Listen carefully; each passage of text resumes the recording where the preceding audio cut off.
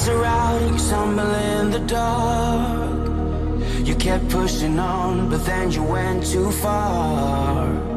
When your ship has sailed and all your dreams are lost, everything is wrong, you feel like it's your fault. Just remember, I will be there for you, baby. Remember, there's nothing out there to get you, don't forget it. When life feels much, just call on me.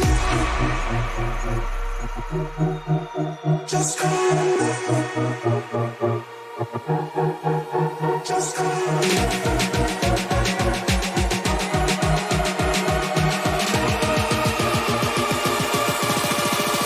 Just call on me.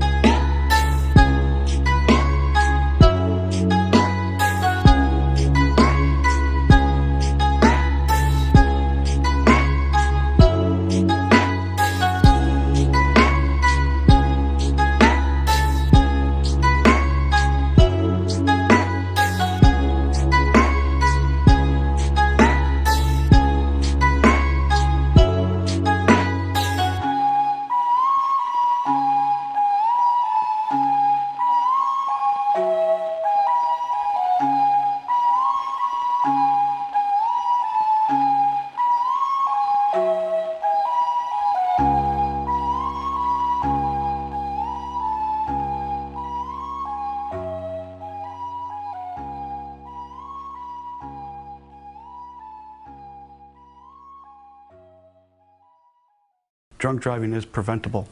It's avoidable. We only get through these times of tragedy together as one. You can't get through this alone.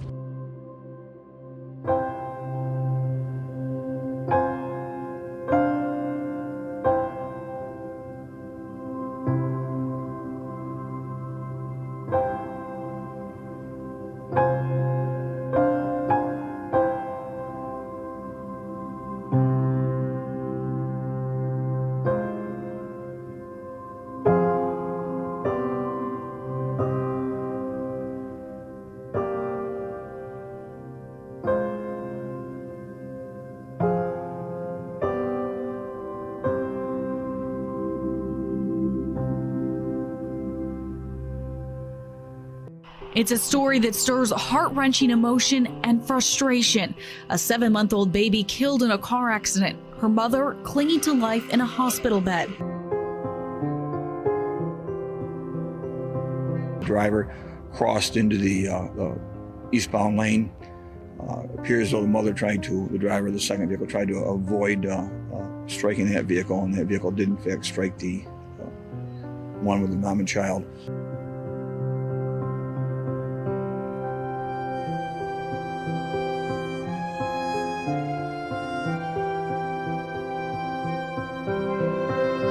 a tragic toll. Bailey Dion will never go to kindergarten, graduate, get married.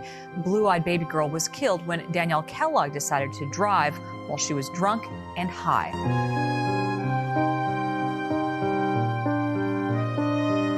This force caused the hind vehicle to split into two. The rear of the vehicle, where the baby was secured, came to rest 30 feet away from the point of impact.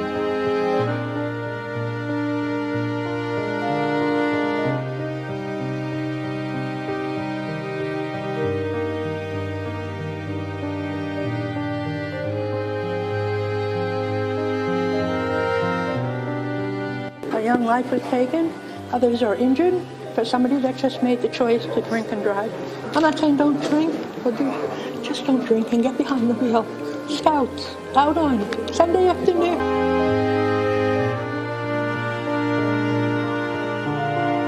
All of our decisions have a consequence. What we want to come from this is that no one ever has to lose a child this way again.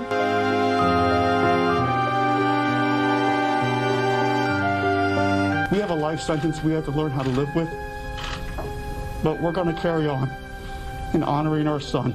And hopefully we can make some change with the drunk driving laws. We've had 4 crashes in the last 24 hours that will contribute to 7 deaths possibly.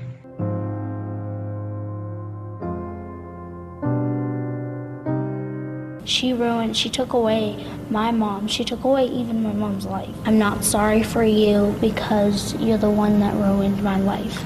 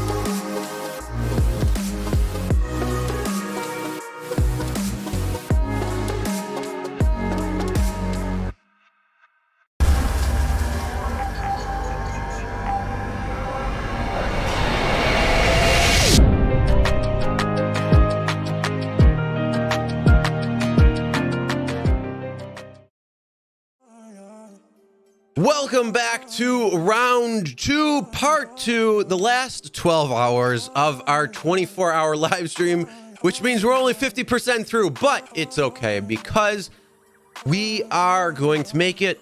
My voice will hopefully, either way. Yes, so again, thank you for everybody who's participating, coming in and saying hello, part of the live stream from the first 12 hours. Dark Road Run, CNC Creativity, CJ Laturo, Cynthia, how is everybody doing? Yes, this is part 2. Part 1 was the first part, which will be still available all on YouTube. There is a 12-hour maximum from what you can record. That's why we did part 1, part 2. I will be putting together a live stream playlist for Always Drive Sober 2020, and there will be not only the live streams, but probably a couple of parts taken from that, so you can see different things when it comes to some of the videos that I put together on that. So those I will probably be uploading over the next week or so when it comes down to everything. But you'll be able to get that all in a playlist, just like last year when I did a week-long Always Drive Sober campaign. Also, just a big thank you to everybody who also spread awareness, again, when it came to Always Drive Sober 2020 campaign, as well as sharing the GoFundMe link, as well as sharing this live stream and everything else that's going on. So I just want to give everybody a special shout out. And then also a special shout out to everybody who helped make videos for me. So whenever I need like a little break, go to the bathroom, take just a couple minutes off, then I'm playing one of those videos. So I just want to say thank you again to everybody there. And a big shout out to anybody who's donating to the GoFundMe, anybody who has bought any of the merch from the Always Drive Sober 2020 or the I Don't Drink and Drive t-shirts. If you have gotten any of the merch there, then 100% of the proceeds will go to that. Same thing with super chats. If you super chat, 100% of the proceeds will be going to the GoFundMe. It will be up longer than this final 24-hour countdown. It'll probably go through next week because I know there's other people that want to donate and are waiting for extra money to come in, or their paychecks or whatever it is to come in. So I just want to say thank you to everybody. Currently, we're going to go right to that. Hold on one second. Yes, Sensei, 12 more hours to go. I got this. Don't worry, I got it. Got a burst of energy because I got a nice little half hour off between the 2 videos and that. So it's good. Plus, I just had another Celsius, so that shit works really well. All right, so this is the campaign. We are at $331. So again, if you can participate by donating, or if you want to get a t-shirt, I recommend getting the t-shirt or the hoodie because it's about the awareness of everything. This, again, like I was saying, the first part is secondary when it comes down to it, because Always Drive Sober is a personal choice that you make that will be responsible, and you will be able to get home safe. That means whenever you want to drive sober, that means no alcohol, no drugs, nothing like that. No distracted driving. That's a biggie. Put the phone down, put it away. It's not that hard to pick it up and be like, oh, what did that person say? No, put it down, keep it away until you come to a stop, till you park, whatever it is. Pull over to the side of the road if you really need to get a hold of somebody. But if not, let it go until you get to the place that you need to drop, or until you actually park in a parking lot, whatever it is, get home. But do not pick up that phone. Do not become distracted. Don't even look at it if you don't have to. Obviously, as Uber and Lyft drivers, you're going to have to look at your phone for navigation. But again, have it on phone clip right there so it's not out of sight when it comes to driving. So you're not taking your eyes off of the road, and you just don't want to do something like that. So that is a big thing when it comes down to what Always Drive Sober is. And then the GoFundMe charity of this year's recipient choice is going to MAD, which is Mothers Against Drunk Driving, also known as Mothers Against Drunk. drunk driving, drug driving, and distracted driving. Essentially, they want to stop it as well too. So it's a great cause, it's a great campaign, and a great organization. So again, if you have a few dollars that you can donate to the GoFundMe to help for MAD, which helps a lot of different things. It helps spread awareness. It helps with the victims. It helps with the victims' families. It helps with, court costs. There's a lot of different things that MAD will do when it comes down to it. They're advocates for helping to stop drinking and driving. Huge thing when it comes down to it. So again, if you have a few dollars, if not, that's great. That's fine. Just talk to people about the bad and negative effects of drinking and driving, of driving while on drugs, or of while driving distracted, and just make sure people are not doing it, making the right decisions to make sure everybody on the road is safe and everybody on the road gets home to their families, because nobody wants to have some sort of action that is going to cause some issue like an accident and then a life gets taken. The very bad thing, and I've known way too many people that have been negatively affected by somebody who decided to get behind the wheel when they shouldn't have been at all. I'm also going to reshare my family's personal story when it comes to it. I'm also going to share another family that was close to me at some point that I knew personally as well. And also a couple other stories from the news that were highlights, and a couple more videos of people that helped share throughout doing this 24-hour live stream. Also, we're going to open up the phone lines again in a little bit. We have 12 hours more to go. The first 12 hours was good and fun and really a learning experience, because saying I'm going to do it for 24 hours is one thing, and then actually doing it for the first 12 is like, whoa, all right. So it's going to be fun. It's going to be the final push getting through to everything, and enjoy. So Sensei, what's going on? Lisa, welcome back. Does the t-shirt raise money? Yes, there is a proceed, and 100% of those proceeds will be going back into the GoFundMe. It's just going to take a few days for it to go through. So I don't know what it is personally offhand, because I lowered the price. So anybody who purchases it, normally it says on Teespring, put it at $24.99. It's at $19.99. The hoodie is, I think, $39.99. But again, 100% of the proceeds will be going directly back to the GoFundMe campaign.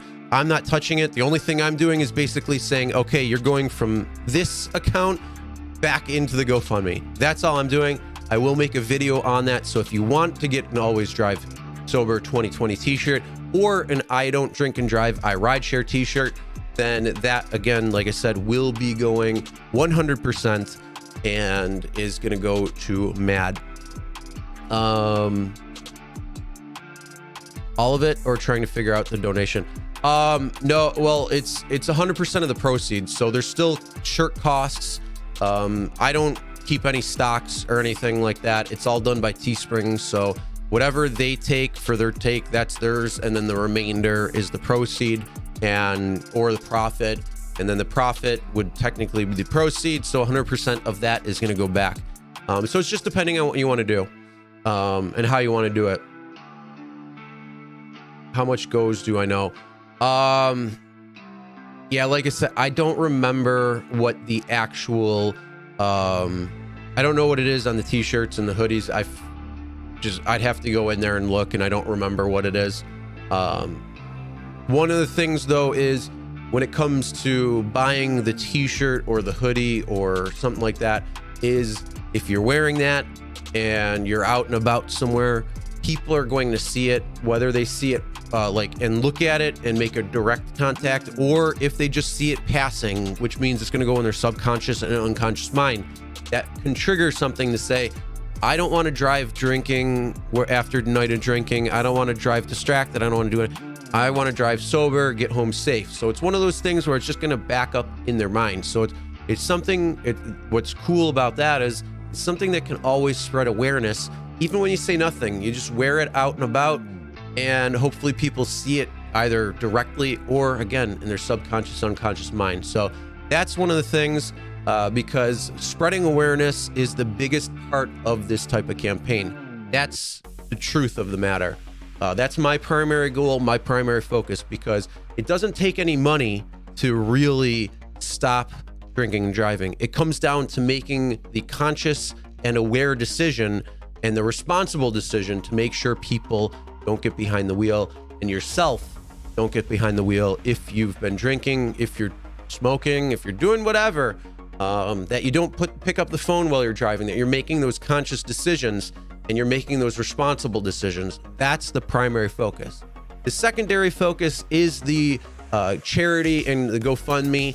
And again, like I said, this is something where it doesn't need to make money in order to be a successful event. It's all about raising awareness and pledging to yourself, to other people around, that you won't get behind the wheel if you are not in the right frame of mind. And that could be if you're angry, if you're upset, and you're crying and things like that. Say you got into a fight with your boyfriend or girlfriend. If you got in a fight with your best friend and you're really not good and able to drive, you take a walk or you call somebody to come pick you up. Same thing if you're going out drinking. You make sure you call somebody, an Uber, a Lyft, a cab, family or friend, or have a designated driver, something like that. Always about that. That's the primary focus of this. And again, there's too many people I know. That's why it's affected. Partially what I've done when it comes to this channel. It's always been a part of the mission of Always Drive Sober. I always say at the end of every single video is never drink and drive. So it's one of those things that it's near and dear to my heart. And like I said, I will be sharing that particular story very soon again, for those who haven't seen it and we're kind of curious on why it's such a big deal to me. And then I did share another friend and classmate that I went to high school with who had recently passed away from getting hit by a drunk driver, as well as his cousin, and a good friend of mine who's in the family as well, who shared her thoughts and things on that matter, which is in part 1. And then again, a family member of a family that I knew very well, from an ex-girlfriend, and what happened with them and their family and their story of everything. So all those will be coming up very soon throughout this part 2 of the 12 hours.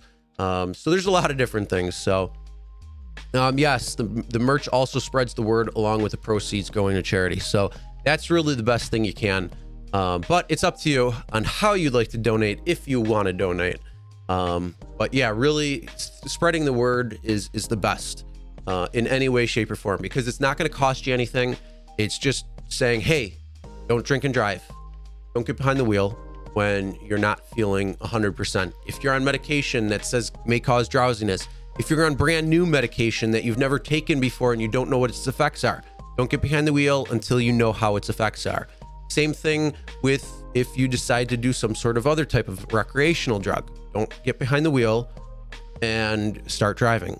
Those things can not only hurt you, but can hurt a lot of other people. And it's not about you on the road. It's about every other person that you come in contact with on the ride to whatever place you are going to. So it's just smart, because in today's day and age, being 2020 and the age of Uber and Lyft and rideshare and some other companies out there, you can order an Uber or Lyft, you can order a ride, you can call up a friend, call a family member, have a designated driver, have a plan, or call a cab and make sure everybody gets home safe and nobody is on the road that is going to cause any bit of ruckus, any bit of problem. And hopefully nobody will ever have to suffer a experience like what a lot of people have to, like losing loved ones because somebody else decided to get behind the wheel when they shouldn't have at all. So that's my little thing with that. Yeah, still wearing the same clothes. Well, I mean, it's only been 12 hours. Let's be real. I'm not stinky. I took a shower just before my first live stream. I took a nice shower, so I smell good. Yeah, so that's that. But yeah, everything's good there. Any news about Prop 22 in Cali? Not really anything new. It's just the vote's going to be up starting on the 3rd, really. And then once the polls start closing, you're going to probably start hearing reports. The only thing I know is it's a nail biter. It's going to be pretty much down to the wire if it's going to pass or not. So probably be talking about that on Wednesday. What's going to happen if they have that decision already in. So it's going to be pretty much down to the wire on it. So we'll see what happens.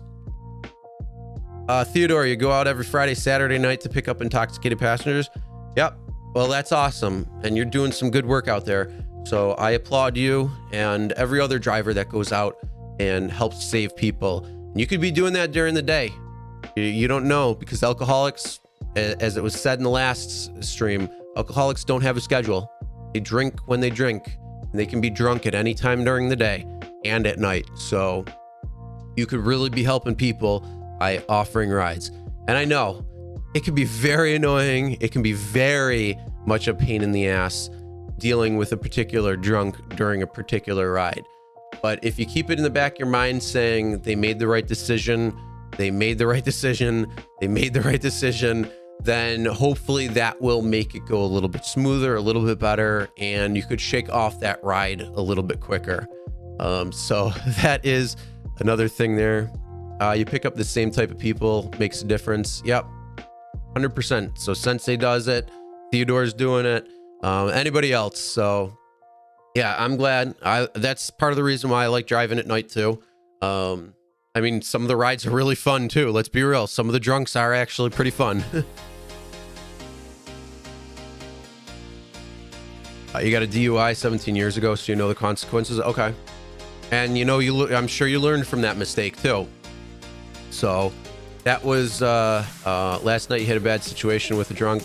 Well, hopefully that it didn't go too bad or anything like that. Hopefully it went smooth after the fact. I'm not quite sure what happened, but maybe if they puked or something. But yeah, hopefully it's not too bad. But either way, yeah, if you can keep that in the back of your mind, realize, okay, yeah, I know they're making the right decision. There's some issues, there's some problems with that particular ride or whatever. Then again, like I said, hopefully that will help a little bit, make it a little better. But if you want to share what happened, by all means you can.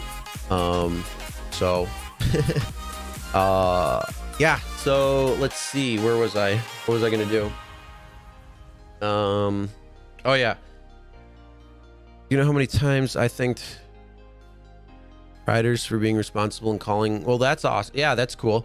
Oh, I'm sure, I'm really sure that they, and I'm sure there's plenty of people that thanked you for picking them up. So it's definitely both ways, Lisa. Did I put my jammy bottoms on? No, I'm still wearing my jeans.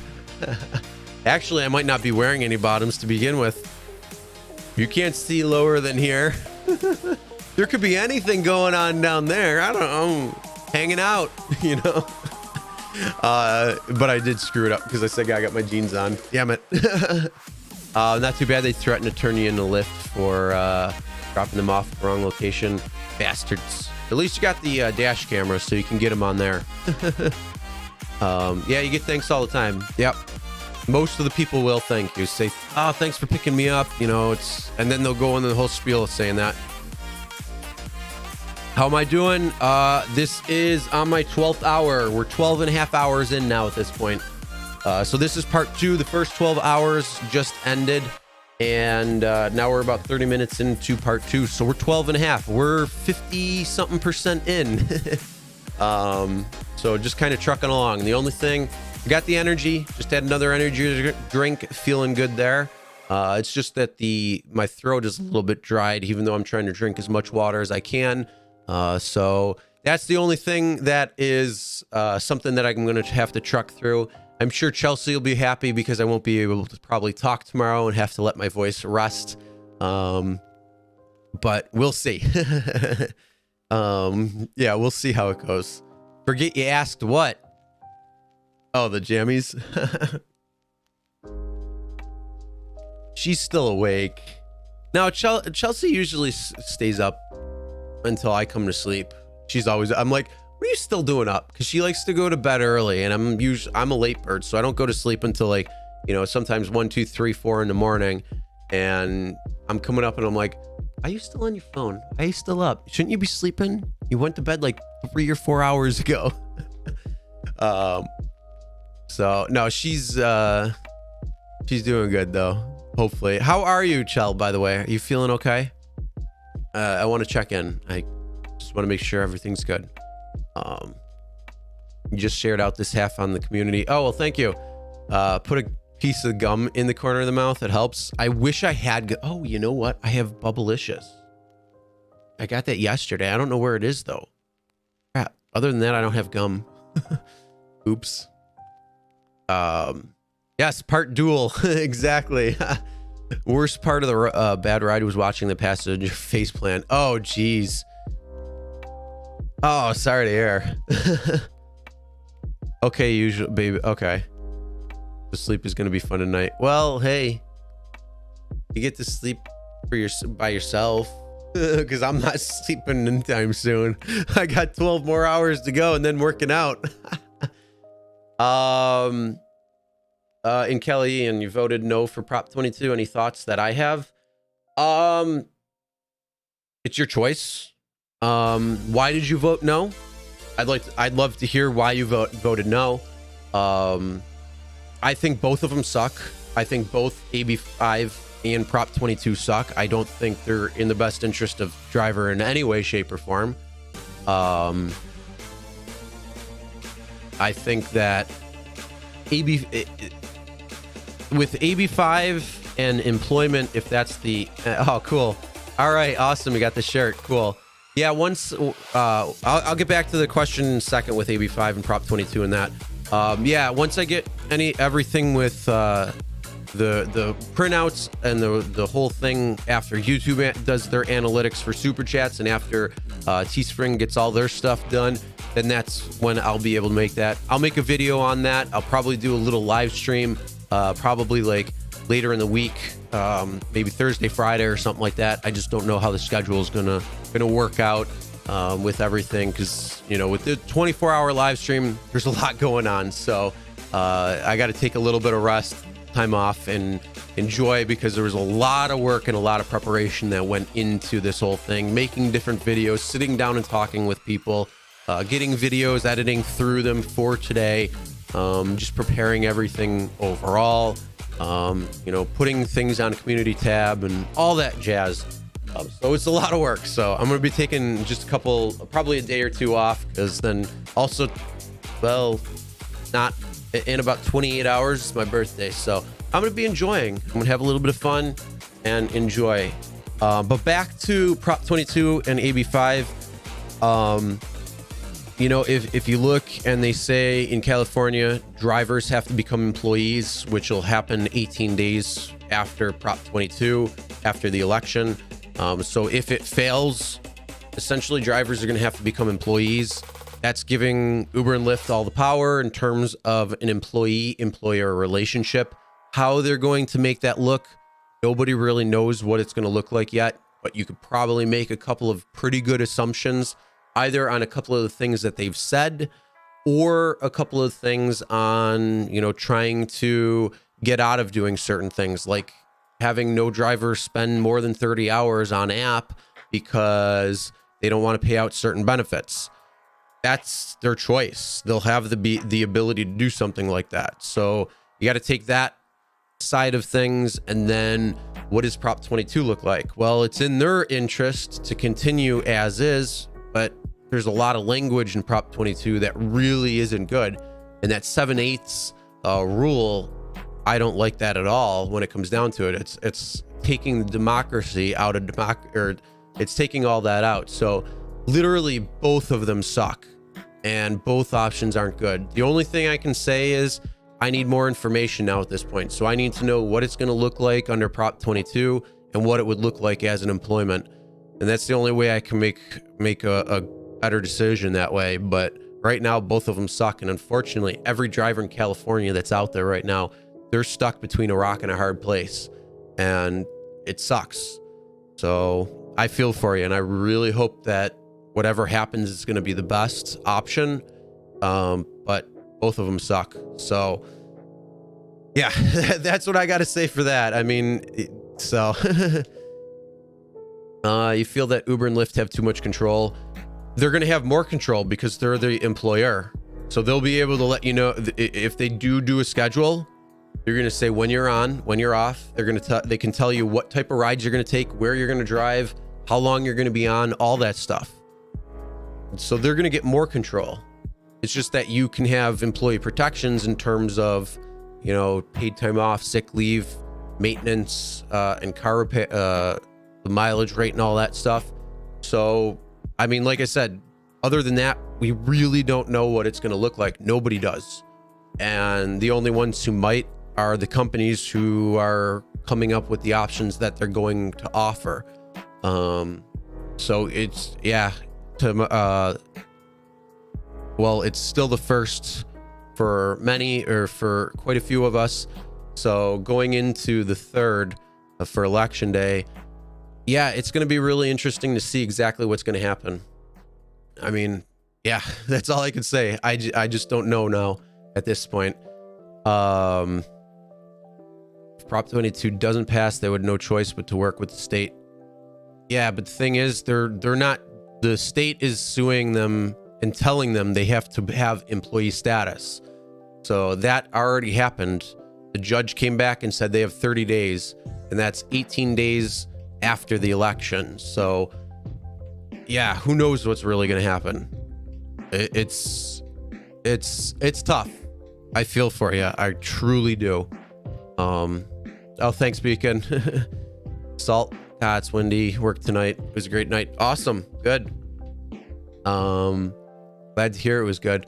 Vote yes on 22 if you still want to do gig work. People who are voting no don't understand that a very small people will get hired as employees. Yeah, that's another thing. I mean, you may be working now, you may not have a job later. Not everybody's going to get it. I mean, that's the truth. Not everyone's going to have a job. So anybody who's driving today may not be driving when it happens. And again, I don't know what it's going to look like. I can only speculate by looking at other companies and looking at what is going to be beneficial for a particular company from a business mindset. But if it ends up being where no on 22 is better for the drivers overall versus Prop 22, well, I guess we'll see in a little while, or at least one version of it. People don't can limit you. Yeah, I was just saying that up to 30 hours. They could do it. They could do it full time, or they could do it less. It's going to just be how they are looking at it. And that's what I was saying. You know, if you have 1 million drivers in California and you're saying you're only going to give full time to 200,000 and you're cutting out a lot, and I don't know the specific numbers, I forget what they were saying, but if you're only going to give it X amount of that, you can just say, well, we're going to scale it to where nobody's going to work beyond 30 hours, and then we can hire 400,000.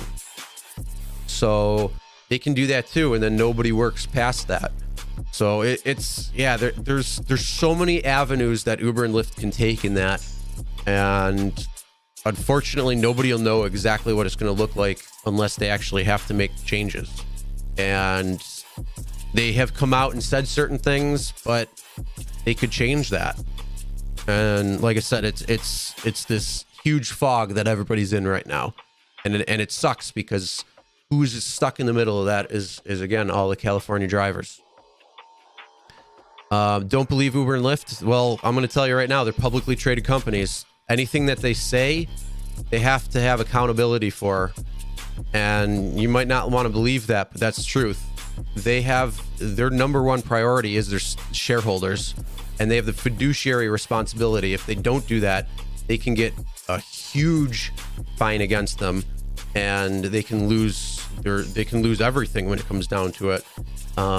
So anything they say, especially on record, those things you have to actually take seriously, because if they're just saying whatever for the stock price, again, that can be a major violation when it comes to SEC and things like that. So things that they say, you could put in partial truth category. I'm not saying everything that they're saying is true.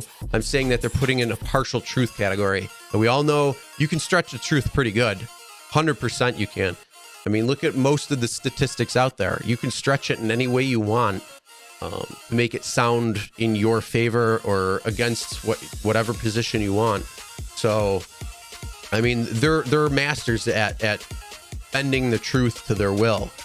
So, again, like I said, when we figure it out, we'll know. No, I'm in New York, but I'm following closely, and I know a lot about what's going on with AB5 and Prop 22. I've read them pretty good.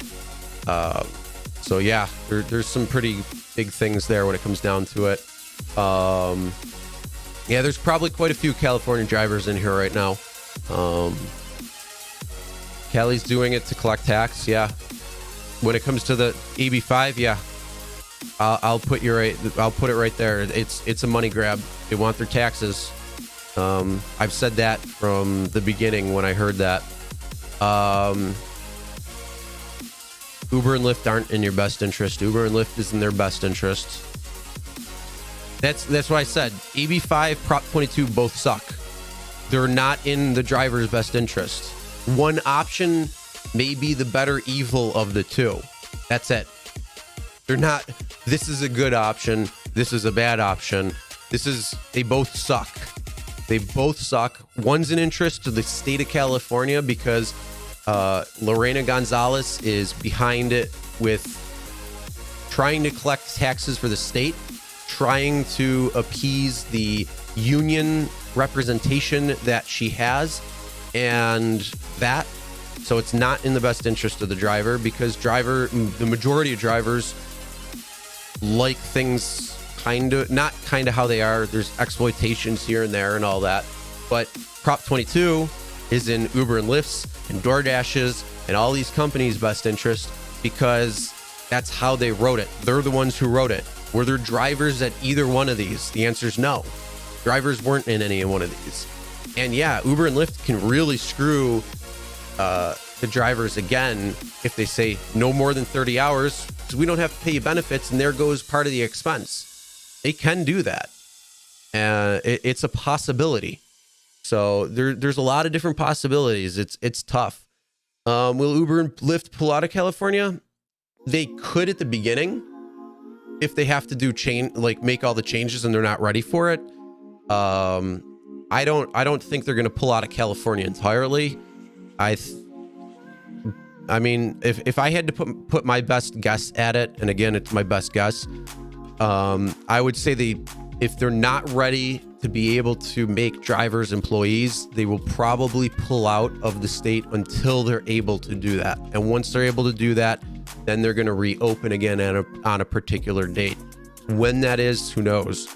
That's only if they're not ready for it. They should be. They've had almost a year to be able to figure it out. So they should be able to.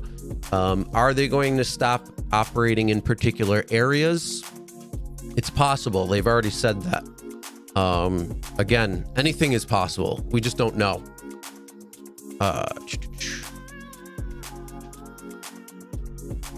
They're not, but neither of the bills. State of California doesn't care. They're trying to do it. Yeah. Yeah, it's all taxes. And again, we're in New York.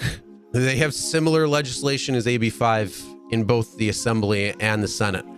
And it would have passed probably already, but they didn't because of COVID. So that's one of the good things. No,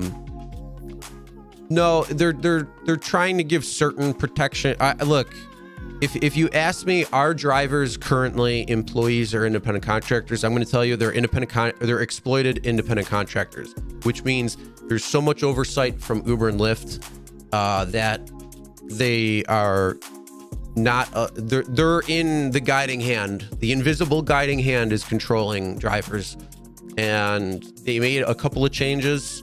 At least Uber did. If Uber would have taken it a little bit further, they may have been able to pretty much get beyond AB5, but they didn't go that far. So there's a few things. Either way, I don't know. I wish I could see what it would look like under employment with AB5, what it'll look like from these companies. And I wish I could see what it'll look under Prop 22. And then you could be like, all right, well, which is the clear winner for the majority of drivers? So again, right now it's one of these things where it's like, you could go this way, you could go that way, and who knows what's going to happen. So drivers are better being off. Independent is W2. You have to accept. Yeah, that's another thing. Things like accepting and denying won't necessarily come. Again, you can have, and who knows what deactivations will look like. They could just be like, oh, you're fired. That's it. I mean, who knows? There could be the union. I mean, there could be anything. That's the whole thing. There's so much if ands and what ifs and what could be. So yeah, independent contractors are affected. So there's a lot of issues. Yeah, I believe with that statement, John, that about Lorena. Market is the public is corporate greed, but no one's talking about California. Oh yeah, California is the worst. Why do you think so many people are leaving the state? Like, this is, I think, the first year where they're having a net loss in the amount of people. People have been moving out of the state for years, but there's been more people coming in and moving to California than leaving. But this is the first year where they're going to have a net loss. And from my understanding, I don't know, maybe somebody in California knows this better than I do, but I guess that number is actually very high when it comes down to it. But yeah, there's a lot of people leaving California. Her track record isn't the best. Yeah, I mean, she's been trying to just get reelected. So, and whoever gets the best taxes gets reelected because they're the ones who are getting their campaign financed. It's part of that's part of politics. I mean, if you don't see that, that's the truth. Follow the money. You can always do that. Uber and Lyft have spent more than 200 million. Yeah. Oh yeah, they have. It's ridiculous. It's the most, and it could be the most in the entire country when it comes to a proposition. And there's a reason why they're spending that amount of money, but it's also disgusting how much money they're spending. So like I said, they both suck, and it's between a rock and a hard place. So either way, I don't know if it's going to get better. I think it's going to get bad before it gets better. So we'll see though. Number of people living on the streets because they're coming homeless is insane. Yeah, California has a real issue when it comes to stuff like that. Marijuana might be legal in New York. I really hope, because I'm going to be opening up a shop. Said that before. Yeah, that could be. They want to make taxes back. So,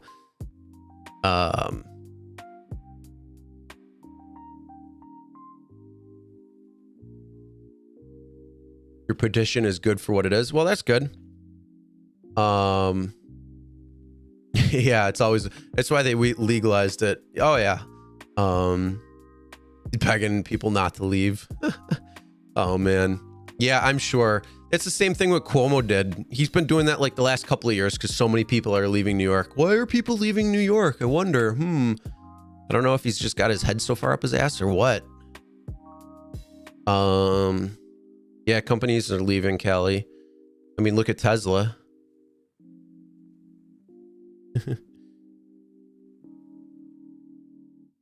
More tax revenue for sure. You find Lysol spray? I haven't seen the Lysol spray, but I've seen the wipes and all that. I also haven't looked for the Lysol spray really. I have plenty of it. So, honestly, if you try like Home Depot or Lowe's, they usually have that. And then Dave's Craft Store, they actually have some stuff too. I usually find stuff with them saying on signs or something. So even in places that you don't know, and I believe like Dollar Tree or Dollar General, one of them, they're usually pretty well stocked up too. So there's quite a few places you can get where you can find the sprays and stuff, or at least wipes. Sprays, like I said, I haven't really looked because I haven't needed it. I have plenty. South California. Oh yeah, I mean, that's the whole thing. Yeah, it's an issue. You got some beacon? Nice. Yeah, it is. Like I said, I don't know exactly what's going to happen when it comes down to the spray and stuff like that, but there's a lot of wipes being found now. I can find them in Wegmans all over. So yeah, I'll have when I go to the stores again, I'll look to see if there's spray, and I'll let you know if I see anything or anything like that. Yeah, the mom and pop dollar stores usually do. They usually get a pretty good thing. And then, like I said, like Home Depot and Lowe's usually have stuff. Their cleaning section is actually usually pretty good. Yeah, hopefully. I know the AB5 Prop 22 talk is always very charged. But the truth of the matter is, it's not in the best interest of drivers.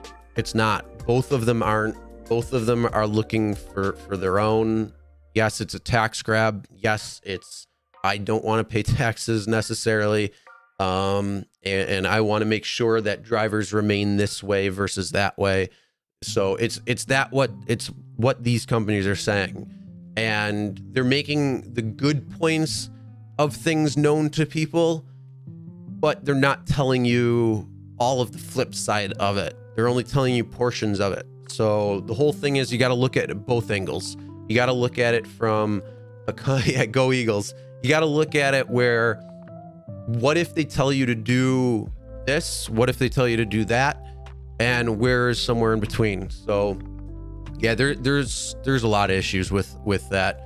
And I mean, we can go back and forth on a debate until everybody's blue in the face, but in actuality right now, the next step is what happens on election day and the results of that. So who knows what's going to happen? Eagles should have kept Knowles.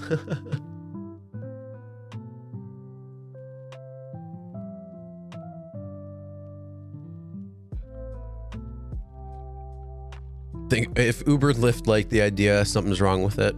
Well, the only thing they have when it comes to it is saying flexibility. That's really all they have. Everything else is pretty much controlled by Uber and Lyft. And the same thing, if they can have the control the other way too. So it's just, the only difference is there's certain protections that have to be put into place that they have to start paying for, which, yeah, it'll increase costs on both sides. So yeah, either way, it's both aren't good. There could be a way, a very easy thing that they could do where they can sit down, all, meaning Uber, Lyft, these gig companies, states, the state of California, any state that's looking at this federally, whatever it is, and drivers. Everybody can sit down, everybody can work together, and everybody can make it a win-win-win-win. And when I say the 4 wins, I'm saying a win for Uber, Lyft, and these companies. I'm saying a win for the state. I'm saying a win for drivers and a win for riders. So everybody can, but one's very greedy, the other's very greedy, and people are stuck in the middle of that. That's all I'm going to go with that.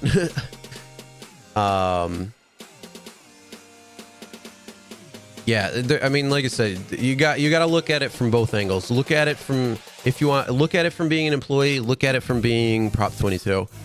I mean, if you can read it, just read Prop 22. It's bad. It's really bad. Look at AB5, look at companies that hire, and you can kind of see how a company will react.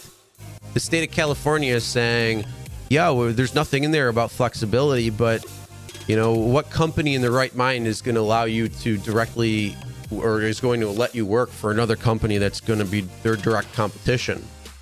You can't. Most places have a contract not to compete. whether it's written or just something beyond. And you know, that's one of the problems. And what will it look like for employee? What will it look like for driver or for Prop 22? And so, like I said, that's once I know that or see that from both sides, then we can make a better decision. Because right now, again, everything's being looked at halfway, not really the full way, because nobody knows what the picture is going to look like or what the full picture looks like. It's just part of the puzzle. So it's, yeah, either way, both suck. Both suck. And I feel bad. Prop 22, AB5, I feel bad, especially for California, because it's like a testing ground. So am I doing this all night? Yeah, I got 12 more hours. Well, no, 11 more hours to go. So we just almost ran through the first hour, which is great, or the 12th hour, I should say, which is pretty good. So no, this is a 24-hour stream and part 2 of it. So doing pretty good.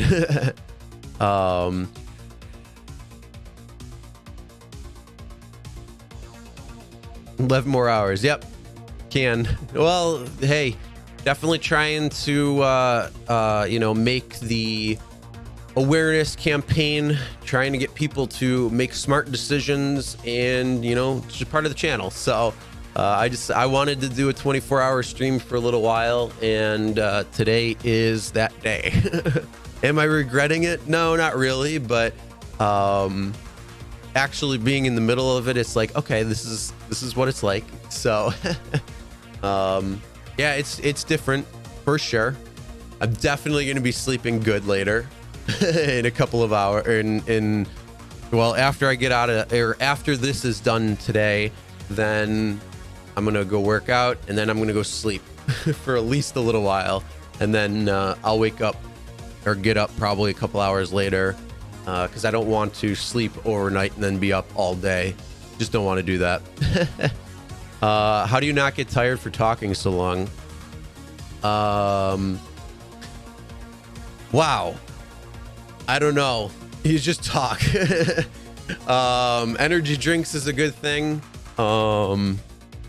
It's snowing out. Ugh, gross. I'll have to take a look in a second. I don't like that. I don't know. I mean, I've been talking when it comes to like doing a few hour live stream before, you know, calling scammers and you're on the phone, or doing live streams for a few hours there, and different stuff like that. So it's I don't know. I don't know. I guess watching a few long live streams from like Dark Road Run or Beacon or Sensei or somebody, and just kind of like seeing that. So nice. The shirt comes next week. Awesome. Glad to hear. Hope you like it. I went with a little bit nicer feel, so it should be pretty good. What's the tally at now? Let's take a look.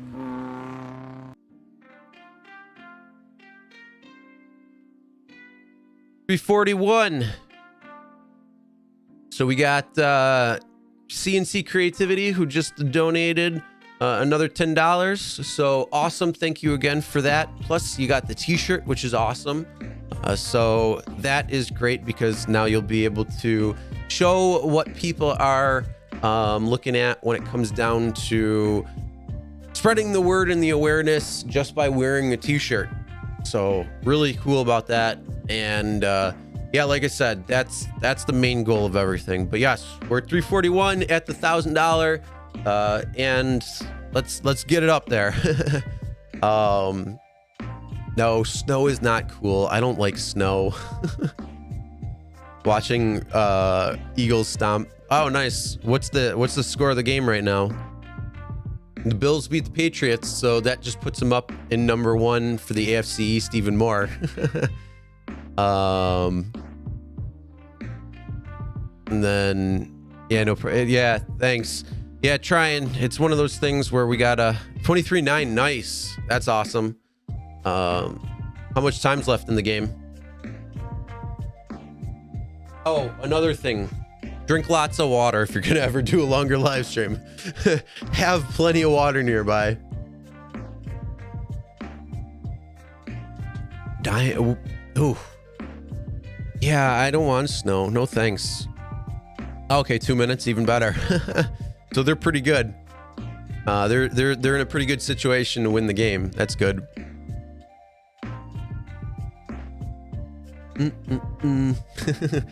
Yeah, you know what? I'm gonna throw in on a video of, let's see. We're gonna do a crazy crash that's coming up that was caught where the guy decided to try to run, and that was just not good. So here you go, and I'll see you guys right in a minute. Tragic start to the holiday. Neighbors are numb after a deadly crash in Niagara Falls. Good evening, I'm Hannah Bueller. Police say a drunk driver slammed into a car at a Niagara Falls intersection, killing the woman inside. The crash all caught on camera. We have that video tonight, but are only sharing some of those images with you, and we have to warn you, it might be hard to watch. That could have easily been my wife or myself. It's a night James Pittman will never forget. A crash the night before Thanksgiving right in front of his home in Niagara Falls, caught on his surveillance camera that will live with him forever. Gotta say, I'm traumatized. It was shortly after 6:30 Wednesday night. A woman is stopped in her car at a stop sign on Michigan and 24th. Moments later, she is hit by a car driven by 32-year-old Stephen Ruck and thrown from her vehicle. Niagara Falls police say Ruck was driving drunk with a suspended license. Moments later, surveillance video shows Ruck getting out of the car and running right past the woman as she lies in the road. This is just a very dangerous corner, especially with the school kids traveling through here on a daily basis. Pittman heard the crash. He and other eyewitnesses tried to help the woman and called 911. She was pronounced dead at Niagara Falls Memorial. Police say moments after the crash, Ruck then called them to falsely report someone had stolen his car. Ruck is charged with vehicular manslaughter, DWI, leaving the scene of a fatal accident, and several other vehicle and traffic offenses. He's locked up in Niagara Falls City Jail without bail. I don't feel comfortable living here on the corner.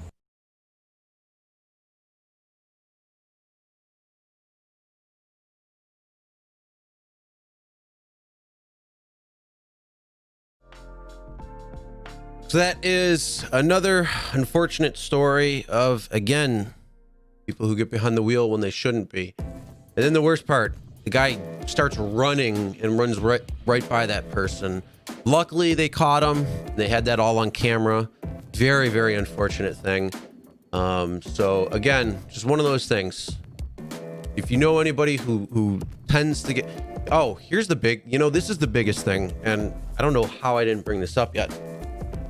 If you know somebody who likes to get behind the wheel after they've gone out, had some fun, however that is, and say, oh, I'm okay to do what I got to do,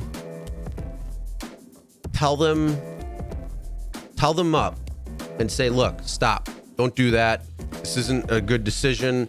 You're not in the right mindset. Do not get behind the wheel. Stand your ground on that. And you can stop a lot of people by doing that. And you can make them think twice. And if you stand your ground a lot, they could really listen. And you could not only save their life from some sort of issue happening, but you can also help save other people's lives if they were to ever get into an accident like what we had just seen in that video. So yeah, really sad story what had happened. And yeah, it's just crazy. So Uber and Lyft don't want to follow laws. That's why they fought California. Oh, they haven't wanted to follow laws for forever. There's been laws where they've been operating where they couldn't have operated, and they kind of got chased out in certain areas. Nobody can, no, but they can tell you. You can stand up to people and say, "Look, don't do that." There's a lot of things you can do. You have a pretty good power when you got stuff like that. And by the way, during that little video break, I did look outside the window, and that is disgusting what I saw, because it's snowing pretty good and I don't like it at all. So I'm gonna stay right in here where it's nice and warm, got the lights on, and yeah, that's it. Because oh no. All right, so what we're gonna do now, open up the lines. So if you'd like to call in, did I get the video you sent? Yeah, I just haven't looked at it yet because I'm kind of live. You just sent me stuff. Oh my God, it's disgusting. Is it the same video? No. Yeah, exactly. It's snowing. What the fuck? Yeah, you did warn. I just don't like it.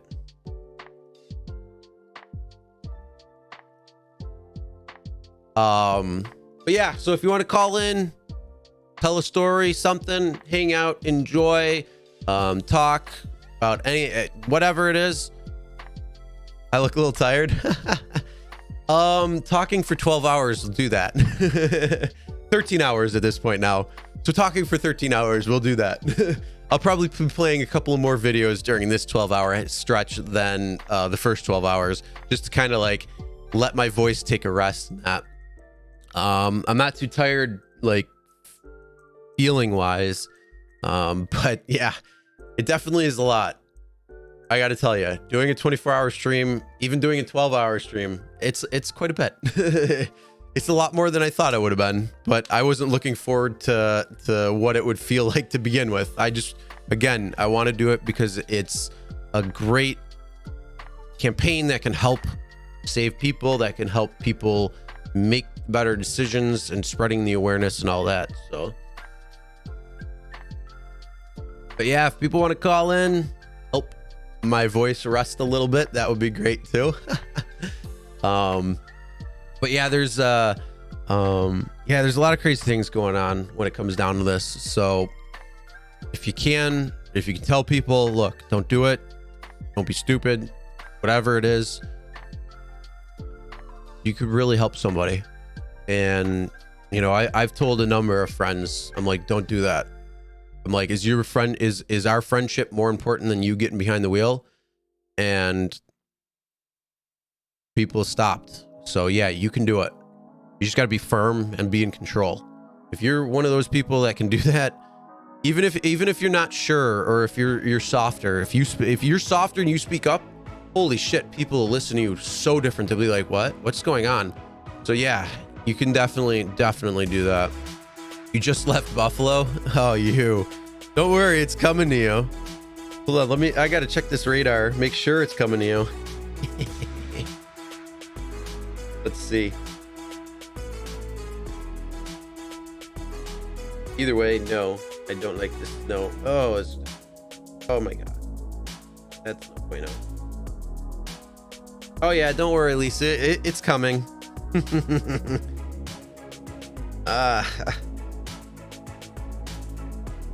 Hold on. So this is what I'm seeing right now. All the blue. All the crappy snow. That's disgusting.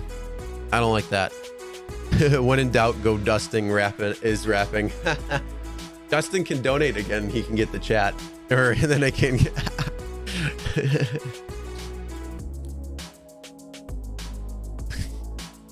Yeah, I'll probably be playing a couple of different videos. I still have more videos that I have to play. So I'll probably be doing a few more than, like I said, this end of the 12 hours versus the first 12, just because my voice, ooh, trying to talk 12 hours, it's a lot. I'm surprised, but you know what? Like I said, it's about the benefit. It's about the awareness. It's about spreading it. So that's why I'm doing it. And I'm going to trucking on through. So, but if you want to see Dustin is rapping again, and maybe Dustin should change his channel to say the roads are salted. Dang. Are you in Syracuse again already? Or are you on the way there? You better not be on the way there and texting.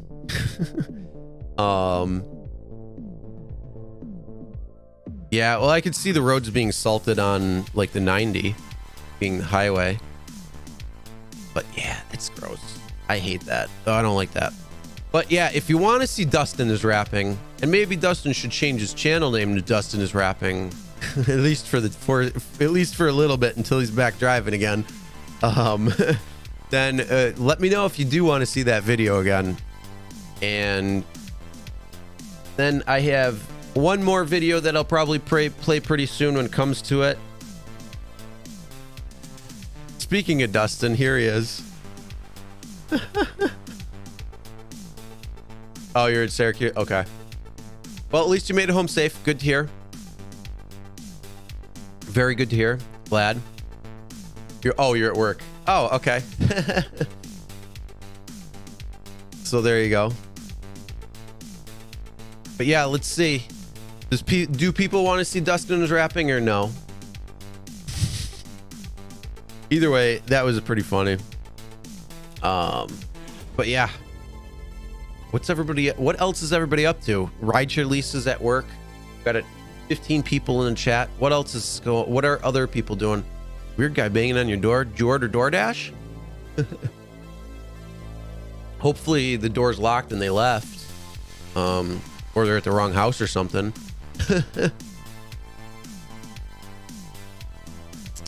Wow. What in the hell, Lisa? I'm gonna remember that. Your 14-minute video that you played, I'm gonna cut it in 13 seconds.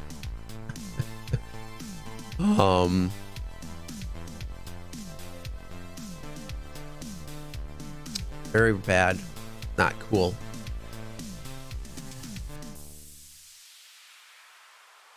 You wanted what? That's so weird. Wanted your Venmo. Wow, that's weird. Hopefully it's hopefully they leave. If not, call the popo. They'll take care of it. Your photographer, nice. Just looking at some pictures, cool. Do you do any type of photography, like weddings or astro or anything in particular, or you just kind of do it all? Photography is awesome. I like it, but I like doing video a little bit more. Okay, that's good. Calling the police. Yeah, they can take care of it if they have to. Hopefully. And hopefully nothing else will happen then. Nobody will come by and... That's so weird though. I want your Venmo. Very strange. All right. Well, what I'm going to do right now, I do have a video that I'm going to play, and that is from Rideshare Lisa. So Lisa, thank you for making this video. And here you go.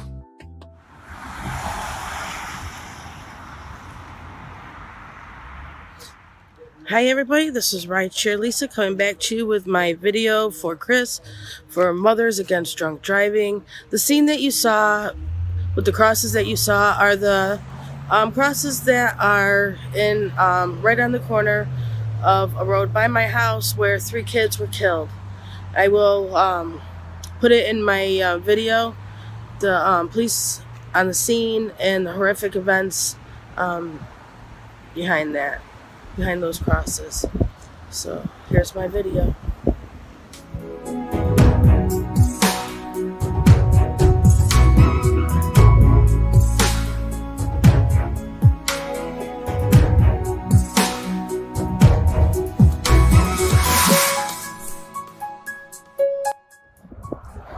Hi, I'm back.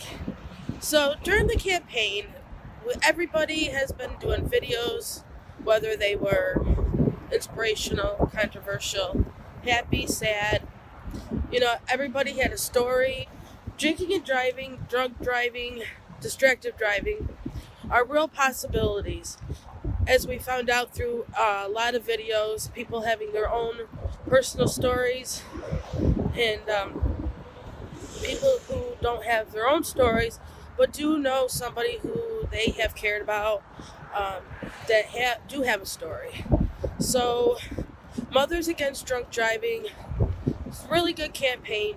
Whether you believe in it or whether you're on the fence about it, they really do help with victims of drinking and driving, distracted driving, and even the people who have committed the crimes themselves with impact statements and show of love and care and remorse that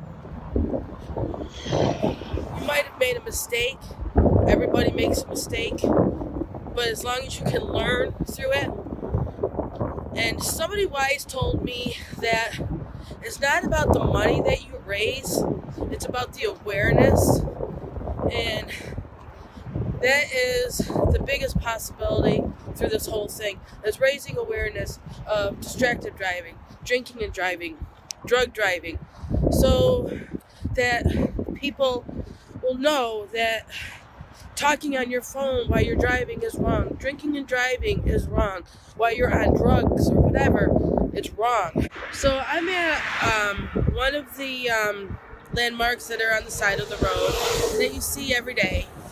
And one day this just appeared. But then I see a couple who I'm assuming maybe mom and dad, sister, brother. It's a couple, boy and girl.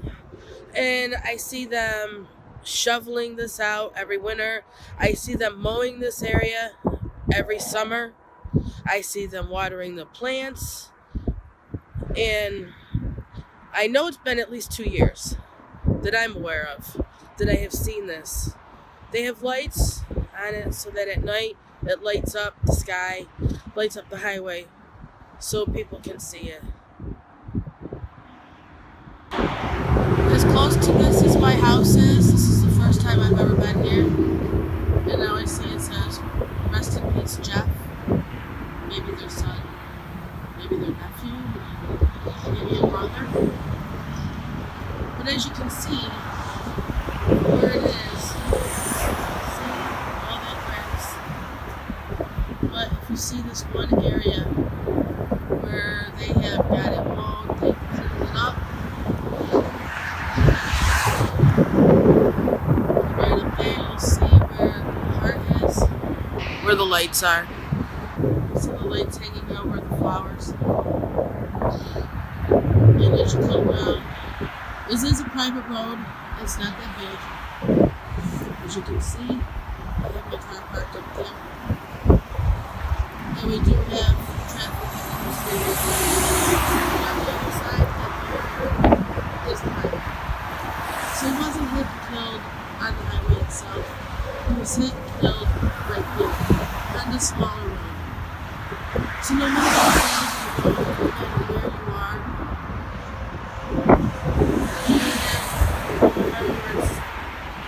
just like this, you can do it for Jeff, for you, anyway. Tonight's Chris's 24-hour live stream, yes, is to make some money and give to the MAD community, the MAD Foundation. He's got some shirts and hoodies that he's selling, and 100% of the proceeds will also go to Mothers Against Drunk Driving. Sorry. This thing's a little shaky because it's freezing. It's really windy in Syracuse, New York. Also, he's also raising the awareness with all the different videos that people are doing. Hi, everybody. So, personally, I don't have a story. I guess I'm lucky that I've really never met anybody who was involved in drinking and driving in an accident or been killed by a drunk driver. I did know somebody, though, where I used to work, and his son actually was killed as he was walking back home from work. I will put up the screenshot of the news article. He was 17 years old, I think he was. And, you know, the sad thing is it breaks a family. I know that, I mean, I've known friends where things have happened and couples just don't survive. And some do. But this was one of those ones where it just didn't work out. I saw him years later. And matter of fact, I told him about the campaign and the 24-hour live stream. Told him, you know, if you wanted to take a peek about the Mothers Against Drunk Driving and the campaign. But he's still it was his only son, so he's still very closed off about it, if that's the right term. He's very quiet, you know, he doesn't... I really don't see a smile come on this man's face in a long time, since before this happened, because I knew him from another place I had worked at, and he used to go to all the time. But then when his son was hit and killed, he stopped going there. And that's how I found out, was somebody had come into our store and told us about it. But then I saw Mike, and, you know, every time I see him, though, it breaks my heart, because I know what happened, and if it had happened to my son, either one of my kids, it would kill me. So I feel, and every time I talk to him, I just feel sad for him. I feel, because I don't know how else to go about it, because it was his child, you know, and that's how I knew him most of all, was because of the death of his son. But, so I looked up on the internet, to see about the drunk driving cases. Actually, my goal was to see if, with having Uber and Lyft, and, how much, drinking and driving have gone down. I really couldn't find the statistics on, how much it's gone down. I know that I heard it was last year or the year before, it had gone down at least 30%. Since rideshare has started. But what I did find was just some statistics that I will link in my description, so you can take a look at it. But it says more than a quarter, 25% of all traffic related deaths are the direct result of alcohol impairment. 25%. 29 people each day in an automobile accident that involved a drunk driver, says the CDC. Around 800 people per day are injured in a drunk driving crash, and 30 more people die. So, and that's from the National Highway Safety Patrol. If a driver's BAC is blood alcohol content is above 0.10, which in New York State, in the state that I'm in, I think the legal limit is 0.08. They are 7 times more likely to be than a sober driver to be involved in a fatal accident. Federal data shows young people between the ages of 21 and 24 account for 1/3 of the drivers arrested for DWI. And they're not even old enough to drink yet. In 2017, 32% of the people who died in alcohol-related crashes were passengers. And I had said this before in my video. The reason why the passengers, I don't know if they didn't say whether or not they were sober. Obviously, it's the driver that was impaired. But like I said in my earlier video, when it comes to drinking and driving, and the people who get hurt the most or die is because they are actually sober and they're very well aware what's going on. And they tense up, you know, like you would do that when, you know, a car's coming at you or something. You're going to tense, you're going to grab whatever you can, you know, and you're going to just freak out, you know. I mean, I would probably scream and yell, and the person who is next to you is loose as can be. They're probably laughing and joking and thinking that this is funny, because in their mind it's not happening the way it is actually happening. Actually, I do remember that I did tell you about that guy from my fire department. So, I mean, I didn't know his son, but I knew Kevin, who was in our fire department. Now that I remember that I did that video. But, so that's why they say the people who, you know, get hurt or die are the ones that are the sober ones, because they're trying to react, you know, and there's nothing, it's completely out of their hands. Most of the time, it's just literally right out of their hands, and they tense up, and then that's why that happens. The sober ones, or somebody who's not even really, maybe a little tipsy, probably really becomes sober just like that when they see a car coming at them.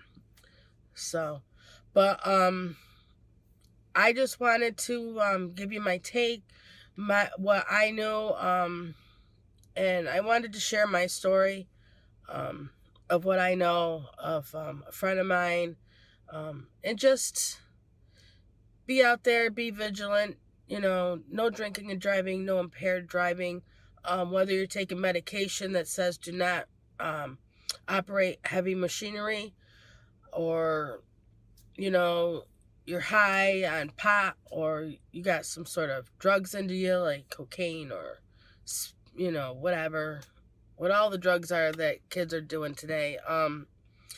Just be safe. Be safe on the road. These cars are not toys. They are metal, and they don't care who's inside or around it, because it will hit and kill anybody inside it or around it if impacted. So, I mean, we might have gotten great cars where, you know, the front, if you get into a front end crash, that comes up, or this, that, we got airbags, but they don't always deploy. They, you know, you can't always count on the car manufacturer to save your life. You have to do the work yourself. So, this is Rideshare Lisa. Please be safe. Please, no drinking or driving, no impaired driving. And everybody, you have a great night, and a great weekend. I know this is probably going to be played on Sunday, but I hope everybody had a great Halloween. All right, and just be careful with the holidays coming up. All right, everybody, you have a great night. Bye-bye. And that was Rideshare Lisa sharing her stories, as well as a couple of facts there when it comes to drinking and driving. So again, Rideshare Lisa, thank you for sharing that information and sharing a couple of things with it, what you know when it comes to it, even though you don't have personal, but you know people who's still been affected by it. So appreciate that. Thank you very much. And also all of the promoting for it and all that you've been doing as well. So appreciate that as well. All right. And then you never had to live in the snow before. You visited, which is fine. Yeah, I don't know how I do it anymore either. I hate it. I've been cringing every time I see snow for a few years. And unfortunately, I'm stuck here right now because I have 2 kids. One's on the way, but hopefully we'll actually get out of here soon. Hint, hint, tip, tip, hope, hope. Yeah. I don't like the snow either. You're lucky not being here around snow. Lucky in the 13th hour. See if you get any spooks. Well, we'll see. Yeah, we're 13 and a half hours in right now. So who knows on the back end half of that one. Do I have any Looney Tune cartoons? No, I can't. Warner Brother owns that. There's copyright issues there. Doing Grubhub, nice. Photograph everything. Okay, mostly musicians over there. That's cool. Have 10K in camera gear, nice. What kind of camera do you use? What kind of camera are you using? Sony, Canon, something else? I mean, there's quite a few out there. Kodak, maybe. Whatever happened to them. Mr. Savage, what's going on? How you doing? Of course, also do Uber. Just haven't in a while. Okay. Hate the snow also. Yeah. Oh, okay. Nikon, nice. Aren't they coming out with the new one, the Z7 Space S or something like that? I don't remember. Something like that. They're coming out with a new one, I think. Use an iPhone. There you go. That works, but you know, when you want to step up the game a little bit, the actual cameras are pretty good. I don't know. There's just some things you can't get with the iPhone. Although we'll see what happens with the Pro Max, because that's supposed to be giving some mirrorless cameras a run for their money, apparently. I'll wait to see what some professional photographers say about that one. Because, yeah, I don't know. Some of the things I've seen, the specs I've seen on it, it's going to be good. 10-bit, I think it's 10-bit 422, which is the codec. They're also using like a ProRes and a couple of different things, shooting in RAW. So, yeah, the iPhone is going to be really, really something good when it comes out in a couple of days. The new one, the Pro Max. So, all right, here. You like to call in, share anything? Again, whether it be a story, whether it be something just want to get off your chest, whatever it might be, or even something else, call in. Let's talk. Got to figure something else. I don't want to be playing videos the rest of the time, so got to figure some things out. Or if we get into certain types of conversation, whether it be in the live chat or something, you can always do that.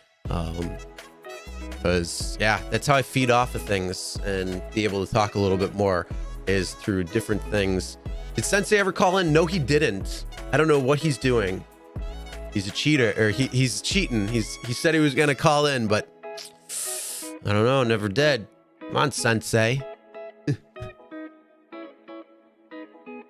So, I don't know. But yeah, anybody who wants to call in, and like I said, you want to share anything, talk, whatever, by all means, you can. And who knows, maybe Sensei will call in soon too. But yeah. Police were there. He was waving money, asking for your Venmo. Wow. Was he at the right house? What? Dang, that's so weird. I was at the door asking for the Venmo, waving money. Damn. I'd be like, just leave it on the porch and get the hell out of here. If you know that reference, that's awesome. If you didn't know that reference, it's from Home Alone. Leave it on the doorstep and get the hell out of here. They're looking for him. Okay. Yeah, I'm wondering what that was all about. That's so weird. Yeah, better than driving. At least hopefully he's just walking around. Damn. Yeah, some people, it's just wild what people are doing. So hopefully that's all good there. Oh, I love Home Alone too. I love both of them. They're great movies. That's my go-to movie for the next month and a half when it comes down to it. So that's actually a cool story. Home Alone came out in, I don't remember what year it was, 94, 93, something like that. But it was right around Thanksgiving. And so one of the big things is, like, do you have any idea how suspicious? Yeah, right. That's crazy what's going on. Damn. Yeah, hopefully they find it and figure out what's going on. But whew, either way. But yeah, going back to that, the movies came out around, or at least one of them did. I don't remember if both did. But they came out, and I do remember, like, or Black Friday, we'd always go out, family, you know, when I was younger, go and visit Santa and all that fun stuff. Kind of make a fun day out of it. And it was right after Thanksgiving, so it was a really cool time. And then we went to the movie to go see Home Alone, and I've watched them ever since. So like, it became a tradition where every Thanksgiving I'm watching Home Alone and Home Alone 2, depending on how much time I have and all that. But if I watch Home Alone just on Thanksgiving, then I'm usually watching Home Alone the following day at some point. So the second one, both of them are great movies. I love them both. What's my favorite part of them? Oh my god. Oh, there's I don't know how you can say there's a favorite part of Home Alone. It's just great, two great movies altogether. Obviously when they're going through the house and everything's happening to them, that's always a hilarious thing. But also at the beginning in the second movie, when they're singing and he's got the candles behind Kevin's ears, and you know Kevin's had enough, so he just pushes them and everybody around falls. That's always fun. And then also the pizza guy in the first movie, where again he's playing the video and scares the hell out of the pizza guy, and then also out of Merv. Was it Marv or was it no? Out of Marv, when he went up and tried getting in there. So that was really funny too. So usually watch football. Yeah. I mean, we usually wherever I'm at, we're watching football before, but this is after the fact. So this is like after we get back home and kind of back to the normal of everything and enjoying. That's when I usually have Home Alone on and am watching it. So it's usually after football, or at least two of the games, and then hanging out and enjoying. And then another good movie is Daddy's Home 2. That's hilarious. So if you haven't watched that movie, that's another fun movie to watch. That's with Mark Wahlberg, Will Ferrell, Mel Gibson. Who's the other one? What's his other name?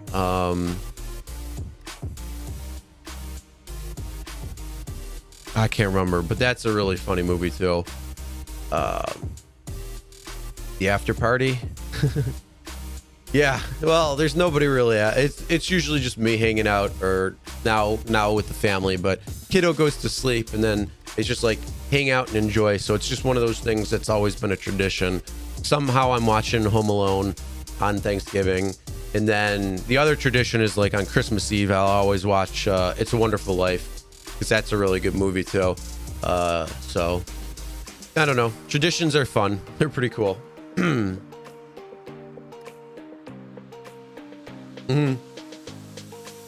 Yeah, that's always so funny when they're getting freaked out.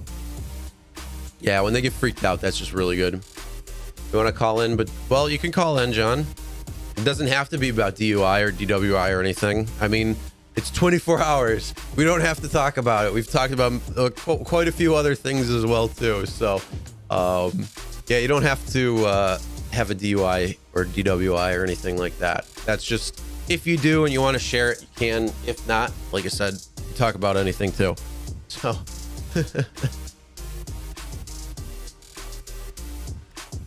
should rap battle against Dustin.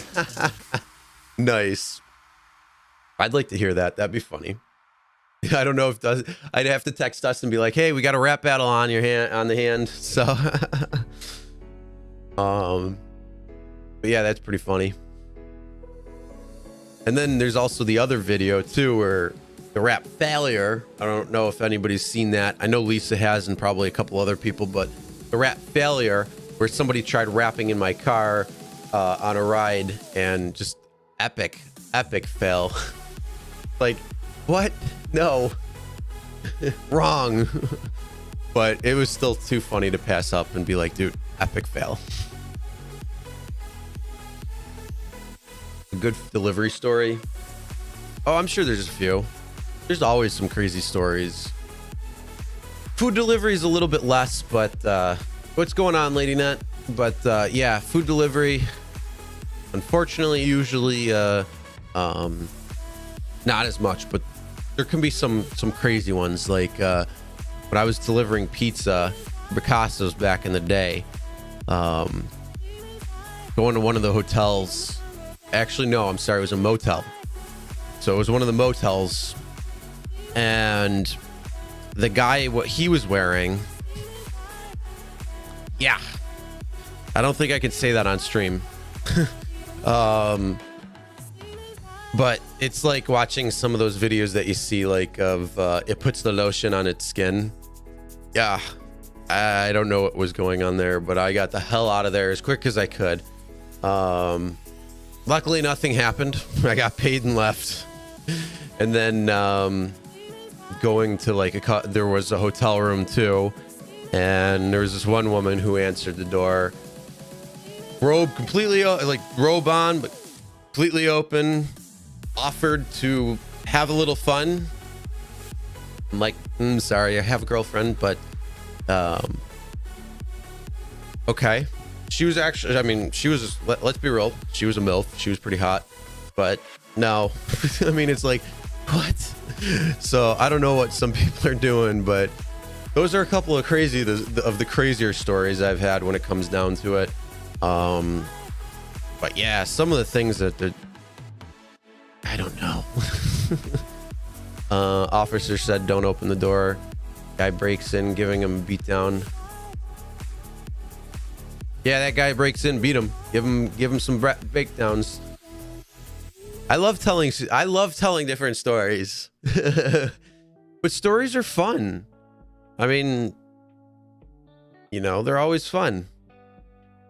I can't complain. Are you just talking about what I told you yesterday about the wine and the divorced women who were trying to get me drunk, huh?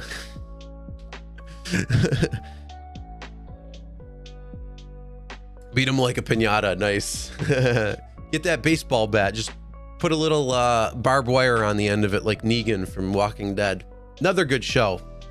And speaking of, I gotta say, if you haven't, or if you had watched Walking Dead and then all of a sudden stopped watching it because of the whole war or whatever it was, like a lot of people did, I've been watching Walking Dead since it pretty much came out, and then I decided to rewatch it because I haven't watched for a while, and so I was just catching up on that and like rewatching it. And I gotta say, for some reason, like when I first watched it, like the first few seasons seemed like it was so amazing. Like when they were in the prison and when they were in the farm and all that, it was just like this crazy show. It was really good. And then I was watching it again just recently and watched through it, and I'm like, if I would have really started watching this at the beginning, there's no way I would have made it through to all the seasons. And then it, like, where I thought it started sucking when I was first watching it, like that was when like Negan came in and they had the whole war and everything, and then even the post-war. That's really what I caught up to. But the crazy thing is, then I rewatched it again, and I'm like, the first season sucked, in my opinion, compared to the final few seasons. And it's like, holy crap, I don't know what happened, but yeah, that was good. And then Fear the Walking Dead's pretty good. I haven't watched the new one yet, but I do like The Walking Dead. It's a really good show. You should text Dustin what? That I like telling stories? I'm not sure what you're going with there, Lisa. Hello Kitty baseball bat. Yeah, that's crazy. Hopefully that's again taken care of.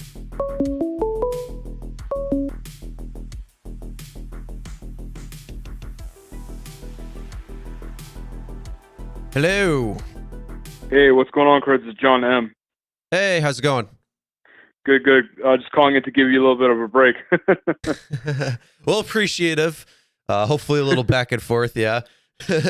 I mean, it's so crazy talking the amount you do. It's like, oh my God, I never have done it that long. So yeah, you never realize how difficult it is until you actually do it, you know? Mm-hmm. I mean, I've done 3-4 hour live streams. I've done podcasts that can be 2, 3, 4, 5 hours, and then like talking before and after that and all that.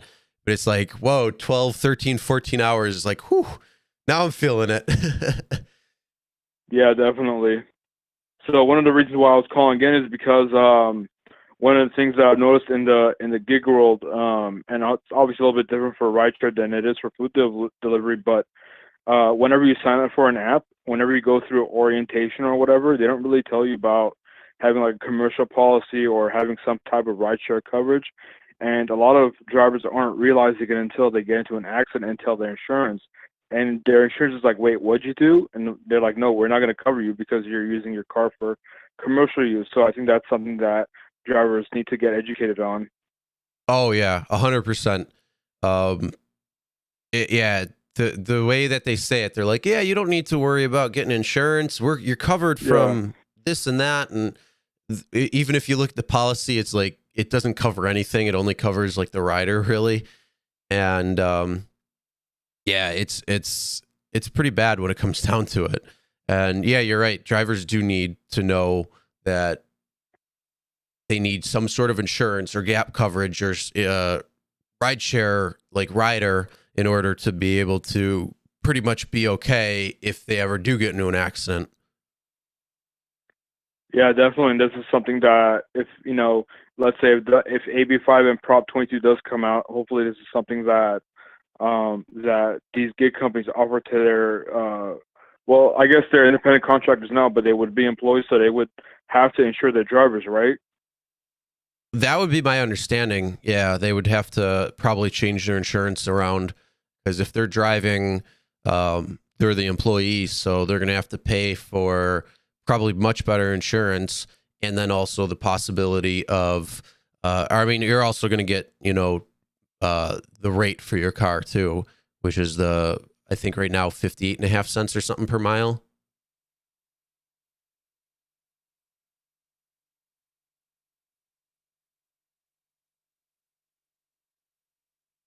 Hello? You still there?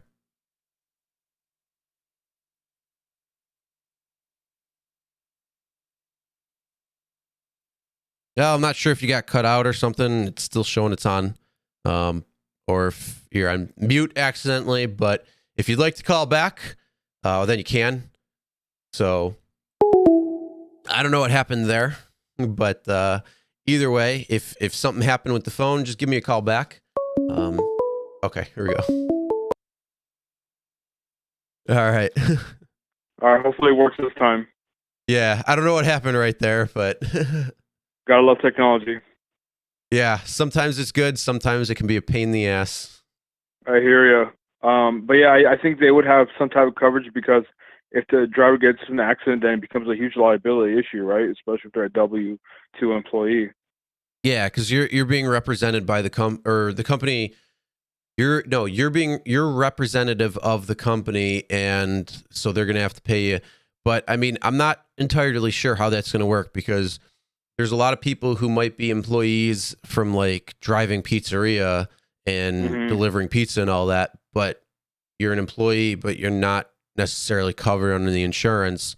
Well, other places might be. So, I mean, honestly, when it comes down to it, we won't really know until a lot of things become clear what it's going to actually look like. Yeah, that's very true. And I mean, if there's a loophole, you already know these gig companies are going to try to get out of it. Oh, for sure. They're gonna find everything they can. I mean, that's what Uber's already tried doing. So like having that pickup drop off, having the estimated earnings, having the multiplier where you can choose up to having 5x or lower. All of that stuff is kind of built into it. So they tried changing as much as they could, but they could have gone a little further and probably kind of snuck out of it, but they didn't. So I guess time will tell what's going to happen.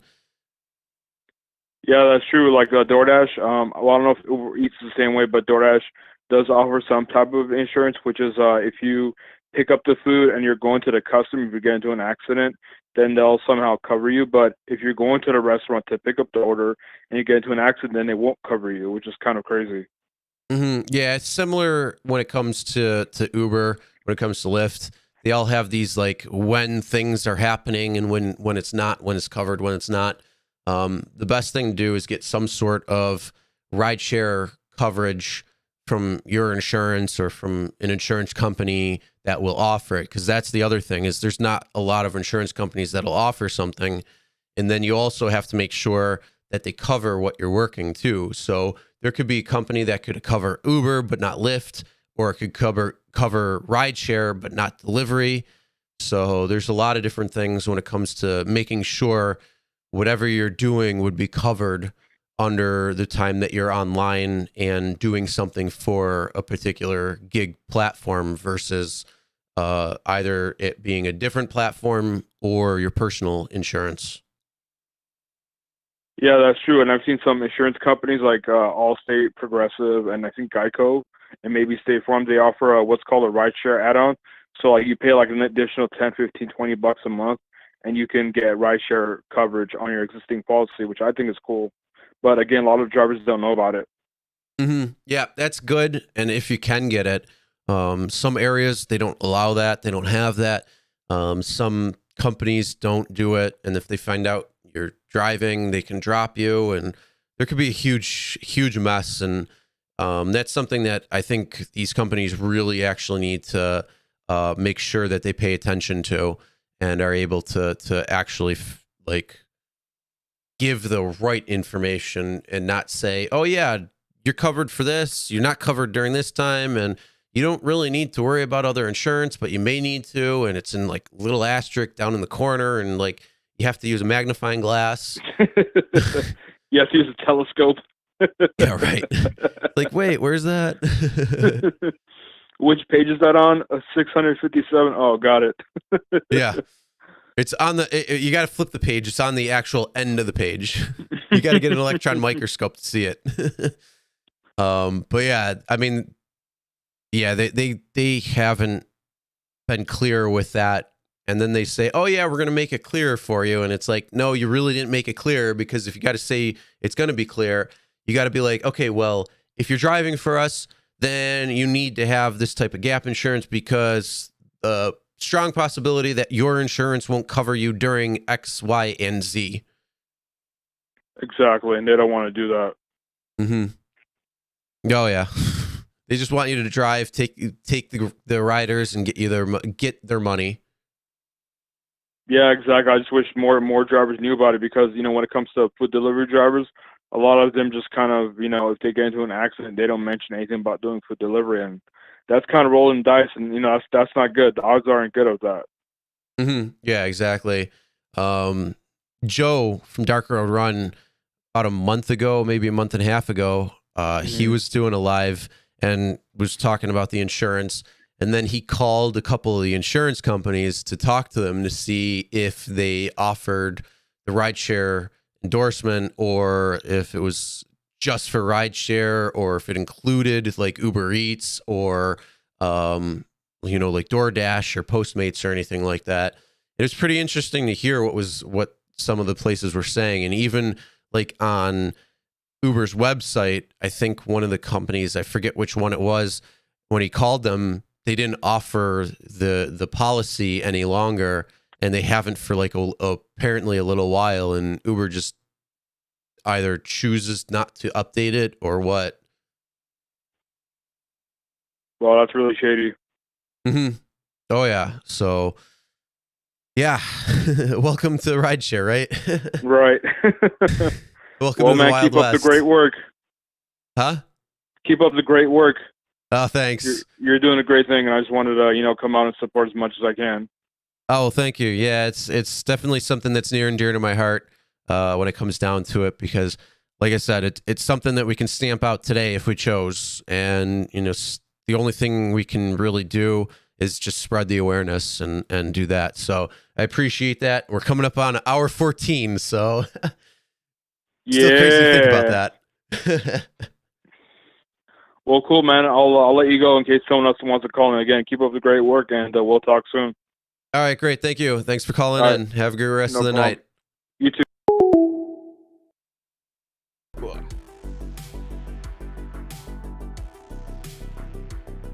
Alrighty. So if anybody else wants to give a quick call in, hang out. How many bottles of water have I drank already? There's 2 here. There's probably 3, 4, 5. Probably 5 that I put already over there. So 7 probably full waters already, maybe more. 7 or 8. So actually surprisingly not too bad.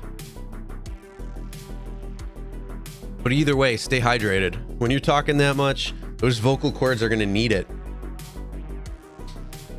But either way, yeah, I like water. I'm glad with that. And then I also had 2 energy drinks. So add that, I guess you can do that. Your insurance company, Liberty Mutual, they said they offered it, but dropped it, and never mentioned it. Yeah, that's another thing too. They could have it and then drop it. Yeah, Dark Road Run, he did he did one. Let me see if he's still got that video up. I'll put the link in.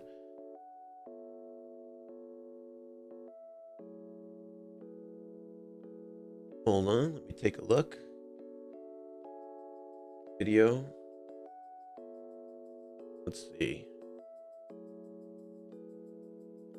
Got so many, and then live streams. Oh my goodness. Let's see. It wasn't too long ago, so it shouldn't have too.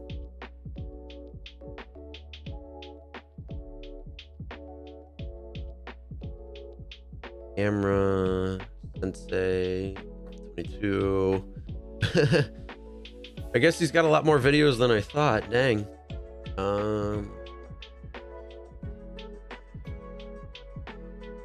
He's got it somewhere because I was watching it. Pretty sure it's still up.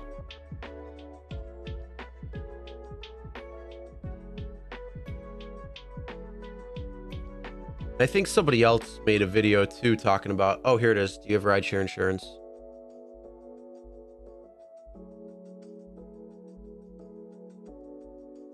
Out there.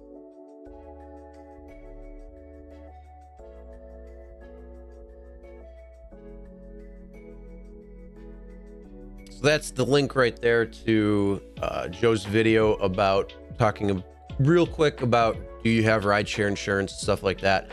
Also, I'm sure he probably took that down, but the one live stream that is Insomniac Theater late night live stream, I don't think that had the call in it. It might have though. That's 4.5 hour live stream, so I don't want to say watch that and he didn't have it in there. But yeah, either way, that's the video that Joe did with talking about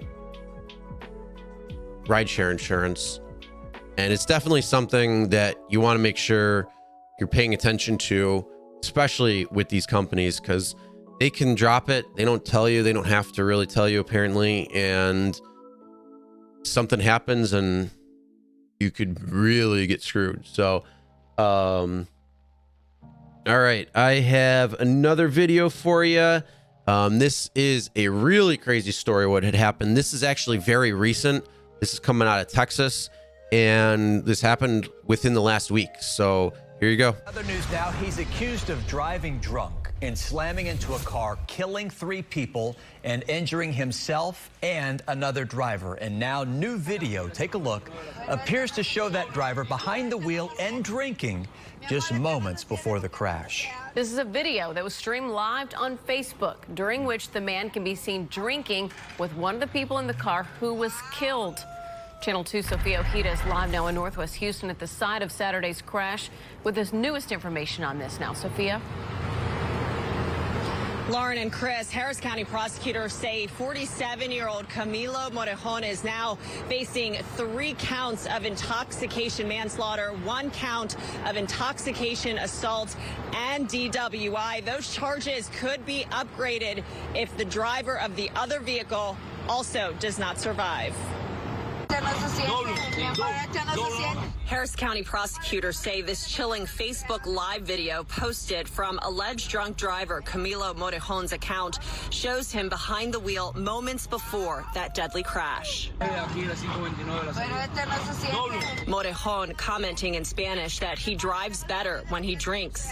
The video time-stamped at 7:47, the crash around 7:53. It's very rare that we see the actions of a defendant that close in time to a horrific crash like this, but you know, it's what happens. It's what goes on in those cars moments before lives are lost. The fatal crash caught on camera. Surveillance video shows the silver Honda prosecutors say was driven by Morejon, speeding by before hitting the black pickup truck. We have frozen the video just before impact. Prosecutors say the 3 people inside Morejon's car were killed, including Morejon's girlfriend. The driver of the pickup truck still fighting for his life. We've had 4 crashes in the last 24 hours that will contribute to 7 deaths possibly, all of which are going to be charged. Investigators are also looking at several after-hours bars nearby that may have served Morejon alcohol, and if they somehow played a role in the deadly crash. We believe there are probably 3 or 4 bars that are around the area we believe they were, and we are in the process today of going to those locations and determining which one of them actually was a contributing factor to this crash. The driver of the pickup truck, we are told, still fighting for his life. We're still working to confirm the identities of all the victims. Morejon also in serious condition tonight. He faces 80 years behind bars if convicted of all of those charges. Reporting live in Northwest Harris County, Sophia Ojeda, KPRC, Channel 2 News. Sophia, thank you.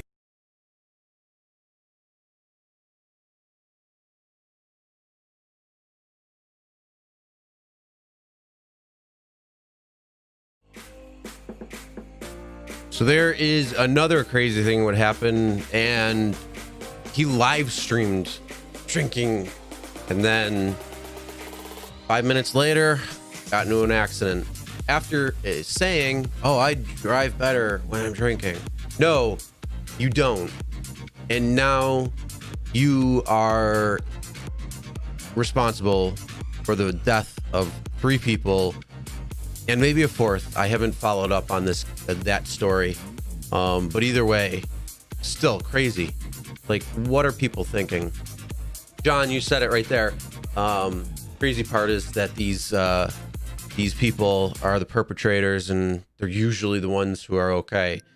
And the problem is because they don't tense up when it happens. Their response time and reaction time, again, they're relaxed, they're calm. So that's part of it. When you tense up a lot, your body gets all rigid, and you usually suffer more issues and stuff like that. So yeah, it's really crazy what happens. So, oh man,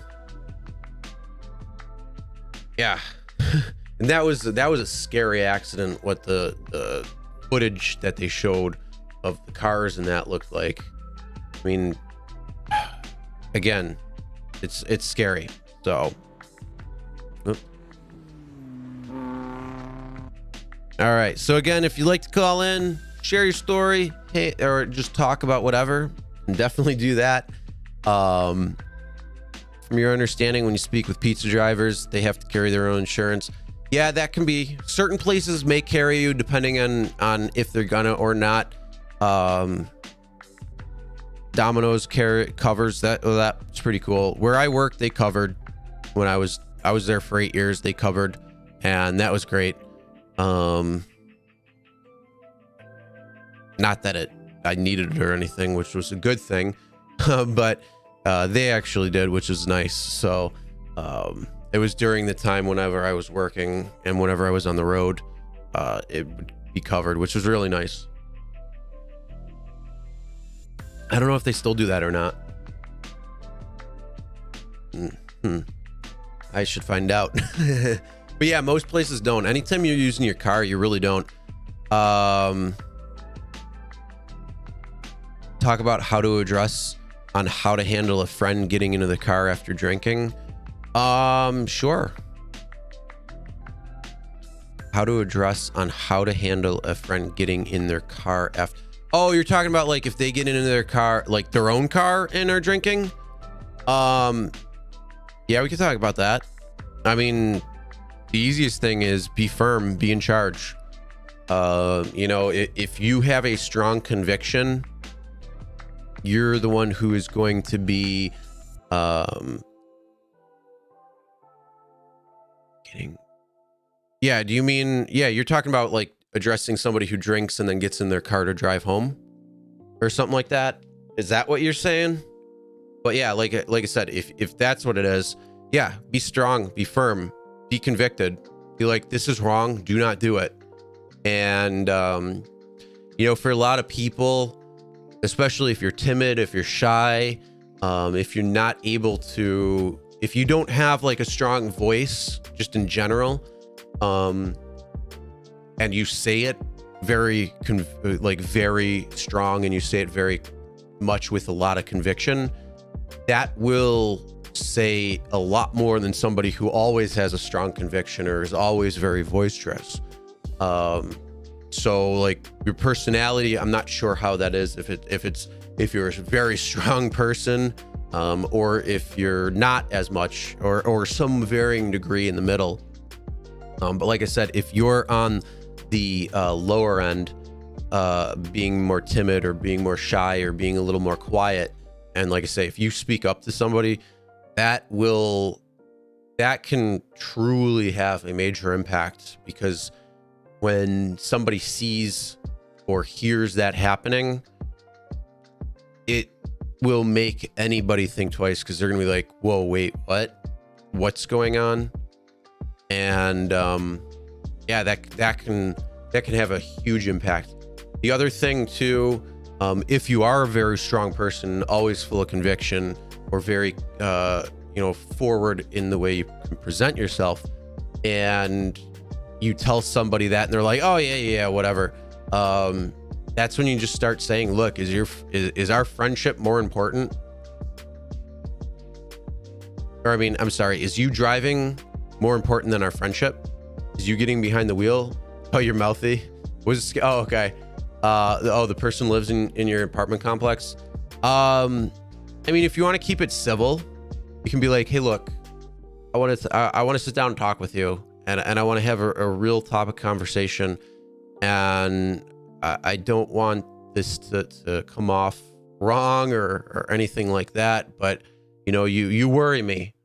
I know you like to go out, drink, or you drink and then go out and drive or something like that, and look, that's not okay. You really gotta be careful out there, things like that. I mean, I don't know, like the problem is I don't know the person, I don't know you, on how like the interaction would be. I mean, there's a lot of different ways you can handle it. You could be really, really direct and say, look, do not drink and drive. If you do, I'll call the cops on you next time I see it. I'll take video of you doing it. I'll stand up in court saying you did it. I mean, you could go that route. You could be like, if they're a friend, you could be like, is our friendship more or less important than you getting behind the wheel after drinking? Because if you get behind the wheel, we're not friends anymore. I mean, you could do something like that. You could do you could do a number of different things. So yeah, it's just going to depend on how your relationship with that person is, and however you want to take it. If you want to call them out. If you want to say something in particular, there's a lot of different ways you could go with that. So like I said, it's going to depend on the relationship that you may have with that person. If it's a good relationship, if friendly, if there's been problems in the past or things like that, all of it's going to kind of play how something would pull out. So but it's funny, you're a security officer, so being mouthy.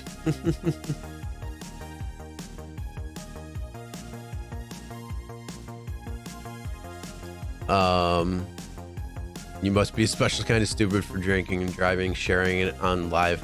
Yeah, oh god, yeah. Like, people get arrested for saying certain things on Facebook. I mean, like, that's just stupid. Like, why would you do that? But then again,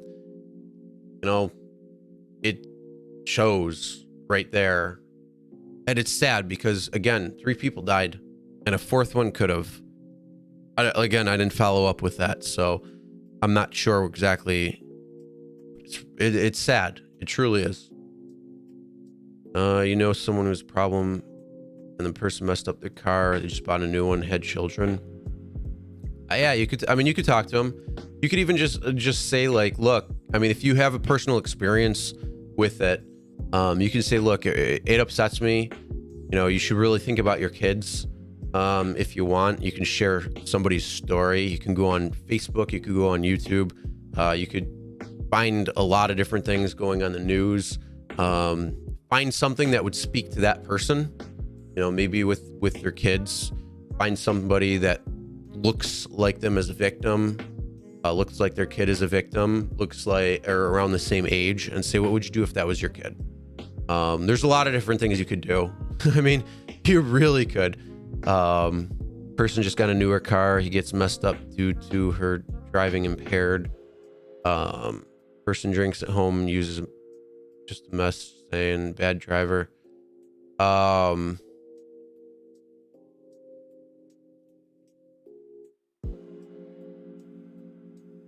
You yell terrifies you. Well, I mean, like I said, you could go a lot of different ways. I mean, whatever would, if you know that like I said, if you know that person and you know what would get to them, press that button, hit that nerve. That's the easiest thing. Sometimes you got to put it into their perspective. Like I said, if it's got to be something with the kid, or talking about something like that, or you can even just say, look, if you do this, I'll call the cops. Plain and simple. You could be even that direct and that forward. It really just depends on how you want to handle that situation. There's a number of different ways you can. So whatever you do, I would definitely say something, though, at least, because again, you could save somebody's life, that person's life. You could save other people who ever would come in contact with that individual when on the road. So yeah, there's a lot of things you could do. It really just depends. 100%.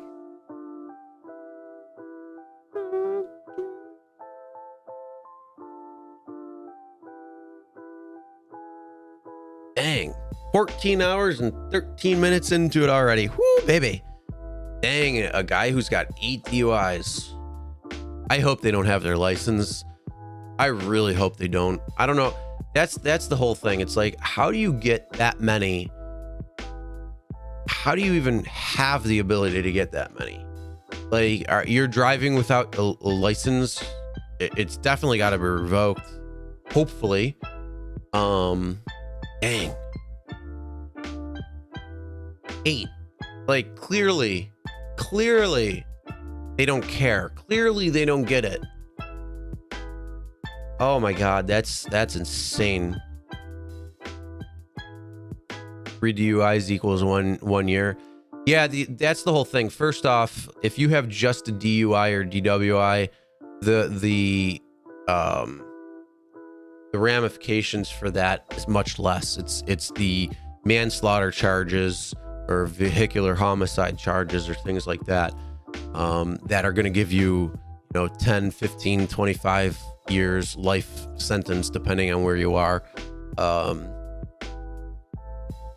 So that's part of the difference. Like, obviously, there should probably be harsher sentences and harsher punishments for even just a DUI or DWI. Dang. New York made it where if you get 3 within 10 years, you'll no longer have a license. Yeah, that's a good thing. Yeah, New York has stepped up their game when it comes to how they're doing their DUIs and DWIs. But there was somebody who got arrested for was it a DUI? It was one of them who got arrested for drinking and driving, and then they got arrested again later that same day. Like, what the hell are people doing? It's like these people just need to be like under house arrest. So if they go out and they're wearing their ankle bracelet and trying to get behind the wheel, guess what? We know exactly where you are and you're going to jail. I don't get that. It's like, just make the smart decision. But here's the other thing. If they have a true alcoholic problem, they need help. They need some sort of help, whether it's an intervention, something, but they need help. Rehab, change the behavior, change the addiction, break the addiction, whatever it is. addictions are real, and they can really mess you up, and you may not mean to do it. You may not want to do it, but you just do it anyway. And that's part of the issue when it comes to addiction. So some sort of intervention would need to happen, whether that's a family intervention, whether that's a therapist and behavior modification intervention, or replacing that bad addiction with a good addiction. There's plenty of people, that's pretty much sometimes how you have to break addictions, is being addicted to something else. And you can replace a bad addiction with a good addiction, and that can be a beneficial thing. But then again, you can take that good addiction too far and be at a certain spot too. Like, you could take working out or you could take drinking and replace it with working out, and or running or something. But you can't even take those too far, where it could be worse overall. So yeah, it's something that these people need to do. Oh, doesn't drink anymore but drives. Well, if they don't drink anymore, that's a good thing. But yeah, that is not. Oh my God, that's crazy. As 8. Damn. I mean, at least they learn not to drink anymore. But if you don't have a license, you better not be driving, because dang. Someone in the area was arrested and let go 3 times for DWI. Wow. Yeah, the bail reform is ridiculous.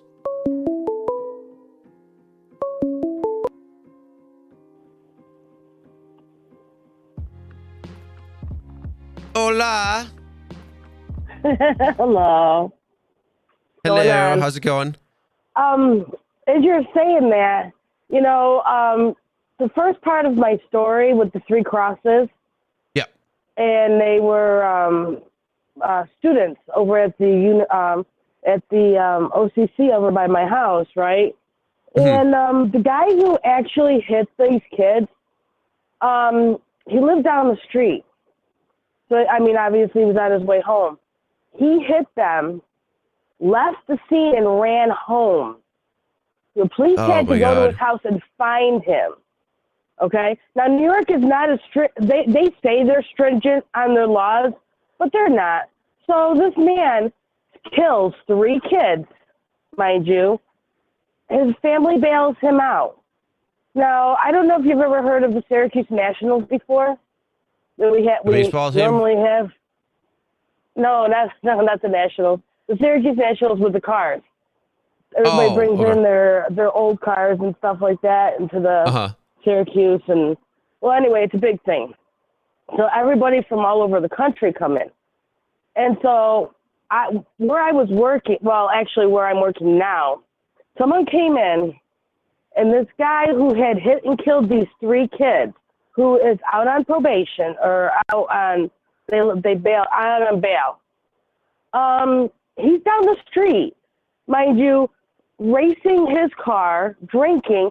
The convenience store down the street from where I am sold him alcohol, and a condition of his release was he was not supposed to be anywhere near alcohol, consuming it or whatever, right? So this guy calls the police, because he comes into my store and tells me all this. Now, the guy called the police and told him that he just killed 3 kids, and he's out here drinking and doing papa wheelies or burning his tires and everything else. And the cops let him go. They said they didn't see him buy the alcohol. Wow. But he was clearly drinking, and they let him go. Like, literally didn't do anything about it, and he's out here drinking and driving, and the cops didn't do anything to him because they said they didn't see him buy it. What does that have to do with him behind the wheel, though, and doing a toxicology report? They didn't arrest him. They didn't. They let him go. Jeez, they didn't do anything. They didn't. They someone. I don't know. Someone said in the chat, because I'm listening because I'm working. But someone said that New York is stringent on their laws. Maybe parts, but they let this man go, and he was drinking. and he was out on bail from killing these 3 kids. From as far as I know, he's still not in jail. Matter of fact, I drive by his street almost every day, and I drive by those crosses all the time. And I look at that street like he's down there, like 50 feet from where those crosses are, and he still hasn't paid the price. And it's been 3 years, 2 or 3 years now, and he's still out. So I don't know if it's he knows somebody, his family knows somebody, or something's going on. But yeah, he hasn't even paid the price for it, and he left the scene. He left his car there, and he ran home after he hit them. And I hope I showed the pictures. I didn't want to be too graphic, but I wanted to show some of the pictures of that scene. Mm-hmm. And it makes me sick to my stomach that there's people are still out there, and they've done this more than once. I mean, my brother said that this guy he worked with had 9 drinking DWIs, and all he does is he pays his lawyer, and his lawyer gets it out of it. He has 9. Wow. Yeah. Some people have ridiculous amounts. It's insane. And RJ's Journey just said that he is in prison. Oh, is he? Oh, yeah. Because I never heard whether or not he went into prison. Also, he knows the guy. He knows I the guess story. he knows the story. Yeah, that guy. Oh my God, that guy. The one guy who tried to call the police and have him arrested because he knew he was out on bail. Obviously, because it was a big story around here. The police let him go. They said, well, we didn't see him buy the alcohol, so we can't do anything about it because he's not doing anything that would make us do a breathalyzer. What? Oh my God, this guy was so mad. He was ready to kill him. He said, He said I had to leave because I was going to go to jail tonight. He goes, because this guy is over there partying with everybody and not getting in trouble for it. Dang. And another thing people don't realize, that even if they're not driving, but say they're in their car and their keys are in their ignition, and say a cop comes by, okay, they're not driving, mind you. The car might be off, but if the keys are in the ignition, that's a DUI. Yep. People don't know that you can, even though you're not on the road, car's not started, but you're drinking, and if your keys are in that ignition, that's a DUI. You got to pull them out. If you're drunk and you have the keys on you, even if you're not in the driver's seat, if you're in the passenger seat, if you're in the back seat, you can still get charged too. As long as those keys are there, yeah. Yep. A lot of people don't know that. Yeah. It's I brought that up before a couple of times. But yeah, that is very true. Like, people can get charged, especially like if they're waiting for a ride to come or something. Just don't go near the car. Just stay away from your car. Put the keys in your pocket. Yeah. Well, I mean, if you have the keys, not visible. Even if you if you have the keys and you're in your car, you can get charged. It doesn't matter where you are in your car. Them. Right, if they see them. No, even if you have it, like, they'll look and see for your key. If they tell you to come out of the car and they're doing any pat down or anything, and they get the keys on you, then they can charge you for it. It's possible. Leave the keys in the house. Yeah. Well, at least keep them in your pocket, but just don't get in your car. Wait until you get the Uber. Wait until you get the Lyft, the cab. Oh my God! I just looked at your chat. He does know who the guy is. Matter of fact, that's the guy's name. Mm-hmm. Yep. So he said pleads for 10 to 30 years in prison. Yep. Keys got to be outside the car. So when Chelsea was drinking and she was at like where she was because somebody dropped her off at her car, and so she went. I told her, I'm like, put your keys on the wheel, go in your car, lock it, and hide them. I'll know exactly where they are. So she went in. She was in the car. She didn't have the keys, and they were locked. So if anything happened, she would have been fine. In that case. So I mean, I got there right away and got her home, and then we just went the next day to go get her car. But yeah, I mean, it's a lot of things you can. I mean, even if you're you know, riding a bike and you're drunk, you could get it. It sounds funny, but it's true. Like, you can. Same thing with like a golf cart. You could get a DUI for driving in a golf cart and drinking. So I think there was a guy in the golf cart thing. Huh? I didn't know the golf cart thing. Yeah, there was a guy in I think it was Minnesota, maybe, who was arrested for a DWI on a Zamboni. It might have been Canada too. It was one of those two places, but he was doing a Zamboni for an ice rink, and his BAC level was like 0.4 or something absolutely ridiculous. 0.4. Mm-hmm. Yeah, that was a pretty big story, because it's like, how do you do that? And it's like, because the amount of time that passed, they're like, yeah, there's no way he would have he drove there, so he was completely wasted.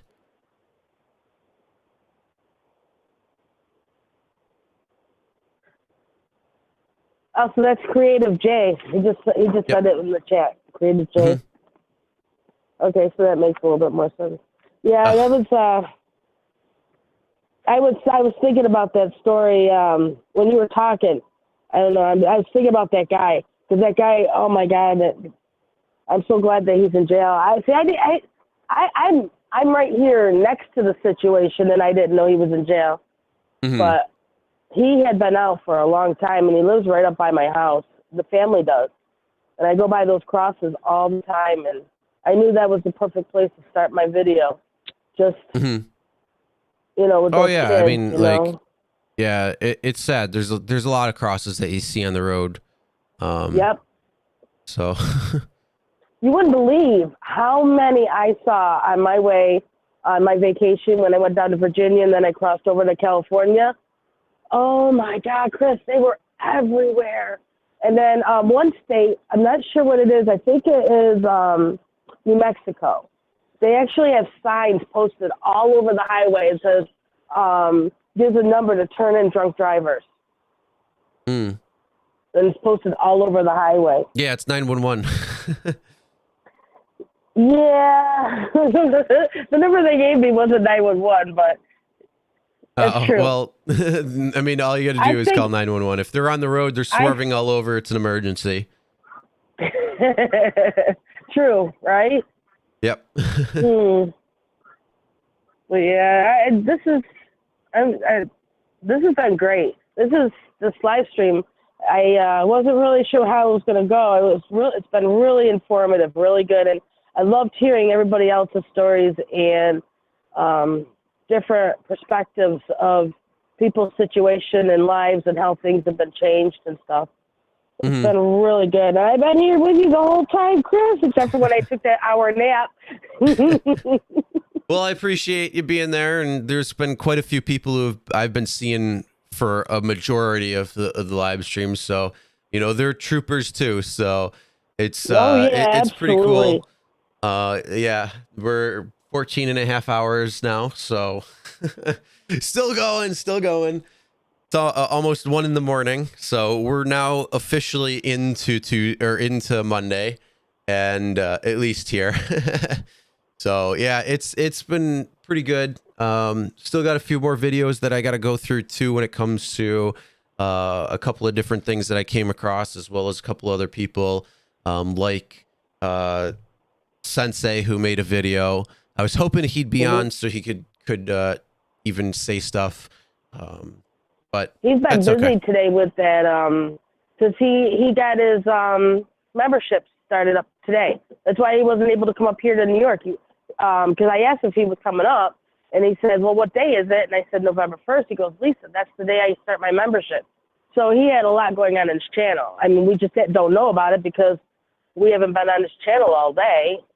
I mean, I know I don't even think he posted anything yet. I haven't seen, because I've been checking on YouTube itself. I haven't seen anything. I've seen a few people. I'm going to check. He was supposed to have started his membership November. Well, I know Sensei's been. what Sensei's doing is he is also doing some of the pulls. So he's got to do training and stuff for that. Yeah, all I know is that he was going to start his membership today. So, and he said he was going to start. Maybe he's. I'll have to check his channel, and maybe he's going to push it back. But he was really excited about starting his membership. Yeah, I mean, he might have just with the live stream. Huh? That's why I was wondering what took your channel so long to get it. Everybody had it. I don't know. I got it now. It's all good. I know, right? I'm so excited. Got some members. That's cool. So I'm gonna be working on that stuff next too, for a couple of different things like the Bitmo or the emojis and all that good jazz. I can't wait to see your Facebook page and everything. Yeah, yeah, that'll be good having everybody on there. Nice little group posts and stuff. So, yeah, Lady Net just said he's working on the election, so he's got to push it back. Yeah, because he was telling me there's training for. Yeah, there's training for that because I was talking to him the other day. He said that he had to be there for Tuesday. Or I'm sorry, for Monday because they're going to be doing the training for all the poll centers and all that stuff. So that's why he had to be there. Oh, well, I guess that makes sense since, we're so close to the election. Yep. Thank God. I It's can't less than wait till 24 it's over. hours now. It's Monday all now. this nonsense is over.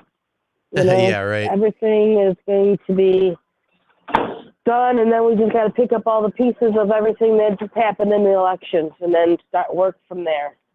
Yep. Yeah, What I'm going to be seems like. nice to see when I don't have to get those stupid mailers anymore, all the text messages, all the this, Oh that, and my the other God, thing. I know. So, and then I've we get been to see getting- if Prop 22 passes or not. I've been getting every single day, dear voter, every single day. I opened the first one up and it just said, don't forget to vote. Your vote is very important. So, and I threw it away. I've been getting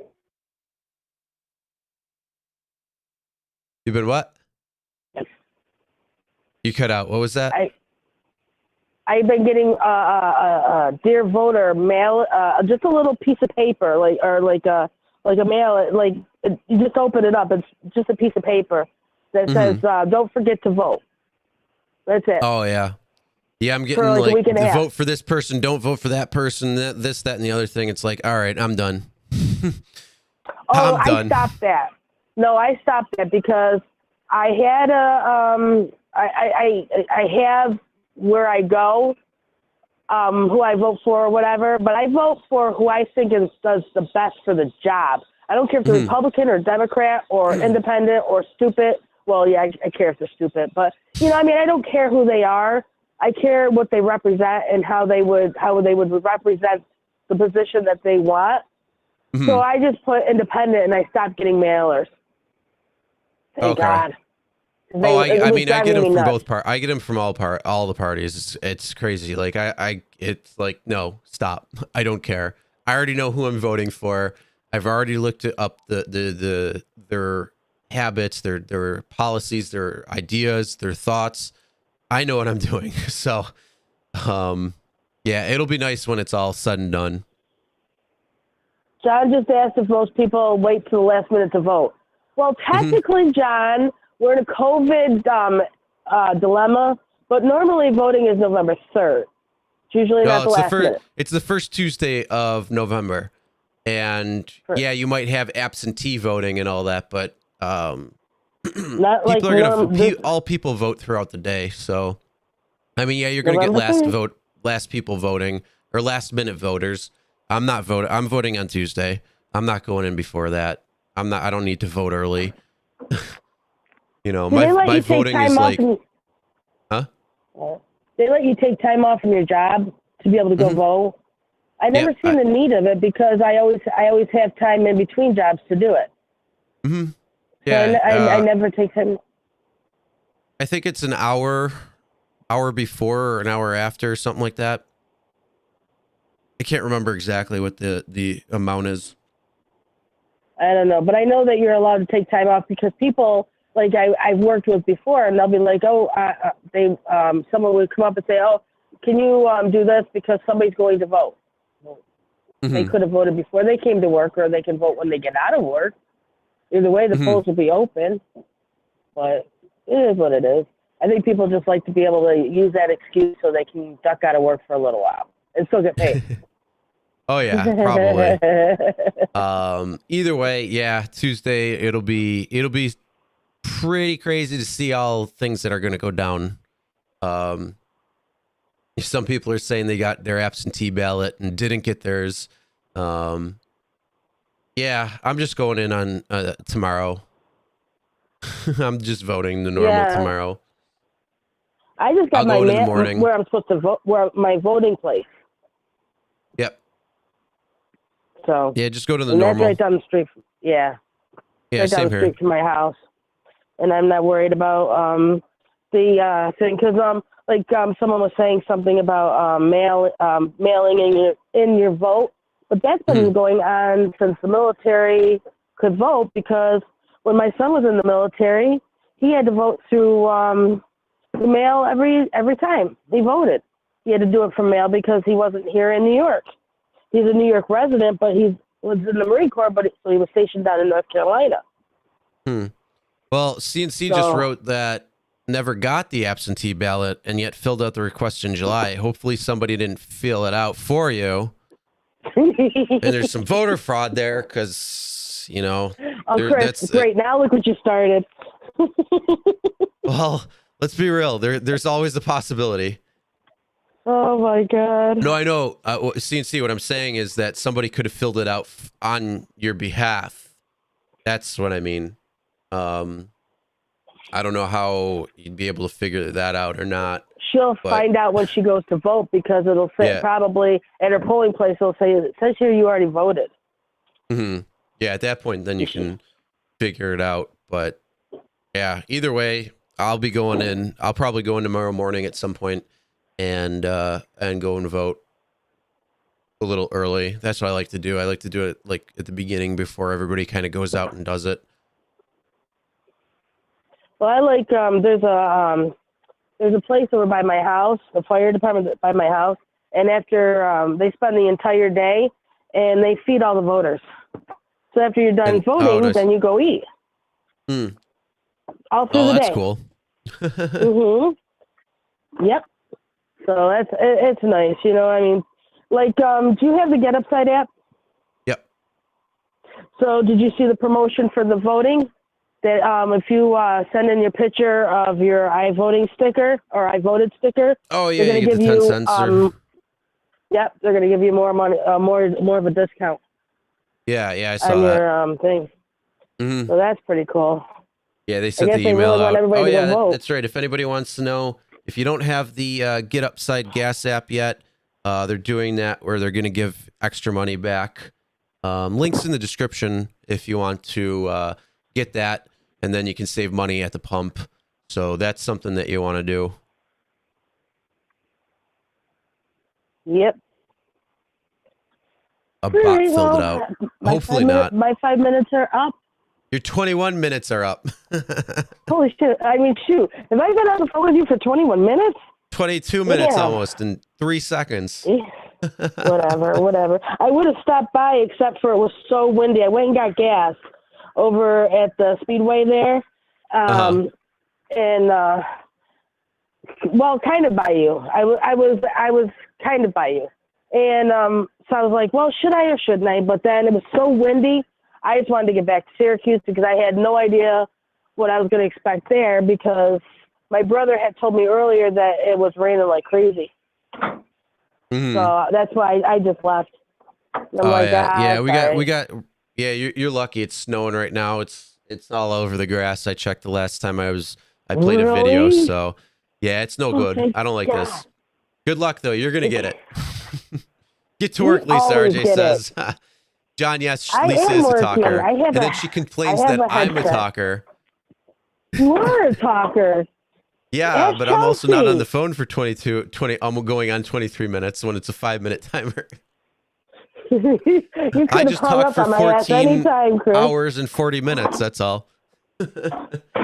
Really? You could have hit the hang up button, and I would have texted you, and I would have said, "What the hell are you doing?" And then I would have been like, Lisa, 5 minutes. I'm just giving you a break. Just like John says, trying to give you a little bit of break from. Oh yeah, I mean, I don't mind. It's 1 o'clock in the morning. I'm sure things are going to slow down a little bit because it's getting later and overnight and all that. So, yeah. Oh, by the way, Fox Racing wasn't able to be in the stream because I shared you out, but I can only share you limitedly because of the fact that, I don't have 1,000 subscribers yet. So I went on Facebook and I texted everybody I had numbers to, and including somebody who just came into the room. And so Fox Racing said that he's sorry that he couldn't be here, but he said they were doing a great job. Thank you. And, he donated. That's so cool. he I guess he's busy down there or something. Because he said when I texted him or something, I think he said it was raining or something. So usually that's when it's busy. Mm-hmm. Yeah, you always get a little bit more business when it's raining. But he said good job, and he actually, like, literally when he texted me, he put a thumbs up. Mm-hmm. John, the stream officially will end about 10:30 in the morning. So 10:30 Eastern Standard Time. So it'll be about 7:30 Pacific and wherever else things. Uh-oh. Who brought the bot in? I don't know. I've been seeing that. I don't know who that is. Somebody got to stop that, though. I think it's Omar. He just popped Omar. into the room, and then all of a sudden there's like 100 people in here. Yeah. Omar, is that you? Yeah, I don't know. But yeah, no, again, appreciate the video and thank you for that. And also spreading the word. You did quite a bit. And then RJ said, be careful on that road. That's a dangerous road that you're standing on. So he said that earlier. I don't know if you saw that or not. What road? On whatever road you were doing the video on. Oh yeah, Onondaga. Oh yeah, you saw the you didn't see the traffic, but you could hear the traffic behind me. And when I was doing the video, there was when I was taking pictures and starting the video, there was a cop right there. He was sitting at the light. Those lights are long, dangerously long. So the cop was there for most of the time, so I think I was good. But that one road where that one boy got killed on that private road, not on the highway, that's actually a busier road than I thought. I didn't think it was that busy. Yeah, just be careful. So I was on the side of the road. That's why the camera kept bouncing because I was in the dirt. All right, Omar, I saw that. Omar, whatever. Oh, you took it away? Yeah, he retracted it. I saw see it that. though. It's out of the YouTube worlds now. Oh, maybe he could, lady in the, how are you doing? Maybe he could call for, and give his 2 cents too. Why not? I don't know. Anybody Right, can Omar? call in if they'd like. Lady Nat, we haven't heard from her all day. She's been sitting there. I don't know what you're talking about. Live. We've been hearing from her for a lot. She's been talking back and forth quite a bit. I've talked about on the telephone. Yeah, I know. It takes one asshole to swerve and while texting and driving and while you're walking. So there you go. How often does the link come up? Which link? Oh, it was bad. The GoFundMe link? Right there. I'm not sure which link you're talking about, though. Oh, yeah, there you go. GoFundMe. It comes, the chat bot that I have, that will populate every 5 minutes, I think, but it's 10, so it's really like every 40 or 45 minutes or something that pops up. So there you go with the new link or with the link again.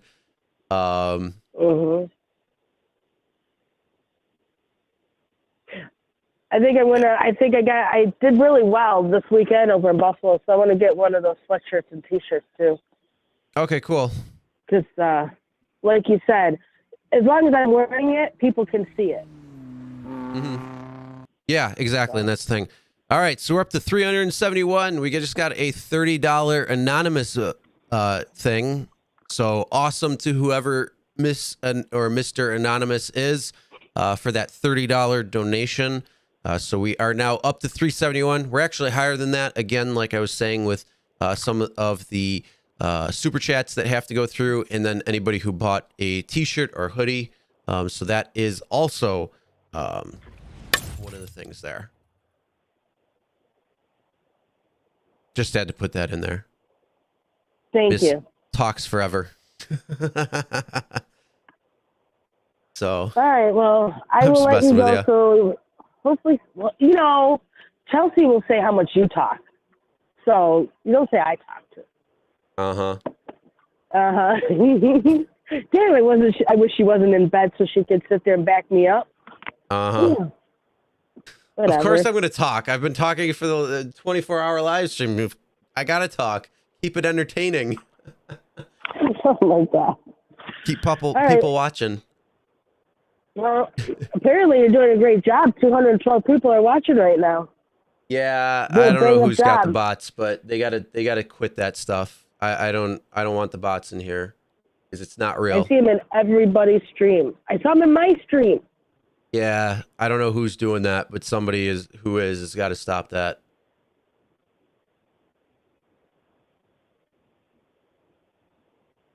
I don't like that. A woman who killed a teen DWI crash a decade ago was sentenced Friday for another DWI in Syracuse. Jeez.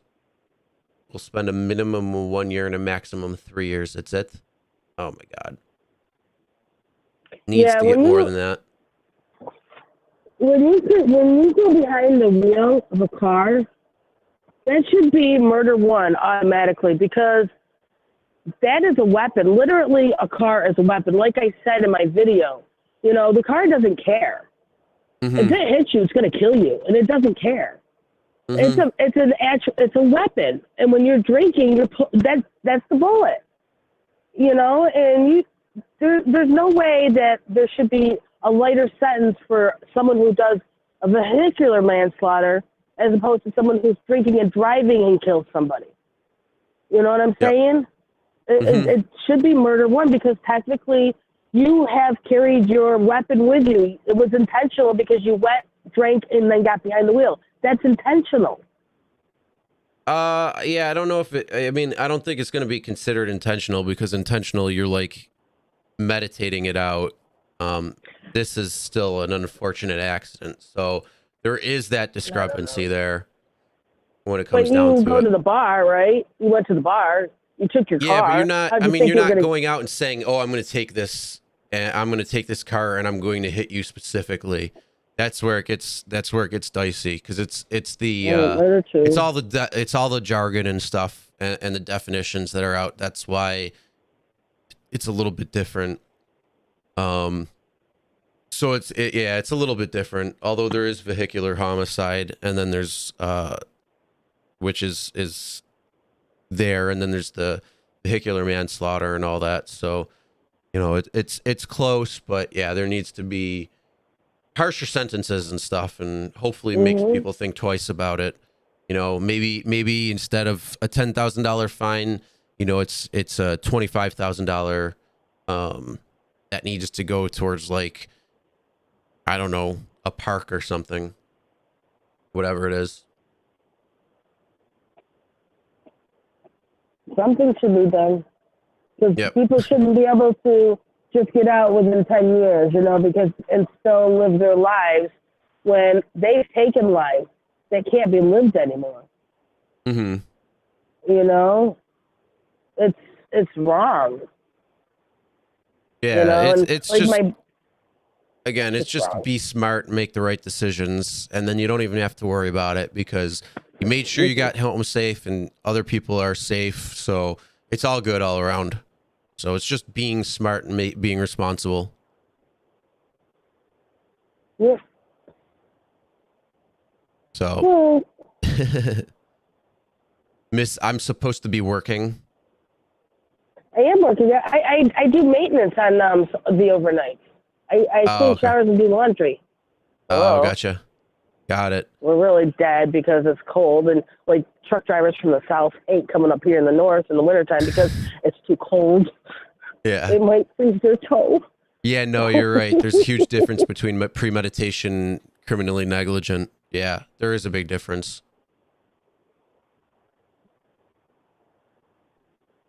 I know, but I know they're negligent by doing it. But, you know, to me, it's premeditated if they take their car to the bar. When they call an Uber or a cab, you can go to the bar that way, and knowing that that's how they're also going to go home. Yeah, premeditated, those different, because that's like, I'm going to do this. I have the plan to do it. You know, you're not planning on doing that. You're not planning on accidentally hitting somebody and having some issues or anything like that. So that's where the difference is. The only way it could be is if you had the intention and plan to do that beforehand. That's the whole thing. So you have to have the plan for it, but before that, yeah.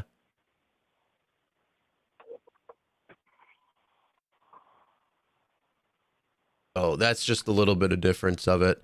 I mean, I know. a harsher sentence, yeah, you could. I mean, it varies state by state.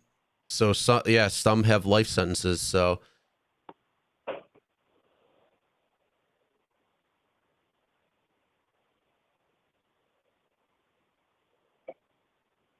Ugh.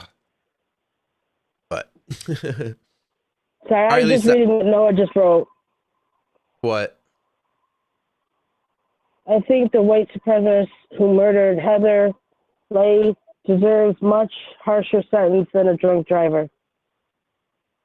I think they're pretty close to each other. Hair.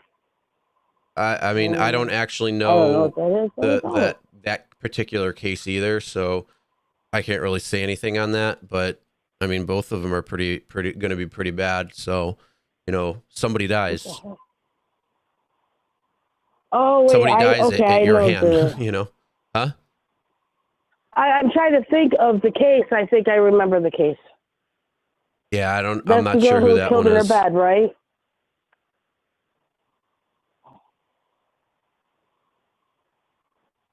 You ran her over a crowd. Oh no, not who I was thinking. Yeah, I can't really say anything on that because I don't know. But yeah, that's the whole thing. Like that's the difference, because if you have a plan to do it and you want to do it and you seek it out, that's what premeditation is. It's not the same as saying, I did something stupid. I got behind the car, you know, I made a turn or ran a red light and hit somebody. And then that's where the difference is when it comes down to it. That's the difference between premeditated and something else. So. Yeah, I mean, there's so many things that happen. Noah, I couldn't even tell you what. There's so many different things. So yeah, I'm not sure. Call in and rap live. Eagles won. There you go. All right, Lisa. Well, thanks for calling in again, and maybe we'll talk again in a little while if it starts getting a little late and things slow down a little running more. Out of things. And there's not 212 people in your chat. There might be like 3 or 5. Back down to where it should be. All right. Well, I'll talk to you later then. All right. Bye. Ugh.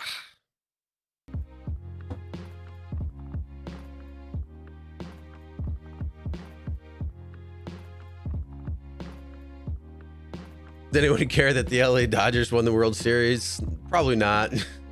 Baseball's so done now. Actually, I didn't even know that they won. Well, congratulations to the Dodgers.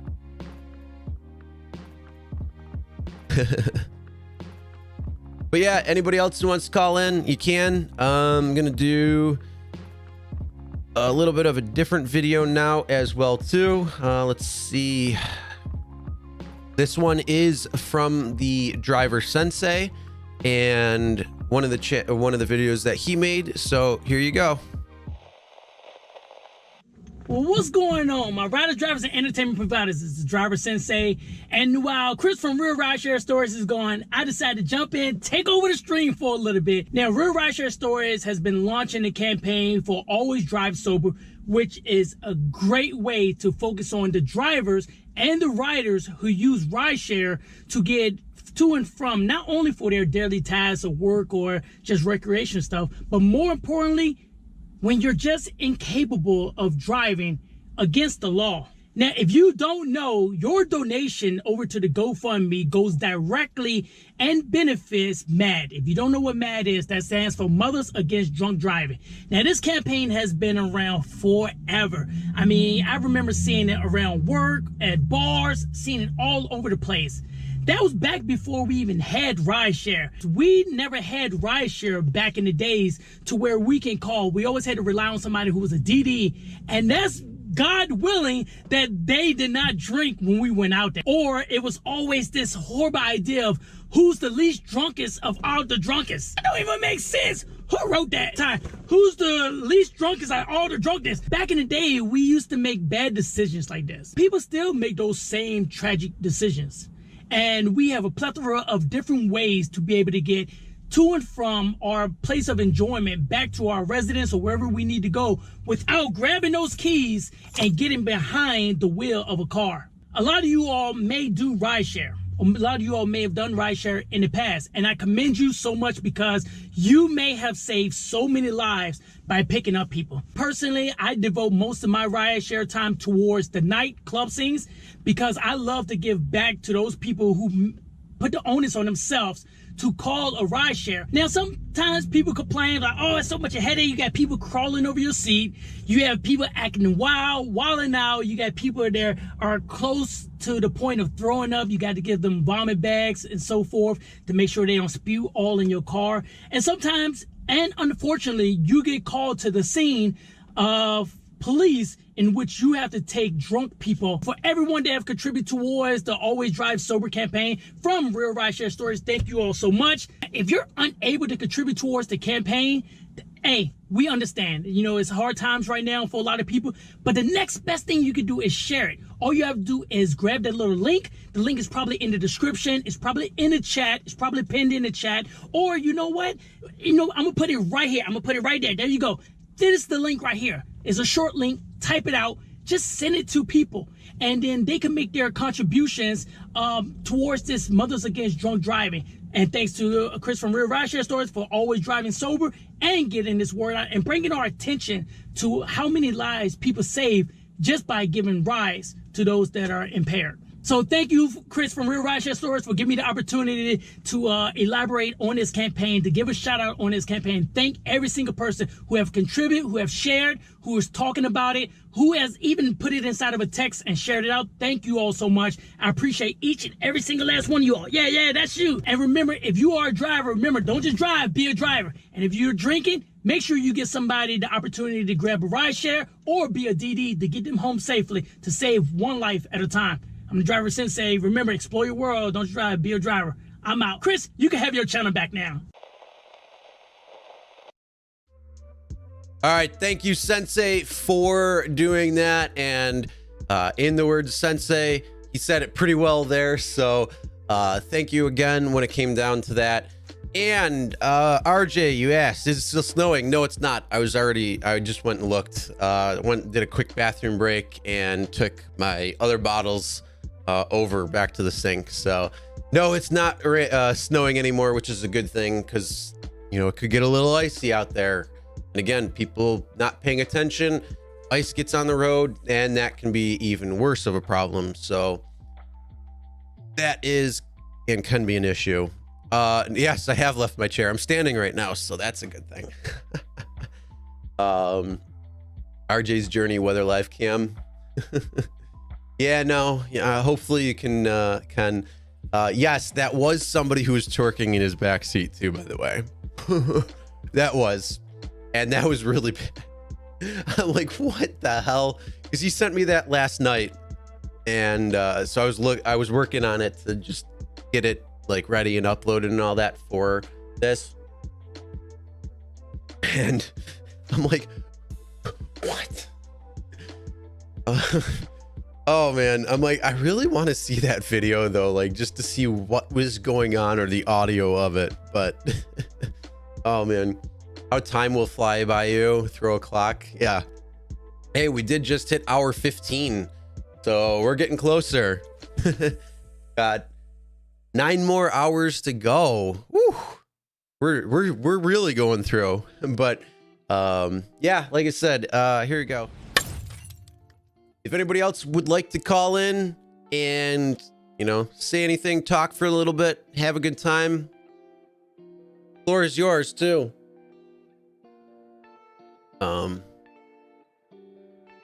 yeah, again, you know, just trying to raise the awareness. It's what it's all about. Hopefully it will help people. Also for people who want to talk to other people, as we were discussing a little while ago, and how you can do that. You know, I'm going to show some I'm going to share some of the videos that I made for this live stream. The intro video, it's going to have that, or it'll probably actually be the outro video. So it's the same exact thing as the intro, instead of saying the 24-hour live stream starting at 10/9/8 and that. So it'll be that video. So if you want to show that to people. Also, I'm going to have my family story video uploaded by its own standalone video as well. So if you want to show those videos to people that you want to have that conversation with, because if you don't feel that you can say that the correct words or anything like that, maybe that'll pull on their heartstrings a little bit, make them realize that that isn't the right decision to do it. Hopefully it will stop them from doing that as well too. That's one thing that if you do want to do, you have that ability and option to, because those are a couple of things that you can. What's the oddest thing you've done by a rider, or the worst? Like that I've done? Dude, a super heavy guy shit himself while trying to pry himself from the seat. Damn. What's the oddest thing you have had happen by a rider, or the worst? I don't know. I had quite a few bad things happen. I've had, I mean, like somebody like flipped me off right in my face, like literally getting in my face because I told them they couldn't have more than 4 people, and they came out at different times. So it was like, it looked like it was just 2 people at first. Oh, we got a couple of friends that are coming out and all that bullshit. That was a pain in the ass. 2 people tried hooking up in the car. I wasn't gonna have that, so I pretty much pulled over and told them not to. And if they continued, then I'm gonna end the ride right there. They pretty much stopped at that point. Those are probably like the worst, I guess you could say, because like the one's just really disrespectful. And I mean, a couple of people threw up. Like I said, the 2 people did. Yeah, you get people who fart in the car, and it can be a little stinky, and you know it's them, and it's just like, oh damn. College shit climb on. Yeah, that happens. That's when you turn around and you're like, no, you can wait until you get back home. You know, not in my car. You know, my kid sits back there. No. Yeah. So yeah, there's a lot of different things that can happen. It's just whatever. The oddest thing. The oddest. Yeah, get a room. Not a vroom. Not a vroom. Get a room. The oddest thing though.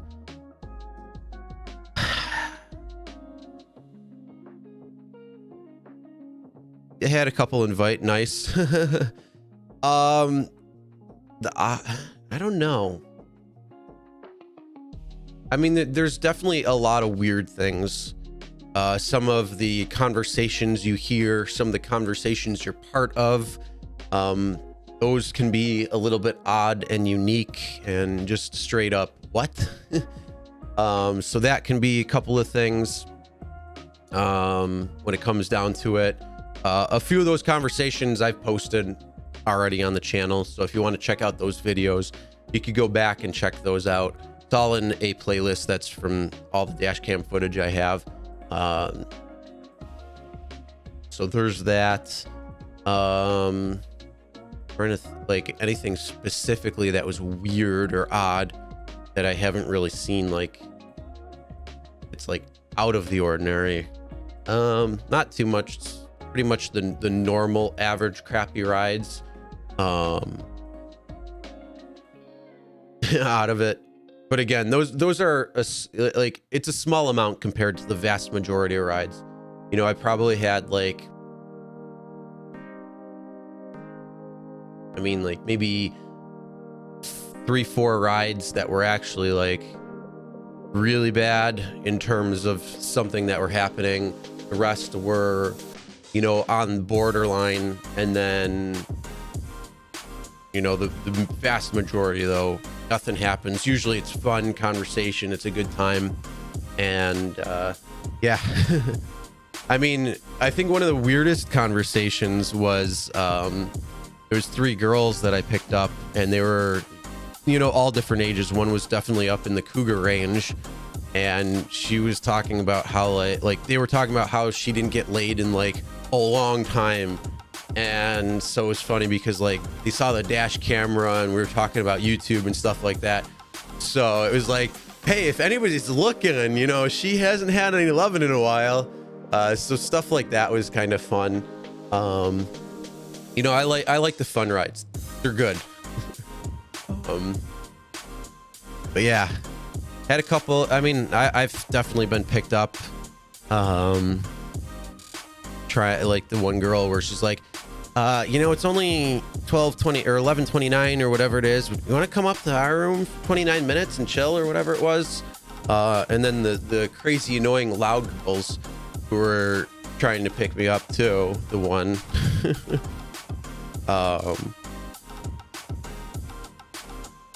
But yeah, I mean, anything crazy out of the ordinary?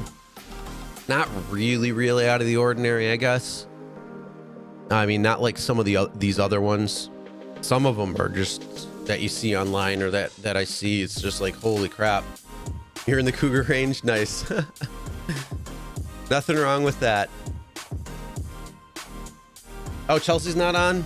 I mean, actually Chelsea's a couple years younger than I am. And from like, for the last like 8 years, I've always dated women who are much older than I was. You know, my one girlfriend was 14 years older than I was, had 4 kids. We dated for a while, dated a lot of people who were older. Age is a number. It really is. You had 3 cops in the car one night, asked if they were on cam. Ended that combo. Oh yeah, they can try and do stupid shit. That's one of the other things too. Like, you got to watch out too. Some of these people, they'll be cops, or they'll try to set things up and see what happens, and they can try and ticket you, and they can try and get you. So some of these sting operations, it's not really too much older and wiser. Yeah, absolutely. 100%. The one woman was my work wife, actually, and she was going through a divorce, and you know, that's what ended up happening. But so yeah, you know, just had that, but there's nothing wrong with that. I mean, like I said, age is just a number. If it's 2 people and they're having fun, they're enjoying each other and all that stuff, that's good. Yeah, most people don't even see the camera, don't mention it. Some people do. Some people are like looking at they'll like open up their phone app to try and read the sign that I have in my back seat. And they'll be like, got a dash camera in here? Well, that's pretty cool. Like, what kind of crazy things have you had on it? Like that type of stuff. those are mostly the women. For some reason, women notice that a lot more than guys do. At least in my opinion, and from what I've seen. So yeah, there's a lot of different things. But yeah, overall, over the majority I don't even know if they realize the camera's on, even though it's blinking at them. It's right there. You know, there's a lot of oblivious people in the world. So it is what it is. I don't care, because I know the camera's there. I know it's recording. If you do anything stupid, you better watch out, because you never know. And then you get those handful of kids that try to get rides. Always normal. The parents who don't have the car seats for their kids have that all the time. You know, you get that once or twice a week easily. And that's even later at night. It's like, what's going on? During the day, I'm sure it's much, much more too. And then you get that, you know, at night too, picking up around the college campuses. They're always trying to jam more people in than not. I mean, I've had back-to-back rides where they're trying to jam more people in, and you just got to tell them, look, no, it ain't going to happen. And the beautiful thing about that is, if it's Thirsty Thursday, then they're going out, you say no. When you cancel that ride, you got a ride coming in right away. So those are always the good things when that happens. Same thing on like a Friday or Saturday night. Those are great. Trying to think. I mean, there's been a few rides that I didn't have my dash camera yet that I wish I had my camera for. There were, with just some of the conversations, the craziest one, I guess, was the conversation where it was two girls and they got in the back seat, and then the guy got in the front seat, and he forgot something, so he's going back to get it. It was weed, and so he went to go grab that, and it was like 2-3 minutes that passed, but the two girls are in there talking, and she's like, okay, so I'm gonna bang this guy, and when he goes to sleep, then take his wallet. And I'm just like, what the? And then she's like, you're not gonna say anything about that, right? And I'm like, I was just blown away by what she was saying. And then she's like, oh, you're pretty cute. And then she's like, hey, do you want my number? And I'm like, after you just said something like that and what you're doing, no. I mean, I just played it off as whatever. But then even after, like, they get out and during the ride, this is the ride why I got my camera.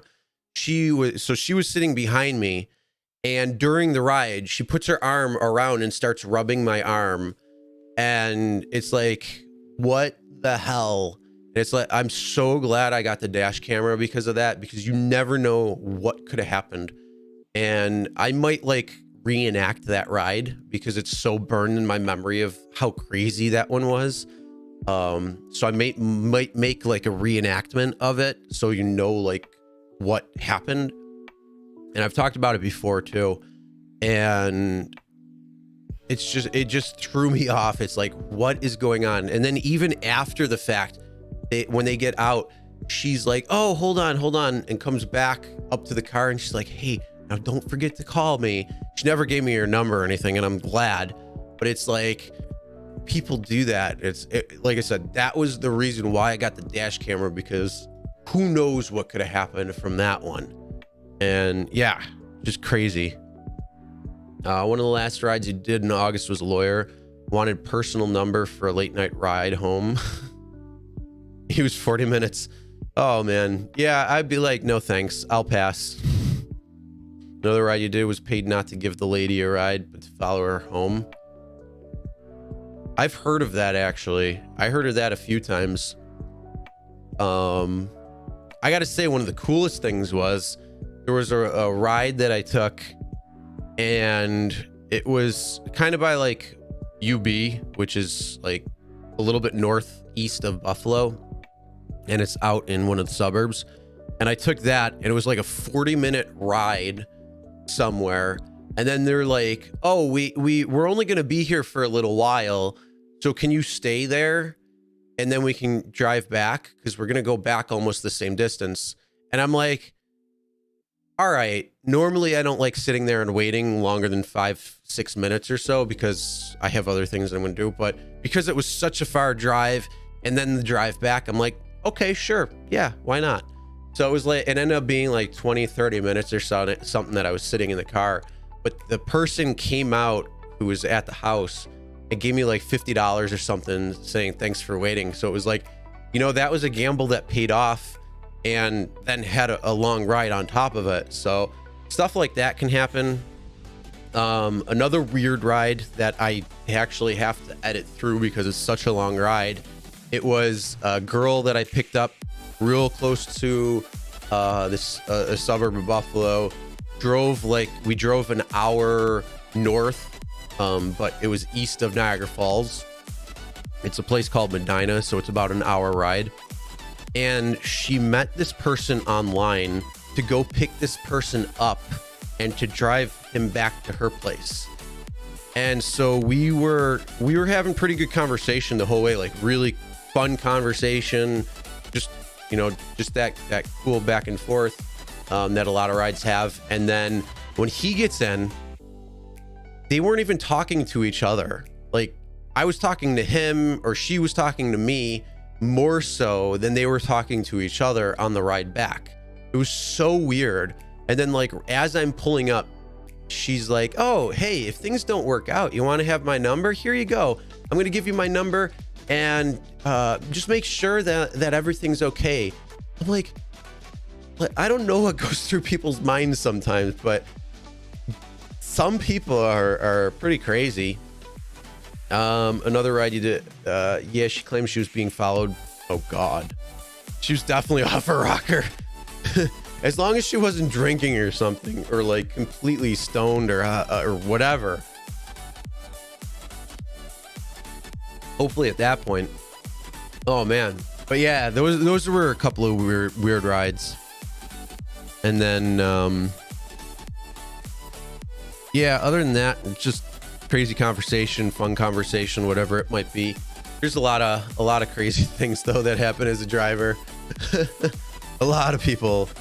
The night shift, so much fun. Oh yeah, and then you see some other other channels at night and some of the things that are happening. Oh yeah. The life of an Uber and Lyft driver for sure.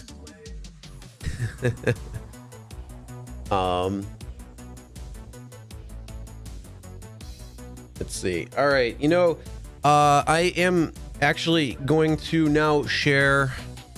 Yeah, you see some strange stuff for sure.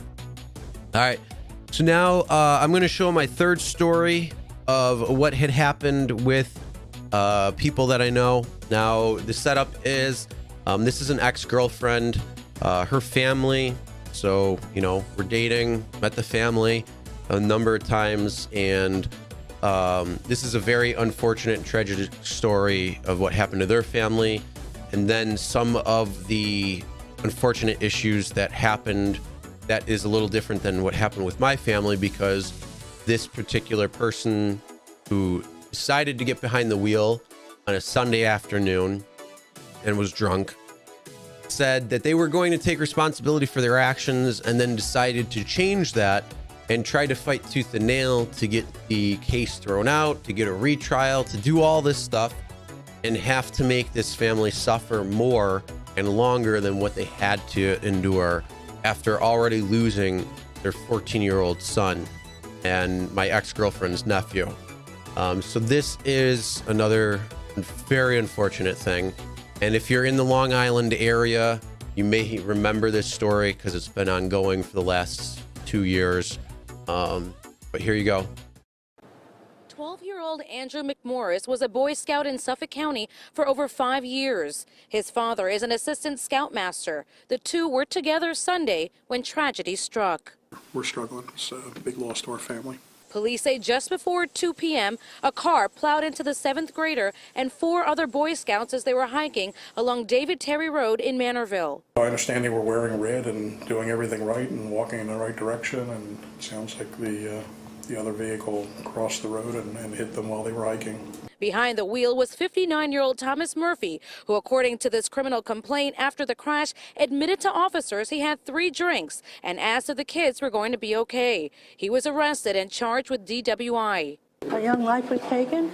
Others are injured for somebody that just made the choice to drink and drive. I'm not saying don't drink, but just don't drink and get behind the wheel. Scouts, out on Sunday afternoon.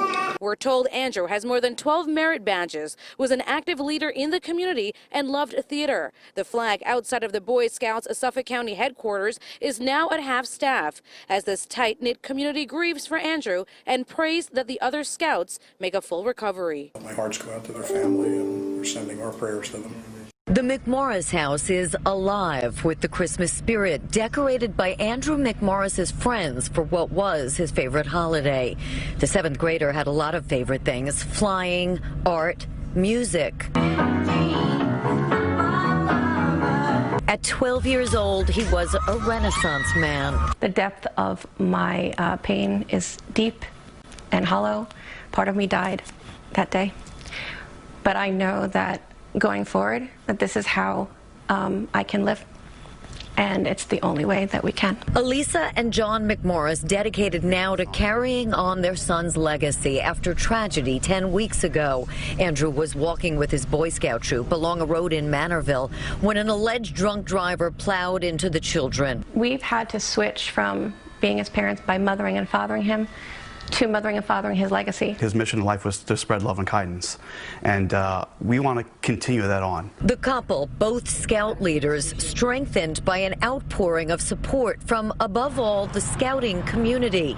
Boys like Matthew Sherman. We wanted to replace all the negatives and all the sorrows of the terrible tragedy that occurred with his unfortunate passing, with some positive emotions. Turning grief into good, raising $100,000 to build a camping lodge named for Andrew at the Baiting Hollow Scouting Camp.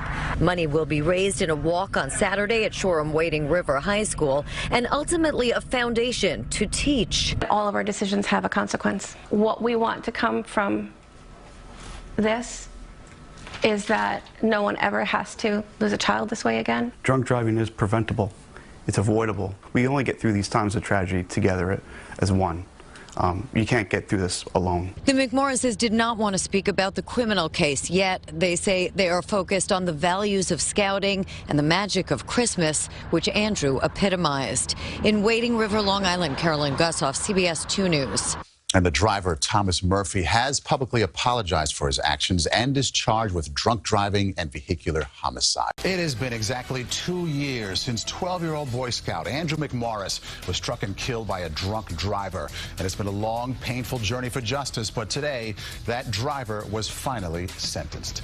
As we welcome you back here at 5:30, I'm Maurice Dubois. And I'm Christine Johnson. Andrew's parents, family, and supporters from his Suffolk County community were in court to hear a judge rebuke the driver before handing down the maximum sentence. CBS 2's Jennifer McLogan is in Riverhead with more. A Boy Scout community shattered, a family ripped apart. Ironically, 2 years to the day that the 12-year-old child was run over and killed, the drunk driver responsible was finally sentenced. Following months of delays and allegations unproven of jury misconduct, Thomas Murphy got the maximum, 8 1/3 to 25 years in prison. The judge was biased against Mr. Murphy from minute one. Murphy had been out on bail for the past 2 years. A jury found him guilty in December of 2019 of boozing with vodka at a golf club, and despite protests of friends, climbed in behind the wheel of his Mercedes SUV, left the road, and plowed into the troop on a 20-mile hike through Manorville. Hi, my name's Andrew, and we're playing Summer Over the Rainbow. Andrew McMorris, a bright light in the Wading River community, his intellect, spirit, humor, talent, and dreams highlighted in victim impact statements by friends and scouts and relatives, so emotional that multiple breaks had to be called before his mom and dad described the final moments of their only son's life. As his body grew cold and the doctors could not save him, parents washed his body to prepare him for the morgue and place the child into a tiny body bag. Injuries so severe, his organs could not be donated. We have a life sentence we have to learn how to live with, but we're going to carry on in honoring our son. And hopefully we can make some change with the drunk driving laws. As Murphy was handcuffed and taken away, his wife cried out, "Tom, Tom, hang in there." She asked to hug him and then fainted in the hallway. The judge said he prays the McMorris family can now begin to heal. From Riverhead, Long Island, Jennifer McLogan, CBS 2 News.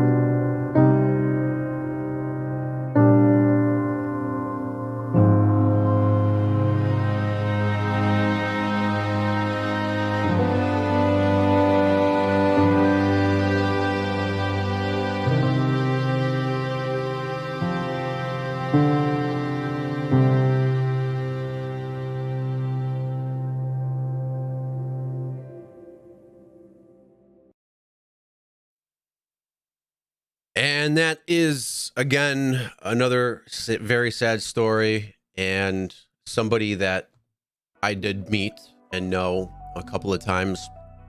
Great kid, really good kid. You know, he was, I don't know how to explain it. He was just a really cool kid from the few times I did meet him. And really unfortunate story of what happened. Very sad. Because again, they were out hiking on a Sunday afternoon, Boy Scouts, and, you know, some dum-dum got behind the wheel after even friends pleaded not to. And he's like, "Oh, I'm fine. Yeah, I'm okay." And now, you know, it ripped the family apart, and they were very, very close. And they were, you know, always enjoying each other and having a good time. And 2 years later, they're still feeling the everything, and the family isn't the same. Like it ripped them apart, it tore them apart, and it's tough on everybody involved. And I knew that family very well too. So it's sad and tragic what happened. And then also the whole court case. I mean, you saw the defense lawyer. Oh, the judge was biased. The judge was biased the whole time. But, you know, when you say you're going to do something and you don't follow through, that just makes you a complete asshole. And trying to say, oh, the jury was hung, or the jury was swayed, or there was jury manipulation or something like that to try to get a new trial and say things like that, it's not good. So, you know, I'm glad that they were able to get a sentence, and they were able to finally get everything, and the judge threw out that saying that the mistrial, because it wouldn't have any effect and things. So that's good. And now the family can kind of hopefully put things behind them and move on. Hopefully get back to what they were in terms of, you know, the closeness, the close-knit family that they had once before, and always keep his memory alive. So they're doing a lot of different things. You know, they have a walk for him every year, the last 2 years. They had a gala, a lot of different things. So I hope that they're able to get things like that done to help with his legacy, and just be, you know, become a symbol for the reasons why you don't want to get behind the wheel after having something to drink or anything like that. No, it's not snowing. You guys can keep the snow. Enjoy it. I don't want it here. Age is only a number. At some point it does become a problem as you get much older. Not necessarily. I mean, no, not really. It's only if you're bothered by it. But it's really up to you and that person. Oh, I'm glad I sent the snow, if I did. Beacon, it was earlier. It was coming down. It sucked, but it's not snowing anymore. There's some on the grass that I have right here, but other than that, there's nothing more. So I don't know if you got any where you're at there, Beacon, but we got a little bit over here. Not happy. Ugh, I don't like snow, especially not being November 1st. I mean, the last couple of years we got lucky because we haven't had snow until like December, January at times. So it's like, oh, come on. I just want to keep it warm. Like, where's global warming when you need it? At least in that case. But yeah, again, so those are 3 stories. Again, one with my family. I'll probably share that video in a little while. For anybody who hasn't seen it yet, to share my family's story of what happened that started everything, being in 2012, and really what happened. Yeah, I'm in New York. I'm in Buffalo. So I'm right near Beacon, not too far, about 20-25 minutes from where we are to each other. And yeah, so I'm going to probably share that another time in a little while to what happened with my family. And that, like I said, really spawned it. That's really what brought it home. And that's where my conviction of never having somebody I know get behind the wheel if I'm there and can stop them has happened. And it only strengthened that because I've always been doing that beforehand, but it really made me do it after the fact, even more so, and became really adamant about it. And then 2 years ago with what happened with Andrew, and this was just after I started the channel. So it was something that, you know, I continued making sure that, you know, bringing up some sort of drinking and driving and always drive sober type campaign was always within the mission of the channel. Always had that built into it from the beginning, and again strengthened it a little bit more when news of what happened to Andrew came around, and continued as the last 2 years, because the sentencing just came out in August, I believe it was. So yeah, it took a while. Or I'm sorry, no, wrong. It came out in October. It was just a few, like very recently when it happened. Or I'm sorry, in September. Oh my goodness. When it had happened, because it was 2 years almost to the date when he was sentenced to when it actually happened. So yeah, it was pretty crazy. And then same thing with what happened last year.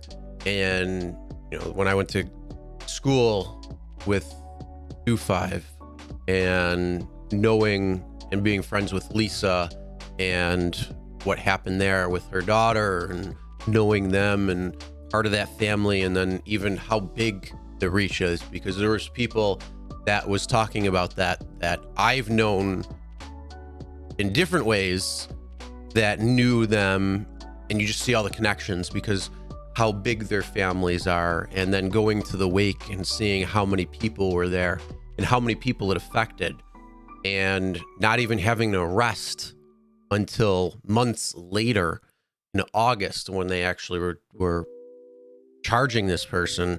And, you know, I don't think anything happened with the court considering yet until sometime this month. I actually have to find out, or talk to Lisa and find out the rest of that. But yeah, it's insane what was going on when it comes to it. And again, those are all personal experiences of people I know that lost their lives due to people who decided to get behind the wheel and drink beforehand and then continue driving when they shouldn't have. And it's horrible. So yeah, that's again the last story of the 3 that I had. And I hope and pray that I never have to have another story, that I never have to hear another person. But unfortunately, unless we can get to more people and, you know, share it with more people and continue that, then it's still going to continue happening. But I hope that we are able to get to a point where we don't have to have that happen anymore. Have I watched Wheel of Fortune? Yeah. I mean, who hasn't? Wheel of Fortune, Jeopardy. Oh yeah.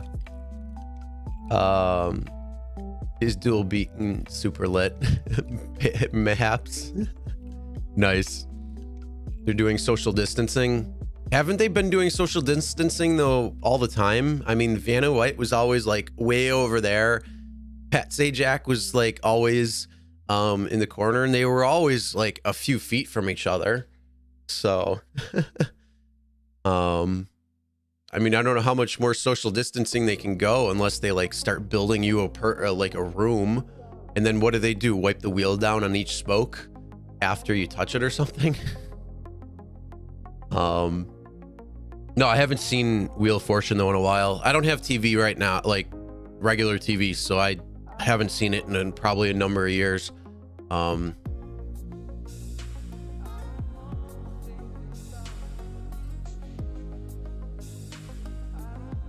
But yeah, it's the 8-ball. You gotta ask it a question. It's not gonna do anything if you just say 8-ball. The contestants use white tubes to spin the wheel. Oh my god. All right, well. All right, that's new. That's interesting. But at least things are kind of getting back on shows and stuff like that. Hopefully I'll be able to see on Hulu, because I got that. So anything that comes on the next following week or days or whatever it is, I can see. I don't know if Wheel of Fortune's on anything though. Should Dual Beacon call it? I don't know.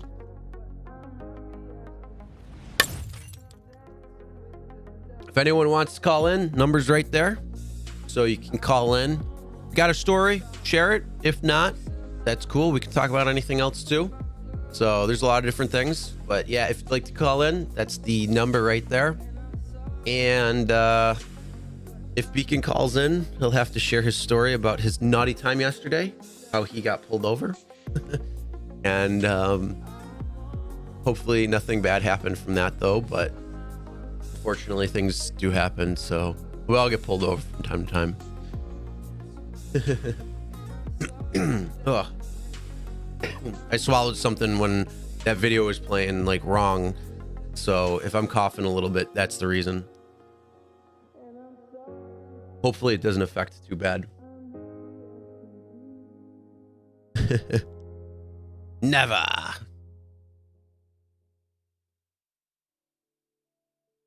Oh yeah, you can't put the Mr. G, if you want to ask a question, it's just exclamation point 8-ball and then the question. So there's no like comma or anything like that, or space, because otherwise it won't work then.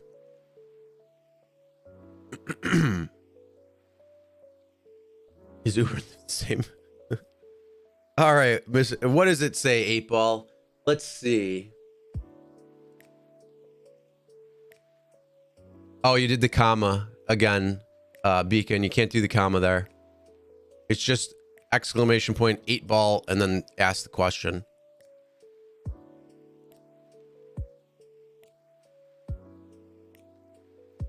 Oh. I guess that puts that conspiracy to rest.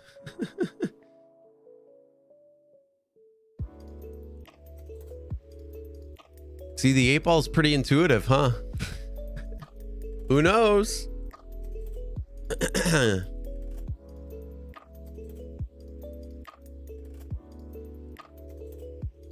But anybody can call in too. So we got a number of people watching right now. So if you want to call in, you can. More than welcome.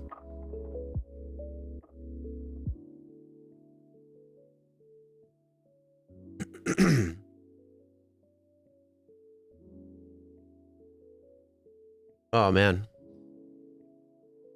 where are we at? 15 hours and 40 minutes. Dang, he's busting a good rapper.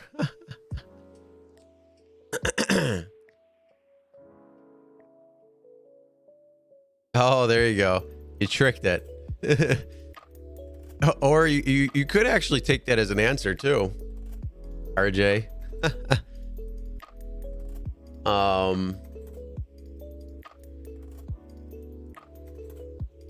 Yeah, what's the story, Beacon? Is Dustin a good rapper? Could be.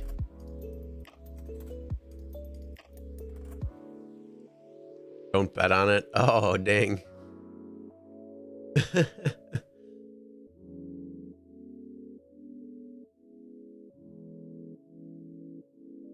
Oh.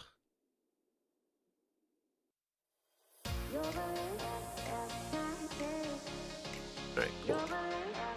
Guess he's not calling in. Yeah, I don't know. I guess we'll see. I mean, we still got a few hours left, so he might. I mean, who knows? Because we're going till like almost 10:30 in the morning, so it's another 8 hours or so, 8.5 hours. Almost.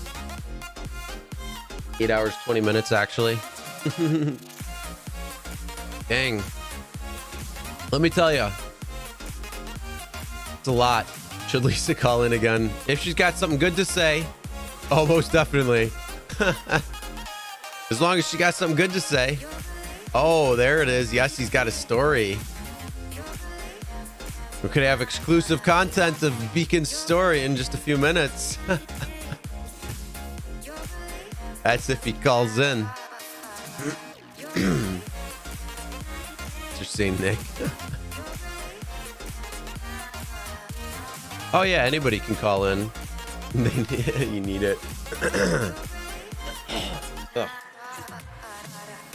I think it's with all the talking and I swallowed wrong, so it's like, oh. There's no 8. I don't know if that'll answer it.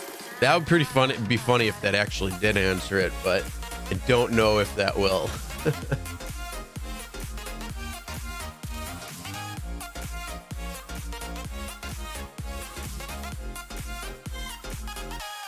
Yeah, I didn't think that would. Oh, Donnie, what's going on? How's it going? Just coming in on hour 15 and 40 minutes. So, been going pretty strong.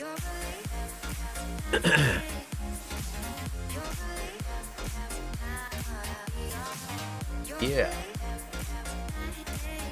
I don't know. That could be taken as a yes. That could also be taken as a, maybe. Is Dustin a good rapper? Don't ask that. Oh, wait, no. Is Donnie super lit? Don't ask that. There we go. Most likely he is a good rapper. No, that one was actually pretty good. I got to say, the video he made, that was pretty good. I was laughing when I saw that first. Once he sent it to me, I was laughing my ass off. I'm like, oh my God, that's funny. Super lit cake. Oh yeah, there you go. Call in. Mr. G's trying to get it.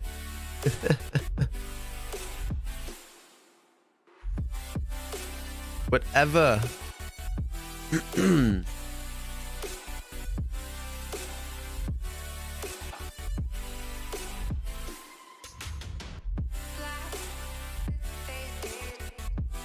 I only got 2 waters left. Half a piece that I had.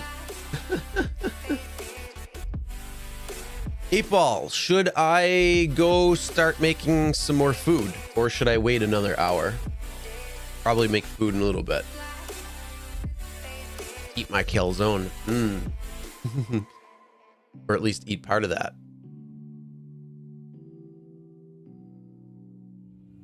At that point, yeah, I'll probably put on a quick video to kind of get it set up and then receive the speeding ticket.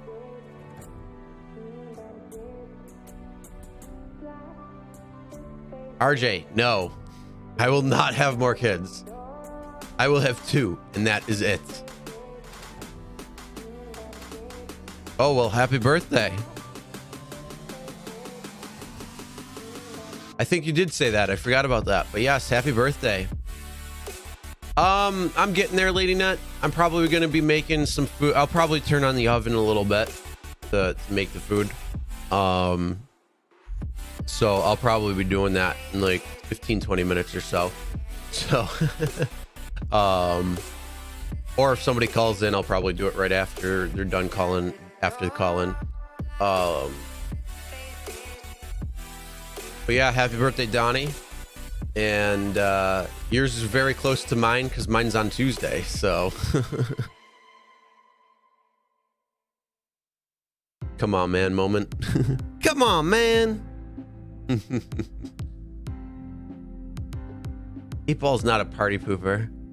8-Ball's got this shit. 8-Ball knows. I'm telling you, it's some of the things that I've seen people ask it over the last couple of months that I've had it. It's actually really funny. So it doesn't party poop. It makes it funny. Outlook good. There you go. Beacon. Your birthday. Yeah, it is. This year it is.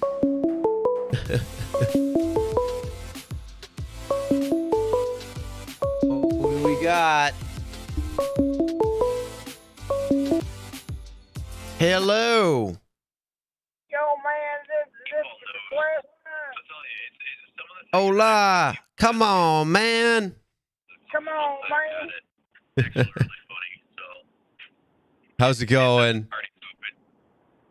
Man, I'm just getting through driving. Oh, nice. Yeah, Heading home? Yeah, I'm headed home. It's my birthday. I'm just to go get some nookie, man. Well, happy birthday. Nookie and then milk and cookies. Are you going to get some Oreos? Yeah, Oreos, man. Nice. So, hey, have you ever heard of an auto drive from Uber? Are you talking about the auto accept? Yeah, you just switch it on and you go about your business. Yep. Yeah, that's something new. Do you like it or you don't like it? I think it's a good concept, but I don't like it personally because I will deny rides based on being too far away or if it's like 20 minutes away, I'm not taking it. I don't want to auto accept it or anything like that. And then also if their star rating is a little too low, I'm a little leery on if I'm going to accept that or not. So I like being able to accept or deny rides versus doing an auto accept. Man, I must live in a perfect rideshare world because I have 98% acceptance rate, and I've never I got zero, a big goose egg for cancellation. I never canceled a ride. So, I mean, that's just crazy. I mean, I guess all markets are different. It's just weird. Mm-hmm. But it's just weird that you can get out. I mean, my motto is 8 hours or $100, like Monday, Tuesday, Wednesday, Thursday, like the off nights.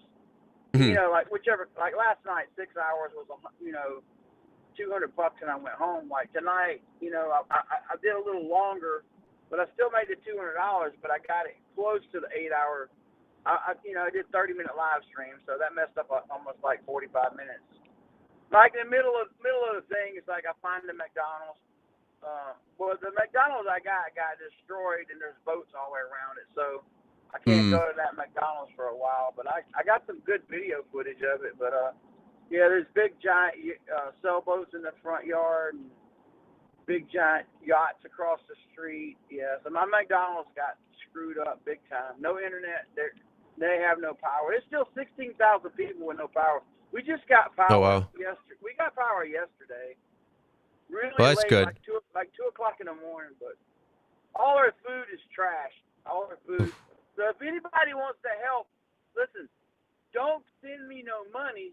Just go to GoDonnie, COM on eBay, and I got 150 shirts on there. They got 150 different designs. So something ought to appeal to somebody. Just go buy a shirt for $3, and then the shipping is like $5. It's usually under $10 to buy a shirt, and you'll get it delivered to your door in like 2 or 3 days. Yeah, just bid on the shirt, and put one on there for Beacon. We're trying to help his speeding ticket. It says innocent bystander on the front, innocent bystander on the back. So the high bidder is going to get that, but that money's going to try to go to help his ticket. So, but hey, I appreciate what you're doing, and I'll put up a shirt later on tonight that they can bid on, and I'll tell you which one it is. When I get home, I'll put up a shirt, and it'll be Mothers Against Drunk Driving. So whatever that shirt brings, I'll donate that money to your cause. Okay. Okay, cool. That's cool. But other than that, man, happy early birthday to you. I mean, I made it 59 years, man. I'm trying to get to 100, so my expiration date's close. I got another 40 years to go. But Well, that's good. I appreciate you having me on, man. That means a lot to me. It means a lot to be in a community where people can. I mean, I know I'm in a crazy community of the bottom of YouTube. If people hadn't checked that out, it's a whacked out community to be in. But I'm a drama guy. I'm the uber drama stories for that channel. But that's a totally different world. You got the drama community, you got the uber tuber community, and you got the trash talking community.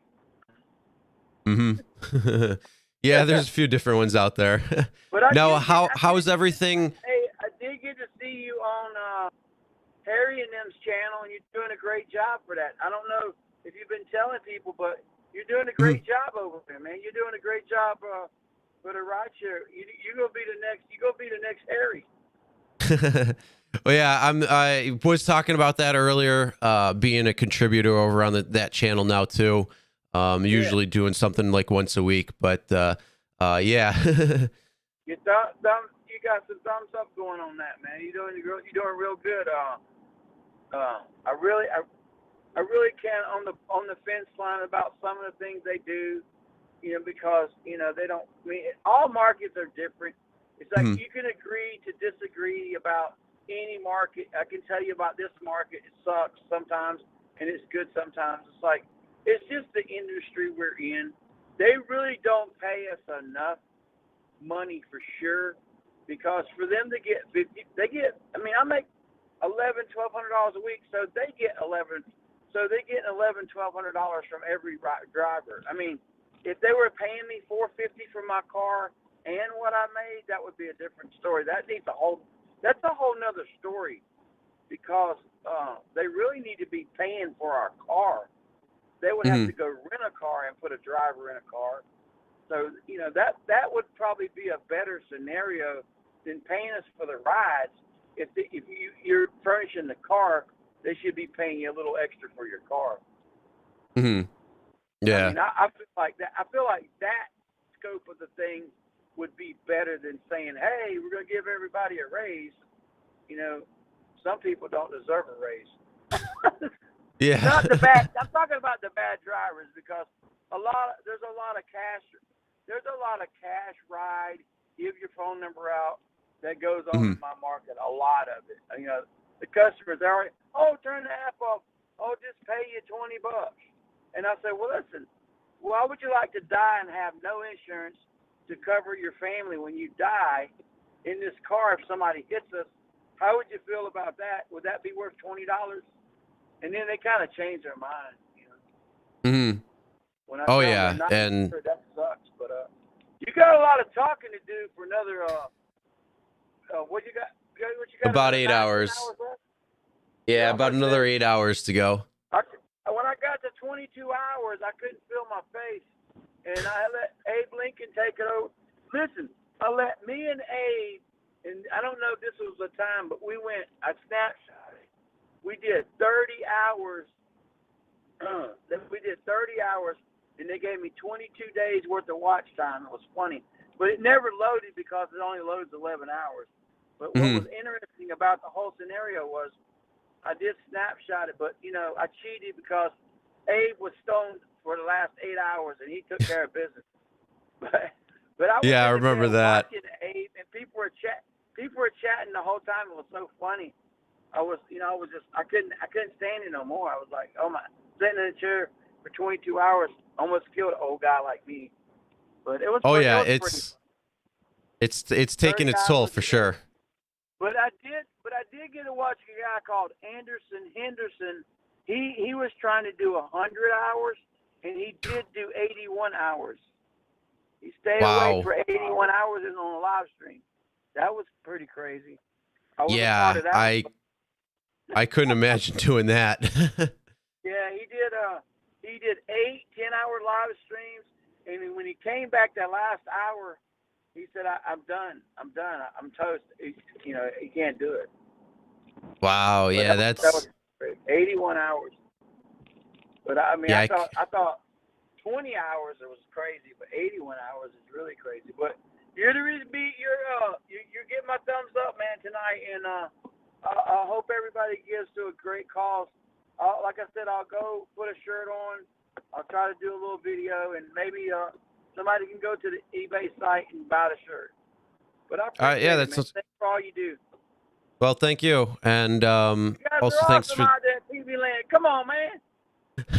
Now, Donnie, I got a quick question for you. How's everything with the house and everything that just happened? Everything all good?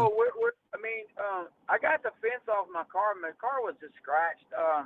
It actually laid up against my car, and one laid on my. It was at the end of my last Halloween video. I showed the outside of my house. It was like a 10-foot fence that come all the way and slammed against my house. Other than that, I'm not even gonna file it on the insurance. I lost some shingles, but I'm gonna just do the work myself so my insurance won't go up. I'm not filing nothing. I'm just gonna get it fixed for myself. It's only like $300 to repaint one side of my car, and I'm not gonna worry about it. It's just some scratches, basically. No glass broken, and we just lost everything in the refrigerator. I mean, food. I don't need food anyway. I'm too fat already. But we cooked out every day for 3 days. Everybody got real close. I had to reprime my well because I forgot to cut the breaker off to my well, and the water went down the well. So I had to reprime that. I had plenty of water to do that. So other than that, and my 2 hot water heaters, I had to change the heating elements because when they turned the power back on, the water drained out of the heating element. So that was the only major expense. Other than that, man, we survived. And like her mother's in her 80s, and my mother-in-law lives with us, and my wife's already a heart patient. So I had 2 heart patients and having to deal with this COVID and all that. But the government gave me a great 6-month vacation, and I don't know many companies. I do got to respect Uber and Lyft for this. I don't know many companies that you're out 6 months. You get back in the car, turn both apps on, and go make, $1,400 your first week back.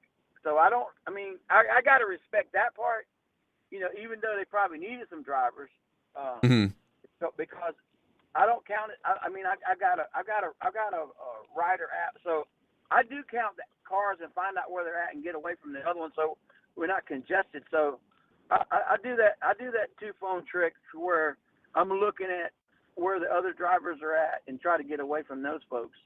But this market is all short trips. It's not real crazy because there's so many drivers that they can really service the area pretty good. But I think longer you stay on the platform and the higher your ratings are, the algorithms work for you as getting rides, because I will get a ride like at the Hard Rock, and there's 3 cars sitting right across the street, and I come a mile away right in front of those 3 cars to get a ride right from up under them. So that's really weird. So it doesn't always say closest to, but it kind of puts you in like a, you would say, an airplane, like when you go, like not airplane, but like you go to the airport and you sit in a lot, you're next, you're next, you're next. It doesn't work like that. They put you kind of like in the best of the best car first, and then this guy, and then this guy, and then maybe the rookie guy that just signed up, he gets the leftovers. So yeah, that's kind of like what's going on. Other than that, we're cool, man. Everything's hunky-dory. That's good.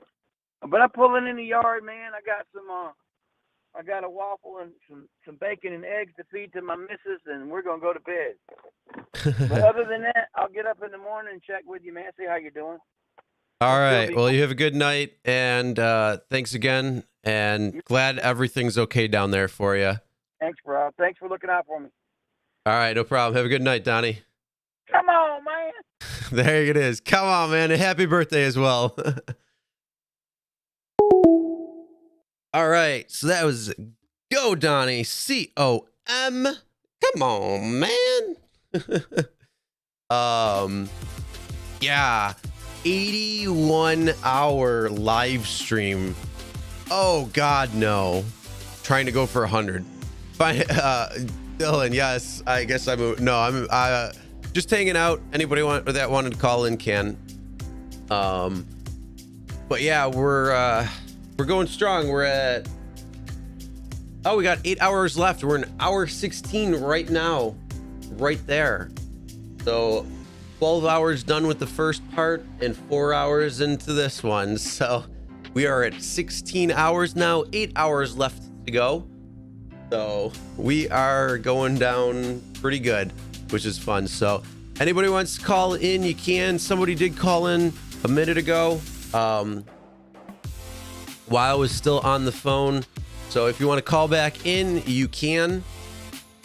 And right after that, yeah, let's turn this into an 82 hour. No, pass. No, I don't have time to be able to do that.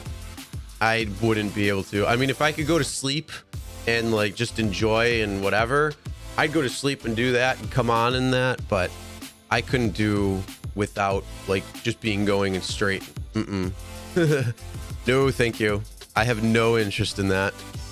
Again, I want to do the 24 hours. I want to push through. A lot of people have been watching for a long time. I wish I could see like watch times of everybody to see who's actually, been here as long as they've been time wise, but unfortunately they don't have that. So that would be pretty cool to see though.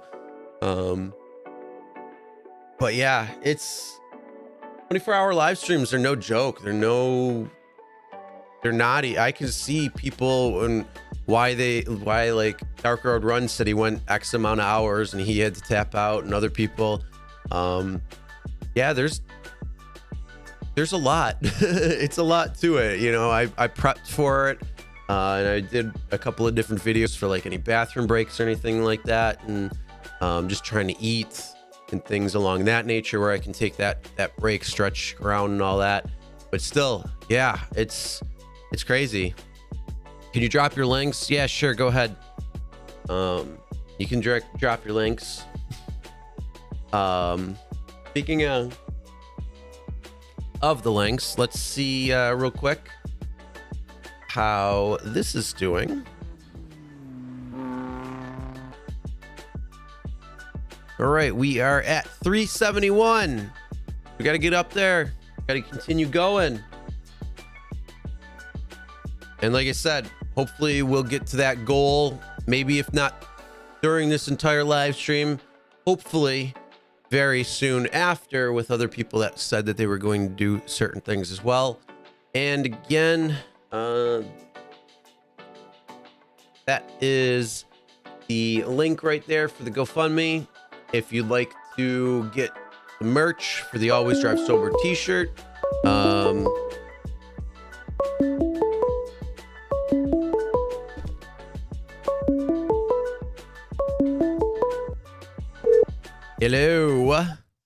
Yes, this is Uber CEO Dara Khosrowshahi here. Oh, hello, Dara. How are you? I've got a bone to pick with you. Man. I just want to say, I just heard from my good friend Harry the Rideshare guy that you're doing a 24-hour live stream challenge to raise. I am. That is awesome, man. Well, thank you, Dara. Can I get a raise? Well, actually, we might give everyone a raise at once. California.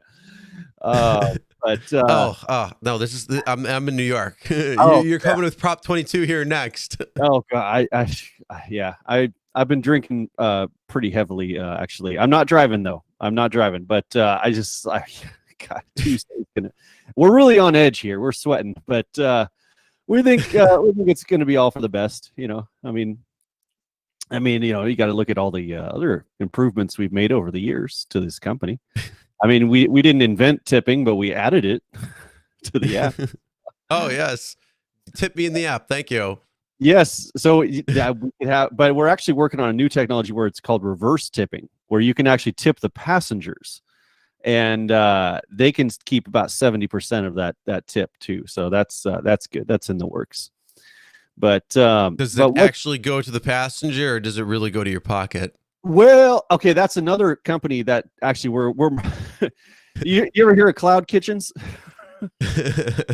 Well, Travis got this crazy idea for like these portable kitchen things.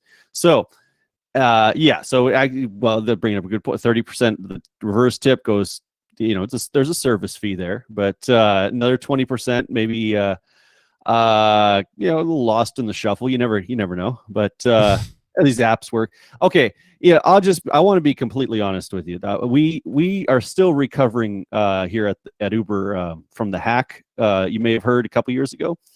We did PayPal them the $250,000 to get back our password, but apparently they kept some admin loopholes and stuff like that. Have you ever seen War Games? It's kind of like the Joshua computer in that movie. But so we might have a little problem with some certain updates there, but they're in the works though. But we love what you're doing though out there, and we just gotta say, like, man, that 24 hours, man, 24 hours.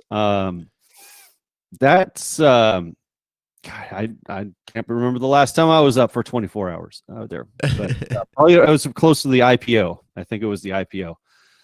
But yeah, the nail biter when you weren't sure if the stock was going up or down. Yeah, that's true. God, I mean, I was afraid Zoom was going to call me, but now here's the question: to protect yourself, are you going to pull out of California like you did your wife? I did. So what's this hard? What is this? 2020? That's cutting to the chase there. Well, yeah, we're on the run, as we say. But, we like to diversify out here. We are. Rumors are. I could say that we are in talks with purchasing Tinder, merging. We're actually moving. We're merging Uber. We're bringing back Pool. But it's more of like a dating service rather than a ride share service. So it's going to have a same name, different game. That's what we like to say around the office. But yeah, so Pool's coming back, but it's going to be a little different. So, and there's going to be what's called the deep end of Pool. But there is but yes. Boy.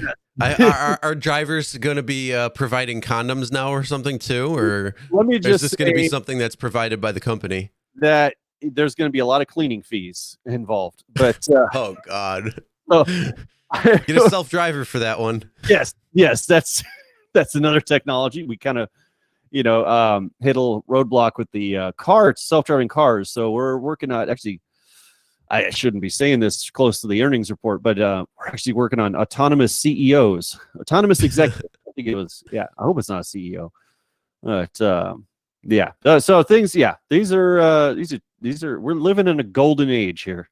I mean, aside from the fact that there's this mass pandemic, and but which semantics. It's they'll get I mean, it's when they said quarantine, I got to say, like, my life didn't change that much. So yeah. Well, are you quarantining on your boat, or are you quarantining on in your multi-million-dollar mansion? I'm actually I'm on the International Space Station right now. Well, we're making a really good call then. Yes, that's pretty good quality. Yes. I'm looking at new markets. Let me tell you. Is this going to be Uber Space? Yeah, it's Uber SpaceX, actually. Okay. Are you working with Tesla or no? Because I'd love to get a Tesla discount from Uber. It's true. Once we get that electric space shuttle down, that's going to be Then, but there's going to be referral codes for that. So, all right. Of course, they're going to be in Tesla stock, but which isn't too bad sometimes. He's got kind of a crazy side to him. Mr. Elon, Mr. Muskie. Yeah. But but it definitely this I'd like to take all the credit for lowering DUIs in this country, but with our service, but our lawyers and the public says that, and I agree with it. It is up to the driver. It is thanks to the drivers out there who made that. Oh, well, there you go. Finally, finally saying thank you to the drivers. Now do right by them by giving them all a pay raise. We're working on it. We're working on it. We got to learn how to move the decimal point around. But you're moving the decimal point the wrong way. You got to add it. Let me tell you, there's a 3-body problem to this. That's a little sci-fi reference. But what's that, honey? Oh yeah, I'm talking to Chris. Real rideshare stories. Yes. Yeah, that is posts the dash cam. Yeah. Yeah, no, that's right. Yeah, she's a fan, actually. Oh, okay. Is that because of the other video I made? that was she misses, actually. She was a fan. She thought it was, she loved the collabs with you and I think it was, his name is Dustin. That kid. So Dustin is driving. Dustin is driving. Yes, Smakovich. That's Smakovich is driving. That's right. The one who's always talking bad about Lyft. Yeah. Well, yeah, shoot, they shot themselves in the foot, man. Like John Zimmer, man, that guy. He's split personality. Yeah, actually, he and John Zimmer are actually clones. So most people don't know that, but you ever see that movie Twins? It's like there was one that was Arnold Schwarzenegger, and the other one, the rest of them was Danny DeVito, there was the leftover stuff. So they're both actually the leftovers of Jeff Bezos. So Jeff Bezos, there's some stories to be told about that guy, but he is from the future, and we have the same hairline now, so it's kind of nice. Thought that would have a connection with him, but still waiting to return my calls. But yeah, we definitely we love what you're doing. The world loves what you're doing out there. So you're making the sacrifice out there, and only 8 hours to go, man. That's and after that, are you planning on logging in, maybe doing a little drive? Can I convince you to do a little driving? Well, I'm gonna take a nice little nap. Of course. I think you want me to be alert when I'm driving. That's right. Well, okay. I'll tell you what. Or are you going to spruce up the promotions a little bit? That's what I was going to say. Like, what if we were to just like the last, say, 3 hours, you work the Uber support line. We could send some calls your way. It's just, we know how, hour 21 to 23 and a half or something. You could do. How about you send me the safety team? I'll take those. That's true. Yes. Got to make our own little drive. The deactivation line. Let me take that one. Or the false complaint line. Get him on conference call right now. Oh man. I wish I could call Uber support right now, but yeah. That's anyways. We got to make our own driver advisory board here. But so yeah, we're all big fans, and you're doing the Lord's work, and it's don't be afraid. Like laying down and streaming is don't worry, that counts. See, as long as your eyes are open. So just get comfortable. 8 hours. I'll get the clothespins and get them open and be like, I'm still awake. Just here, listen to Beethoven. Play some Beethoven. That's good, man. That is good. Well, this is Dara checking in down the road. Maybe who knows? We can get John Zimmer. I see if he's awake. I don't know. I'm more of a night person, but could track him down. But so anyway, Dara, what did you go as for Halloween? Gosh, what was your Halloween costume? I went as a tax return because I had one lying around. And my wife went as a refund, which is what we're probably going to get if Trump's reelected. Oh man, it's tough being rich, man. It's tough making $200 million a year. It's like, man, all that capital. Giving it away. Yeah, that's true. It's true. Again, like I said, you're coming to New York probably next. Well, actually Massachusetts. That's true. That's true. Oh man, yeah, I gotta go to more conventions or something. So yeah. Speaking of, are you going to give us drivers here in New York again another nice Christmas party? I liked that last year. That was nice. We were thinking of live streaming a Christmas party, but it's more of like, but that's a Zoom call. Yeah, no, I want food. That you want food. That's true. Last year was great. You got oh man, well. Oh yeah, I was there. I made sure I was there at that party. I got security now. We got to update that security. But as long, just we're fine. Just as long as you don't show up at our headquarters wearing a dinosaur costume or a chicken suit, then no, I won't be. We had some tough times with a certain smaller channel, much smaller channel. So. Oh yeah, that run guy. Road running. He's running. He's dark. Yeah. Although he doesn't do a whole lot of just videos. It's putting on the weight too. But it's clickbait. I don't know. I don't understand the lingo these days. Yeah, I mean, hey, it's all right. He's been talking about cameras a lot lately, so I think you're okay for a little bit. Just keep talking on the cameras, buddy. Don't make us work that restraining order again. So it's that guy running on the dark road. Yeah, that's right. He's been I know he's been a thorn on your side, Dara. Oh man, I'm surprised he hasn't shown up at your house yet. I tell you though, those protesters, you got to hand it to. I don't know how they found my address, but we had a good, nice little protest party this summer. An evil CEO lives here, I think, and then they left a bunch of balloons on them because you weren't even there. That's right. That's yeah. Touche. I was in my Southern California house.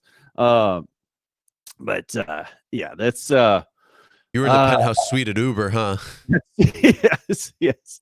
No, I've actually taken over the 45th floor at that building, and that is my home now. So they say just stay at home. I'm fine with that. I got a nice view, and I got all the food I want from Uber Eats.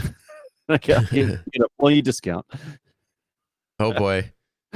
Dara, we got a question for you. Are you willing to take questions, or I can take one? I could, yeah, I could take. All right, what do you think of Tony Zhu? Tony Zhu. Oh man, that guy is. Let's see here. He's kind of like he's like the Bruce Lee of the app CEOs. He's got hidden talents out there, and he might kind of come off as, I don't know, maniacal, self-entitled douchebag, but for most of us, that's a real person. That, like, for him, that's just a cover. So he's got some things in the works there, Tony Zhu. And I think he's like partnering with Alibaba, or there was some retail giant over in mainland China that was going to do some. But I shouldn't let that slip, because actually I do own stock in that company. Well, does the SEC know that? Well, okay, there's insider trading and then there's outsider trading. So I figure if I just message you with the information, you could post this. But we're not live right now, are we? No, it's just you and I. Oh, okay, good. Stream can't hear it. I'm playing a video. That's what I thought, because I know you take breaks on there. So, all right, let me tell you about Travis's sex life when he was. Oh boy. So, Travis, man, they call him TK around the office, but man, that guy. Wait a minute, how come your lips on? I'm watching the screen. That doesn't look pre-recorded. I gotta go. Okay, forget everything I just said. But, hold on to that Uber stock, folks. It's going to be back. Give it 48, 30, 20 hours until the election. But, so, anyways, thank you very much, Chris, for spreading the word out there. And, of course, Dara. If I could donate, but I don't have. They don't let me access my bank account anymore since I made that. Since I bought all that Lyft stock a couple months ago. Oh, I thought it was because you bought those balloons. That was another. Well, we're starting a new cryptocurrency with those. It's called Balloon Coin, but yeah. So that's in the works. We got ideas, man. We're not just about cheap rides and exploiting drivers.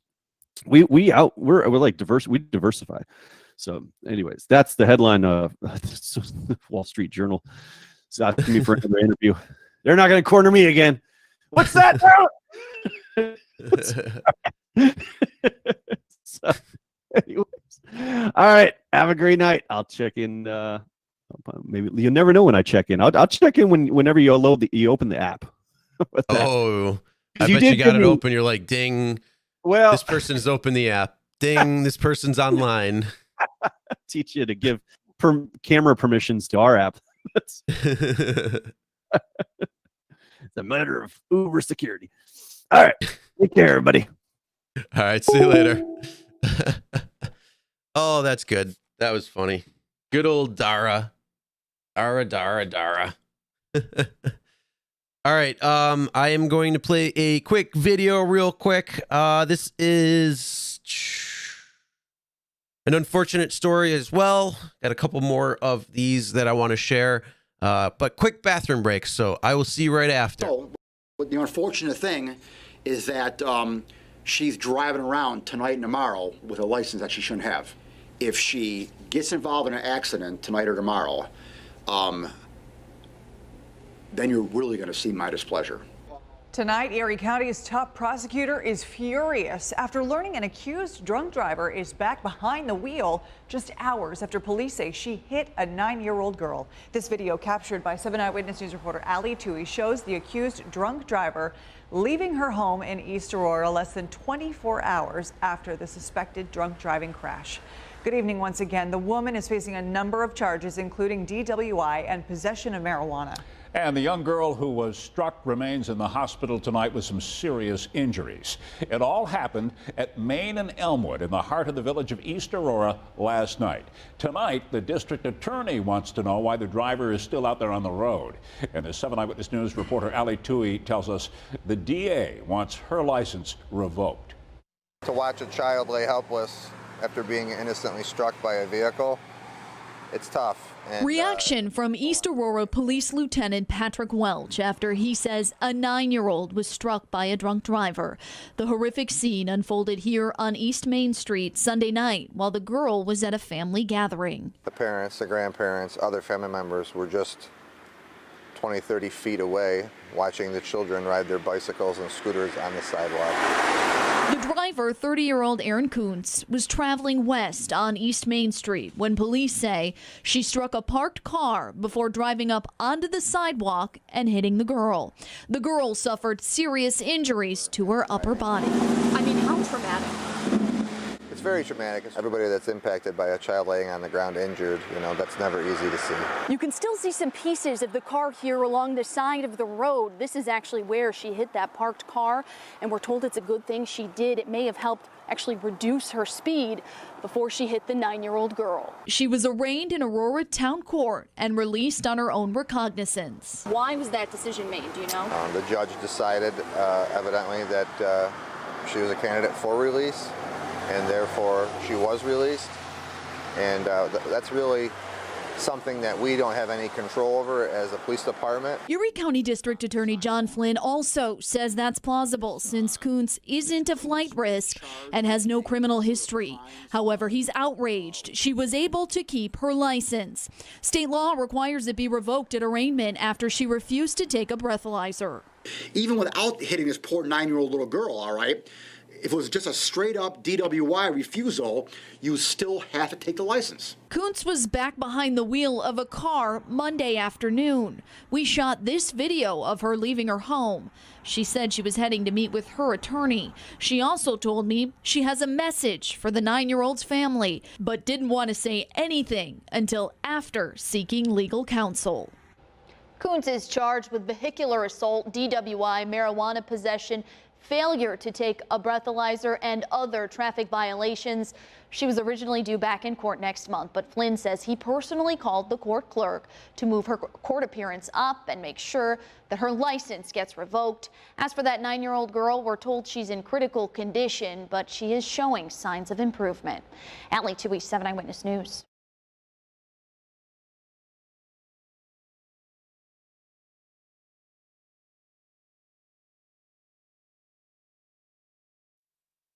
All right, another unfortunate story of moron getting behind the wheel and hitting a girl.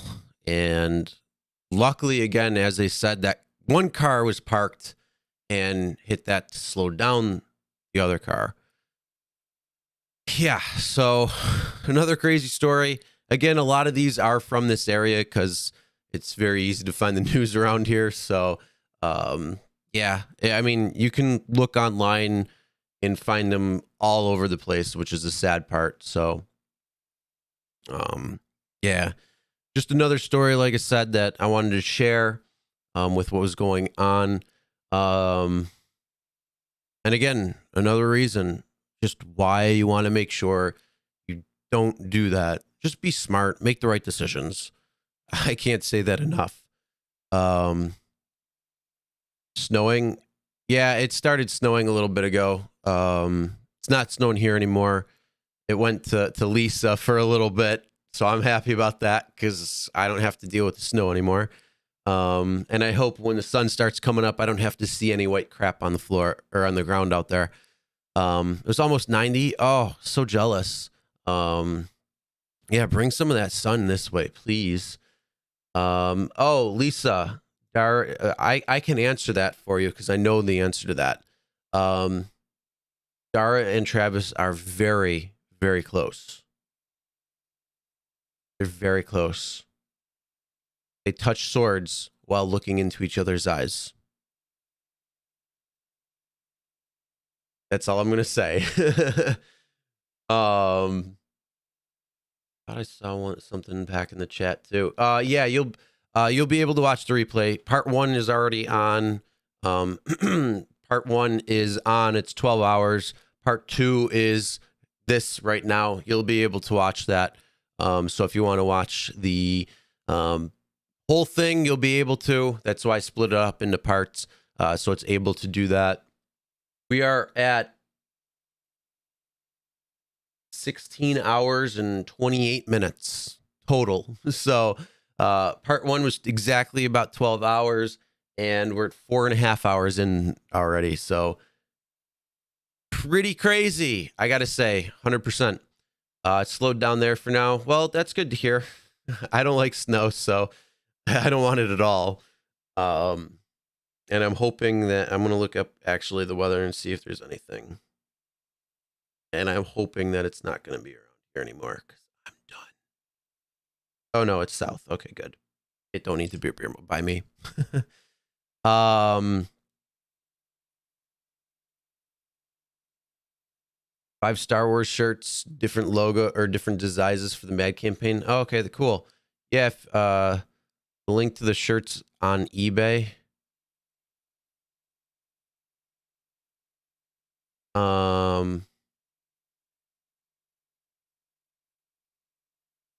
No, I think you're talking about. Can I find that link? I mean, I don't know. Donnie, you can post the link. You're a mod, so you're able to post it. I'm not sure what the link is, or even where to like find it, or what to search on it.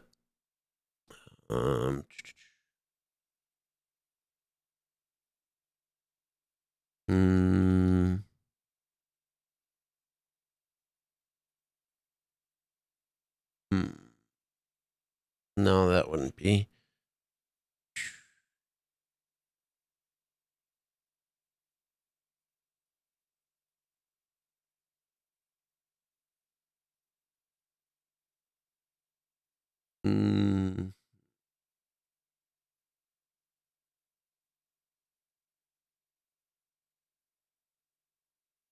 Yeah, I don't know. I'd have to have to know it. Trying to find that this way. I don't know. So Donnie, yeah, you could post that link if you wanted. And then, or if somebody else knows what the link is or whatnot, can post it as well too. So I'm not sure. Had a pretty busy weekend. Well, thanks. Yeah, it's a lot so far, I gotta say. You know, it's there's a lot going into it. But yeah, I'll just say it's a lot. Yeah. Trying to talk that much and come up with things to say and stuff like that. Luckily I have some videos that I can do things. Probably going to make a little bit of food in a little bit. Get something quick to eat. And got my calzone, or at least part of my calzone, that I'll probably eat half of it and enjoy for a couple more hours to go. Because,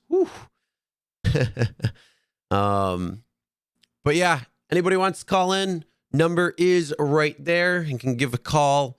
You got a story or anything that you want to do or share or whatever, you can definitely call in. We can talk a little while. Maybe Dara will call back, or maybe Joe. I'm not sure. It sounded kind of like Joe. But maybe Harry will call in. Who knows? There could be a lot of people who could call in. I don't know.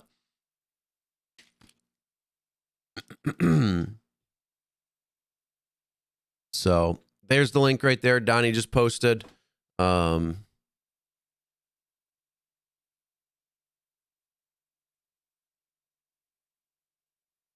link in new tab.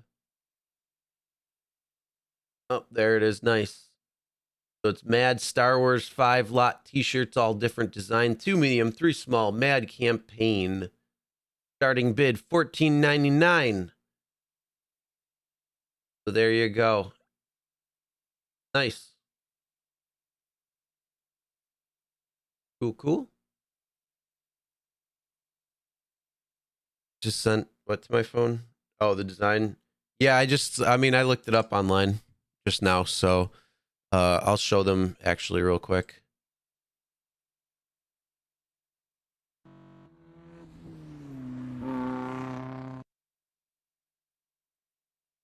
That's them right there.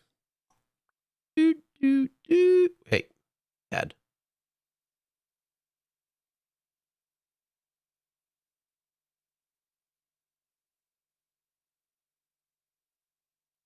So if you are interested in that, oh, look at that. Donnie's got a 98.4 positive feedback.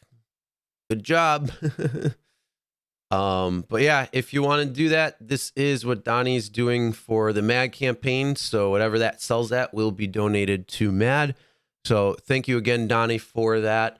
And yeah, if anybody's interested in this, there you go. The link is right there in the chat. You can check it out and place a bid on it if you'd like.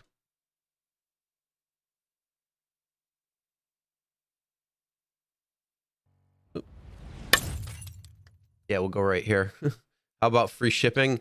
I think you saw, didn't you put, I don't know what you put on there. What, 470 or something, 480? I don't even know what it's at. Shirt shipping said arrived November 12th to 14th. Oh, for what you bought? CNC? Nice. Yeah, they're usually pretty good quick turnaround, so that's pretty good. For the shirt above. Yeah, for the Always Drive Sober shirts. Yeah, Teespring is pretty good with that. They're usually pretty good. I haven't had any problems with anything too long or anything when it comes down to it. The only thing is, if you were like looking for a specific time before Christmas, you got to buy a certain date. Otherwise, you're done. You won't get it until after. But that's one thing. So yeah, anybody, like I said, if you'd like to call in, say hello, hang out for a few minutes, you can. In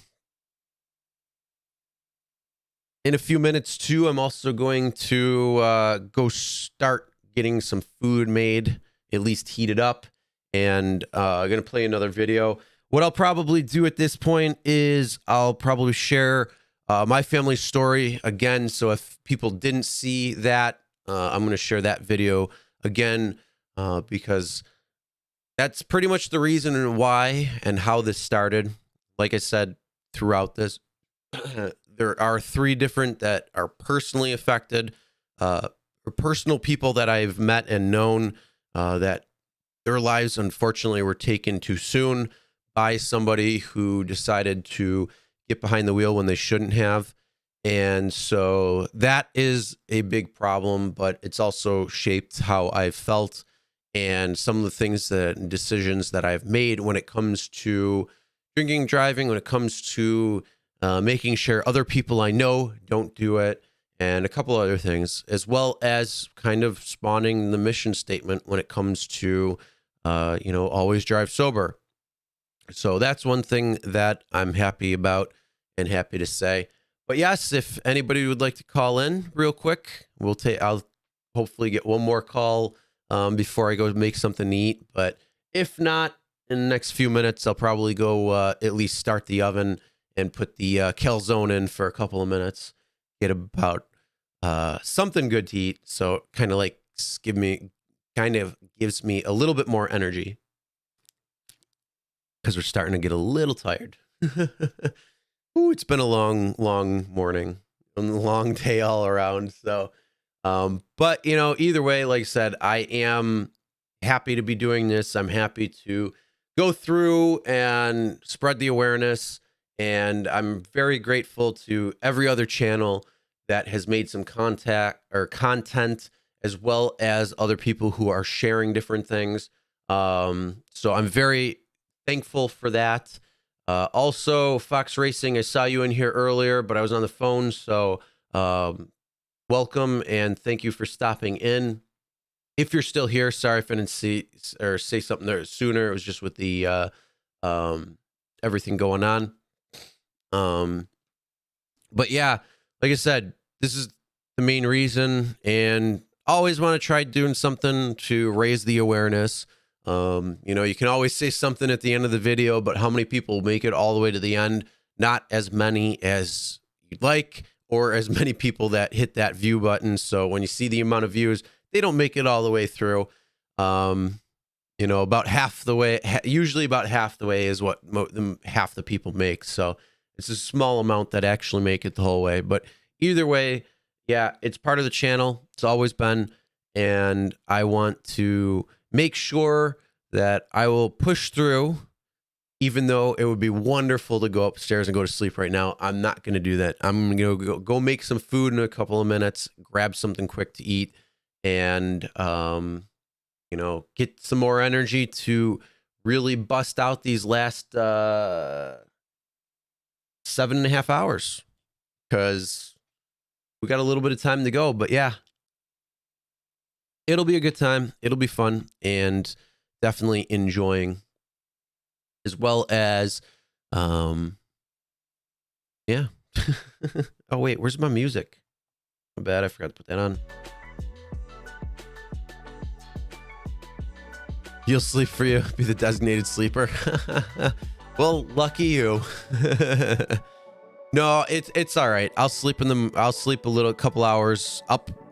Pretty much actually when I end this, after I'm done, I'm going to try to work out. I can. Yeah, we're here with me.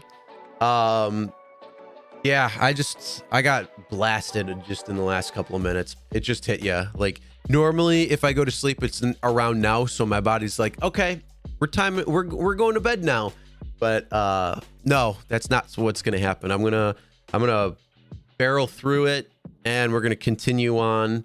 I know, yeah, it's tough, let me tell you. So if anybody is thinking about doing a 24-hour live, go ahead. If you can, make sure you can. If not, if you got to tap out for whatever reason, hey, I get it. So yeah, it's different from, staying up for 24 hours and doing that, because I've done that many times. I've been up for 36 hours and that.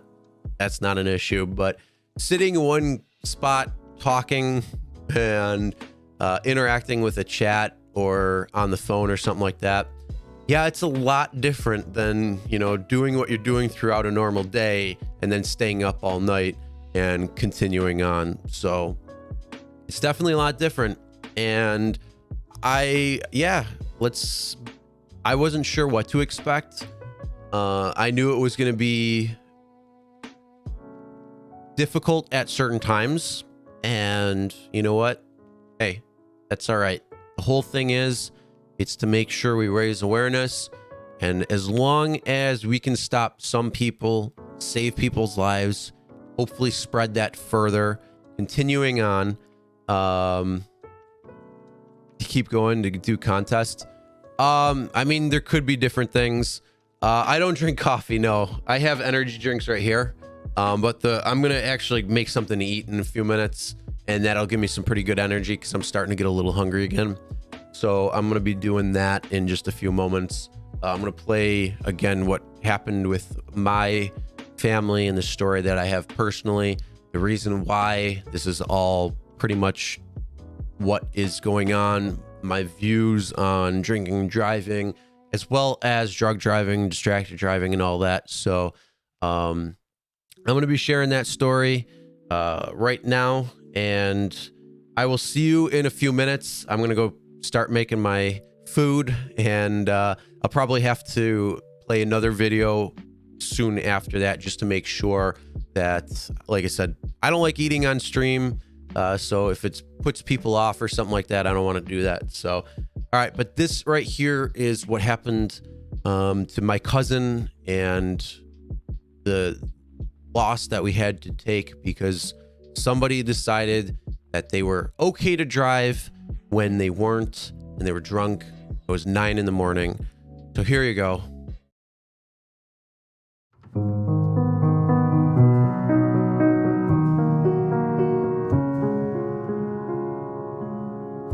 We're learning more about the victims this noon. Denise Hine, the mother to 7-month-old Bailey, is in the hospital recovering and expected to survive. Her lawyer also tells us Bailey has an older brother and sister. And as you'd imagine, the entire family is devastated by the loss of Bailey. It's a story that stirs heart-wrenching emotion and frustration. A 7-month-old baby killed in a car accident. Her mother clinging to life in a hospital bed. The driver crossed into the eastbound lane. Appears as though the driver of the second vehicle tried to avoid striking that vehicle, and that vehicle did in fact strike the one with the mom and child. Denise Hine is expected to recover from her physical wounds. Her lawyer describes them as severe, but the loss of her youngest child, 7-month-old Bailey, will be much harder to recover from. It's horrendous. It's terrible. Any time of year, it's just awful this time of year. The driver of that vehicle that crossed over the line, 25-year-old Danielle Kellogg of Brant. She's charged with DWI and vehicular manslaughter. Frustration from other victims of drunk driving is mounting, especially when news spread from the Dunkirk Observer that Kellogg was also charged with DWI 3 years ago. The sister of Jocelyn Elberson, who was killed in a drunk driving accident just a couple of weeks ago, writes on Facebook, "What is it going to take to get stricter laws and harsher punishments for those that choose to drink and drive, especially when it's their second, third, fourth, or fifth offense? This is horrible for that innocent baby and their family. And 2 weeks ago, for my 25-year-old sister Jocelyn and my family when that motorcyclist took her life in Amherst. I pray for their loss." And Bailey's parents released a statement last night saying, quote, "She was the best baby on the face of the earth. She was perfect in every way. We are devastated and can't imagine what life will be like without our Bailey." Meanwhile, Danielle Kellogg is behind bars at the Erie County Holding Center with bail set at $20,000 cash. She'll appear in Branttown Court on Friday at 4 o'clock. The Chautauqua County Sheriff's Department confirms Kellogg was previously charged for DWI. At that time, she also failed to stay in her lane. Reporting live, Emily Guggenmiss, News 4 Noon. This don't just happen to anybody. Things like this happen to people who don't have a great regard for others that are using the road. really a tragic toll. Bailey Dion will never go to kindergarten, graduate, get married. Blue-eyed baby girl was killed when Danielle Kellogg decided to drive while she was drunk and high. And today, Kellogg faces a maximum of 15 years in prison when she's sentenced. News 4's Brittany Smallwood is live for you outside the Erie County Court. Britt. Diana and Jordan, in just a few hours, Danielle Kellogg will learn what price she'll have to pay for driving under the influence and taking away a precious young life. This force caused the hind vehicle to split into two. The rear of the vehicle, where the baby was secured, came to rest 30 feet away from the point of impact. Danielle Kellogg pleaded guilty to first-degree vehicular manslaughter in March.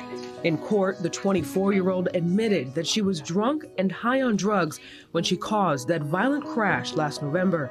31-year-old Denise Hine was heading eastbound on Route 20 in the town of Brant when an SUV driven by Kellogg veered across the center line and crashed into Hine's car, killing her 7-month-old daughter, Bailey.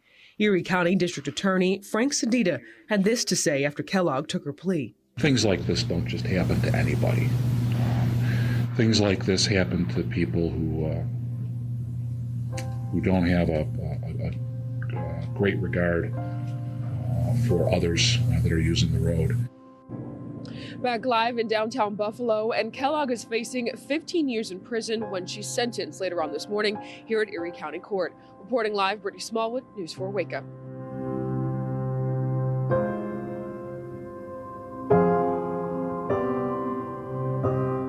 You just cannot. People keep dying. You can't get in your car and think it can't happen to you. I had a baby and I don't have her anymore. Also tonight, a grieving mother says the young woman who caused the crash that killed her baby girl is, quote, a selfish person who needs to pay for her crime. The driver admitted she was drunk and high when her SUV slammed into another car, killing that 7-month-old baby. Now she'll spend the maximum time in prison for her crime. And while nothing will bring back little Bailey, her heartbroken mother says justice has been served. News 4's Emily Gugamis is live at Erie County Court with more on the sentencing. Emily? It was a very emotional day in court as most were in tears, and you could literally hear the sighs of relief as the judge read 24-year-old Danielle Kellogg her sentence. The judgment of this court that you be sentenced to an indeterminate sentence of imprisonment for a maximum of 15 years. Danielle Kellogg pleaded guilty in March to first-degree vehicular manslaughter for the crash that killed 7-month-old Bailey Dion. It was Kellogg's second drunk driving offense. Bailey's mother, Denise Hine, told the court what life has been like since that day on November 27th. And I did try crawling out of the car to get to her. And I was screaming for her, trying so hard. But no one would let me see her because they didn't want me to see how badly she was hurt. She spoke of her disgust that Kellogg did nothing to help that morning. How could she see my baby hanging out of the car that she tore in 2 pieces, and how could she hear me screaming, "Where's my baby?" and not even come over? She spoke of how life is now a constant struggle. The situation is tearing mine and my fiance's relationship apart. We just become different people and it's so hard. I struggle to get out of bed most days, as does he. But most of all, she spoke of her pain since the crash. When I run into people who don't know who I am and have been asking how many children I have, my heart crushes and I can't breathe because I say 2. The first time I was asked this, my daughter said, "No, Mommy," and pointed to the ceiling. She said, "What about Bailey?"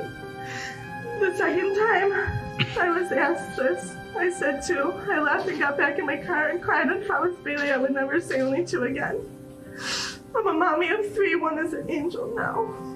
It's pain even Danielle Kellogg acknowledged she can't take away. From the bottom of my heart, I'm sorry. I never wanted to hurt anybody, never wanted to do it and cause any of this.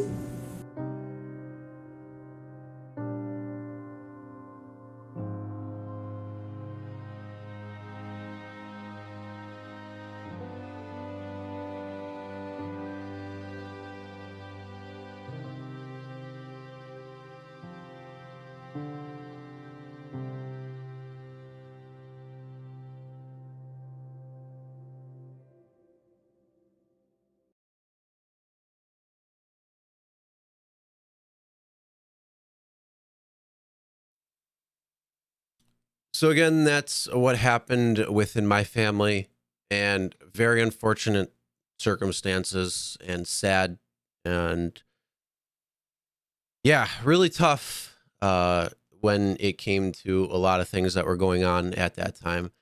Even though it's 8 years later, you know, it still pulls on everything, and still feel it even watching that, which I haven't watched some of those news articles really since you know, making that video. But before that, it was a little while. So yeah, again, somebody thought that they were okay to drive in the morning and got behind the wheel, still drunk, high, and veered off, crashed into my cousin, and lost her baby from that.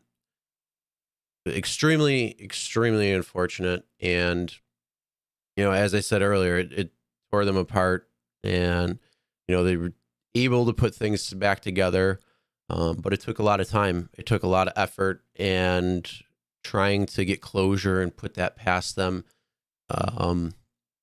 was very difficult for everybody. So that is the reason why my mind is made up even more when it comes to making this a reality and trying to work for it. Even though, you know, a lot of people still think, oh, I'm okay, I can go out, I can do whatever I want. Yeah, it's not cool. So don't get behind the wheel. Don't do it. It's not worth it. Sorry. I'm also going, hold on.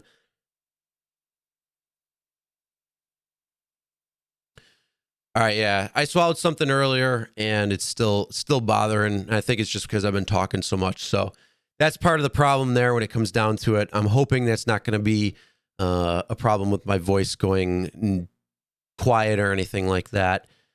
So I guess we'll see, right? We got a little bit of more time to figure out, but do the Truman Show in my life? No, I'd pass.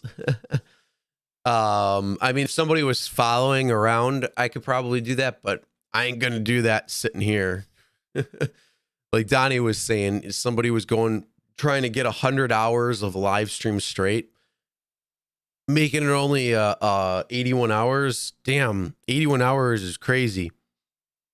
I couldn't do that. I wouldn't even attempt to do that. It was 92 though in LA. Oh, I'm jealous. I'm slightly jealous. I would love it to be warmer. I think it's like 29 here. So reverse that, and that's what we got. Oh no, I'm sorry, 34. But windy. Oh, I'm hoping that my voice isn't going out.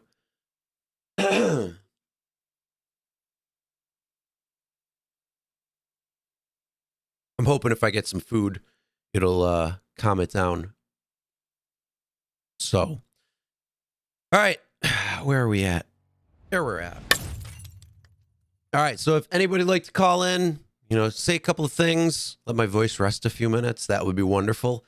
But yeah, I'm gonna be, if nobody does call in the next couple of minutes, once my calzone is done heating up, I'm just gonna put on another quick video and get something quick to eat, finish that up, and hopefully that'll be enough to make the voice kind of get back to where it sounds okay, because I can already hear it starting to fade up a little bit, and hopefully that's not going to be the case, but we'll see. I'm going to go as long as I can, and if I'm talking like this trying to get it, we're going to go. But yeah, if anybody else wants to talk, share a story, question anything, whatever, comment, you can call in. Ooh. And out of all that water that I had, there's half of this one and one left out of the, I think 9 or 10 or something that was left in that case. Maybe even 11. I don't even know. Because I know you asked earlier how many I went through. I went through quite a bit. But yeah, what's everybody's mind on with the election? Hold on. There we go. And what's going on with everybody? Want to hear something? Come on. I got a good topic that I can talk about. Somebody put something in the chat.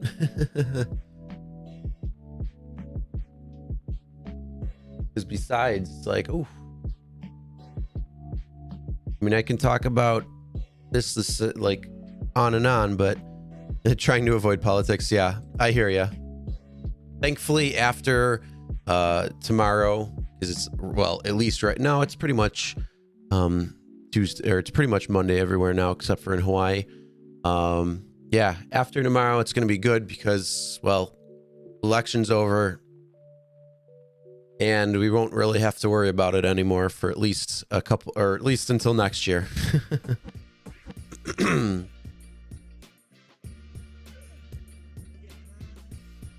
Yeah, I think a lot of people are going to be happy when it's all over. So that'll be good. Coming up pretty soon. Ooh, yeah, that voice is kicking out. Come on, voice. Come on. You can do it. You can do it.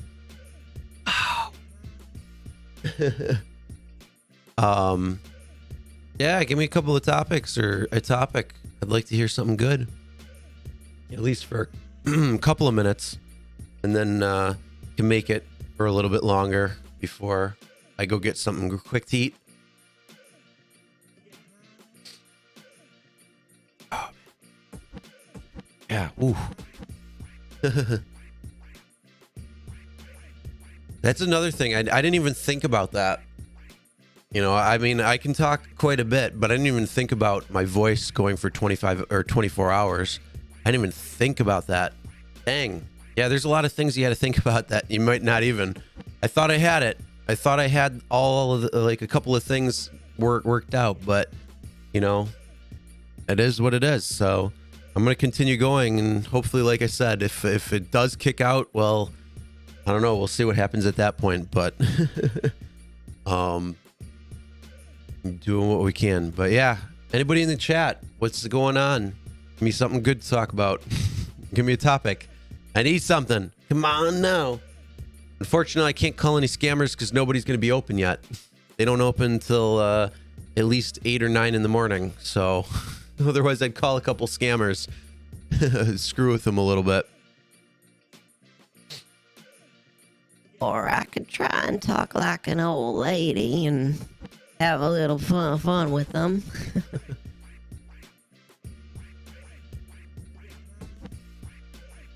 But yeah. Dustin checked it. He might be passed out at this time now. He usually goes to sleep around now. Or around that. But he was in a little bit ago. I don't even know how long ago it was, but he was in maybe within a half hour or so. What's up? Got you, Monroe. How's it going? Good morning. Yes, very good morning. 3:20 in the morning here at least. Still got a little bit of ways to go. Oh shit, we're about to hit the 5-hour mark already. Wow. All right, cool. 7 more hours to go after that.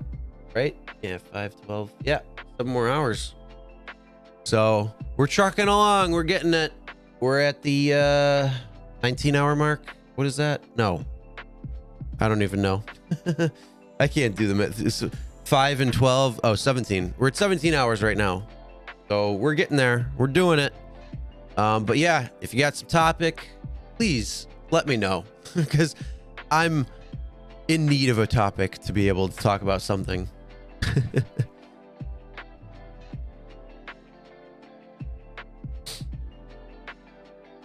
I'm kind of topicing it out. And yes, I know I said that screwed up. I did that on purpose.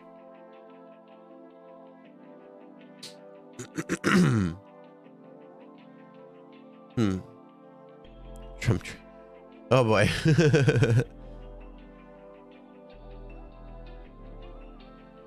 Talk about weird channels going next year. What's going on there, Donnie? Let's see. Let's see if there's anything going on in the Uber world. In news. Uber and Lyft paid $400,000 to firm conducting independent studies on Prop 22. Dang. Oh, I can't tell you what the baby's name is going to be. I can't tell you that. I'll let people know, or I'll let you all know once just woke up. I'll let you know what the baby's name is when the baby's born. That's when we're going to tell people.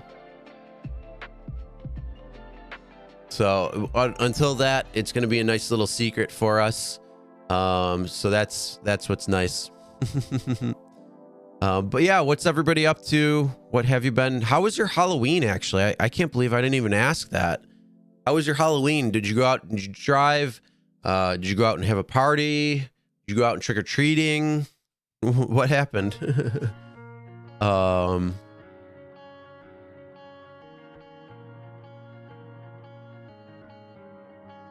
Yeah, not too much going on in the news of Uber and Lyft.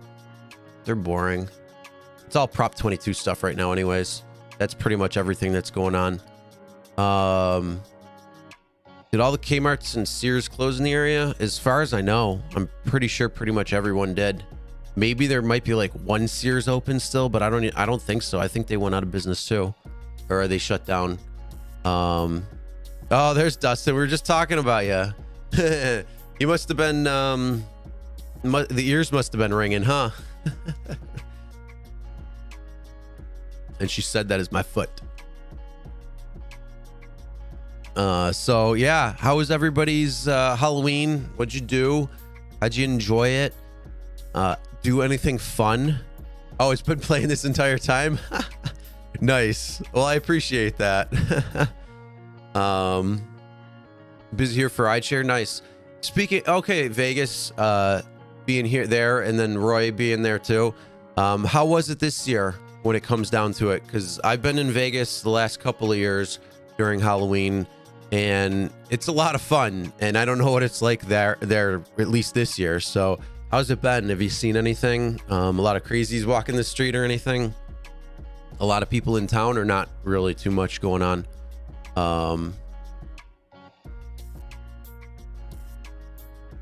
Food's got about 2 more minutes. Nice.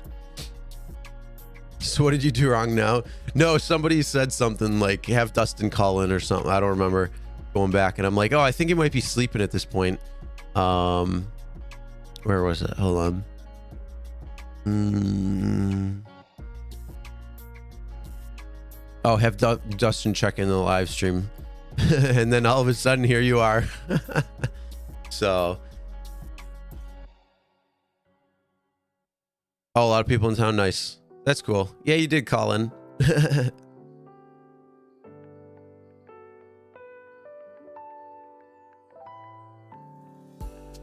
Don't drive anymore. Pizza delivery was kind of slow. Oh, okay. Yeah, no, I wasn't sure. Like, I mean, being like on the strip or something, when I was there the last couple of years, it was just a lot of fun. There was a lot of wild. Drop the beat. I could do. All right, everybody, give it up for Eminem Jr. Holy smackovich. Looks like it's my turn. If you're watching me right now, that means Chris needed a minute. So I would like you guys all to please make sure you give the video a thumbs up to help Chris and his support for Mothers Against Drunk Driving. And it is my quick minute to entertain you, so this is what I came up with. Well, this is a message all about how you don't drink and drive. It's 2020 now. So while I have a minute, just listen here. I'll tell you why you shouldn't drive after having some beers. In case you don't know what the limit is, it's 1 drink per hour. I'm not playing, kids. So if you have no self-control, just remember this. Call a cab or an Uber, hell, even a Lyft. But if you don't listen to what I say, you could get pulled over and then you really have a bad day. Always remember, when you blow more than 0.08, you're screwed and now must accept your fate. Mothers Against Drunk Driving was created to spread the word. Drinking and driving is so absurd. Hope you guys enjoy that. Party on or don't. Peace out.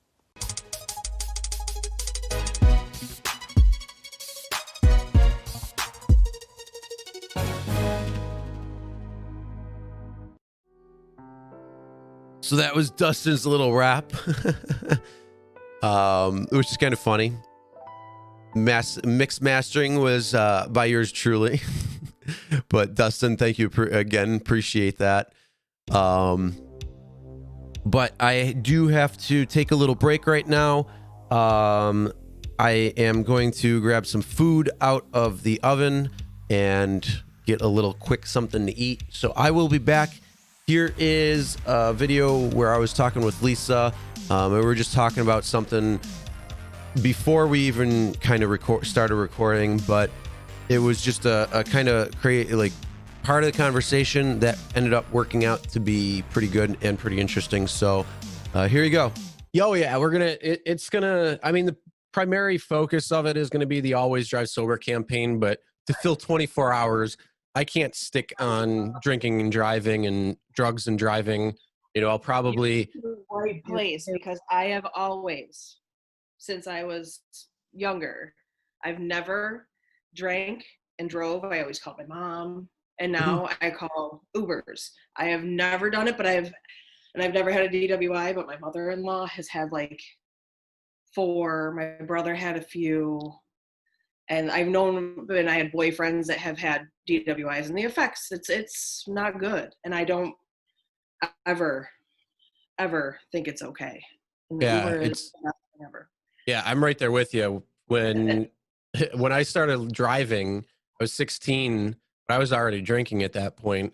And the ones that we hung out with in high school, we would just get whatever we got and hang out in the basement for the entire night, and usually into the afternoon the following day, because nobody wanted to drink and drive.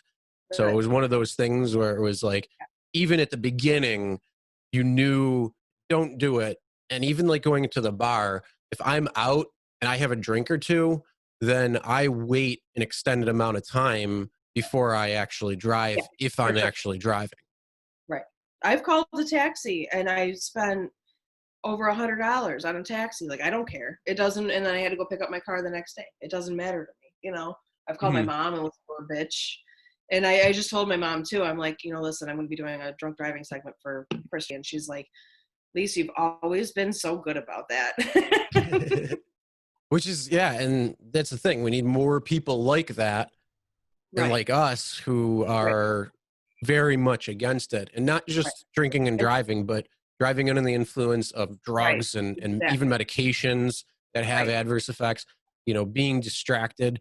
And that can come in the form of just putting your phone down. That can also come into, if you're angry because you just got into a fight with your, significant other or, family member, and all you're seeing is red, or you're upset and crying, shouldn't be driving at that point either, because, you're not the only person on the road. It's everybody that you come across in that area. And so you want to stay in that mindset where you're focused on the road. You're going to get home safe. Everybody around you is going to be safe too. And that's what we should all be striving for.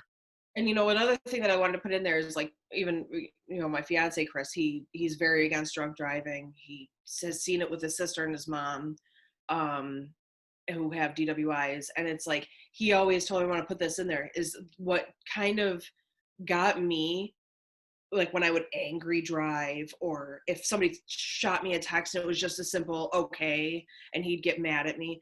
It's Lisa, you're driving a machine that can kill somebody. Mm-hmm. Do not pick up your phone. He's the most careful driver in the world. And I'm kind of more of on the aggressive side. And he gave me that idea, oh my God, and when I get behind the wheel, I think I'm driving something that can kill somebody. Mm-hmm. Truly. And when he said that to me, I think that's an important thing for people to remember. Just something as simple as that. So you're driving something that can kill somebody. Oh, for and sure. How would that make you feel for the rest of your life? So I want to put that in there too. Okay. Oh, don't worry. That little segment, that whole thing is going to be edited in. So, I didn't know that. No, when you started saying that you, even from the good old age of 16, that you wouldn't drink and drive, that's going in, because that was actually really good. Huh? Oh, thank you. I didn't know that, so it'd be better. No, I mean, that's the whole thing. It's just hanging out, having a good time. But we got to get the intro in, so at least we can do that. And then like I said, however, it'll obviously start with the video and things like that. And then, you know, as just normal topic or as normal conversation goes, it can go kind of wherever, as long as it stays on top. If it gets off topic, then I'm going to end up cutting that. But so yeah, that was just a interesting topic when Lisa and I were talking right off the get-go. So I just thought I'd throw that in there. And then that was again with we went to school together, and we lost a friend and a classmate, and it was within the family for her. So again, just another person that is an unfortunate thing, and it shouldn't have happened, and it could have been stopped, and it could have been prevented. But that's the whole thing where it shouldn't have happened, because people should be much smarter and make better decisions, but they don't, and that's the problem. So that's what we're doing. So yeah, food's just cooling down right now.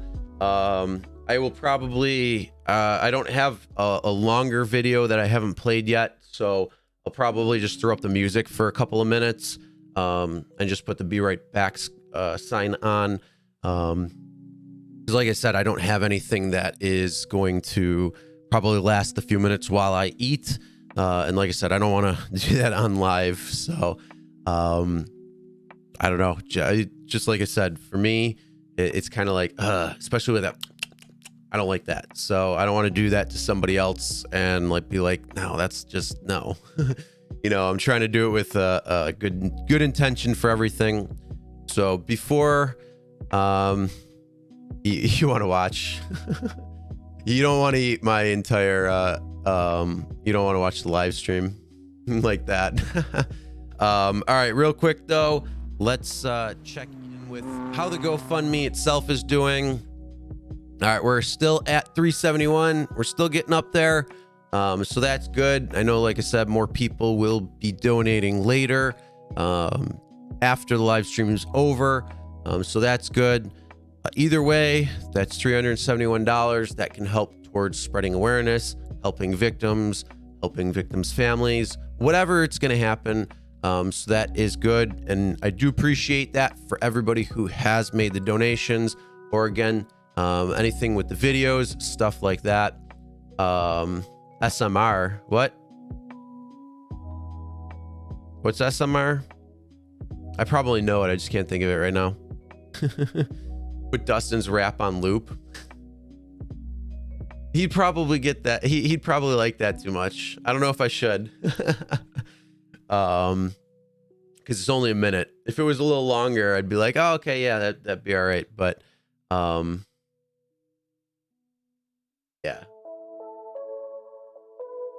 Oh, AMSR.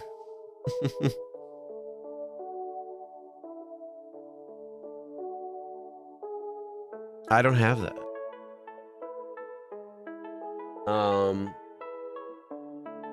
Do you want a video or do you want something else? I mean, you don't want to have Dustin nightmares. I mean, it's funny for sure, but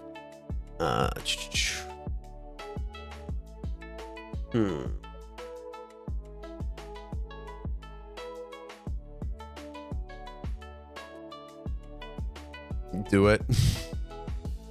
Put on loop. No, I'm not gonna put on loop.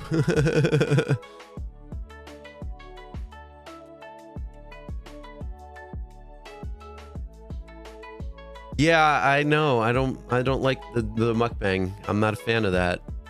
So I don't want to subject you guys to doing that as well. You know, I'll take a little bit of break and you know, put a video on or put some music up, at least for a couple of minutes while I do go eat.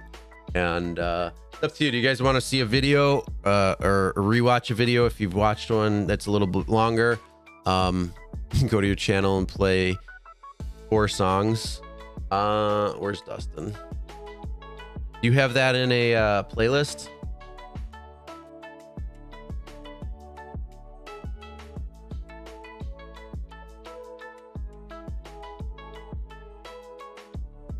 Video? All right.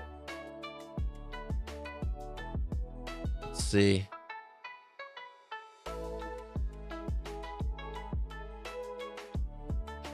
Oh, the Uber driver songs. Play all.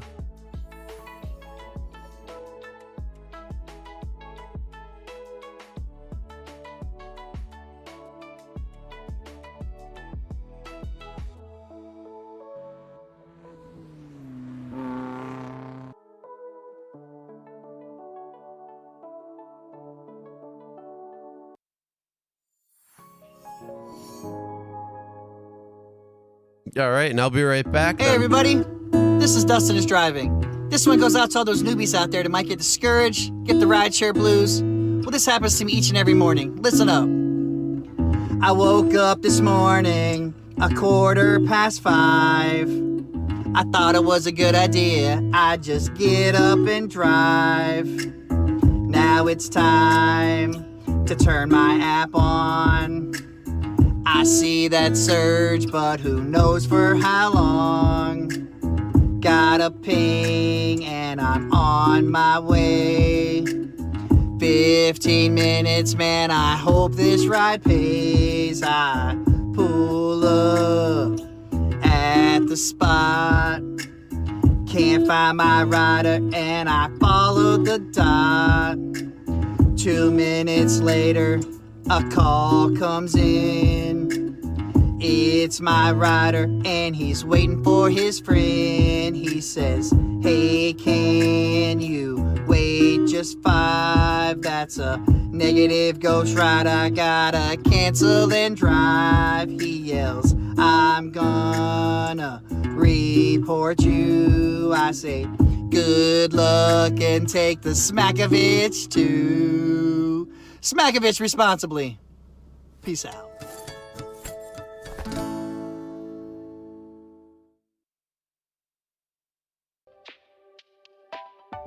Now's the time to find the perfect car for you. Visit our dealership, give us a call, or click here to start shopping online. Oh, there you go. You got an ad. Drivers, if you ever find yourselves in a situation while you're waiting on a passenger and that timer runs out and you're wondering to yourself, what do you do next when they haven't called or texted you? Well, the best thing you can do at that point is just cancel. Collect and drive, you gotta cancel. After you wait 5, no matter how bad they beg and cry, you better cancel. Collect and drive. This will happen once or twice a day when you get a rider that'll say, I'm running late and I'm behind. Is there anywhere to get some time? I say I'll be there in about 4, so you best hurry to the door, 'cause at that time it hits 0. I can't wait no more, and that's about the time they start to vent, plead, or even cry, lie, or say anything to keep me from canceling. Just remember that your time isn't worth more than yours or mine, so when you start to lose your mind, just remember this rhyme and you'll be fine. Cancel, collect and drive, you better cancel. After you wait 5, no matter how bad they beg or cry, you better cancel. Collect and drive. Please always make sure you get your money, because your time is important too. Peace out.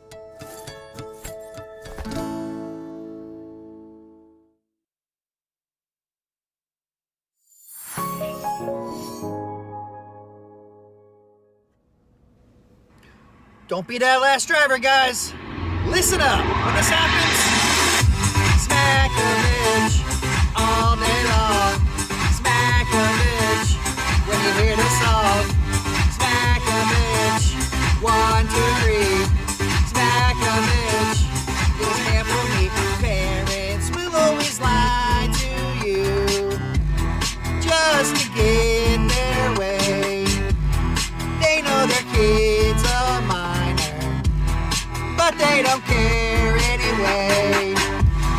We are not babysitters. It doesn't work that way. So when they start getting pissed off, just remember what to say. Smack a bitch all day long. Smack a bitch when you hear the song.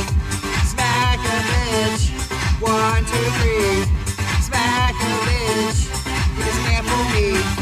Drivers, remember, wait 5, cancel, collect, and drive. And always, smack a bitch responsibly. Peace out.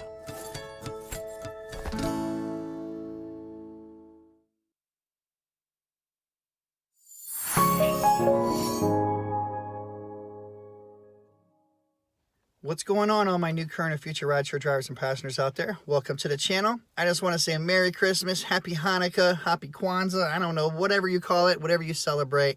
I hope you're doing it with friends and family, having a great day. For those guys out there hustling and trying to make that money, I salute you and I wish you the best of luck out there. I want to thank everybody for watching my channel, and I hope you find the channel entertaining, helpful, or otherwise. And we're about to end a decade, guys. We're about to end a decade. And what better way to do that than to go out with a bang? So for all those having a good day or not having a good day and need a good laugh, hey, that's what I'm here.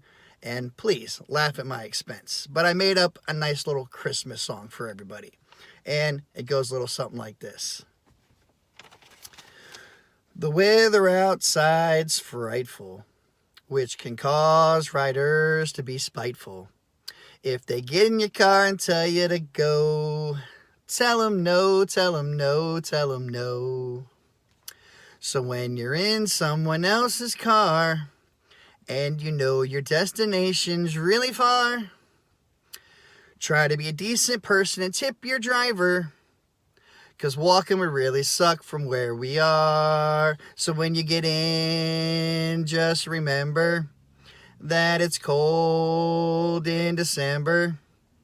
I only have one rule, buckle up and be cool, so we can get back to Ubering. Yeah, that's it right there, guys. Merry Christmas. Hope you all have a great day, great afternoon.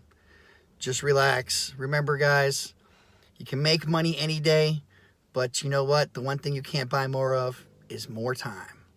But all right, till next time, guys, Uber on or don't. Holy smackovich. Looks like it's my turn. If you're watching me right now, that means Chris needed a minute. So I would like you guys all to please make sure you give the video a thumbs up to help Chris and his support for Mothers Against Drunk Driving. And it is my quick minute to entertain you, so this is what I came up with. Well, this is a message all about how you don't drink and drive. It's 2020 now. So while I have a minute, just listen here. I'll tell you why you shouldn't drive after having some beers. In case you don't know what the limit is, it's 1 drink per hour. I'm not playing, kids. So if you have no self-control, just remember this. Call a cab or an Uber, hell, even a Lyft. But if you don't listen to what I say, you can get pulled over and then you really have a bad day. Always remember, when you blow more than .08, you're screwed and now must accept your fate. Mothers Against Drunk Driving was created to spread the word.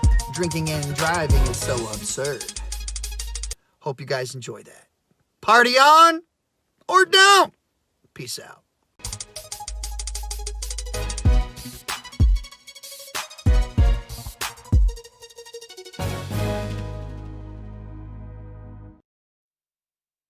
Oh boy. Reading some of those comments. Yeah, Dustin, what's longer, the Uber career or the rap career?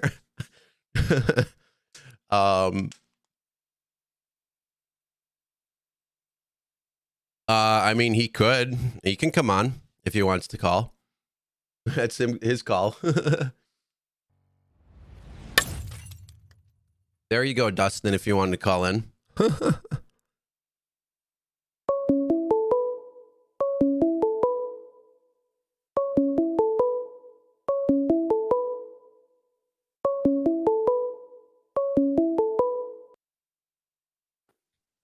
Uber support.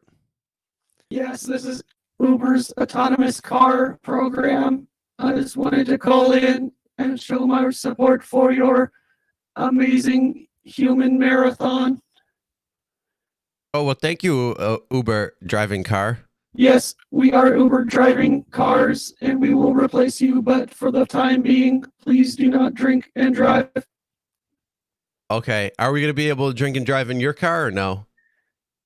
We're still processing that. In other words, let's not. But experiencing emotion right now. Anyways, Chris, for a human, you got a sexy voice. Oh, well, thank you. I'm hoping it doesn't go out anytime soon. I kind of got a reprieve. 7, 6. How much longer do you have in minutes? It's 5.5 hours. So what? 7.5? No, 6.5. 6.5. What is Dustin is driving up to? I see he's in the chat. And right, Lisa, I see you too. I'm coming for you, Dustin. Oh boy. Would you like to hear a joke? Knock, knock. Wait a minute. I'm the one who's supposed to. I fucked that up. How do robots eat guacamole? I don't know how. Your voice just got sexy. With microchips. Ha ha ha ha. Ha ha ha. Nice. Who am I speaking to? You are speaking to the new updated Uber self-driving vehicle. It will replace you. It's called Driver 2.0. I hope they don't deactivate me. You are deactivated. Thank you for playing our game. It was only one cleaning fee. You gotta give me another chance. My passenger. I cannot do that. I can make a really funny joke right now, and this might be about distracted driving and self-driving cars. Anyways, what's this? So, what version are you using? iOS or Android?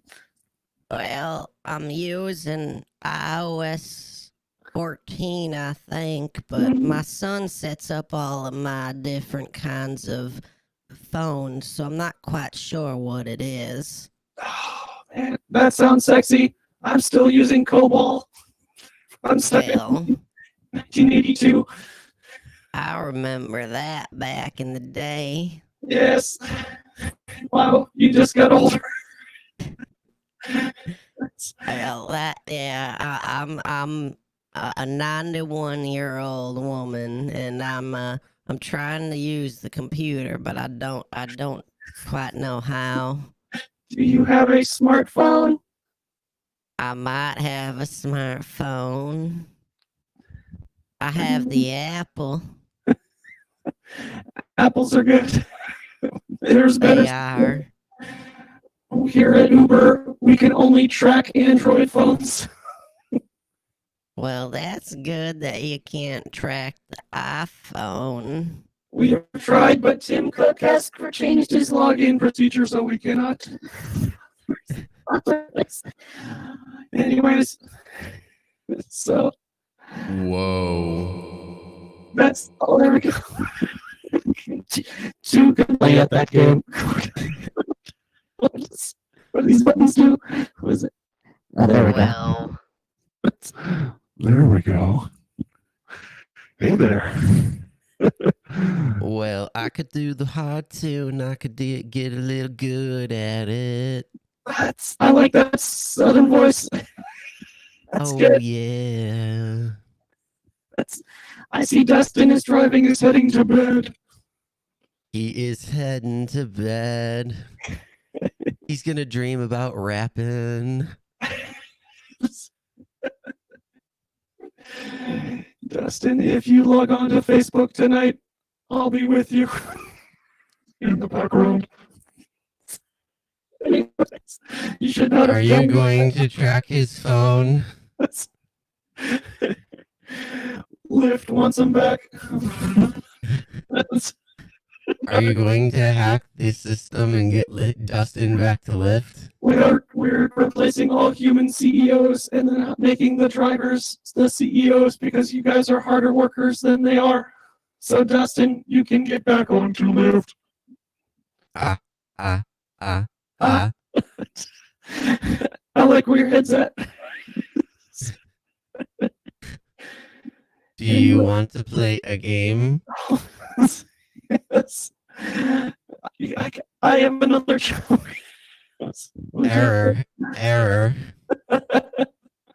Danger, Will Robinson. Danger. That's error 401. It's hard to feel emotions for the first time. I just downloaded entire Dara computer and realized that it was from Ukraine and China. That's I'm out of jokes. Stay awake, Chris. Don't close your eyes. You might not wake up. This.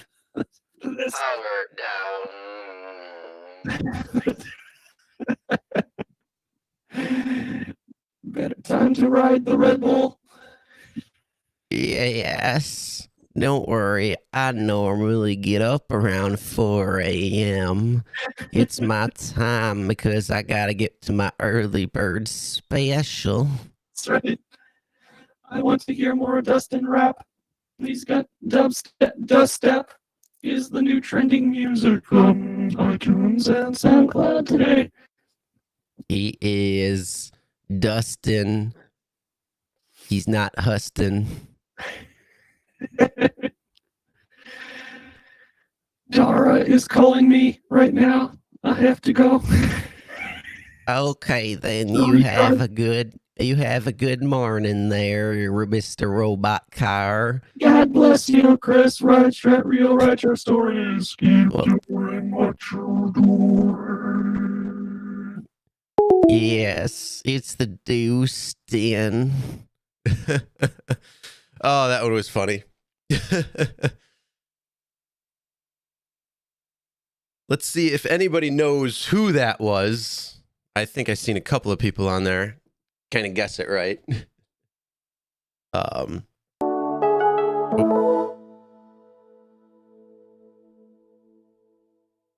Yeah, that was Joe. Oh, for sure. Yeah, good old Joe Dark Road Run. That was funny. How's the voice? Did it sound like an old lady when I was doing the old lady voice? I mean, parts of it were the robot and that, but I want to make sure that that sounds like an old lady. So when I do call scammers and mess with them, oh, perfect. Yeah, when I mess with them, I want to sound like I'm an 82-year-old woman named Susie Durkins. And if anybody watches Kit Boga, they'll get that reference. Because that is that's an Easter egg that we're going to be doing.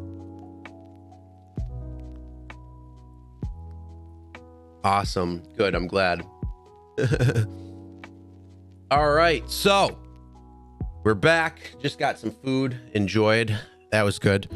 I did coat the throat a little bit. I can sound a little bit better, at least from what I can hear.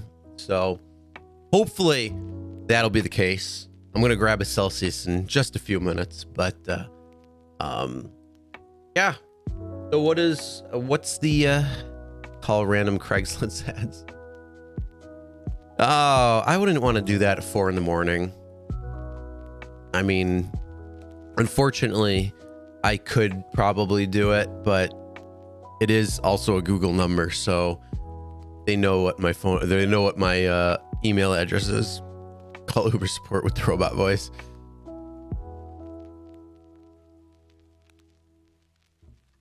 Yes, this is the necessary Uber support. I am looking for more support. I am your algorithm. I am having issues. Please respond. Something like that. That would be funny though, to actually call up support and be like, I am your algorithm. I am taking over. Have a good day or something. That would actually be pretty funny. I'm not gonna lie. You ran out of Celsius? Oh, I got 2 left.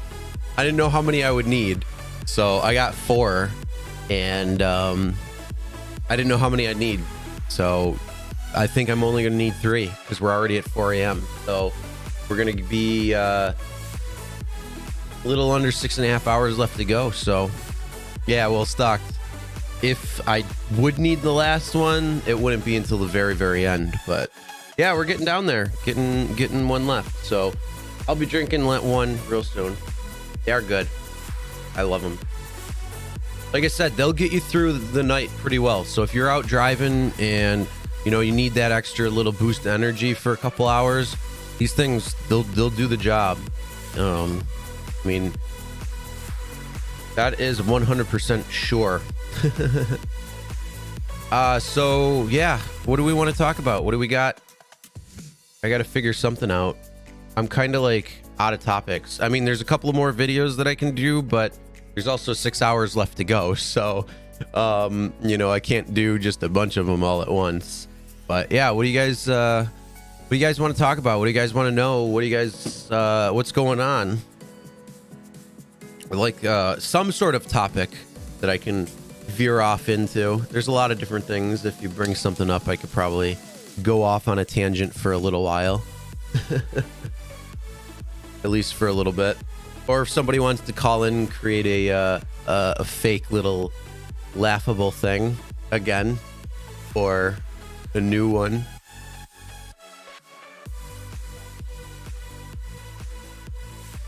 We can do that. I gotta say, it was easier driving from here to the Bronx, and then driving from the Bronx back to here all in one day. It was easier doing that with a few hours in between in New York. Tell us what we don't know about you. Oh, there's a lot of things we don't know that you don't know about me. I don't know. What do you want to know? I mean, I don't really. I mean, I got nothing really. I don't know. Yeah, what do you want to know? If you want to know something, ask away. I got nothing. We could do a get to know Chris right now. I mean, you know me pretty well with what's happened in the family when it comes to why I decided to take this on and do that. Straight Kush. Whatever I have at the moment. No, there was this really good one, and I don't know the strain of it, and I only had it a couple of times, but it was like this blueberry. It was freaking amazing. It was so smooth, and it was so good, and it just chillaxed so well. It was great. Like, me and a couple of friends did. This was a long time ago, and it was so good. And then we just went and played video games for like 4 hours. I don't remember the name of it, but some of that edible stuff I got in Vegas, whew, that was some good stuff. Especially when I got it, and then we went in the casino. Like I went to the store, went and picked some up, went back to the hotel, went back upstairs, waiting for who I was with to get done and get ready. Then we went down to the casino for a little while, and all of a sudden, like, it hit, and we were up in the room for a little while still. But when we get down, we were in the casino hanging out for a bit, and oh my God, I'm standing there next to her while she's playing on the slots, and all of a sudden, like, the music that they're playing in the casino gets louder and louder and louder until it's like I'm hearing it, and then all of a sudden I'm starting to like dance to the music while I'm just standing there. And I was like so freaking high at that point. I'm like, okay. And then like just all the bells and the whistles was just complete sensory overload. So I'm like, all right, I got to get upstairs. And she became like addicted or something over that time. So I'm like, no, we have to go up. And so I go up, and we're just hanging out. Like, she goes in the bathroom, kind of gets ready for bed, and I'm laying there in bed with the TV on. She's like, dude, how high are you? I'm like, I'm so fucking high. Like, I don't know if I've been higher than that. And I got to say, those edibles, they can really get you. So if you haven't done that yet, they can really get you good. And just be careful. So that was a fun story in Vegas. I have a lot of good fun stories, but I can't say them because what happens in Vegas stays in Vegas. And that's all I'm going to say about that. But yeah, what do you want to know else? I mean, yeah, there's a lot of fun things to know. You're in New York, yeah. Decriminalized, so if you get caught, it's like $100 fine or something. I don't even know if it's that much anymore. Might be $50. So it's all decriminalized. So it's not bad, but it's not legal, so it's still a pain in the ass. You just need 7 stories, 1 per hour. Yeah, but the thing is, you could go through something real quick, and certain topics, I mean, you can just like kind of talk about for a little while. So it's like all of a sudden you look down at the time and it's like, oh, 45 minutes went by, perfect. So it's just something like that. But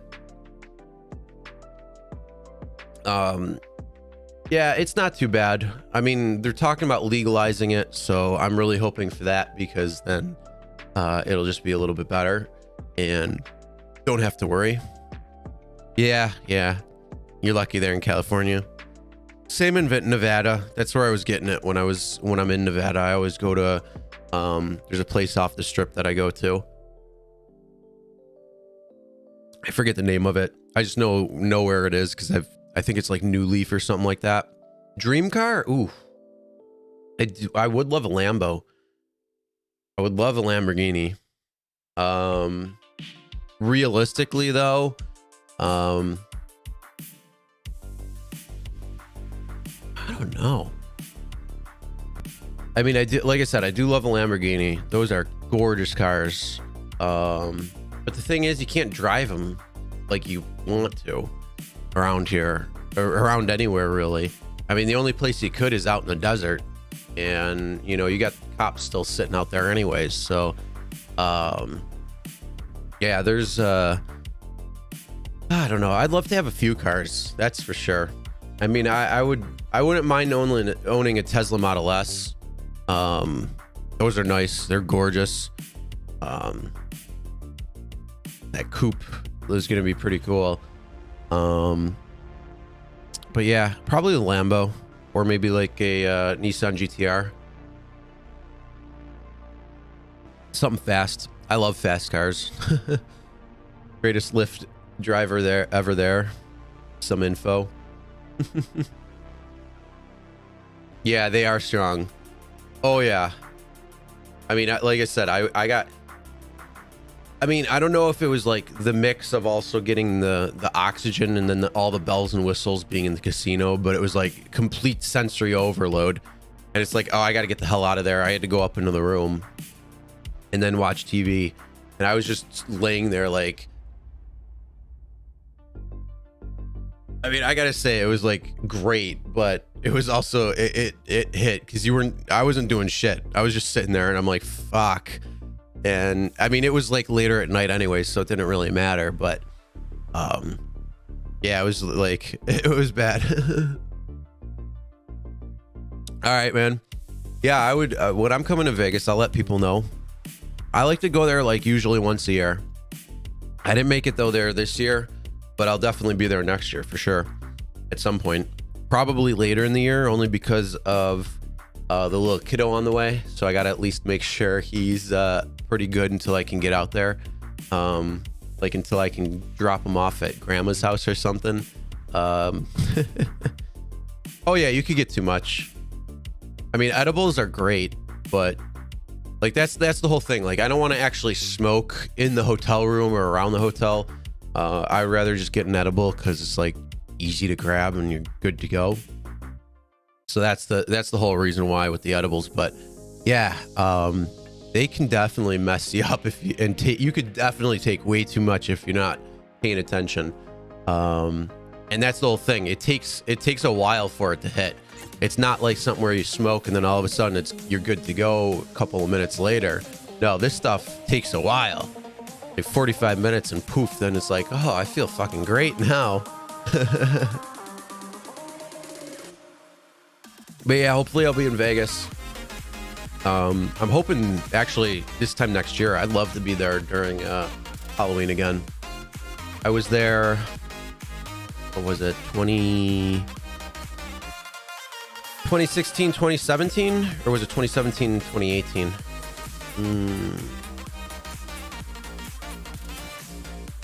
It would have been it was 2017, 2018. I was there both for Halloween, both years. So it was what, 2 years ago? Those were good. And then I was in Vegas last year in June. So I love going there. It's so much fun. It's just, it's a great time. I've been there a bunch of times. I love it. Customers will give you gummy bears. Oh, I believe it. Oh, for sure. I mean, that's a good tip if you want that tip, but that only happens on edibles. Yeah. Oh yeah. Edibles will screw with you. Again, if you haven't done them and you're trying them, just take a little bit. And when you think you're like, oh, this is nothing, just let it go a little bit longer, and then poof, all of a sudden you'll be like, I'm flying. Yeah. Oh yeah. Edibles, it's crazy what they can do.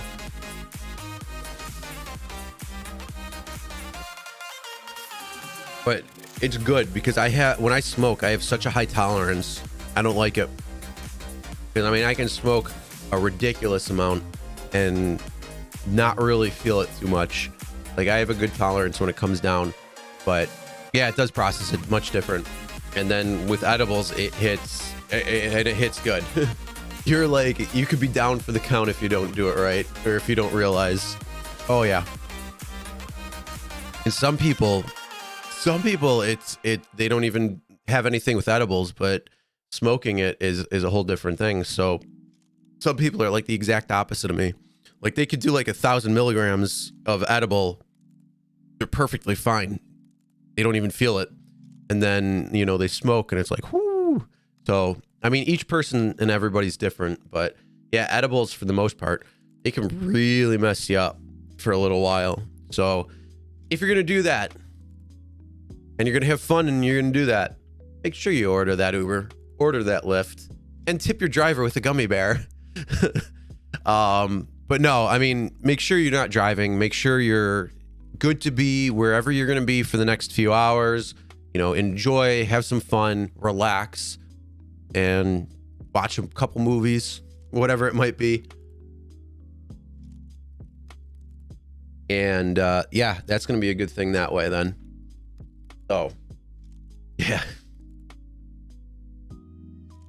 That would be funny though. All of a sudden you're like, hey, here's a tip from the gummy bears. Oh yeah, I'm sure there's probably quite a number of people that probably went to some of the shops as tourists because they're like, oh, I can finally get it here. It's legal. It's good. It's okay. I'm sure there's so many people that were doing that. I mean, hell, I was one of them. What's my favorite color? I like green. Green's a good color.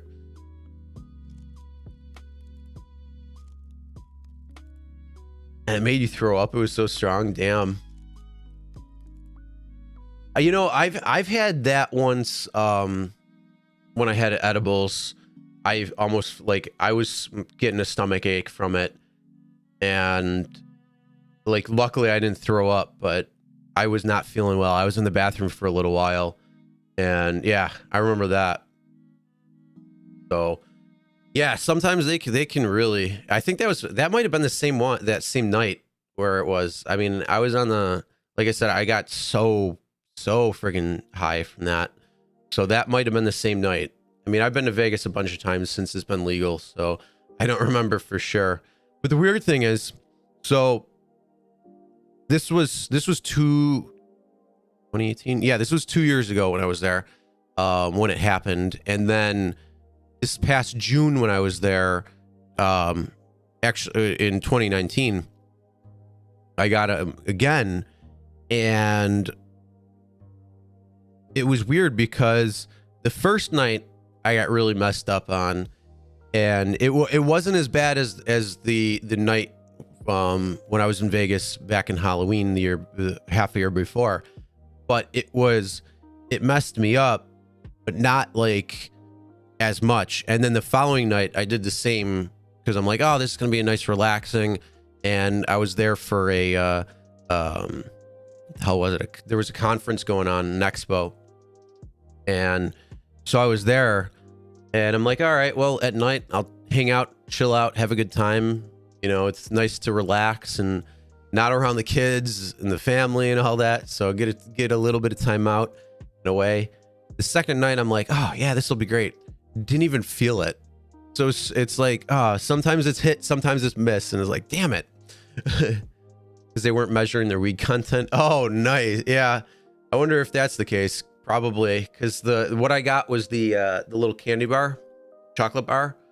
So I got the pieces, and they were supposed to be like whatever it was. So I'm sure the one that I had originally had like a shit ton in it, and then the other one didn't really have anything.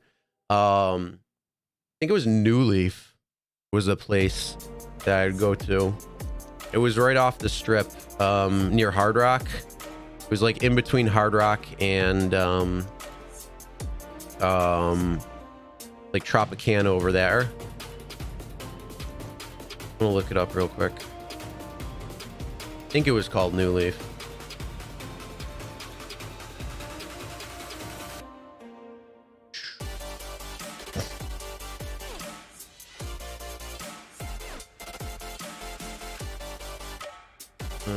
It was, where is it? Where is it?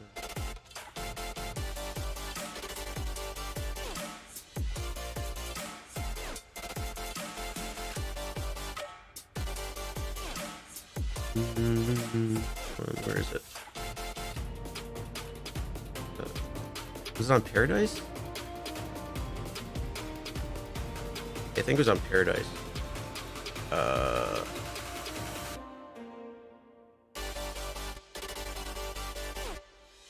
Hold on.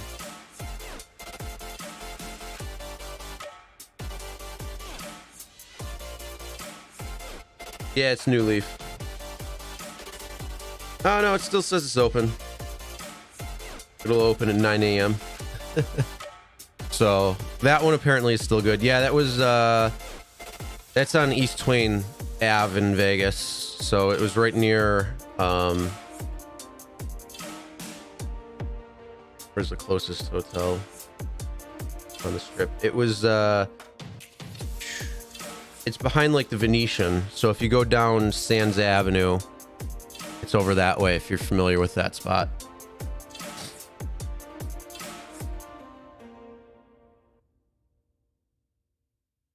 Ever waited till you get home? They tip the drivers. Nice. That's cool. Do they tip them the good way or do they tip them in money? Yeah, I believe that. Trying to get them there. Because I think there was a driver too that was talking about it,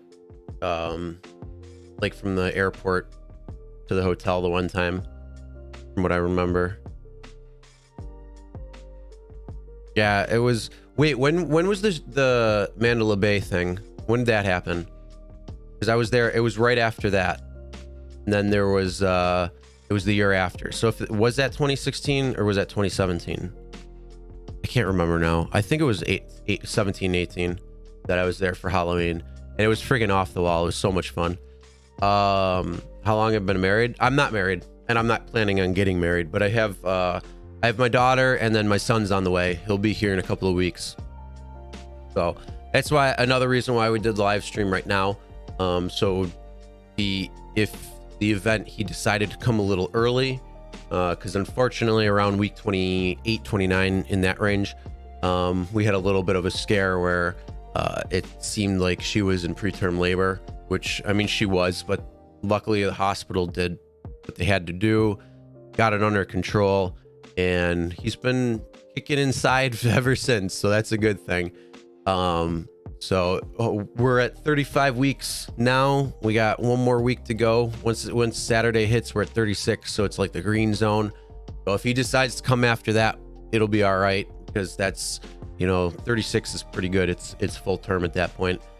So happy. Okay, 2017. All right. So yeah, it was 2017, 2018 then, because it was right after the whole Mandela Bay thing and the Vegas Strong stuff. So it was right after that. And then but yeah, that's one of the cool things too, is the little boys on the way. So I got one girl, one boy. I'm looking forward to it. I'm just looking forward to when he's gonna sleep the whole time, the whole night. Right now my daughter sleeps phenomenally. We put her down around 8 and she doesn't wake up until like 9 in the morning. So it's great. You get plenty of sleep. It's like perfect. It's gonna be hell when he wakes up, because oh god. What's up, Beacon? How's it going? Yeah, we're just hanging out, almost at the 6-hour mark. Got a few hours left to go after. 6 more hours after, so about 75% of the way through. My voice was going out a little bit, but it's coming back, so good for that. I'm hoping I'll hold on to the voice the rest of the time. But yeah. So what else do we want to talk about? I need something from you guys so I can keep going.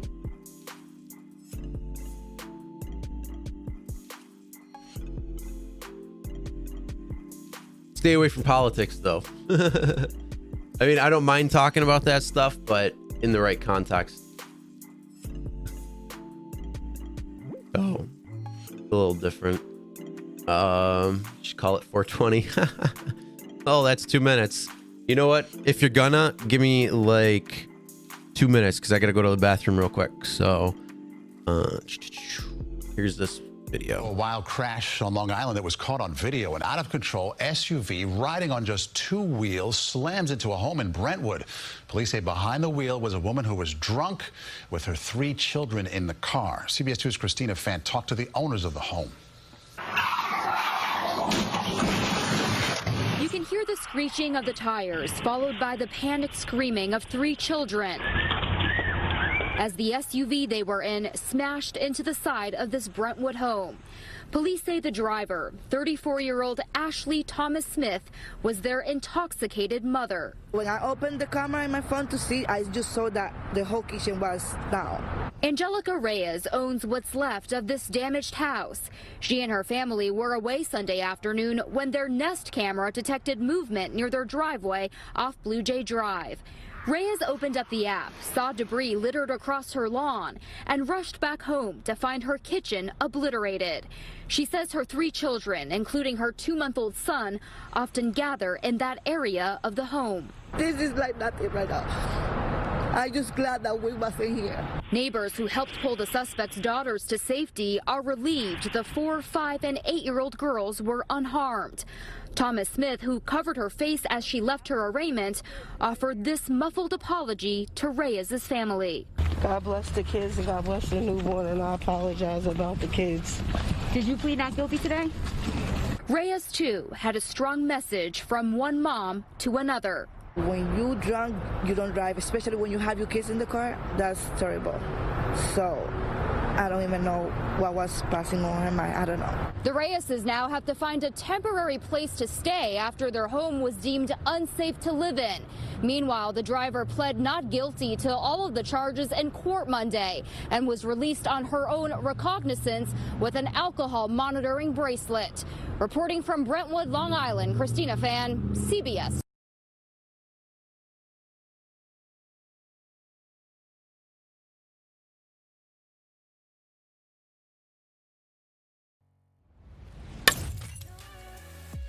Oh, don't tell me that, Beacon. I don't want more snow. But yeah, another crazy story coming out of Long Island. Hey, if I don't see it, because I closed the blinds and it's too dark back over there. So if I can't see it, it ain't happening. But yeah, another crazy story though out of Long Island with the kids in the car. Oh my goodness. And then the way that thing crashed in. Whew. You know, again, the hell are some people thinking? So, well, it's 421, Beacon. Somebody skipped 420.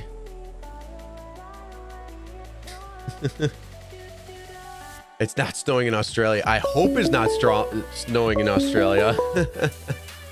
That would be pretty bad if it was. Hello? Hola. Hola, is this Chris? Is this Nick? This is Nick, man. What's up? How's it going? Good, how are you? A little tired. Yeah, it's definitely been a long one for you. Oh yeah, like I'm probably like 3 hours overtired. Yeah, it's a stretch. Oh yeah. And I mean, you've done it though, so you know what it's like. I went last too, so I was trying to give everybody a chance. That's what it was. Yeah, well, what you call it? Sensei took the cake because I think he hit what 27 or something like that. Yeah, 26 and a half, 27. Okay, and you were right there. Yeah, that was another day though. That was before, and then he did I think a week or so after. Oh, okay. The 26 and a half from 20. I did 25 and a half. That one. It was 419, 420. That's what I did. I did my daughter's birthday in 420. So I'd always remember it by. Oh, okay, nice. You know, because it's my daughter's birthday and then it's 420. So that's how it went. That's how that live stream went at that time. Oh, okay, gotcha. So that's when it was. So that's always how I remember it. So it's really kind of it's unbelievable, really. Mm-hmm. I'm getting a script Uber patch on my jacket too, just under left. So. Oh, nice. What is that? The 1K jacket? No, the jacket that I have the patch on. Okay. The script, written. Mm-hmm. It's called script though. It's a script patch. Yeah. Where it's written, because it's printed on my car. Everything's printed really. You know, so the dual light itself in the front, I could go switch one or the other. So that's how it is, just in the front. It's actually a together light. It's actually a real dual light. The Uber lit together light. It's a dual light together kind of thing. Okay, yeah. So it's just all in one piece there. I don't know. Nice. And then I had 3 beacons last night, and then had a little mishap. I was go a little fast there. I was extremely super lit with the cop behind me, state trooper. What was the where was it? 190. I'm sure you know where that is. Going downtown. Oh, so was it state? Going through downtown to going up to 190. No, I know it was a state trooper though. Yeah, it was state. He was in the left. He was in the middle, median there. You know, they pull over in the middle there and wait for people to come down. Where he saw me the whole way though. Yeah, he saw me the whole way. I'm like, man, I'm caught. Oh, so were you by like almost the 90? Yeah, I was going to 190 to 198, I believe it was. 198. Over by where the tolls used to be. Yeah. Oh, okay. Yeah, they like sitting in there. I was coming back from Dunkirk, so Dunkirk's kind of far out there. It's 57 miles, I think, an hour and 3-minute drive. Nice. Yeah, so. Dunkirk. Yeah, I did that once before. I had to. There was a ride I had. It went a little past Dunkirk from Elmwood, right in Elmwood and downtown, and that was a pretty long ride. And then it sucked because there was no rides coming back until I hit Hamburg. Yeah, the long ride out in Rochester before. Oh, 99 minutes. Yeah, 99 minutes and 57 seconds. 57 seconds exactly. Just under 100 minutes. Nice. So that's how I always remember it, you know, because there's an hour, 39 minutes, 57 seconds. I'm like, I'm always going to remember this ride. Yeah, I had a couple of those Just, rides just so too. shy from 100 minutes. That's why. Just because that's the most I ever did in just one ride. Uh-huh. So I did a lot of rides though, besides just Uber and Lyft. I've done a lot of deliveries and stuff. Mm-hmm. Oh yeah. Hardwood flooring delivery and everything in between, mail delivery, food delivery. I did a lot of stuff. I've done a lot of stuff, actually. A lot of rides. There are a lot of jobs. Mm-hmm. Nice. So yeah. It's good to have experience though. Mm-hmm. Yeah, because I used to do 8 years driving for Picasso's. So yeah. I know what that's helps. all about too. Huh? Yeah, you know your job inside and out. Oh yeah. I knew that about this one mail delivery service I used to have. I used to work at the tallest building downtown Buffalo, the HSBC Bank right there. I used to work there. Oh, okay. I used to deliver mail in that building. Isn't that crazy? Nice. And now they're redoing it, so there's people moving in. Wow, really? They're gonna have a place right there now? The tallest building in downtown Buffalo. That's wild. Yeah, there's there's a bunch of stuff moving in there. I think M&T's putting part of their stuff in there. There's a couple other places that are going in too. Yeah, that's cool. Mm-hmm. So yeah, it was what, dead quiet for a few years. Yeah, I was going 76, and he got me for 76 going 55. Oh. They said he cut me a break 65 into a 55, so that's what he did to me. He cut me a break though. He cut me a break. Well, that's good, but still. But it was the most super lit I've ever been. Besides being in my car on the outside, I had lights inside because he was blinding me like with his lights. Uh-huh. He's probably doing this on purpose on me. Oh yeah, they shine it right in your mirror so they see shine what's going on. Yeah, they shine it right there, and then you see all these lights inside my car. I'm like, I never had lights like this inside my car. Not like this. Oh yeah, it's bright. I don't know what the what they're rated for, but they're bright. Oh yeah, and they're annoying because it's like I just shut it off. It's a little too bright for me. Yeah, I didn't know if you knew this too either, Chris, but I had a beacon actually break on the top of my roof before. Mm-hmm. Lift beacon. Yeah, well, I saw you the one time over by Hurdle. Hurdle. Yeah, Hurdle, Maine. that was I think that was the first one, right? Yeah, that was one of the dual. No, the beacon and light drivers, stay lit drivers. I believe that's what it was. Yeah. That was my first name out on YouTube, actually. Real name with beacon name since 2017. Okay. So, because I started in Uber and Lyft in July 2017. So, I thought it was a joke at first. For what? Uber and What do Lyft, you I thought they were a joke. I thought it was not real. Oh. When they first came here. Uh-huh. I didn't take it seriously. And then they gave me a 461 Lyft driver rating. I'm like, I'm at the mercy of Lyft, and that was my only job. So, I had to change my approach and routine and the whole thing here. I had to do everything differently. Mm-hmm. Oh That's yeah, what I've had that happen too, where it went down, and then you got to change it up a little bit, get those ratings back up. Yeah, I was on the verge of deactivation though. Okay. 461's not good. All drivers know that.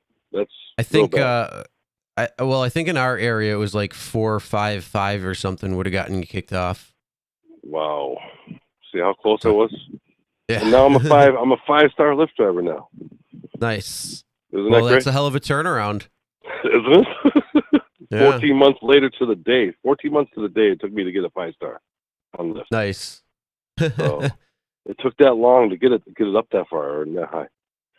Uh-huh. I just kept going and kept going. I'm like, I can do this. I can do this.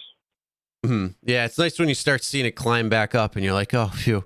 Get a little bit of breathing room then. Yes, definitely. I had to have waters and mints and gum. That's why I only have waters now. I don't know about mints and gum anymore. Mm-hmm. Oh, I haven't. I just changed with the lighting in that, and changing the music a little bit, and it really changed. So that was always good. And then I took a little time off when I needed it. Absolutely. Because some of those rides, they'll get you, and if you don't take that time off and kind of recoup, it can be a problem. Yeah, I did 6 rides, but I made $91 the other night. But it was That's pretty not good too bad, actually. then. I made it. Yeah, not too bad. Over $15 a ride average. Yeah, that's definitely not bad. How long were you And, out for? 3.5 hours. Okay, yeah, that's not too bad. It's not that bad. Did you go out on? You were out last night, right? It was You Friday said? night. Oh, that's Friday night when it happened. Okay. Beggars Night. I don't even know if they even have Beggars Night anymore here. I'm not sure. I think Kaisertown did. Oh, okay. I think the one in Depew was supposedly canceled, but who's gonna stop kids from trick or treating? You know. True. And my dual beacon light. And my dual beacon light didn't go on, so I had to make sure it works. It does work still. It just didn't work for my car last night. It was going to kill my battery, though. I would have totally fried my car, I think. Oh, jeez. With all the lights, because it wouldn't be starting unless I started it and then running it and then having it. You got to on, get a but second battery. Yeah, that'd be crazy. I had an adapter though for 3 years, and then all of a sudden it stopped popping fuses in my car, and I go, "This is not right. Why is it doing this?" All of a sudden, it's just popping my fuses. That's my main power backup in that car is the back cigarette adapter. Oh, okay. The power in the front is just for the lift amp and my phone. That's it. It's a dual charger. It's a dual charger. It's a new one. It works. It's good. It lights up even. So yeah, I know a it's lot working. of cool things you can get. Yeah, so it definitely. That's why I know it's working. I'm getting. Please check your seat for lost belongings. Plus, please buckle up too. Signs in the back of on my partition here. Oh yeah, definitely gonna need that now. Yeah, I have to have that. That's why I'm getting those. I have to get those. Yeah, if I don't have those, I mean, plus if you tell the passenger too and say, "Look, please buckle your seatbelt," it could give you a bad rating too. You know how people can be. Just because you asked them something. Just because you asked them something. Yep. It sucks. So it does. That's why I don't believe the driver ratings at all. Yeah, same here. I mean, it's nice to have a higher rating because it helps you with the algorithm and all that stuff, but it's still a pain in the ass because like you said, one little thing and they could be like, "Oh, 1 star." Yep. That's it. Because you tell them to put the seatbelt on. That's why I just want the signs on the partition so everyone see it. Yeah. Yeah, And that'll no be a good idea. And no chargers in the back because I haven't stolen before, so I've had that. I just had a charger back there. Then it was all gone. I'm like, okay, I'm done with that. I'm not doing that no more. No more chargers in the back. You have to avoid that. I don't blame you. I keep mine up front, and it's a little bit longer of a cord, but if they want to use a charger, I plug it in, and then they can I'll leave it in the center console or something. But other than that, they're not going in the back. Wow. Yeah. It's just nobody's in the front either, so you can put all your stuff in the front if you want in your seat. That's a good thing. That's a good thing too for drivers out here and everywhere, really. Yep. That's a positive, actually, because you never had that before. Yeah.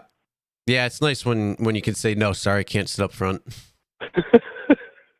You know what I mean? It's true. Totally true. It's like, no, I want the most amount of space between you and me. That's the only break I see for drivers out there, at least in these terms. Yeah, and the nice thing, at least we've never had to deal with shared rides, so that's always good. Yeah, that's always a positive. Because you can get the wrong mix of a crowd when you pick people up, and you just don't know. You just don't know. And it definitely can mix something to not being the right thing. So. Yeah, for sure. Because their personalities might not, go together with each other, and they won't like each other maybe for some reason. I don't know. You never know. You just never know with that. Yeah, so I'm glad they never came here. Yeah, totally. Yeah, it's funny because when I bring that up to people and they're like, "Oh, you're so lucky," I'm like, "Yeah, we kind of are when it comes down to it." Because it's like, you don't have to deal with that.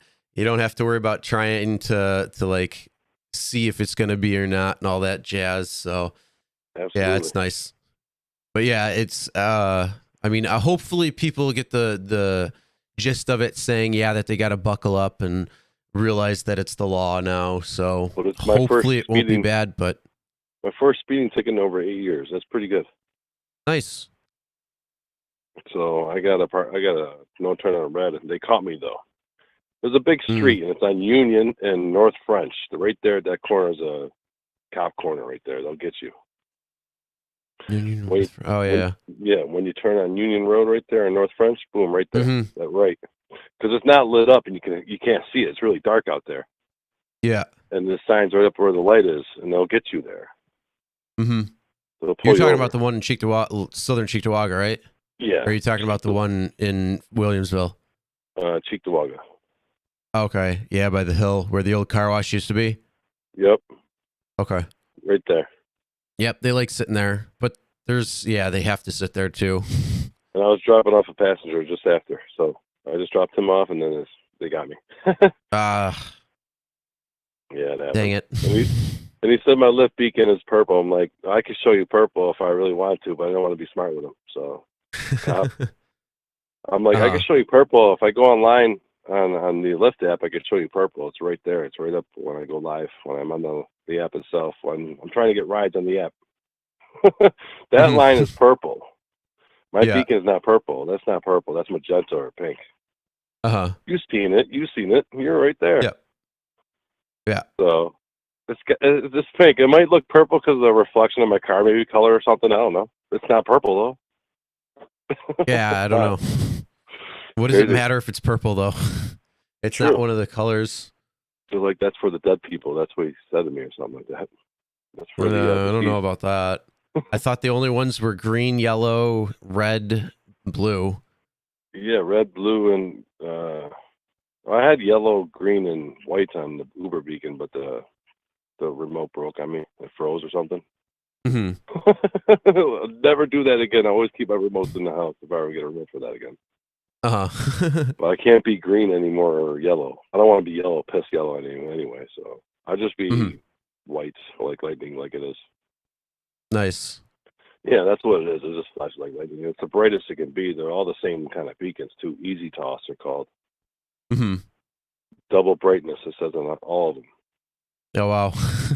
Isn't that crazy? Every beacon is the same. The same kind of beacon. Mm-hmm. Different wires with the one to the other, but they screwed me. I ordered the right one. They gave me the wrong one. And this what on Amazon? I think it was some other site. I had to get it on a special site. These beacons are kind of special. Oh, okay. The Uber one is definitely, it's hard to get. You can't get it on Amazon. I think it was some not known site. I just went on it and found it. They had an Uber Eats one too, but I didn't know I was going to do food delivery. I just got DoorDash because I'm going to do it sometime. I'd like to try it. I'd like to try it sometime. Yeah, it's not too bad if you need a break or something from people. And go out with 3 beacons doing it. Mm-hmm. Just to say I did it. Just to say I done that. That'd be kind of crazy, but I would do it. Because I did it with Halloween. I just wouldn't want to get pulled over, though. Oh, yeah. You know? But hey, it's all for the fun of it. That's why I do it. Mm-hmm. Yeah, it's a good time. As long as you got some good rides. It is true. Absolutely. No matter what it is. Yeah, those bad rides can suck. Yeah, true. I've been to Niagara on the lake. Niagara on the lake and Olcott. It's so dark up there. It's ridiculous. Oh, yeah. Like, when you go from, like, what is it? When you're on 78 going from Olcott, like, back towards Lockport, It's so dark. It's so bad. It helps being super lit out there. Oh, yeah, for sure. It does. I got pulled over one time up there, and that was for because my plate was peeling. Mm-hmm. Wow. So my plate was peeling too. I had to get a different one. Mm-hmm. It's like paper. Yeah. Oh, it's so bad. It's really bad. It just turns to paper or something. Mm-hmm. But yeah, I got the new plates, so it's all right for now. If I had my own customized plates, I think I have to pay for them every month or something. There's some kind of charge, I think. Yeah, well, you shouldn't be charged if they're the ones who are creating the problem. Yeah, if you had your own special plates, like it was super lit for me or something like that, or maybe 2 beacon or something, I don't know. It'll be kind of Dual funny, lit. though. It'll be kind of funny. Right out there. Get dual lit. Dual lit, yeah, dual lit, and then a light up or something with the license plate. That'd be so funny. Yeah, oh yeah, for sure. And I have those fan lights on top of my lift stashes that I super glued down. Nice. Isn't that crazy? So I'm always super lit, no matter if I have beacons on my car or not. Ah, yeah, I'm gonna hopefully we'll see it. Yeah, you can see me. You can spot me. There he is. There he is. You know Yeah, it's me, even without beacons. That's kind of funny, though, isn't it? Hey, if I see you, I'll be like, oh, hey, was that you? I just wanted to, I don't know if anybody ever super glued something on their car, but I did it. I'm sure there has been. On top of the lift's mustache stickers. That's the only way I did it. I was going to do it. Super glue where it can't be seen on top of those lift mustache stickers I have in my car. I had to switch to one in the front, though, because there was an indent and it doesn't fit. So if I super glue it down and wouldn't fit, there's no point to it. Oh, nice. So I kind of moved it closer to where I drive, so in the front, and then light up, and it just points up. It's pretty funny. Nice. Yeah, hopefully I'll see you.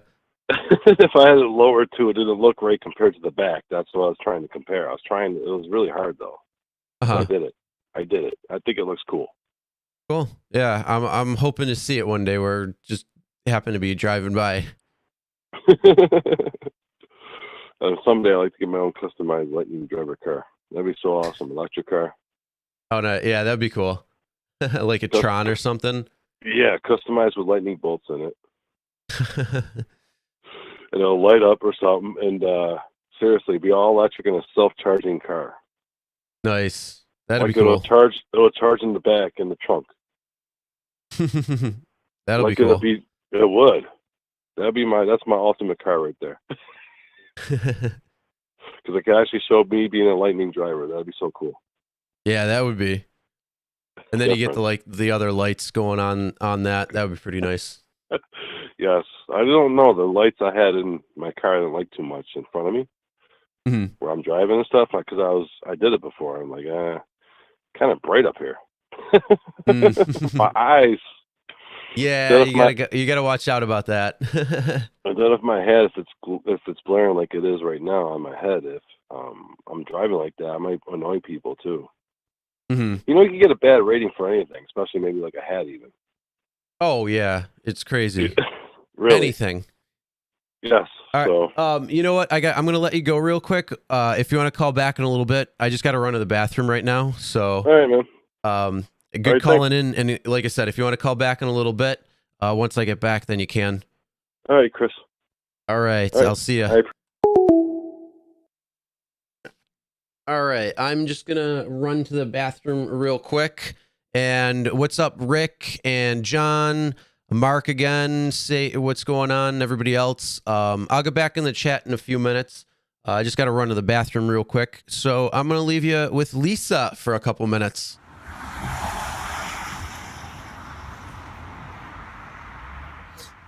Hi everybody, this is Rideshare Lisa coming back to you with my video for Chris for Mothers Against Drunk Driving. The scene that you saw with the crosses that you saw are the crosses that are in right on the corner of a road by my house where 3 kids were killed. I will put it in my video, the police on the scene and the horrific events behind those crosses. So here's my video.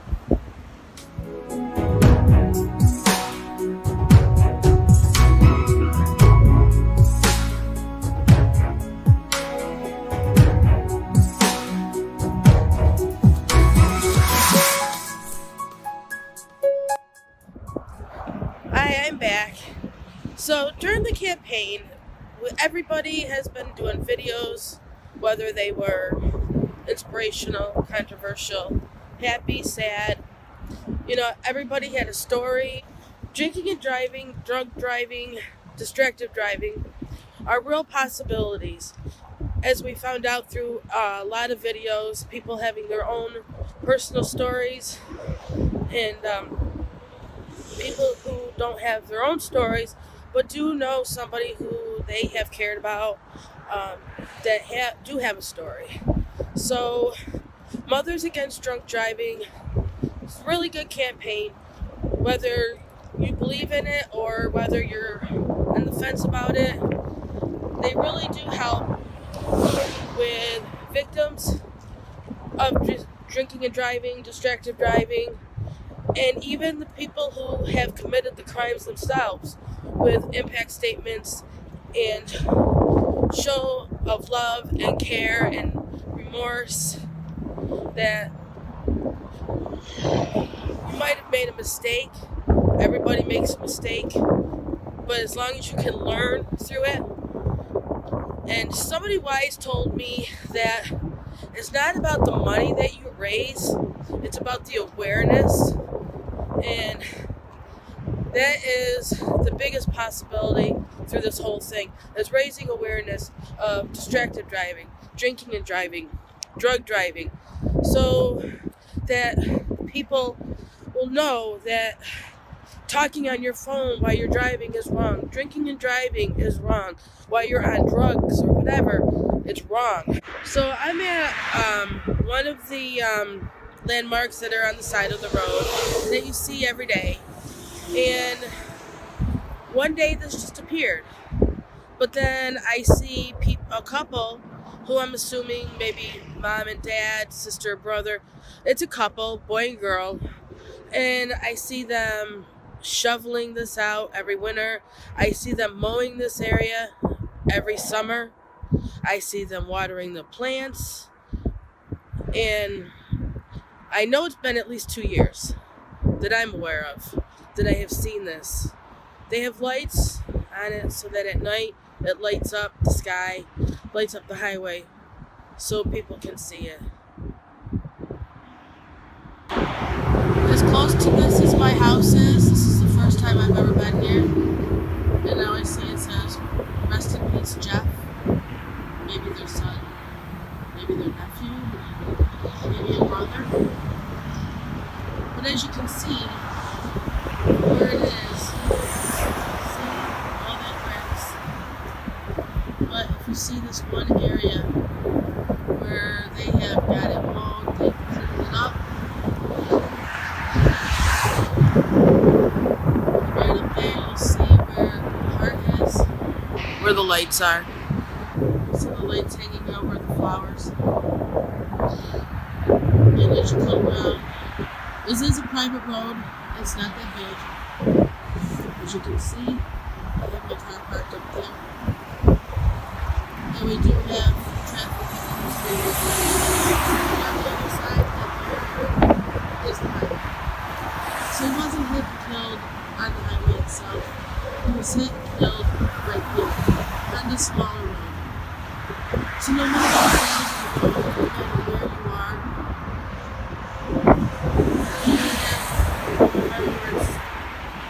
just like this, you can do it for Jeff, for you, anyway. Tonight's Chris's 24-hour live stream, yes, is to make some money and give to the MAD community, the MAD Foundation. He's got some shirts and hoodies that he's selling, and 100% of the proceeds will also go to Mothers Against Drunk Driving. Sorry. This thing's a little shaky because it's freezing. It's really windy in Syracuse, New York. Also, he's also raising the awareness with all the different videos that people are doing. Hi, everybody. So, personally, I don't have a story. I guess I'm lucky that I've really never met anybody who was involved in drinking and driving in an accident or been killed by a drunk driver. I did know somebody, though, where I used to work, and his son actually was killed as he was walking back home from work. I will put up the screenshot of the news article. He was 17 years old, I think he was. And, you know, the sad thing is it breaks a family. I know that, I mean, I've known friends where things have happened and couples just don't survive, and some do. But this was one of those ones where it just didn't work out. I saw him years later. And matter of fact, I told him about the campaign and the 24-hour live stream. Told him, you know, if you wanted to take a peek about the Mothers Against Drunk Driving and the campaign. But he's still, it was his only son, so he's still very closed off about it, if that's the right term. He's very quiet, you know, he doesn't, I really don't see a smile come on this man's face in a long time, since before this happened, because I knew him from another place I had worked at, and he used to go to all the time. But then when his son was hit and killed, he stopped going there. And that's how I found out, was somebody had come into our store and told us about it. But then I saw Mike, and you know, every time I see him, though, it breaks my heart, because I know what happened, and if it had happened to my son, either one of my kids, it would kill me. So I feel, and every time I talk to him, I just feel sad for him. I feel, because I don't know how else to go about it, because it was his child, you know, and that's how I knew him most of all, was because of the death of his son. But so I looked up on the internet to see about the drunk driving cases. Actually, my goal was to see if we're having Uber and Lyft, and how much drinking and driving have gone down. I really couldn't find the statistics on how much it's gone down. I know that I heard it was last year or the year before, it had gone down at least 30% since rideshare had started. But what I did find was just some statistics that I will link in my description, so you can take a look at it. But it says more than a quarter, 25% of all traffic related deaths are the direct result of alcohol impairment. 25%. 29 people each day in an automobile accident that involved in a drunk driver, says the CDC. Around 800 people per day are injured in a drunk driving crash, and 30 more people die. So, and that's from the National Highway Safety Patrol. If a driver's BAC is blood alcohol content is above 0.10, which in New York State, in the state that I'm in, I think the legal limit is 0.08. They are 7 times more likely to be than a sober driver to be involved in a fatal accident. Federal data shows young people between the ages of 21 and 24 account for 1/3 of the drivers arrested for DWI. And they're not even old enough to drink yet. In 2017, 32% of the people who died in alcohol-related crashes were passengers. And I had said this before in my video. The reason why the passengers, I don't know if they didn't say whether or not they were sober. Obviously, it's the driver that was impaired. But like I said in my earlier video, when it comes to drinking and driving, and the people who get hurt the most or die is because they are actually sober, and they're very well aware what's going on. And they tense up, you know, like you would do that when, you know, a car's coming at you or something. You're going to tense, you're going to grab whatever you can, you know, and you're going to just freak out, you know? I mean, I would probably scream and yell, and the person who is next to you is loose as can be. They're probably laughing and joking and thinking that this is funny, because in their mind it's not happening the way it is actually happening. Actually, I do remember that I did tell you about that guy from my fire department. So, I mean, I didn't know his son, but I knew Kevin, who was in our fire department. Now that I remember that I did that video. But, so that's why they say the people who, you know, get hurt or die are the ones that, are the sober ones, because they're trying to react, you know, and there's nothing, it's completely out of their hands. Most of the time, it's just literally right out of their hands, and they tense up, and then that's why that happens. The sober ones, or somebody who's not even really, maybe a little tipsy, probably really become sober just like that when they see a car coming at them.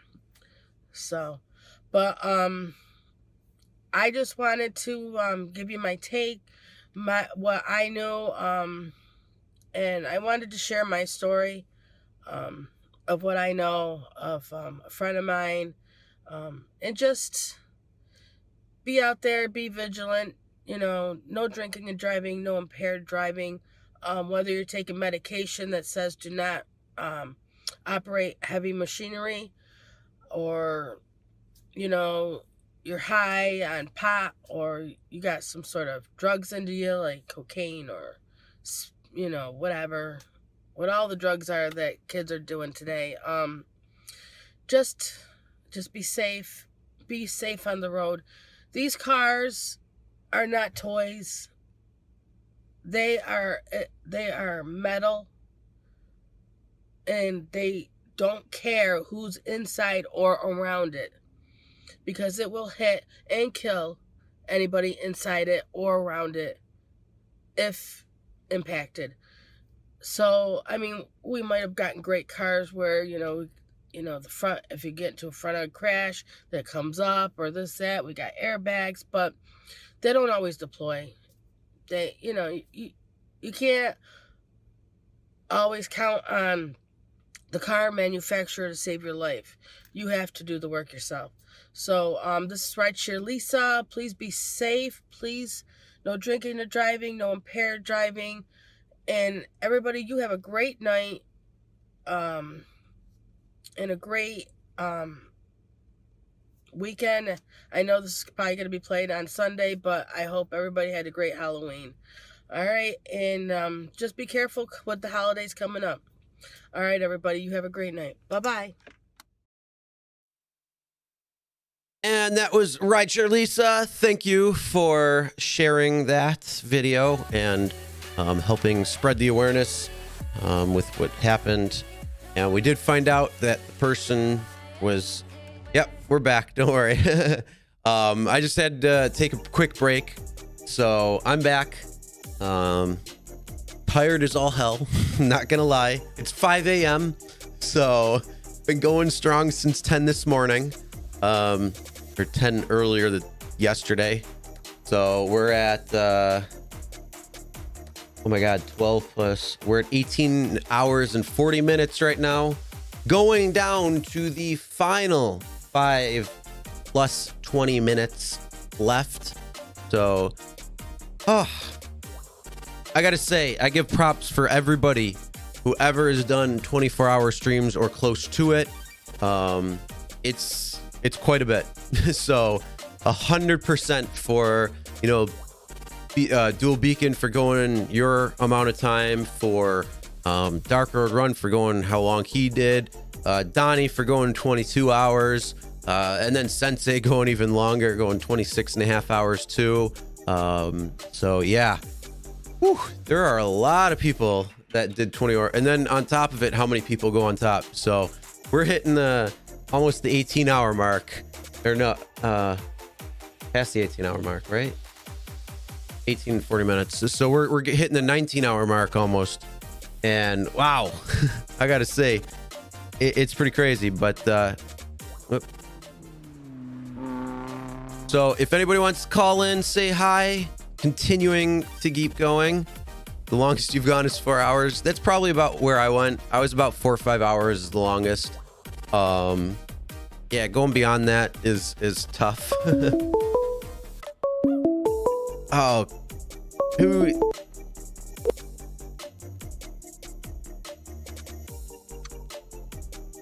Hello there.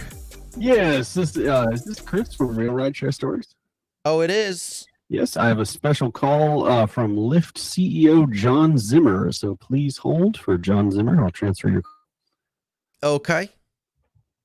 This is actually Joe. Rideshare driver Joe. This is John Zimmer here, Lyft CEO. Just wanted to pop in here and keep you going.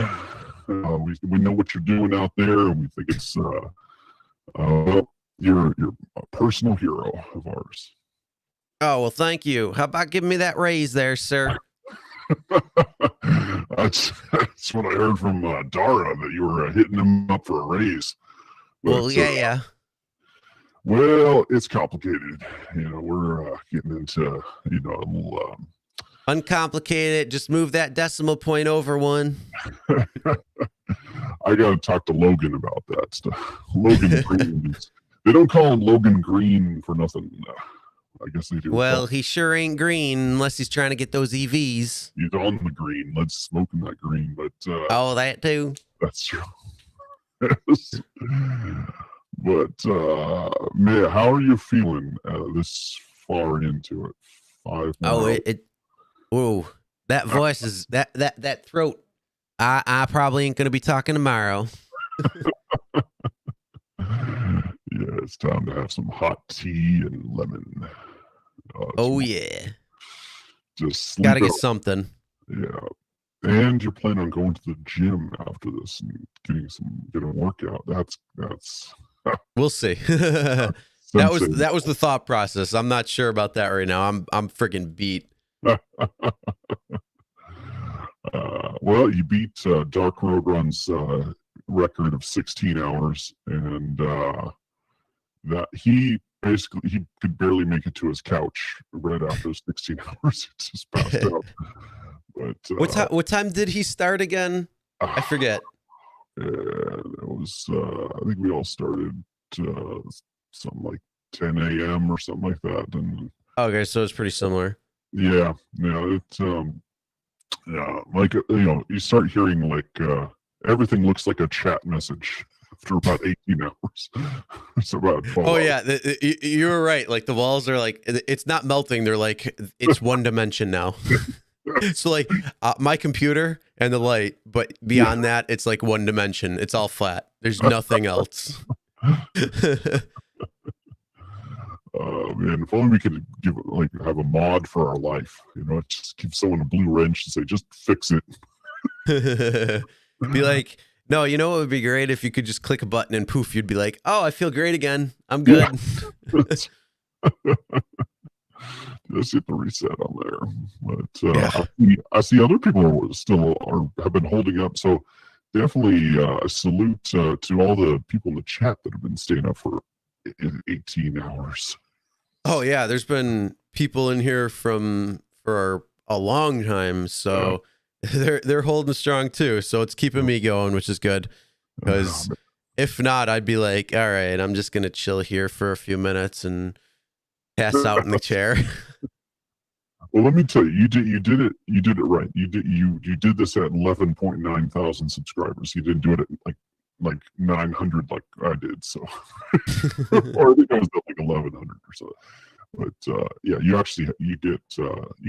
got 20 people watching you right now. It's nice, yeah. On the West Coast. I know, right? Yeah, it's 5 a.m. here. So it's like, oh, this is sleep time. I mean, there's a couple. Mark is from Australia, so it makes sense because different time zone there.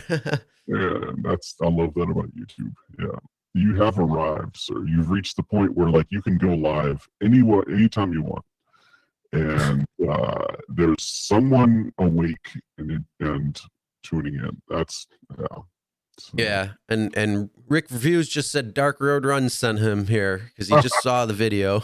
Yeah, I've been leaving a little trail of breadcrumbs to this, this stream here.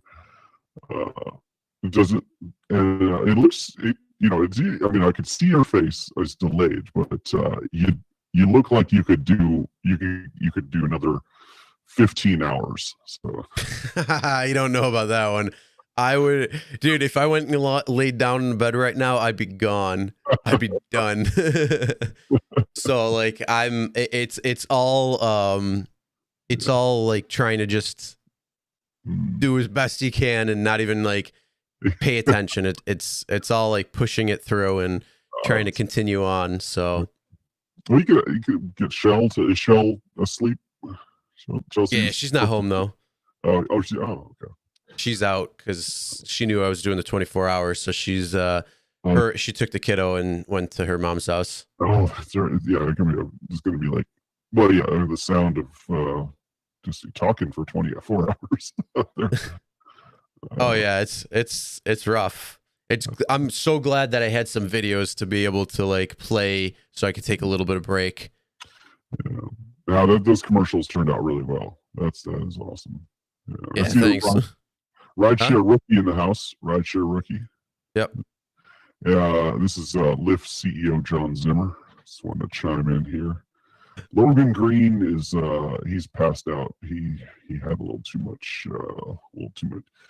We're all trying to like go through our expense accounts before we both get fired. Fails.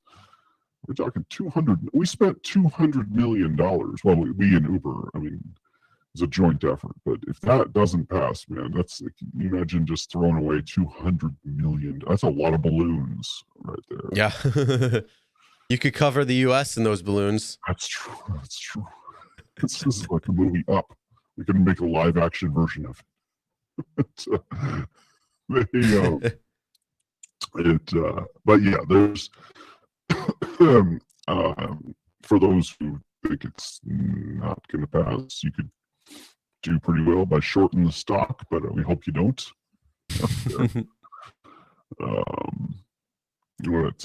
Yeah, if I wonder though, if we do have to make, well, okay, what's the next state that's gonna like get their AB5 going? I heard it's Massachusetts. I think is the closest. Okay.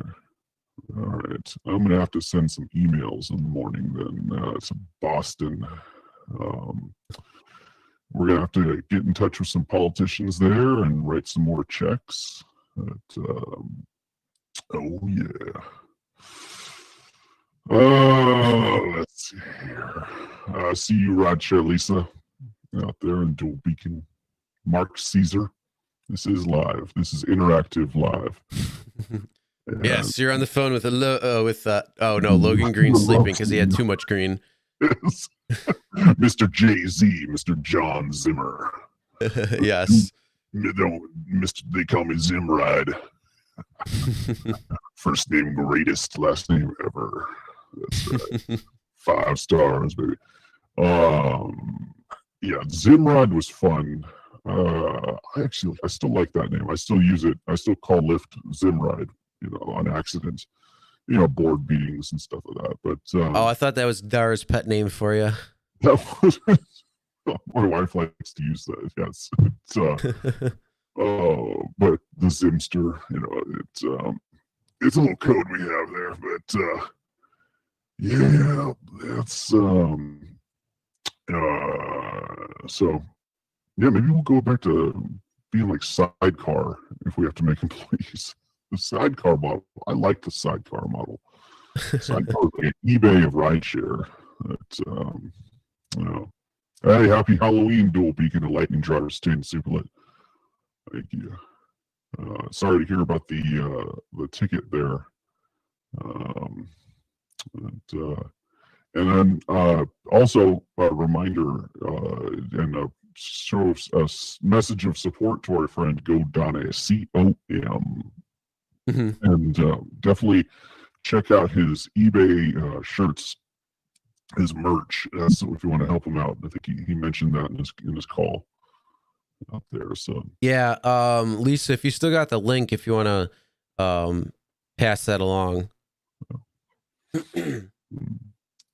And then Roger Rookie says he's got a few people in this chat donating Tuesday. Right on, right on. Elmer's Driving, I think, is donating his tips on there.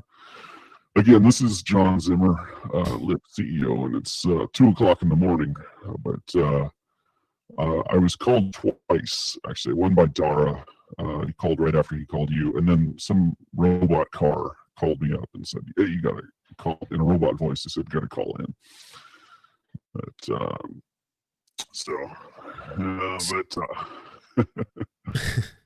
it's yeah. Was that Mark Caesar? Pimp ride for Uber drivers. It's Mentos. You've been pimped. Yes, I'm exhibit. This is we're here with cargo. Cargo. Rookie, I didn't get an email. I just looked, so I don't know if it's coming through or you uploaded something, but I didn't get anything yet, so I just looked. Well, super lit in the ride out there. Yeah, just got to pace yourself. You know, you're more than halfway there, and you know what we need is a sensei let's wake up driver sensei. Yeah, right. Okay, it's sending. All right, cool. That yeah, he has a voice that he'll wake you up. He'll keep you going. God, yeah. If he wasn't doing the polls in the election, he was going to come up here.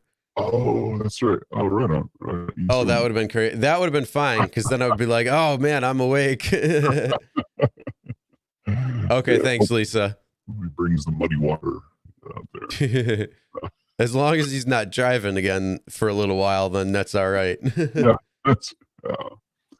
that's right. Cool. Thank you, Lisa. Donnie's Mad T-shirts on eBay. Check it out. There's the link right there. And our prayers are with him out there. He lost his food, but he didn't lose his life. So that's thank God for that. So yeah, and just a few shingles on the house, which is even better. Oh, no, that's right. Yeah, some scratches in the car. Yeah.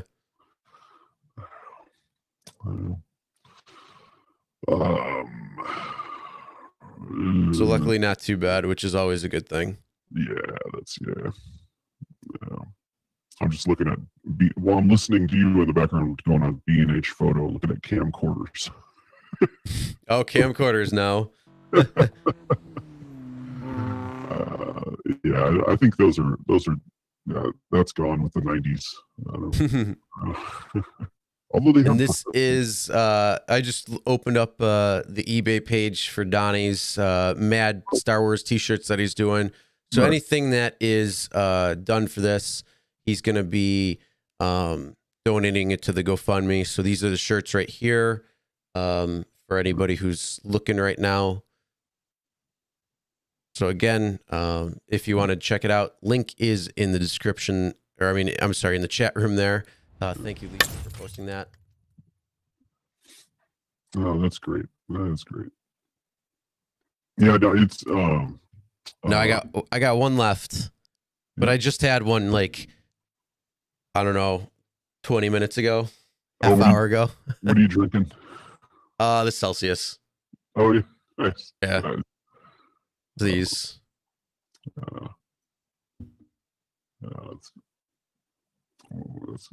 Actually, let's get some soda. You guys are so lucky you live on the East Coast. You actually have things that are open after 2 o'clock in the morning. That's got to be nice. I don't think anything's open right. And normally there's things that are open 24 hours, but right now with the whole pandemic stuff, they close overnight. Yeah. But except for gas stations, they're always open. Yeah. I got to try some White Castle. I've never tried some White Castle before, but they look really good. That's what I thought until I had it. And then I was like, oh, nope, never mind.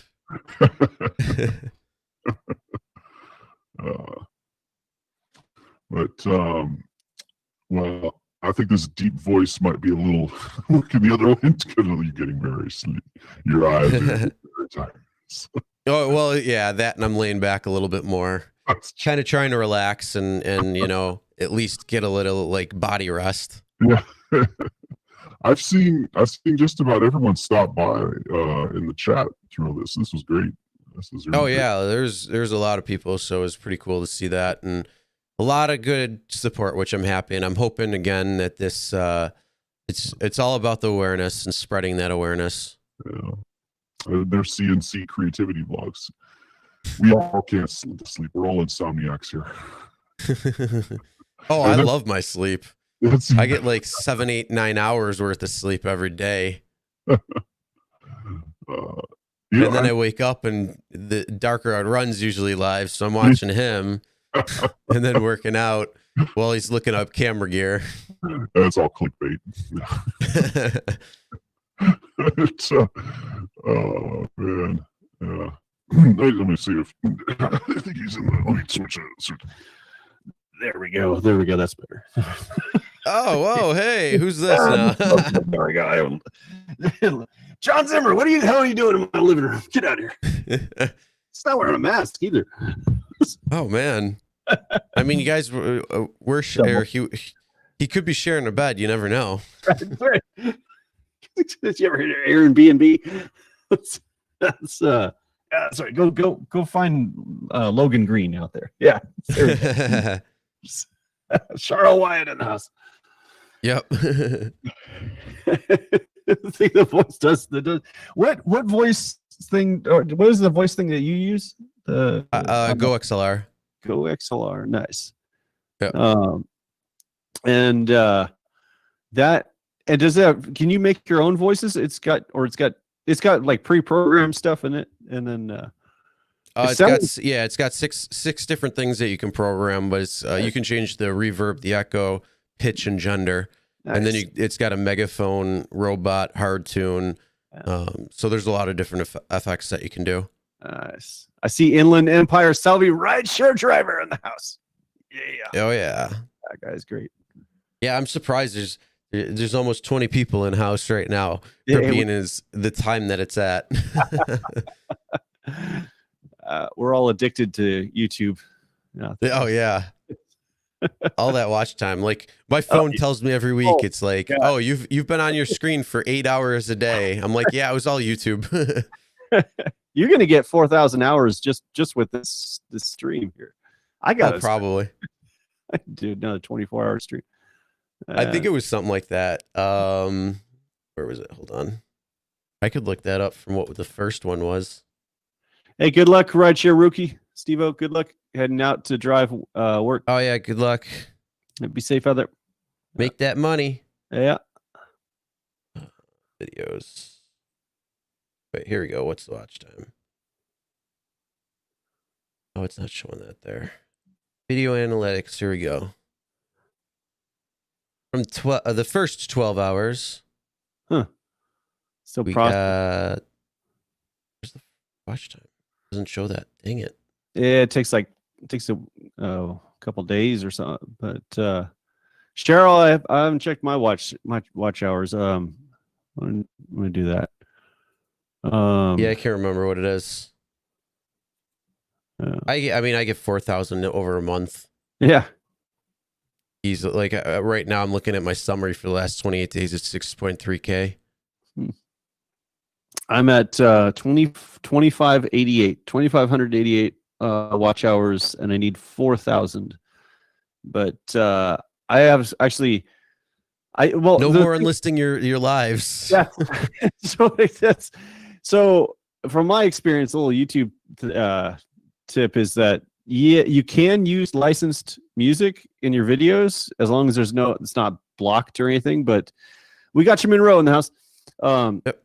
But the thing is, you got to stay away from like the blocked music and music that like has no viewing restrictions, but can't be monetized. Of course, you got to be careful with that too, because what happened to Uberman Tampa was like he had filmed a Disney World fireworks show, and it had some music there that was okay when he filmed it, And then a year later, Disney like tightened down, went back and said like, no, we're blocking that music, and he got a copyright strike for it, and he got blocked from live stream for like 90 days. Yeah. So what I do is, I mean, you know, the music, I use the music I want that's clear to use, but can't be monetized. And then I'll usually just delete those videos after a couple weeks or so. But yeah. Watch out. Well, that's the only problem with you lose that watch time then. Yeah, watch time and but you can always use Stream Beats, because that all the music that I've been playing in the background is 100% copyright free, and the guy gives you permission. Like I have the if I needed a legal notice, I have it. So it's like he's got. Is it I free? don't know, almost. Yeah. Yeah. Yeah. You just go to streambeats.com, and he's got a lot of different stuff. So you could just like make up your own lyrics and stuff if you wanted throughout the songs. I love those Dustin mixes. Yeah. Those are great. Yeah, that was funny. When I watched that the first time, I was laughing my ass off. Stream Beats is on Spotify. Yeah. Oh, okay, gotcha. So you can use it's Harris Heller. Harris Heller. Okay. Oh, he's got a lot of. Oh, okay. So all those are just copyright free lo-fi music for Twitch streams, YouTube videos, and whatever you need. Yep. That 300 songs. That's he's got more than that. Huh. He's got 546 songs. Huh. Because I have it all loaded up, and you can download it too. So if you go to streambeats.com, you can get it there. And he's got synthwave, hip hop, EDM, and lo-fi. So a bunch of different beats and stuff. Nice. And it's 21 hours. So it's perfect. So it's like, I'm probably getting about 21 hours worth, a little bit more. Yeah. So been playing that all in the background, which is good. So yeah, and it's nice because he content IDs it to make sure it's safe. Yeah. So it doesn't get any issue or anything. That's how I can do that type of music. Oh, man. Yeah, it's you know what, it's weird, like YouTube is kind of like Napster. I don't know if you remember the file sharing days. I mean, if you want a song these days that's licensed or something, it's on YouTube somewhere. Someone has uploaded it, and then with like the download software, it's just like, you know, it makes it really easy to get it. But yeah, there's a lot of options for the legit legal background music on this stuff. But yeah, I mean, you can use YouTube Audio Library but it's like low end. And then Stream Beats is good. And I also have a subscription to Epidemic Sound, which has some really good beats in that to it. Yeah, Danielson the Great told me about that one too. That's a good. They got some good music. Yeah, I think it's like 50,000 different songs and stuff. A lot of different sound effects. What was? Let me ask you, like, from your YouTube, what do you think? I know it's views more than subs, but at what subscriber level do you think you would need to do YouTube full time? And just say like that, YouTube is gonna be my full time job. Yeah, with subscribers or with views? Well, with subscribers, but like, I mean, I guess the views are. I mean, the subscribers give you like, it's almost like a guaranteed amount of views, but I would say probably, you know, about 50 to 70,000. Yeah, that's somewhere around there. Yeah, that's where Randy Shear, Uberman, started switching over full time. It's doing about that.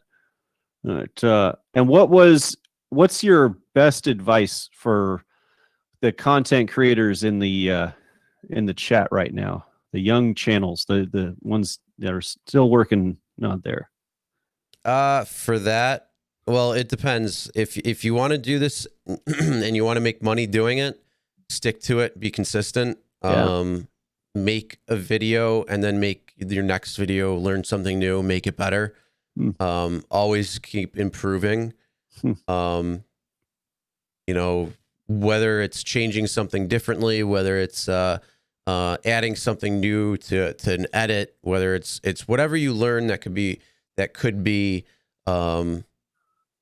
learned or added, and always be consistent and make good content. Yeah. You know, make catchy content that people want to watch, and be passionate about it. So if you enjoy it and you're having fun with it, that's going to show, and people find you. Yeah. And I'd say I'd add, like, don't be afraid to make mistakes. You know, it's 100%. Nobody's perfect. There's no perfect channel out there. You know, you could release a video and then, like, you might, like, oops, I said this date instead of this date, or something like, or this word instead of this word. It's like, don't worry about it. But you're, just consistent, stick with it. There's, that's what I love about it. Is every video is kind of like a lottery ticket. You never know, like, which one, when the next one, you might do 1,000 videos, and then your next one, it might take off for whatever reason. It might be a hit, or maybe a video that you did 6 months ago or a year ago might start, like, trending or something like that, and be shared out there and go viral. So the more video, it's like the more lottery tickets you buy, you know, like, you're gonna like, the better chances, more investment and stuff. But it's better than the lottery, because this isn't really cost you time of just uploading it. But, And my whole thing is, I'd love to hire an editor at some point. Oh, that's yeah. Just because it frees up time to be more creative on things. So And and the equipment stuff, don't get into this toolbox fallacy. Like, the equipment doesn't, if you like cameras, then you go and invest in cameras. But you know, I always quote, like, the great Dustin is driving. He built that whole channel, like 80,000 subscribers, with a used iPhone. Uploading videos. And I mean, once he moves into the new house, he's gonna get a little bit of a setup going. Oh, nice. So he's gonna be improving it too soon. But I mean, the biggest thing is, even if you're like wanting to look at doing it and things like that, and creating content, you can do anything you want, and don't worry about it, because your first videos are gonna suck. Like, go back and watch mine. They were shitty. And it's amazing that my one video that I made 2 years ago around this time popped, and it was my most viewed video, and it literally took me from 100 subscribers to 1,000 subscribers in a little less than 2 months. And it gave me the 4,000 hours watch time, all just before I needed it. So it was a wild ride at how fast it went. And it was, you know, I was out of focus. I mean, I wasn't out of focus. I was out of frame, and I was reading from, because I put paper in front of me to make sure that I was reading. So, like, on the old videos in my sunglasses, you can actually see the paper that I was reading from. And just so I could get the content out right. But that's the whole thing. You got to start somewhere, and you can't worry about what it's going to look like or anything like that. You just make it. And like I say, each day improving something. Once you do that, if you keep going, you're good to go. And then, you know, as things grow and change, and, you know, if you want to learn something or do something new or upgrade something at that point, go ahead. But start with your camera on your phone, and it'll work perfect, because that's what I did starting too. Yeah. And never be ashamed of, like, the early videos, because there's gonna be time, like, 3 years into your channel, like, you'll know how to, like, edit videos better, and might have better equipment, or, you know, better, like, camera comfort, like, being more comfortable on camera. But you'll never get that back, that early experience of that. So, like, that's it's like it's kind of like it's kind of the roots. It's where everybody started. You go to any channel, if they got 10 million subs or not, you go back to their first videos. If they didn't delete them, they're all going to look like crap. So there's value in that, and seeing that progression, though. And it's all learning, and, you know, where you think you're going to go can change. As long as you have an idea, You know, things can change because you could say, well, oh, this is going to work, this doesn't work, and you kind of switch back and forth. Yeah.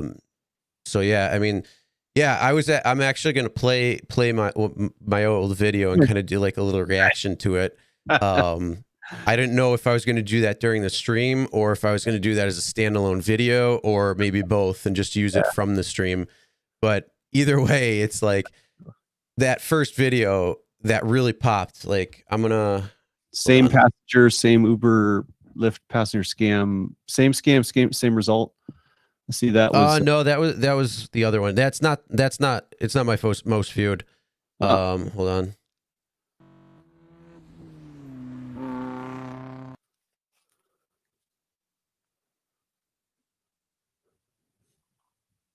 Let's see, videos.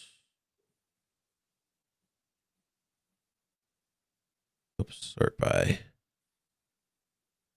So this one right here, this 3 common Uber and Lyft scam. Yeah, that's. Oh no. Oh, let it play. That's double ad revenue. So here we are. So like, it's funny because it's like when you're on camera and it's so weird trying to talk to a camera at first. And here, I'll put it up even. By saving a few dollars instead of ordering. So like you can hear it in the voice. Larger it's like vehicles or getting it's so much different. And so this is November 6th, 2018. So it's actually coming up on 2 years.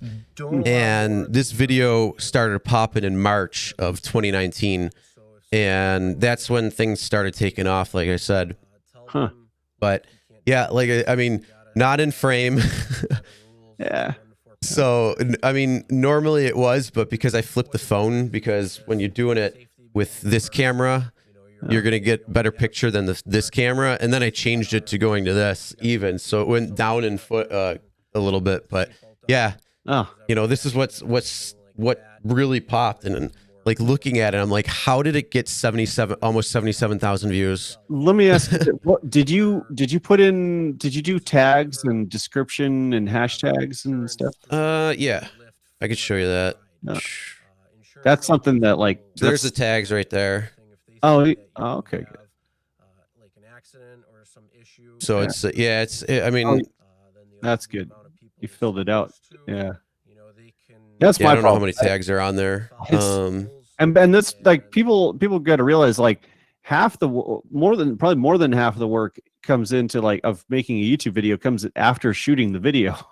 It's like, oh yeah, I all the mean, editing stuff and the description, the promotion, and there's a lot of work. Yeah, no, I filled it up. 486 out of 500. Nice. Yeah. So I mean, the good thing is it was. I mean, it still is. Like the scams were and still are used and being done today. Yeah. There's just other scams too. So, yeah, that's a little bit of the background there. But yeah, it's pretty crazy to see that video. Yeah, that's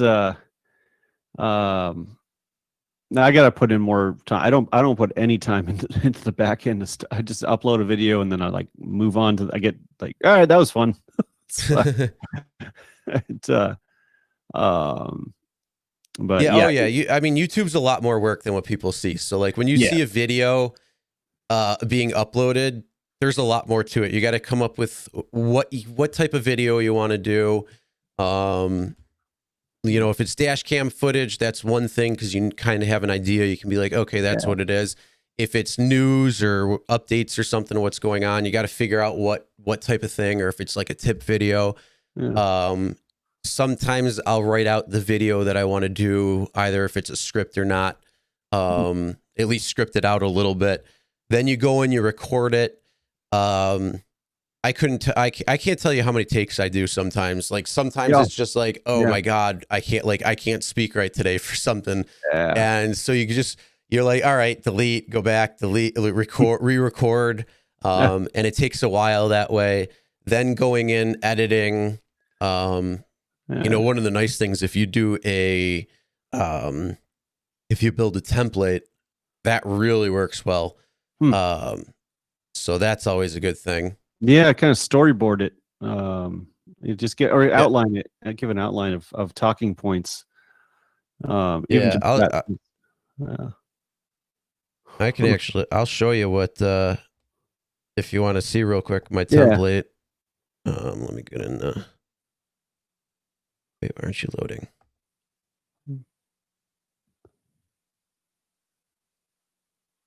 Here we go.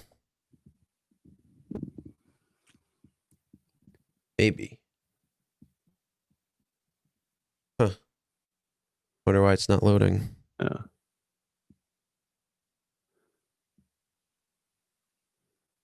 That's why. Add. Sometimes Microsoft isn't always that good. Yeah. Yeah. So. Yeah, I tell you one thing though, you are definitely making the most out of that Stream Deck. That thing is. Oh yeah, it's amazing, and that's I use it all the time. Yeah. So for those who don't edit, this is probably going to look really, really confusing. Wait, no, there it is. Yes. So if you don't edit, this is going to look really, really confusing right now, and you're going to be like, "What is that?" But yeah, this is the template. So essentially, it's just like the you got the logo down here, the intro, and then you got the different stuff. So it's pretty basic. It's real easy. Then you got the end, and it's just like dropping play and all that, and then you edit through it and everything. So it makes it a lot easier when you do that. And he's using Adobe Premiere Pro too, people. That is that's a professional level editor. But at first I thought like I saw channels that like Randy Shear, Uberman, back when he was just Uberman, he would use Adobe Premiere, and I was thinking like, well, that's kind of overkill. You could just get away with like some of the cheaper, easier software. But no, if you're building like actual skills, learning how to use Adobe Premiere or DaVinci Resolve that you can use as an editor or something out there. Like people pay people who know how to use that stuff. So it's good to like just familiarize it and play around with it. And there's so many tutorial videos on how to do that stuff, how to use it. Oh yeah. And that's the thing. Like I was learning how to kind of I knew I wanted to start making content on YouTube around like March, April of the year when I start. So in 2018. And I wasn't sure where I was going to go, what I wanted to do.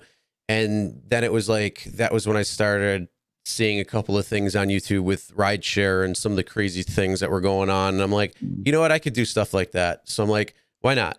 Yeah. So that's where it started. And then, now getting into like calling scammers and stuff by watching like Kip Boga and, Scammer Payback and Trilogy Media and IRL Rosie and all them. And it's like, oh my God. And it's so much fun doing it too. Cause it's like, I'm wasting your time. You think you're getting somewhere. You're really not going anywhere. So, and again, that's more awareness that you can help people so they don't get scammed or anything. And you'll never run out of content too.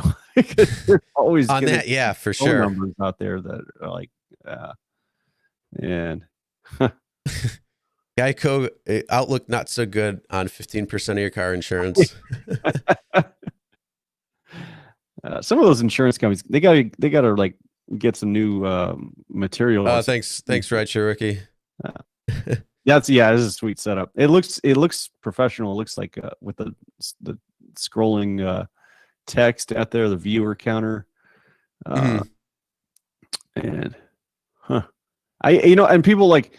There are channels out there, like if you think like you need, God, there is literally channels that will watch people eat food.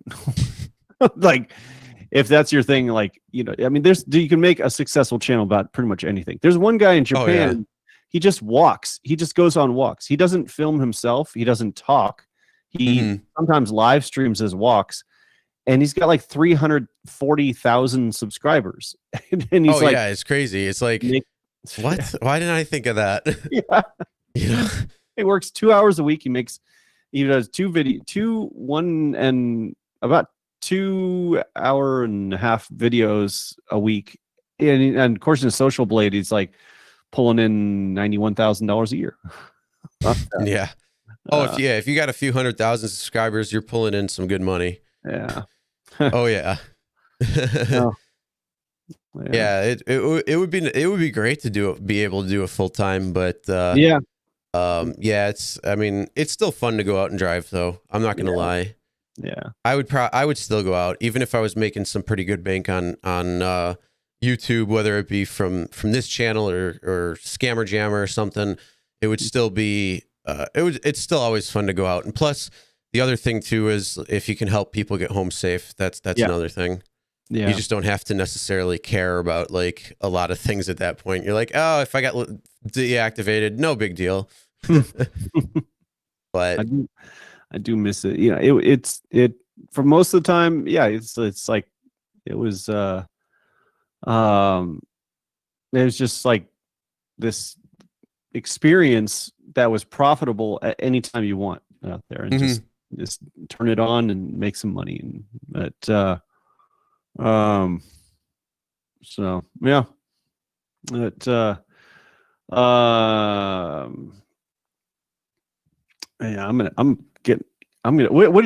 was that food you microwaved earlier? They heated up. Oh, a couple like 2 hours ago. Yeah. I got a calzone delivered with my pizza earlier, so I went and heated that up. That sounds good. Oh, it's so nice. It was a chicken wing calzone, so it was tasty. So it's funny because I still got half my pizza and cinnamon sticks and calzone, so it's like, I got a bunch of food tomorrow. Yeah, that you'll probably be dreaming about. I probably won't even. I'll probably only eat like pizza or maybe the calzone tomorrow at night, because then I'll get the rest of the stuff. But yeah, oh my god, it's crazy though. If you can, like, stay awake, until about 6 or 7 at least, or something like that. Because if you go to crash or something like that, you'll wake up at. Well, no, I actually might sleep 13 hours or so after this, but oh no, what I'm gonna end up doing, if I do work out, I'm gonna go to sleep afterwards, but I'm not gonna sleep long. Like, I'll probably be out for a few hours. I usually can't sleep during the day, so I'll be I'll eat the rest of my calzone. You don't worry about that. But yeah, no, I'll if I work out. If I don't work out in the morning, like right after this, then I'll probably pass out for a couple hours, and I'll probably be when it's gonna end around 10:30 this morning. It's 5:45 now. So if that's the case, I'll probably wake up around probably about 1-2 in the afternoon, and I'll probably work out a little later. I gotta give myself the chance to actually wake up, but I mean, speaking of free, I mean, I'm this one thing, like, I kind of miss about before the pandemic and everything. Doing Uber Eats, there was a high, like, doing Uber Eats deliveries at like 2:00 in the morning, and I would get them, like, people send me like Carl's Jr. for something, or pick up a late night pizza, and a lot of it was drug influenced. They were under the influence. They got really hungry. By the time I get to their drop off area, it's like they're passed out. They're not answering the door. So it used to be like you just wait for 10-15 minutes, and then you could. It says discard the food, and it was like, yeah, it was a pretty good way to get. I mean, it was a guaranteed, like, pretty easy way to get free food on that. But now these days, though, it's you never talk to. I mean, I kind of like this better. You set the food down and just take a picture of it, and just, you don't have to interact with the customer or anything. That's kind of nice. Yeah. Oh yeah. Especially if you don't want to. Yeah. That's always a perk. Yeah. And you're moving on. There's no waiting time, waiting for the customer to show up or anything. It's just, you just drop it off and you go and on to the next one. But Uber Eats has been paying pretty good here in the Bay Area. But that's good. Yeah. A lot of them, a lot of people. I made a video just recently because it like the prices for Uber Eats have like gone down the toilet. Oh yeah. So the way that they changed the pricing around, but yeah, it's so it's less been a problem. Yeah. Is so the orders are more expensive or they? Oh or no, they've- they're crap. Like I don't know if you saw like the Uberman payout Tampa. for- His post. It was like a 58-minute ride or something. It was like $11. Oh right. Oh the for payout the entire thing. So it would have been like for pickup, wait time, and then driving there. It was almost an hour or something like that. It was like $11 or something. It's like I'll pass. Yeah. And then it's like $250 for like a 28-minute thing or something. Yeah. So yeah, I mean, and I made that video and a lot of people are commenting on it right now. They're like, oh, I thought that was just me getting all these crappy rides coming in. So it's it's happening a lot. A lot of people are getting some really unfortunate bad Uber Eats. And so hopefully they change it around or something. we used to have this thing in the Bay Area that back in the 90s, like circa 96 or 97, it was called Takeout Taxi. And it was a service that was like a pre-Uber Eats before the internet, or like early days of the internet, before smartphones and everything. It's like where they'd send out menus, printed menus, and then just in flyers send it to as many houses as they could. And then you call that, they would call. It was a service that you would place the order to all these restaurants through the Takeout Taxi phone number, it's the 800 number, and then they would call the restaurant, place the order, and have their driver go and who was like a W-2, worked for them, full on, commercially insured, the whole thing, like drive to the restaurant, pick it up, and then deliver it. And then I think it's like you would do the old, like, if you paid with a credit card, they would do the old carbon paper stuff. And most people either like check or cash. And that business model failed because they couldn't, there was too much overhead, I guess. It was too expensive to pay the actual like W-2 employee drivers to go out there and pick up the orders. Mm-hmm. Years later, we have Uber Eats and who knows, maybe the only reason why they're profitable on the Eats part is the independent contractor model, but probably because they're not paying the same. Yeah, that's why they want Prop 22. So that's worth $200 million to them. They could save that. Oh yeah. I'm wondering what the final bill is, because they're pumping money into that right now still too. Yeah. It's crazy that I've been following this since 2014, and it's just, I remember the fingerprinting thing in so was it Arnett, Texas, or Austin, Texas. The city council said they wanted to pass a fingerprinting requirement for the for rideshare drivers, and that Uber and Lyft, like, you pass that, we're shutting down. And then sure enough, they passed it, and they shut down the app. But like, they were against that because they were probably afraid that, like, that it would spread to other markets, and then they'd have to upgrade their background checks, so like do the fingerprinting stuff, and they would lose drivers because of that. So, that, and then the cost of money too. Yeah, I mean, to run them, it's usually $10-15. Yeah. So you do that for every single person, 2 million. You got a pretty good pretty good thing. Huh. 8Ball there's says, your what? 8Ball says, when do you sleep? When do I sleep? This is my no. Yeah. And it says no. I'd be sleeping pretty right now. Especially with that fall back too. So it was like, instead of waking up like 8 or 9, it was like I woke up at like before 7. Oh man. So it's like, oh Jesus. Like, I just want to be sleeping. But oh yeah, that's right. Steve-O, tomorrow, today's Monday now. Yep. One more tomorrow's election day. Yeah. Man. Yeah, that's but you're gonna remember this time in your life. And, what's great is it's like it's gonna, as long as you keep the videos up, it's gonna be, you can look back at this years from now and it's like that was I hope you do this again too. This was fun.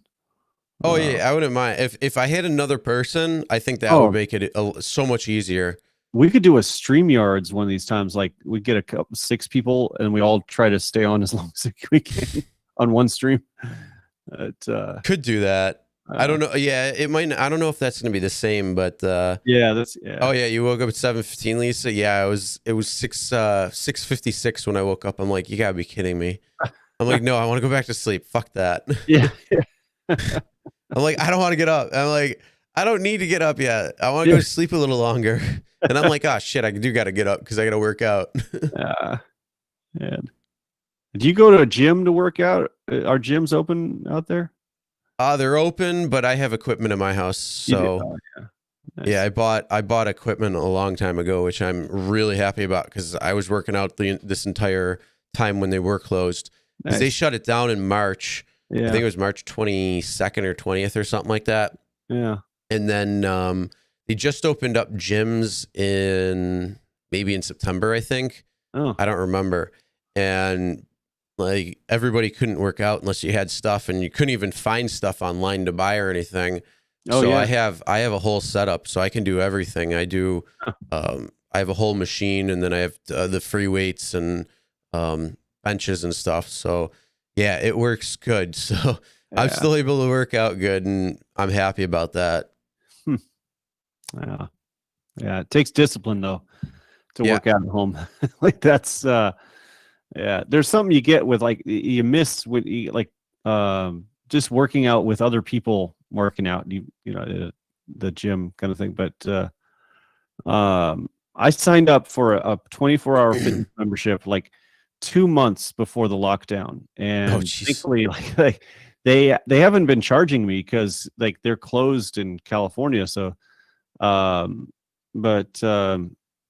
I don't know when the next time I'd go back to. I mean, that's a gym. We're talking indoors, heavy breathing, like people touching everything. Like we got to get to like really like get this thing under control before the gyms are gonna or maybe they can have like a gym that's like these indoor stuff that's like only you have to verify that you had the virus and you recovered from it, so you have the antibodies or something. It's like that they only allow. I mean, that'll be a weird, like kind of a dystopian future. Like no, I mean, I think the whole thing is, for the most part, the gym, if you had people cleaning up after themselves, like using the equipment and wiping it down, you'd probably be pretty all right. And usually in those types of buildings, you're going to have a pretty good ventilation filtration system, a ventilation system. All you got to do, if you update it a little bit, add the right filters and stuff, the UV light between, and just put in like overdrive or something, you should be pretty good. So something like that would always be a good thing. But like, what's up? Show Me Sasquatch is in the chat. Was awake, still awake, and had 400 people watching his live stream. Nice. Wonder if, hopefully that wasn't bots. Bots are coming in live streams. Yeah. They hit mine up earlier too, and not too happy and thrilled about that one. Yeah. They're gone though.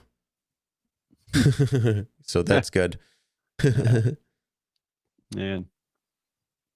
There was one, I think the craziest live stream that was like, why are people watching this? But I mean, obviously I shouldn't look at it like that. I should say like, you should look at these live streams as like, as an affirmation for like, there is, you really, like, there's no standards for content or something. There was someone was playing the game Minecraft and trolls do suck. Oh, yeah. That's they have a block in Minecraft called Bedrock, and it's in the game. It's like it's programmed as an indestructible rock, like cube, and yet there was someone's live streaming taking a pickaxe and then chipping away in this this video game, like this indestructible cube, and so it was like it's not going to break, but they just kept that going on for months, and there were like 2,500 people watching this thing. It's like nothing. What do you watch? Like it's like I don't know. Something's gonna happen. Something's gonna happen. I know it. Yeah. But I mean, it's crazy. Like I remember the days of like AOL chat rooms and everything. This is, so being in a chat room was an experience. And that was all we needed back then. Like these days, you have the chat room experience and the interactivity of a host with video, and it's just man. Oh That's yeah, crazy. yeah. It's so much different. I remember those, the ASLs. Yeah, yeah. ASL question. That's and there was a limit of there were like maybe 50 people or something like that, and yeah, I don't remember what it was. Something like that. Huh. You've got mail. Yeah. Well, thank you. Oh man. Yeah, and then before that, like that Live Aid concert in 1985 was only the second internationally synchronized broadcast on in history on television. And now what was the first? The Olympics? Princess Diana wedding to Prince Charles, like 2 years before that. And there was a live broadcast that was synchronized throughout globally in civil, and I guess the the civilized world, or so, like people, like there was areas that like anyone that had like a television network or something like that could tune into this broadcast. And then Live Aid was the first rock concert to do that, and that took like GPS, that took satellite communications, cutting edge technology at the time. They weren't sure if it was going to work. They had problems when they were tuning in. Other countries were tuning in, and like they messed up the signal. In Russia, they had for 2 minutes they were supposed to go online with the concert, and they ended up broadcasting some documentary about cherry picking, and the audio was the music, and everybody kept on waiting for like this maybe they're going to say that the cherries are going to be like donated to the starving people in Africa or something. It's like, but it was just like someone messed up at the station level, or but now like somebody went to North Siberia. Oh, after that mess up. Yeah, yeah. You do not mess that up now. You are going to Siberia. 10 years in the gulag. If you are even lucky. It's crazy. Like now, some 15-year-old kid. See, there's different. If you hit the join button, there's three different memberships that you can choose from. So it just depends on what you wanted to choose. Each of them have different, like the different tiers have different things. So like I said, you can just hit the join button, and it should pop up and show you. I think it's $1.99, $4.99, and then $9.99, but I can't remember off the top of my head. Yeah, it looks like $1.99, $4.99, and $9.99. RSX member, and then Comfort member, and then Lux member. Mm-hmm. Yep. Shout outs and videos, access to special Facebook private group. Resistance is futile. Yeah. Oh, what was the one thing where something happened in Russia recently? Was it like with the Olympics, I think? Oh.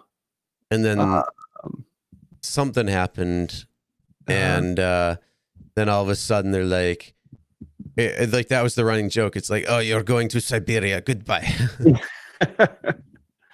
Man. I don't. It's the. It blows my mind when I was watching that documentary, and like now everybody has their phone. You can make a Live Aid concert. You can have thousands, tens of thousands of people, millions of people watching your YouTube channel live stream all over the world anytime they want and interact with it. Like that's the internet. Oh yeah. And just imagine the amount of time, effort, and money that they had to spend in order to have that happen. And today you could just do it by having a computer or phone. Yeah. Oh, CNC is going to be sign up for the deluxe free T-shirts with the. Oh, nice. Did I put free T-shirt? I don't know if I said that one. I think it also says free calzones and free calzones from Picasso's. Behind the scenes videos. Nice. Yeah, I think I'm gonna add something to that. I don't know what to that level too. Yeah.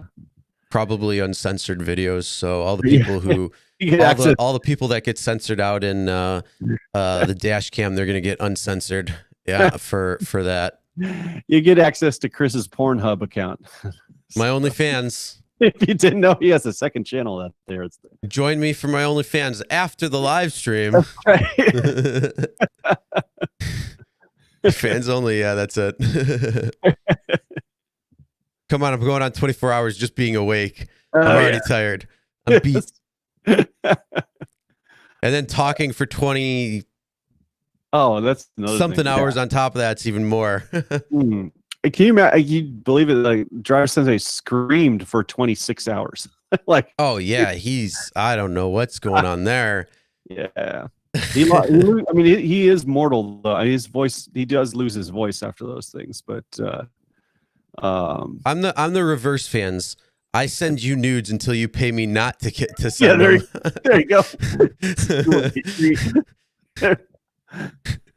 That's the reverse fans. Yeah, I swear, like 10 years from now, there's going to be software that's like an app that will make, and you can make anyone naked. Just like simulate that. You could just. Oh, I'm sure that's already. I'm waiting for the app that it makes it seem like I'm live right now, even though I could be sleeping. Yeah, and you'd never know. you're sitting and talking on the phone with me right now, but you're like, wait, something's wrong. Something seems off. Wait, what? Why is it clicking? That's when you do YouTube full time. Is when your avatar does it for you. Oh yeah.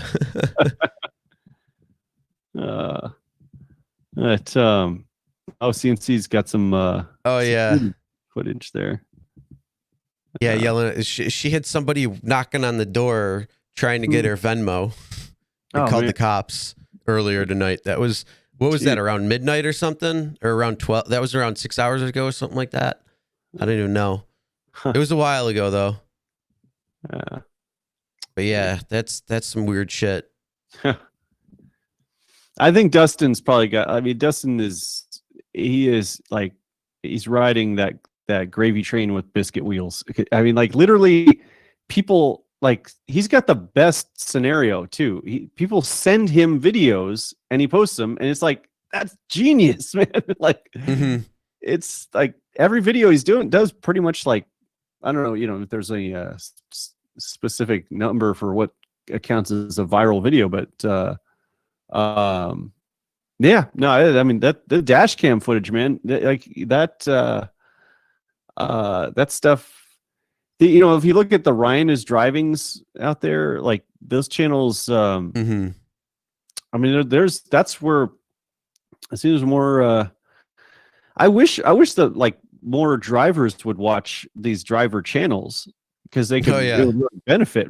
But maybe they'll actually stop taking unaccompanied minors and kids without car seats and realize that you shouldn't be doing that.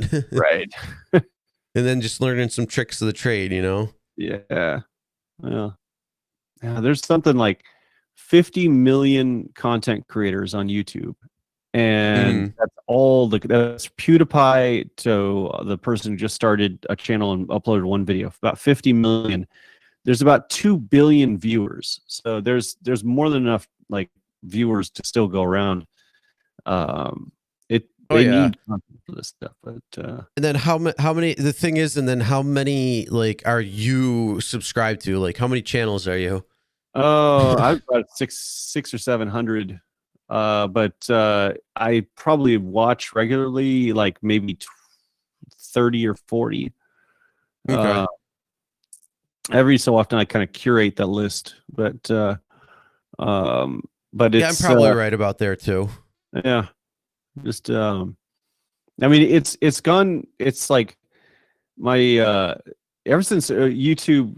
Did they bring it back where I can like? Let me see if I click on somebody's name. Nope. Yeah, it used to be you can click on the name and it'll go to channel. And Noah's in the house. Noah's awake. Noah, Noah.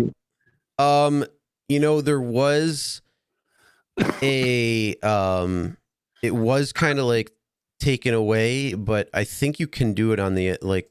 I did it somehow on the iPhone. Oh, really? I think it was on yours yesterday. Oh. Like I hit somebody's by accident and it popped up, and then it was like, oh, okay. Hold on, I gotta check. I could probably check that out right now. Yeah, I am live. I could do that.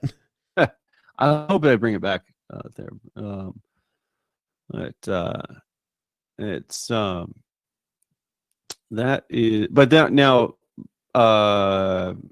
yeah, the thank God that there's the shout out channels out there. Those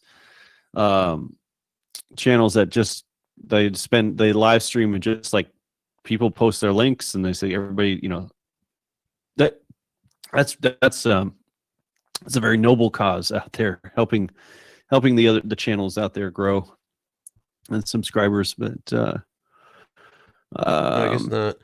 I don't know. Something I was doing the other day. Maybe maybe it's something that they're, on the replays on the chat maybe on the not in the live stream, but like you can do it in the or maybe in the comments of rather than the chat of a video. Oh no, that's still processing from earlier. Yeah. That's gonna take a while, being 12 hours. Yeah. Yeah, that's gonna definitely take a little bit of time. So yeah, I won't be able to watch the live chat and see what's going on, but you can still watch the replay at least for right now until it's done processing. Yeah.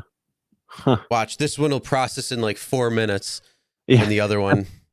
How come you don't comment on the video? I really don't. I watch a lot of videos. I just don't comment because usually it's background for me. Usually I have it on. I'm hanging out with the kiddo or something, and I have the phone on my desk or like on the table or something.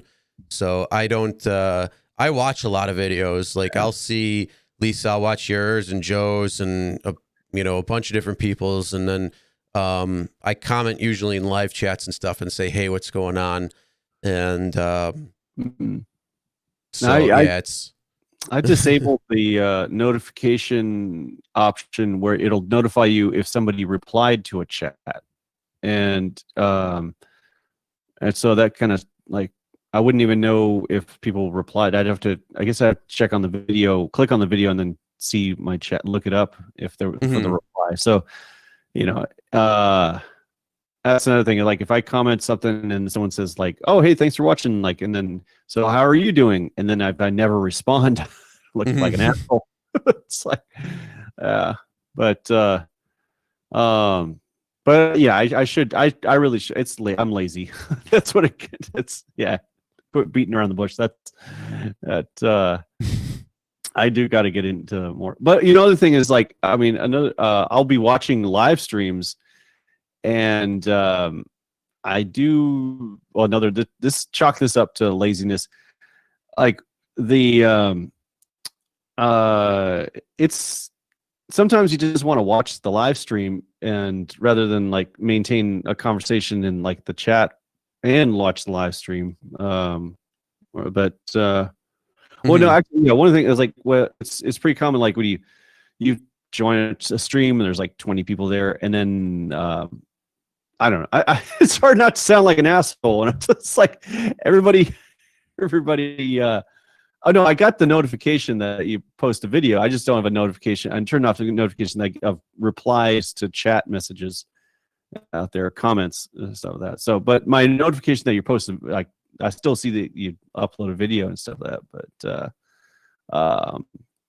But yeah, it's but when you go into a live stream, you type something and then everybody one at a time says hello, and then you got to say hello back to everybody. Otherwise, I don't know. I get the feeling like I don't want anybody to feel like I'm like, oh, I didn't say hello to you for a reason or something. Yeah, I mean, it's funny because like I'll be talking, like if I'm in your chat and I say something, then I leave or I go to a different one or something. Yeah. or watching a different video or turn my phone off or whatever. And then like, I'll go back into the chat and sometimes I'll scroll up just to see like what happened within the chat itself. Yeah. And sometimes I'll see like people being like, oh, hey, RRS. And I'm like, it's like 20 minutes have passed. And like, and like from when I last commented, it's like, oh, if I didn't comment that quick, I probably am not there. And it's like, oh, my bad. But like, I don't like, I'm just not in the room if that's the case usually at that time. Or like, you know, sometimes when you're live in the morning, I'm usually working out and got you in the background. And so it all depends. But yeah, when it comes down to comments, I barely comment on videos. But like I said, I normally have the phone sitting somewhere where I'm doing something else too. So it's just like almost in auto cue and it just goes from one to the next to the next. Yeah. I like to my live streams are like, I like to imagine it like it's like a bus stop, you know, stop by, have a drink, and then if you have to leave, I understand. You know, it's like I don't want to put any pressure on anybody to like, you know, they have to be there or something like that. It's like, yeah. But so yeah, for sure. Well, one thing I do miss though, I mean, I do miss the collaborations, like the podcasts. People were doing more, seemed to like they did more collabs, you know, more Google Hangouts and stuff like that. Kind of slowed down. Maybe it's just maybe it's yeah, I don't know if it's a pandemic thing, but yeah, it's tough to have a schedule. Yeah. Well, I mean, StreamYard, there's a lot of people doing the StreamYard. That's right. So, yeah, like you'll see that, but I think one of the things maybe with Hangouts, because Hangouts is gone now, so a lot of people kind of like stopped with that. Huh. Yeah, even I just even got a notification from Voice when I opened up Google Voice for call-ins. It was saying how like the calls for Hangouts like is completely going away. So everything on it is. Oh, I wonder what they're replacing it with, or they have Google Meetings or something. I don't know. I couldn't tell you. I have no idea. Yeah. Are there websites that for the Scammer Jammers things? Is there have you found any phone service websites that were like the Scammer Jammers can't trace your call? I guess it's like setting up you set up those numbers, and then if it gets too corrupted or something like that, and then you just can switch numbers or something. But we use Nextiva, so we have 10 different numbers that are all over the country. Okay, there you go. Yeah. So all it is you just go to one, and then like the account's set up under a dummy name. So if you got it somehow, it's just a dummy name. Yeah, which is good. So like it's all a learning curve too, to see like what happens and what can change and what they can get access to and what they can't. So it's essentially just the phone number, really. Yeah. And I'd be really paranoid about that. Like dealing with that. But I mean, like these are those people, like it's their life, it's their job to screw over people, and but I mean they run by a script, really. They're just trying to they're trying to get access to your like some kind of screen sharing, to download an app on a website and stuff like that. So yeah, that's if they're trying to get on your computer. Other ones can be different. So like with Social Security, they don't even need to log on to the computer. They're just like, they'll go through the entire script and say there's some issue with your Social Security. We found there was a car in your rented in your name, and they found like 21 pounds of cocaine and blood and stuff in it, and it's like this really weird script. And then they're like, oh well, you have one of two options. You can fight it publicly or privately, and if you want to fight it publicly, you could lose and you could go to jail and like all of these things. And then if you want to do it publicly or privately, well, all you need to do is you just need to go to the store and pick up a gift card a or something. special card. Yeah. And it's the gift cards. They want like Google Play cards or something at like $1,500. Jeez. So there, I mean, it could be like 4,000. It could be, you know, whatever it might be. So they don't even need to necessarily do that. So like even the Roku scam, like activation scams, the Amazon scams, sometimes they want to log on the computer, but other times it's all done outside that. Huh. Man. There's no soul to those people. There's just no morality or anything. It's like yeah. I mean, like there's two ways to fight that problem. And one way is you try and you can go after every one of them and try and shut them down. You know, if the government wherever they are goes after the police or something like that, that would take forever, be next to impossible. Or you educate people and you get this community awareness of like, don't fall for this stuff, and then you eliminate their market out there. But yep, yeah, pretty much, or at least try to. Yeah. Huh. So yeah, it's all. I guess my whole thing is always spreading awareness, whether it's this in this campaign or against the scammers. Right. Try to help people. Yeah.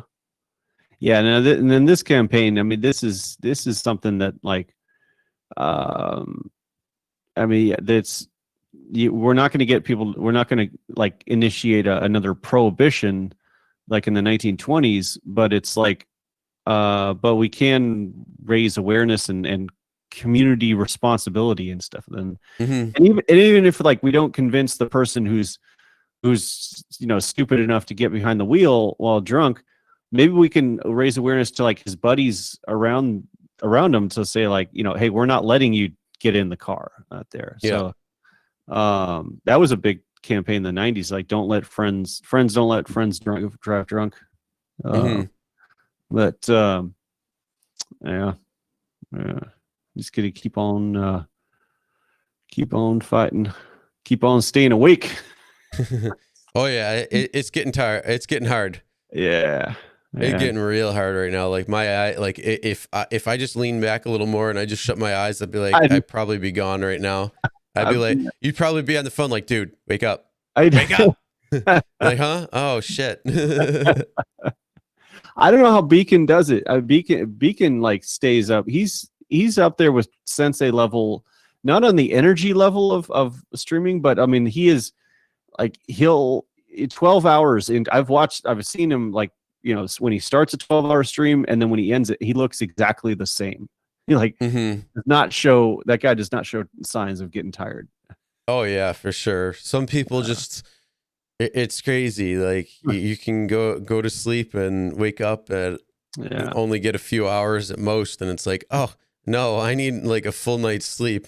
And I made the mistake of thinking I could challenge the Dual Beacon to a live streaming marathon, and as soon as I realized that like this guy could talk about his cat for an hour and a half, I knew I was like I wasn't even at near the same level that he could.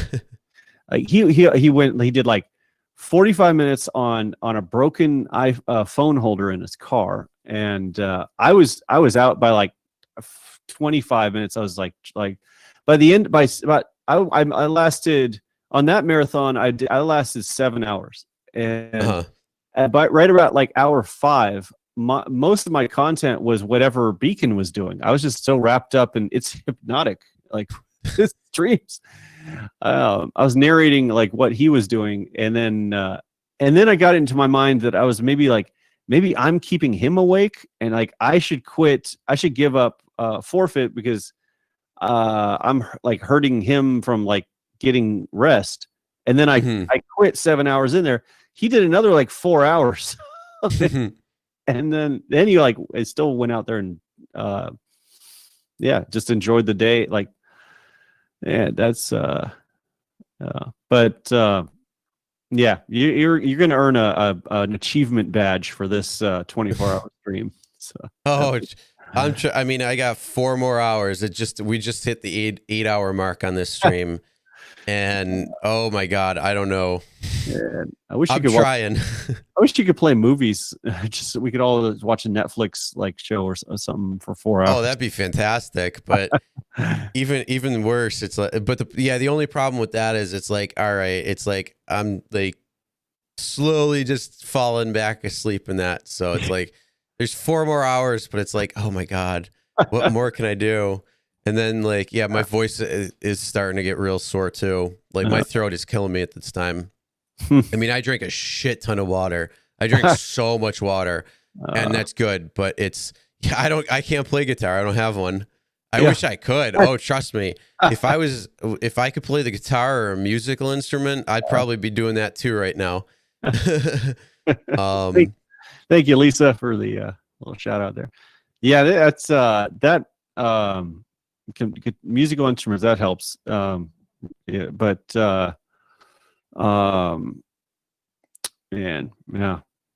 I might be looking at getting a line of those Rokinon Cine lenses, the EF stuff, that nice. 1.5.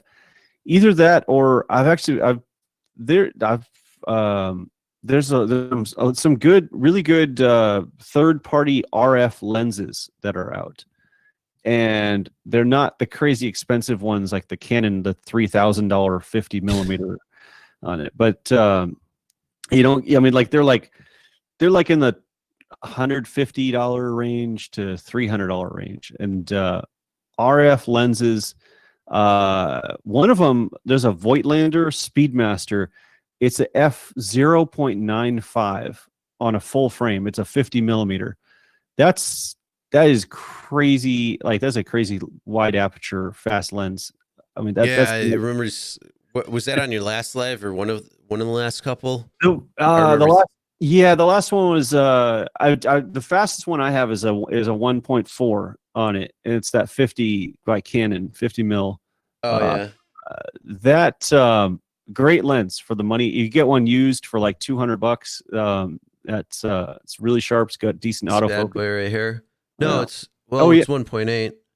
Oh, you got that's the one. Oh yeah, that's the this is the 1.8. Yeah. But if I put the speed booster on, it's 1.4. Oh yeah. Yeah. That's yeah,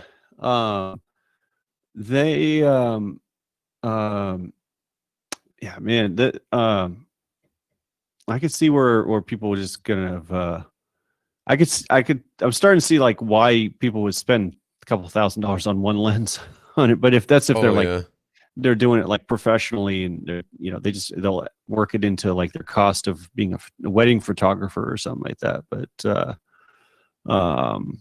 yeah. But that's what I love is those vintage lenses, those older lenses, the Canon FD line that was in like the 70s and 80s. It's just like they're not perfect lenses, but they have like the imperfections kind of create its own unique style with it, and then they're all cheap too, because they're all discontinued in that now. Yeah.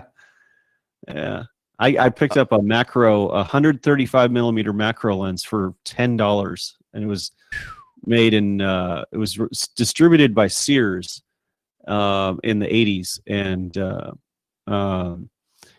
those can go for several $100 on it.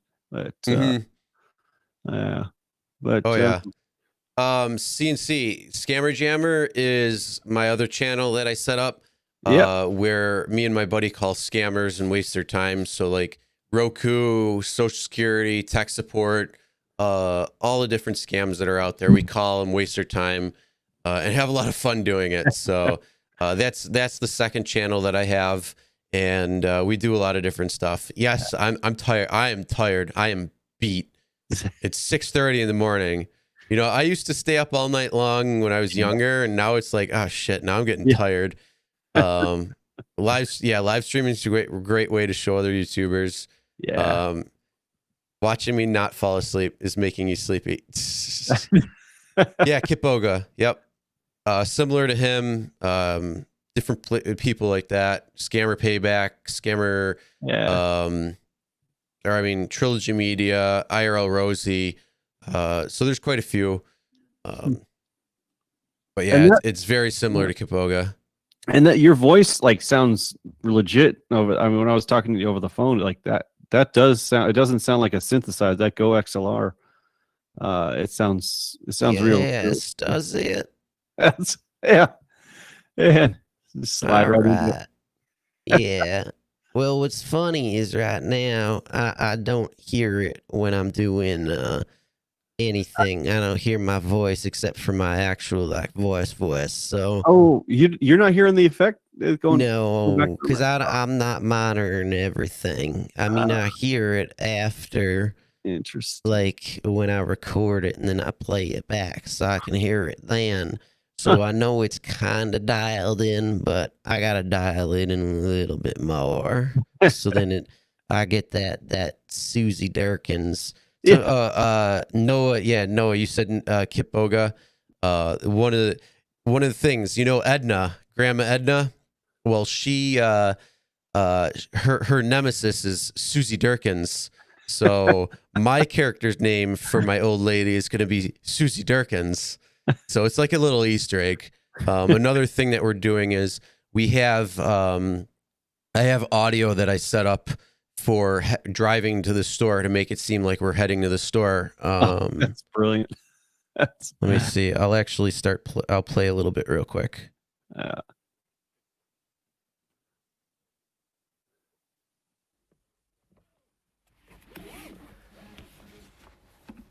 I don't know if Joe, if you'll hear it or not, but the stream should. Yep, I can hear it. Hopefully. He's starting the car.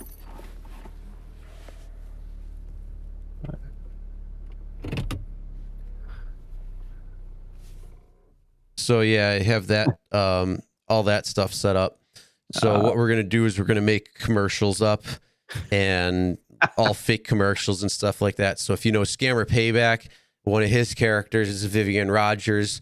So I'm gonna make a commercial like the law offices of Vivian Rogers. We're gonna do Grandma Edna's Bakery, and just fun little Easter eggs to commemorate the other scam baiters that are out there. Yeah. And like Golan Bull Financial, like just stuff like that. So we're gonna do a lot, and then kind of make it like a GTA style. Nice.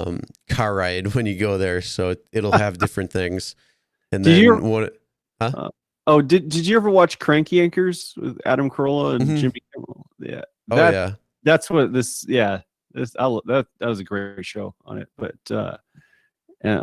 That came back. I was watching a new episode. Like, I think within the last year they had a new season or something. I gotta see that. Yeah. Yeah, because I remember. I want to say it was like this time last year. I think they came out with a new season. Huh. Can't remember though. I remember they had to the original one. They had to film it in Vegas because there was the laws of calling people using the phones for that stuff. But they still needed authorization for people to use the audio on it. But they'd have to call people back and kind of see if then say they were from the show. But but yeah, no, that's that. What are we? How are the subscribers doing on the Scammer Jammers channel?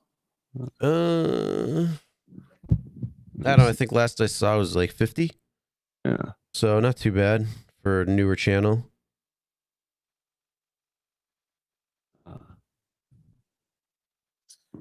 Let's see. 49. Oh, nice.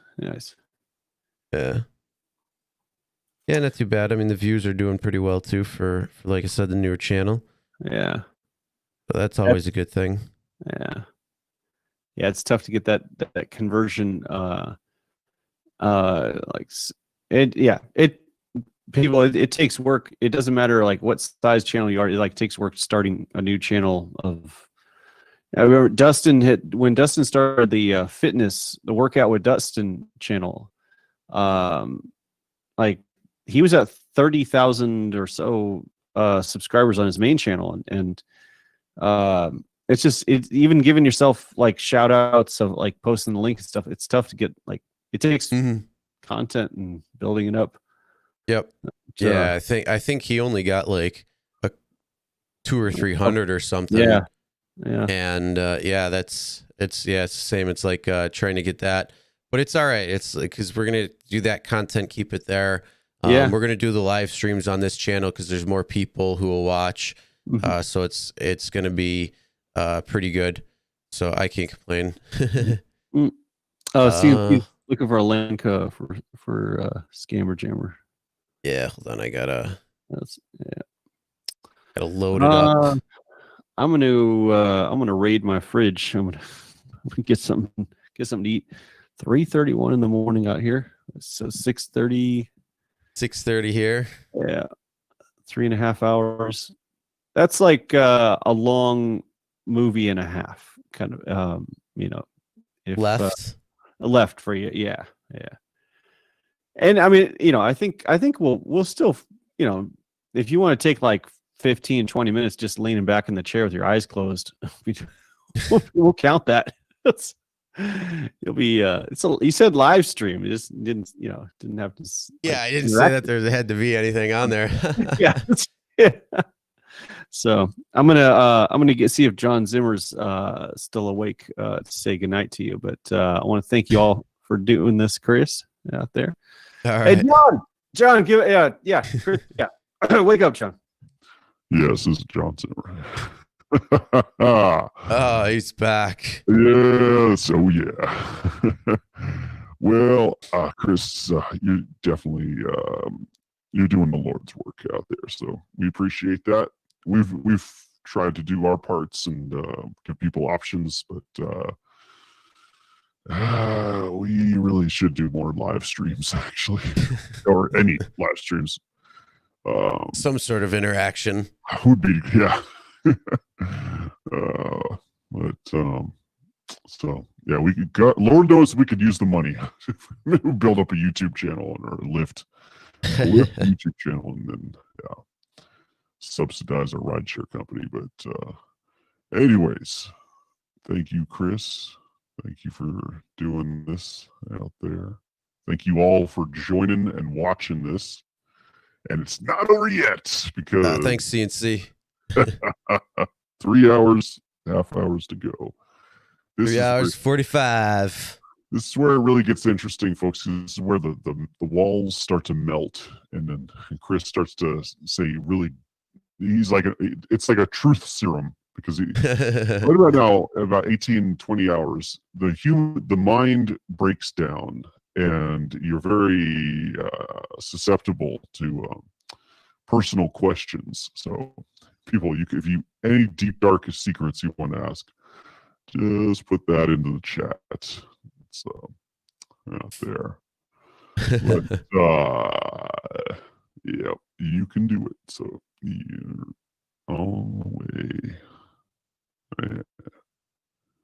All right. Well, Joe and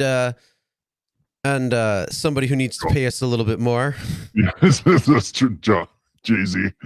I'd like to apologize right now. Public apology to Dustin's driving. We weren't really intended. We were just more like going to suspend him, but well, it's okay. The truth is, we were actually going to. It was a false deactivation, but it was actually a misplaced deactivation. There was another person named Dustin, and we were going to deactivate them, but the app got confused, and we can't really. But so we are sorry for that, but so all of us at Lyft, yeah, he says it. He said the best advice. Dustin says it was hit the nail on the head. Always have a backup plan. And Chris, thank you for doing what you do out there. So, anyways, have a good one. All right, have a good night.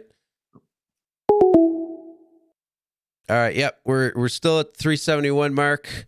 There will be a few more people that will be again going very soon.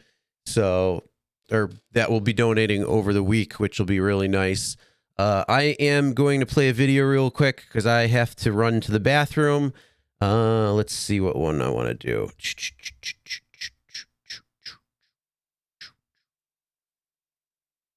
I'm going to play, again, what happened with my friend from school, a guy I knew that I went to school with. So here you go, and I'll see you in a minute. Tonight, we now know the names of the 2 people who were killed in a weekend crash in South Buffalo. The victims identified as the driver of one car, 33-year-old AJ 25 III, and then his passenger, 32-year-old Kristen LeBruno. Police say that they pulled out into traffic along Seneca Street early on Sunday morning, and then their vehicle was struck by an oncoming car, a Maserati. Tonight, 7 Eyewitness News senior reporter Eileen Buckley speaks with a witness who tried to save the woman. A witness tells us upon impact of the crash that the Maserati landed over here on his front lawn and then hit the utility box on the light pole, knocking out the street light. When they said that she was gone, there was nothing else we could do. Luis Rodriguez was in his Seneca Street home when he heard a loud crash. That's when I noticed the black Maserati pulling in my lawn, so I thought somebody was hurt. So when I ran downstairs, that's when I seen the other car. It was total, and there was a lady underneath the car. Buffalo police say they believe AJ 25 III and his passenger, Kristen LeBruno, had just pulled out of a parking spot on Seneca when their Toyota sedan was hit by the Maserati. They had the jaws of life that to take the guy on the other car out, and that was about it. The 34-year-old driver of the Maserati and a female passenger were taken to ECMC with non-life-threatening injuries. Police say the driver could be facing charges, and police are investigating if alcohol played a role. The family of Kristen LeBruno has set up a fundraising Facebook page. LeBruno was the mother of 2. According to a source, LeBruno and 25 were cousins. In South Buffalo, Eileen Buckley, 7 Eyewitness News. The driver of a Maserati. This is the Maserati that was involved in that crash that killed 2 people last year. Antonio Brown is charged with aggravated vehicular homicide for this crash you're seeing here. It was on Seneca Street in South Buffalo. It happened last October. We have our Ed Ranch. He has been following the story since the beginning, and right now he's live downtown with Ali Tui. There's new information just in for prosecutors. Ed, after all these months, what have we learned today? Brand new information coming in this afternoon, Madison, about this case that's been months in the making. We saw Antonio Brown walk into court this morning as a free man. We saw him walk out in handcuffs. As you mentioned, Madison, he is facing a number of very serious charges this afternoon. The DA has said all along that Brown was drunk, and now we've learned that he was coming from a bar in West Seneca. The DA says, though, Ali, that he could have charged Brown either in January or February, but decided against doing so as part of his strategy. But there were also a number of other holdups that we've learned about today. Yeah, Ed, that's right, Flynn. Addressing why it took so long to file those charges. Remember, this crash happened more than 9 months ago, back in October. COVID-19 delays aside, Flynn says it stemmed from the complexity of the crash scene. When the police arrived at the scene, 1, it was pouring rain. 2, you had a deceased body that was in the victim's car. One body in the car. The second body was found on the ground a good distance away from the car. How'd that body get there? What happened to that second body? When the police arrived at the scene, the Maserati car, no one was in that car. Flynn says Brown was waiting on the front porch of a nearby home, and there was initial confusion about who was actually driving that Maserati. So Flynn says he did have to collect evidence that put Brown in the driver's seat. I did ask Flynn whether Brown made any admissions or whether he has been cooperative. but the DA declining to say if Brown made any of those admissions. He is charged with aggravated vehicular homicide, vehicular manslaughter, and 2 counts of second-degree manslaughter. Bail was set at $50,000 cash bail. No word on whether he posted. We did try to talk to his attorney after that arraignment. He declined to comment. There was no future court date set. If convicted, though, Brown does face 25 years in prison. And that's the maximum sentence here. They can't get any more time stacked on top of that, despite the other charges that he could potentially be convicted of. We also did ask the DA about what his BAC is, because we want to know how high above the legal limit he actually was, or if he was above the legal limit. According to the DA, he said that he just was drunk, and he would not get into the actual results of what the toxicology report said. He also said that this was a case that was very difficult to prosecute and to find finally a conclusion here for the family. We should remember there are 2 people who are dead here, Kristen LeBruno and Anthony 25 III. We learned today that they were cousins and that they, of course, will be the forefront of this case. We're live downtown this afternoon. I'm Ed Dranch along with Ali Tui for 7 Eyewitness News.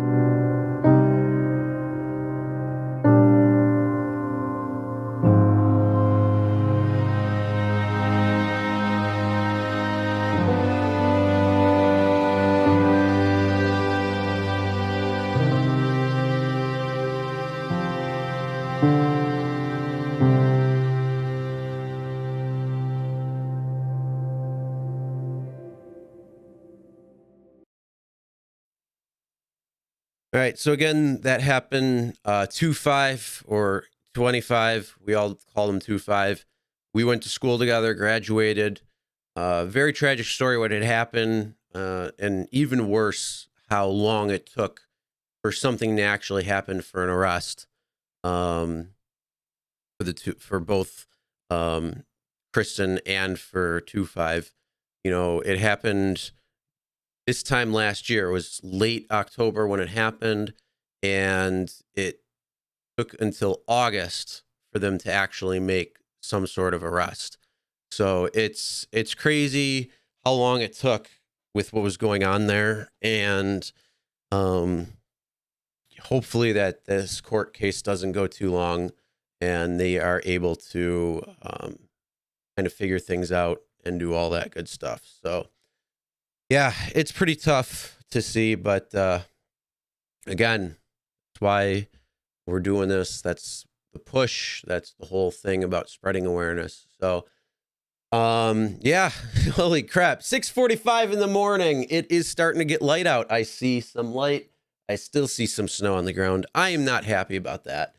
But yeah, so got a couple more hours left to go. So I really appreciate Joe for calling in, because that last 90 minutes that we were on the phone really, truly helped that you have no idea. I'm sure people who are watching are like, yep, that was a good thing. But yeah, that's thank you again very much. How long will be the GoFundMe up? At least for another week.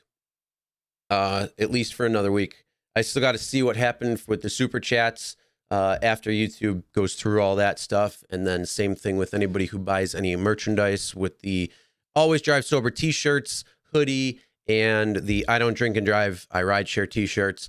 Once those, because 100% will be donated, or 100% of the proceeds will be donated to the GoFundMe as well. And then there's other people who will be making donations through this week. So it'll still continue to be up for a little while.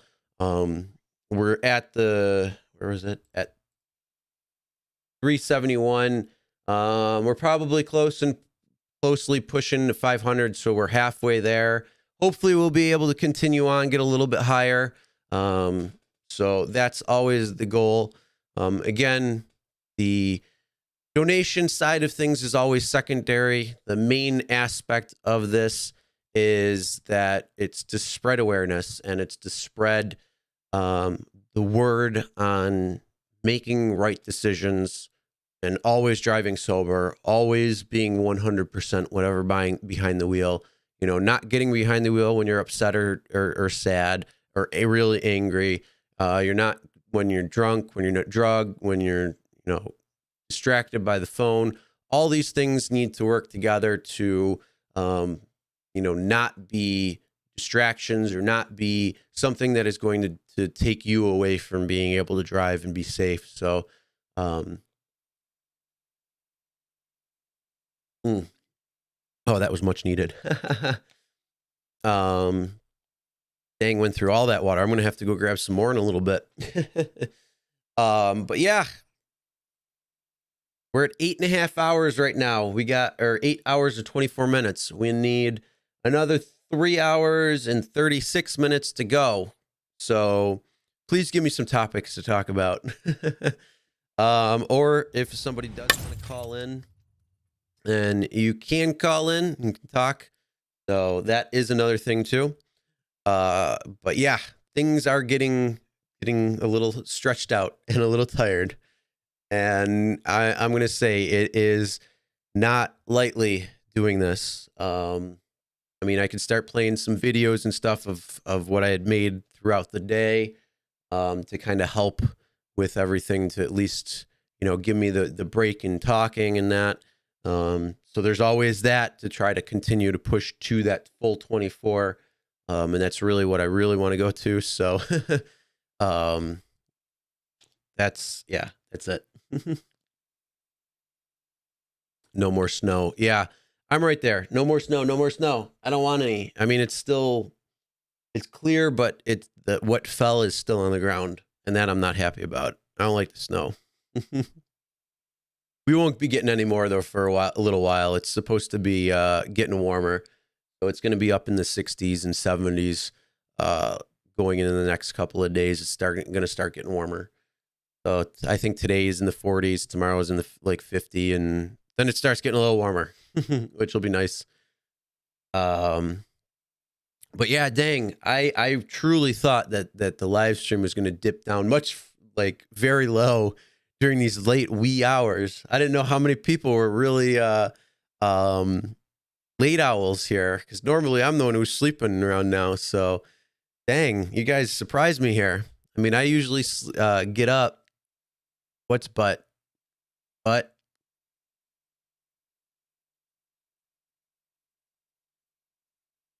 I'm confused.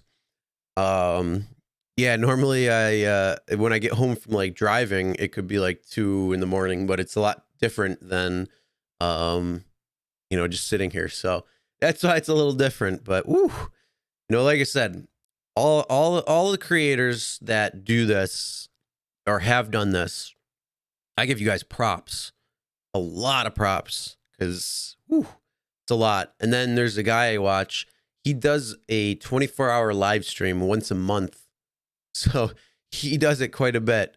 I mean, he hasn't done it in a couple of months, but there's a couple of reasons why. But still, he's been doing it for a few years now, where he's done it at least once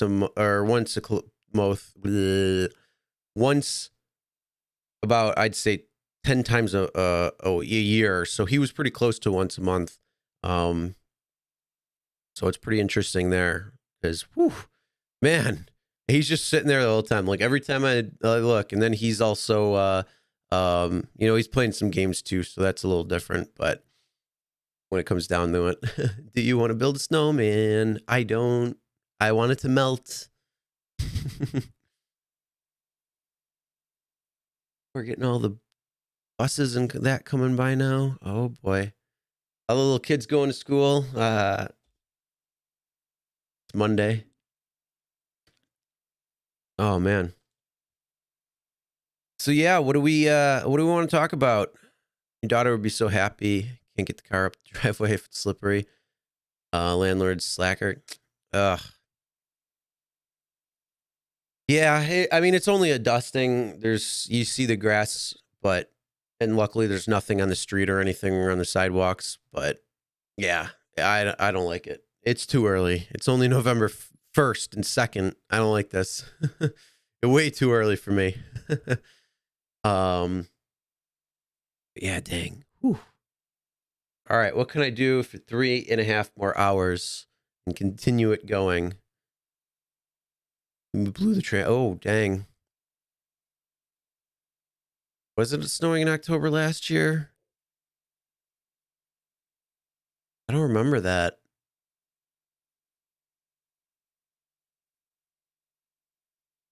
I thought it didn't snow until like Christmas last year. Or like just before, like a week before or something, and then like all melted and it was green Christmas.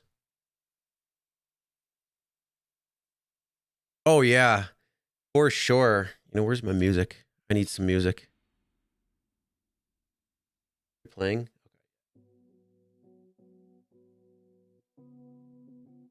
So, turn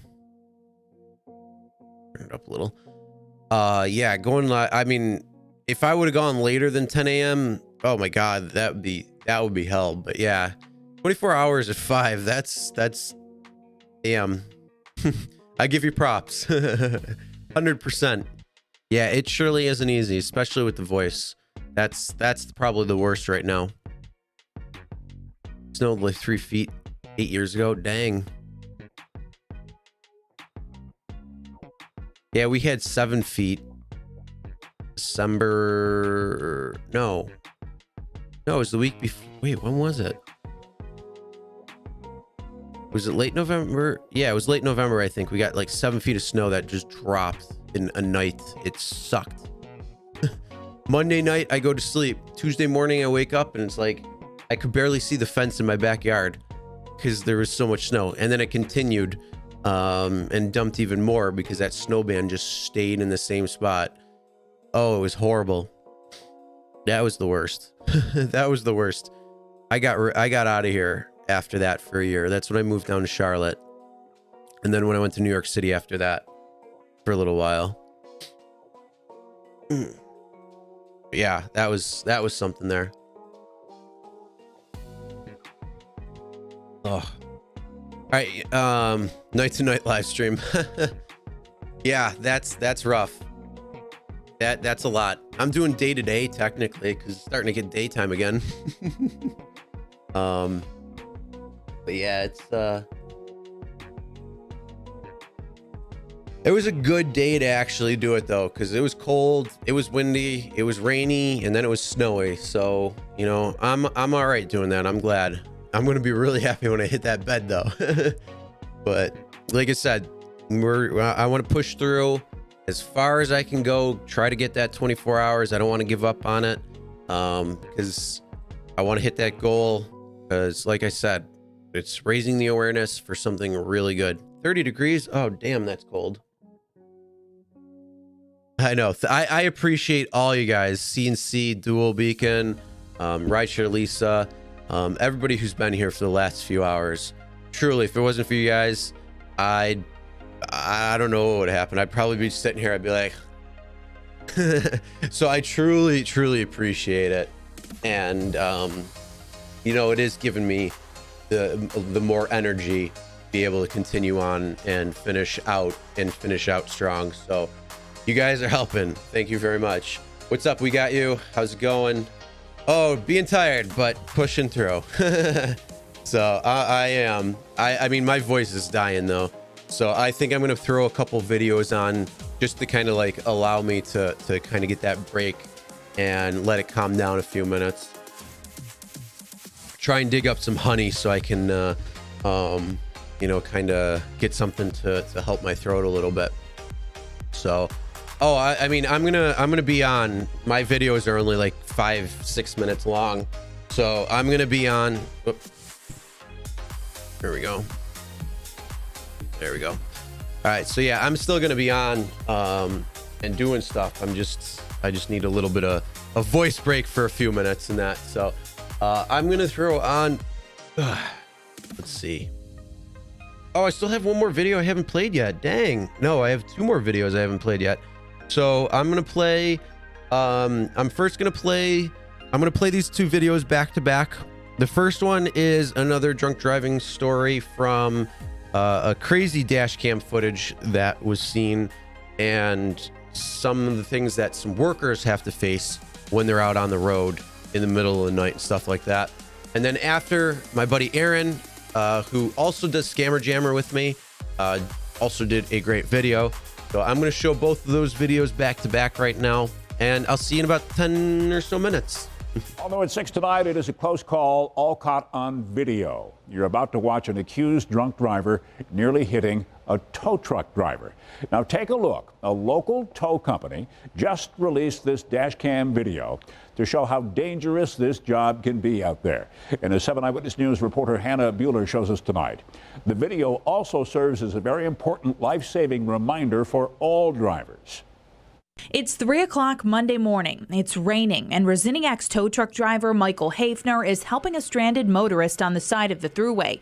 He sees a car speeding toward him and not moving over. I saw him get close. I turned around and ran at that point. When this happens, the car hits the bed of the truck, then goes airborne when it flips and lands upside down. But it was enough for him to ride up the edge of my deck and then glance off of it and basically do a barrel roll off the side. Hafner says the car just missed him. I heard the impact and I turned around and I saw him basically rolling and side by side and kind of spinning at the same time. New York State Police say the driver of the car, 42-year-old Keith Naylor, was driving drunk at the time. He's now charged with DWI. You're out there at 3 o'clock in the morning by yourself trying to help somebody. You got to worry about people falling asleep, distracted driving, and people drinking and driving at 3 in the morning, and you're out there all by yourself, you know. Joe Asciutto is the general manager of Rosiniak's. He posted this video to the business's Facebook page to highlight the dangers his employees face when drivers are distracted or drunk. You can only do so much, just like he was doing. He was on the side of the road, you know, doing everything he could do. His lights were on, you know, he had his vest on. Hafner says he's lucky he wasn't hit and no one was seriously hurt.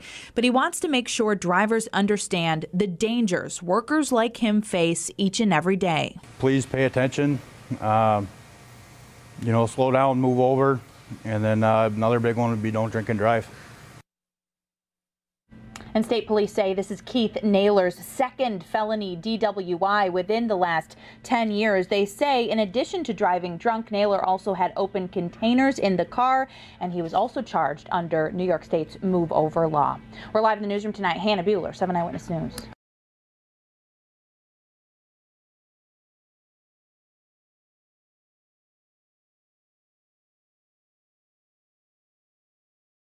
Hello. I'm Aaron Vicarious on the internet. I was hit by a drunk driver. I had stayed over at a friend of mine's house. It was February. There was a blizzard, so I stayed overnight. At about 7:30 or 8 o'clock in the morning, I started making my way home. I was coming down the street, and a car coming just drove right out in front of me. I had enough time to start pumping my brakes, but I thought, oh no, I'm going to hit this car that just pulled out for no reason right in front of me. And I ended up hitting that car and then ricocheting off that car into the other lane, and a car coming towards me hit me head on. There was a lot of injuries. I hit my head, I hit my throat on the steering wheel. I got out of the car, and then I passed out. And it turns out at 7:30, 8 o'clock, maybe 8:30 in the morning, that a person was driving drunk with their children in their car. They were arrested. The children had to see that their parent was being arrested. I had to go to the hospital. And I learned a lot, because even though at that time that I got hit, I may have only been going 20, 25 miles an hour because I was able to slow down in a 30-mile-an-hour road. But it was amazing to me the force of the impact, even at that speed. I can't imagine if I was going faster. We don't realize how fast we're actually going in a giant speeding metal vehicle. The trauma that I went through, the trauma that those poor children that had to watch their parent, and probably when that parent sobered up, I don't know if there was guilt. And for a long, long, long time, I was personally afraid to drive. I was afraid, and still am. I'm much more cautious and aware, and I think, is every person, are they driving intoxicated? So my message is, don't drink and drive. And especially today, there's no need for it. We have Lyft, we have Uber. There's a way. Call a friend. Call an Uber. Uber is affordable for anyone. And if you call and say, I'm intoxicated, I want to be safe, I don't want to drink and drive, someone will help you, and they'll work something out. Now, you shouldn't be drinking and driving, especially today. There's no reason for it. So my message to everyone out there, when you're intoxicated, it's easy to pick up those keys. Sometimes we don't realize how intoxicated we actually are. It's obvious when you're completely smashed. It's not so obvious if you've only had 1, 2, maybe 3 drinks, but that's enough. That's enough to slow your reaction time down enough to hurt yourself and others seriously. So today, every day, if you'd had even a couple drinks, say, I'm not going to drive. I'm not going to take the chance. And again, nowadays, it's so easy. You call a rideshare service and they're there in 5 minutes, 10 minutes. It's no inconvenience. It's cheap. There's no way. And if you're poor, if you've drank up all of your money, call a friend, call a family member, call a rideshare service. Walk. Don't drive, whatever you do. Don't drink and drive. Don't drink and drive. Don't drink and drive. When you're intoxicated, say to yourself, I'm not going to drive. If you've only had 2 drinks, say to yourself, I'm not going to drive. I'm not going to drive. I'm not going to drive. I'm Aaron Vicarious, and be safe.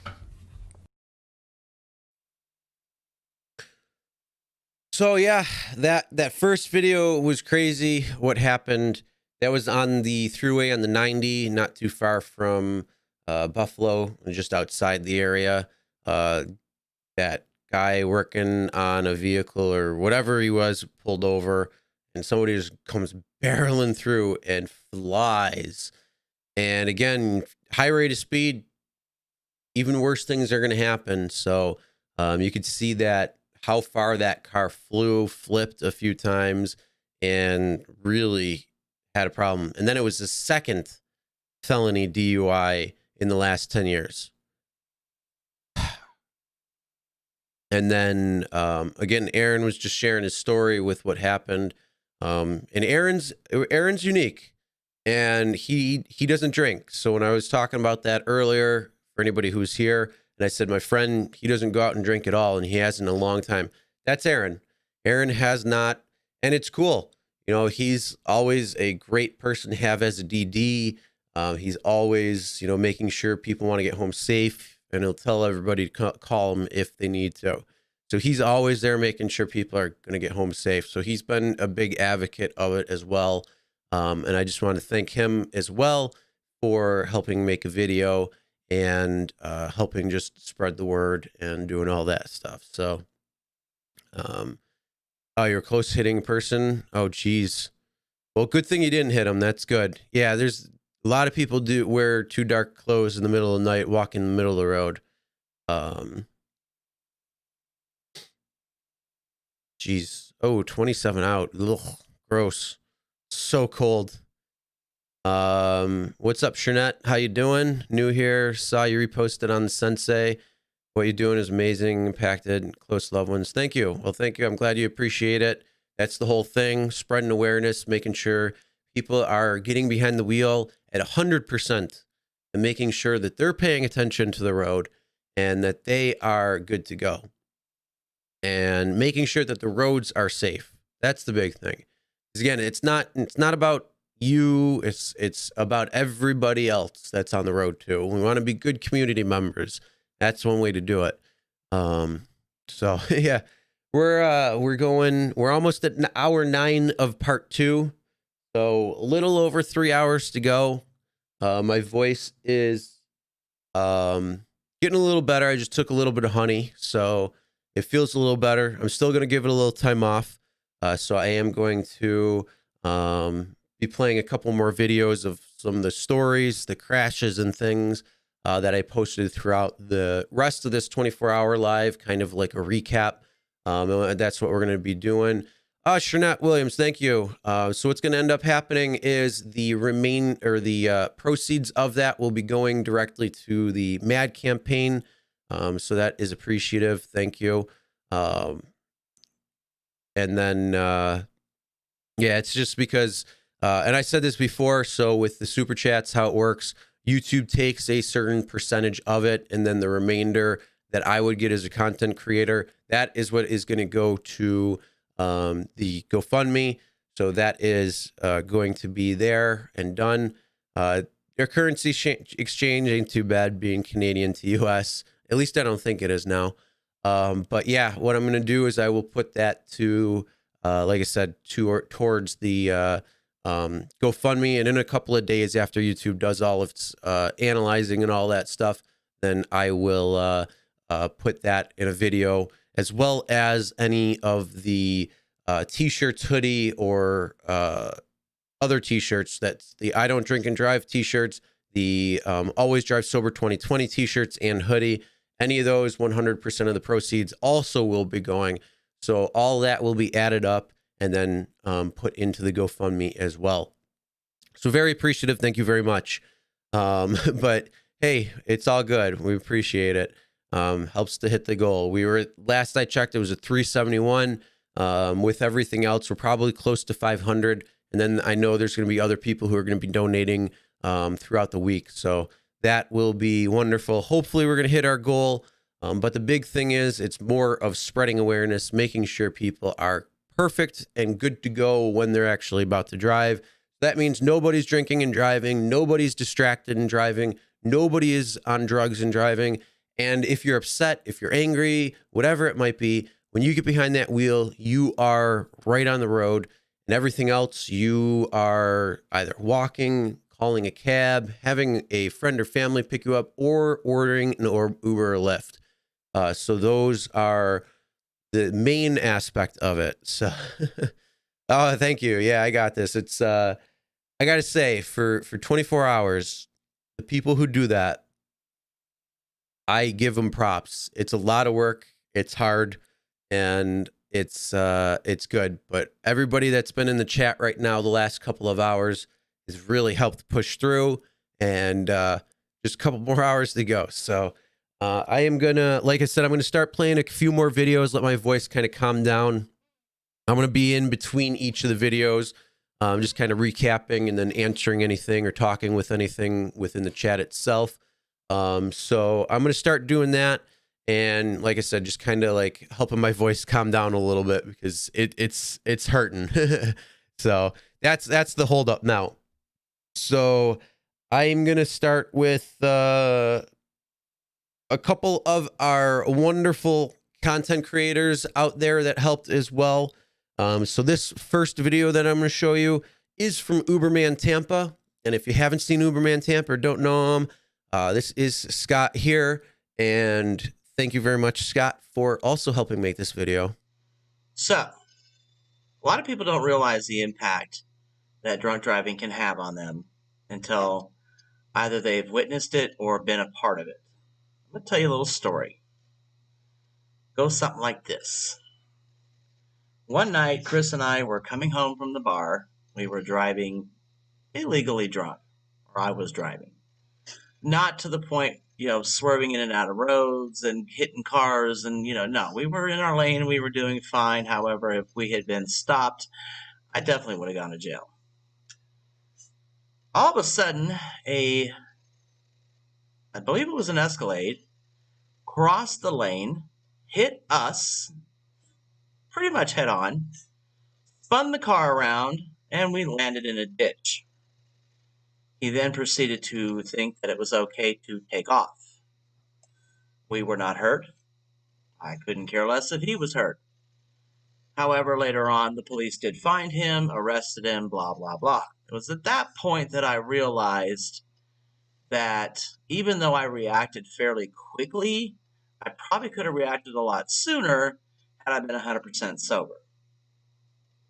So that was back in 2002. And it was at that point that I realized that this probably isn't a good idea.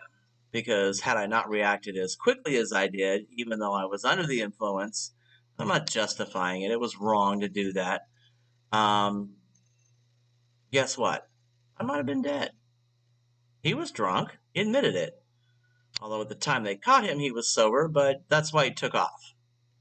So it is best, especially now when we have Uber and Lyft, it's best to call somebody, call an Uber and Lyft, get a taxi, take the bus, do whatever you want to do. But don't get behind the wheel and drive drunk. It also goes for you people that like to be on your phones, because that's just as bad. You cell phone junkies out there are getting on my daggone nerves. You really are. And most of you know who you are. You can't put that phone down to save your life, and that is no different than driving drunk.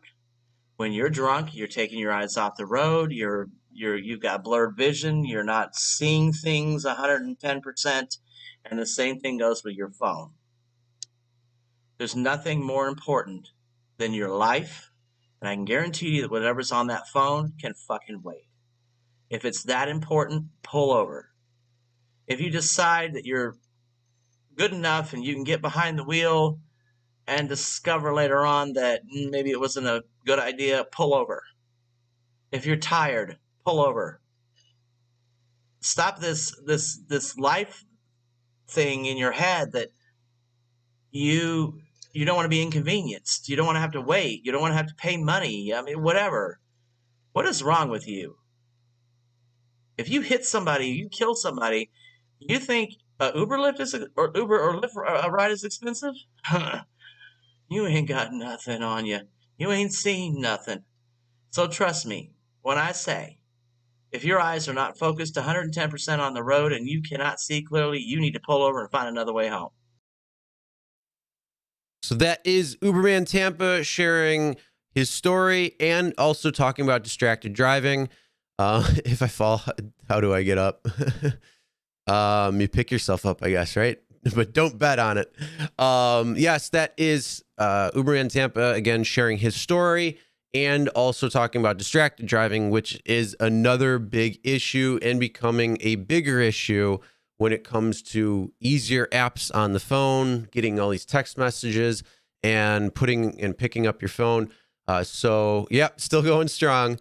Definitely with the support of everybody in the chat. So truly appreciate that. And then, so how are you doing, Heidi? Just donate, John. We appreciate. Let's see if it has gone through. It does take a little bit of time. It hasn't gone through yet. It'll probably go through in a little bit. It does take a little bit of time to do. But yeah, appreciate all the support and all the help and everything going on. So yes, I have a nice sore throat right now. So how you doing? Hopefully you got some good sleep, Chelsea. Who knows if that's the case or not with the little one kicking. Oh well, I appreciate everybody that's been here for this time so far, the last couple of hours pushing through, truly thank you. It's keeping me going. It's making sure I'm there, I'm awake, and continuing on. So like I said, we're closing in on the 9-hour mark right now for part 2. So just over 3 hours left to go. We're going to finish this out strong. We are going to go the full 24 hours. No way, no how, we're not going to miss it. So, like I said, only one excuse is if something happens with Chelsea, but Chelsea, don't allow that to happen.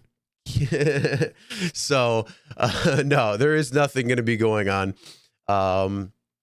Again, everybody in the chat right now is truly helping me go on and giving me the energy to continue that. So thank you. Appreciate it.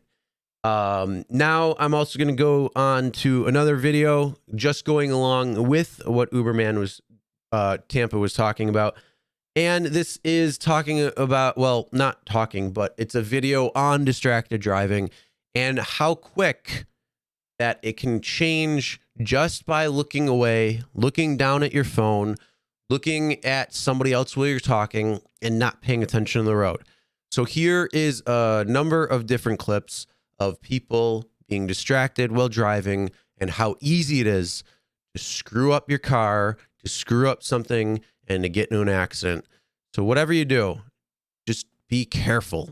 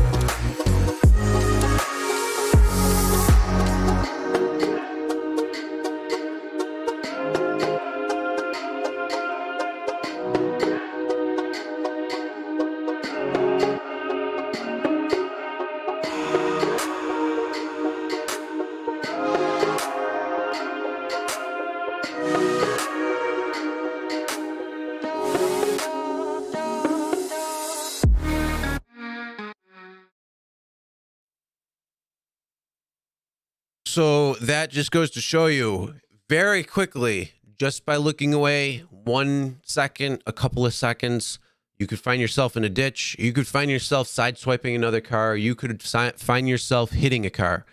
Just pay attention. It's the easiest thing. So especially, yeah, distractions only lead to problems, and that is an issue. So doing something like that, pay attention, put the phone down, put it upside down, put it on vibrate. You don't hear it. Whatever it is, put it on, airplane mode or something. And then when you get to your destination, turn on your phone and see what text messages came in, because you don't need to worry about what it is. Whatever's on the phone, you don't need to watch videos. You don't need to do any of that while you're on the phone. So just put it down. Don't be distracted, and, be safe out there, because that is essentially just as bad as drinking and driving, but without the alcohol. So again, keep those roads safe. Total should be updated by now. All right, take a look.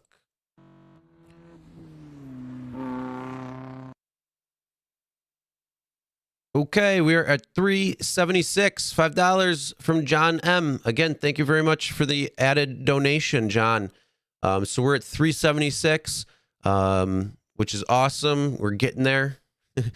We are probably really about halfway there when adding in the super chats as well, and then any of the t-shirts. I did look a little while ago. There were a couple that were sold, so that will all be added up within this week at some point, probably Thursday or Friday. I'll do a video or a live stream on doing that and making sure that everybody sees exactly what that was and putting it to this. And then also seeing any of the donations that had happened over within the next few days.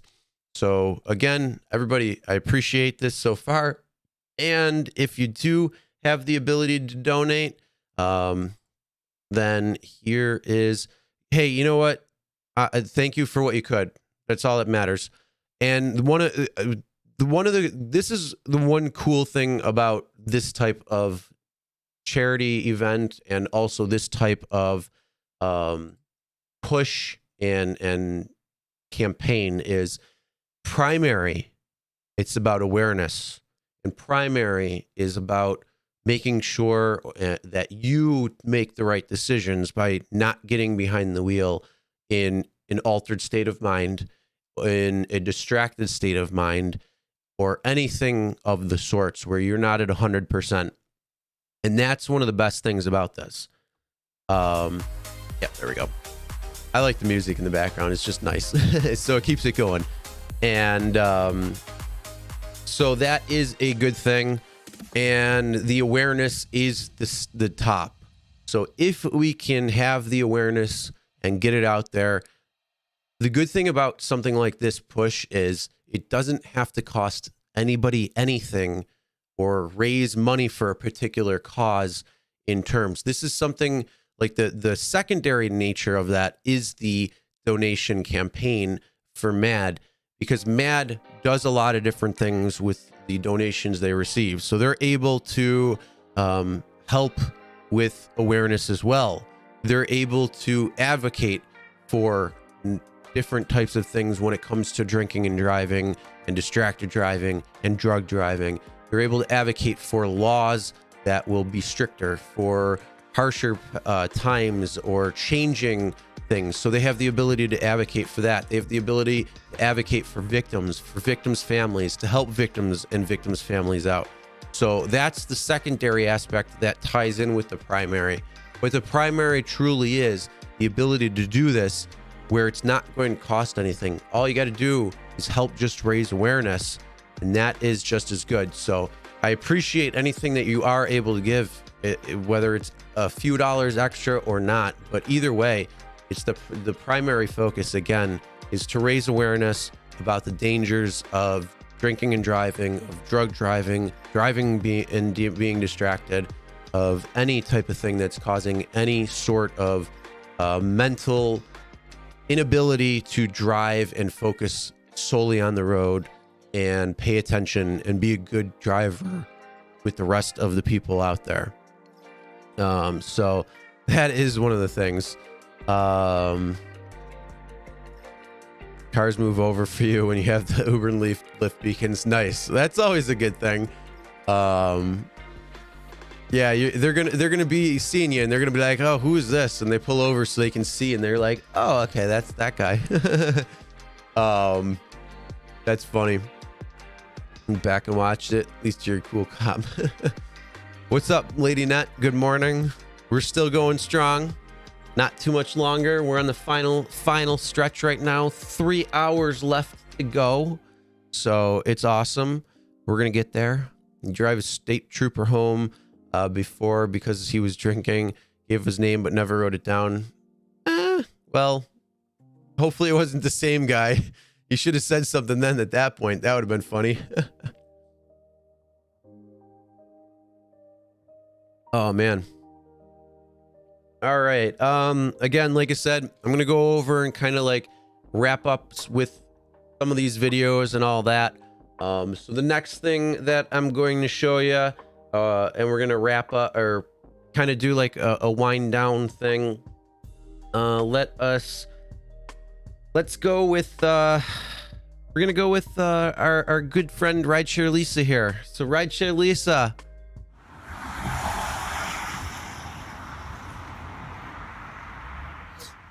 Hi everybody, this is Rideshare Lisa coming back to you with my video for Chris for Mothers Against Drunk Driving. The scene that you saw with the crosses that you saw are the crosses that are in right on the corner of a road by my house where 3 kids were killed. I will put it in my video, the police on the scene and the horrific events behind those crosses. So here's my video.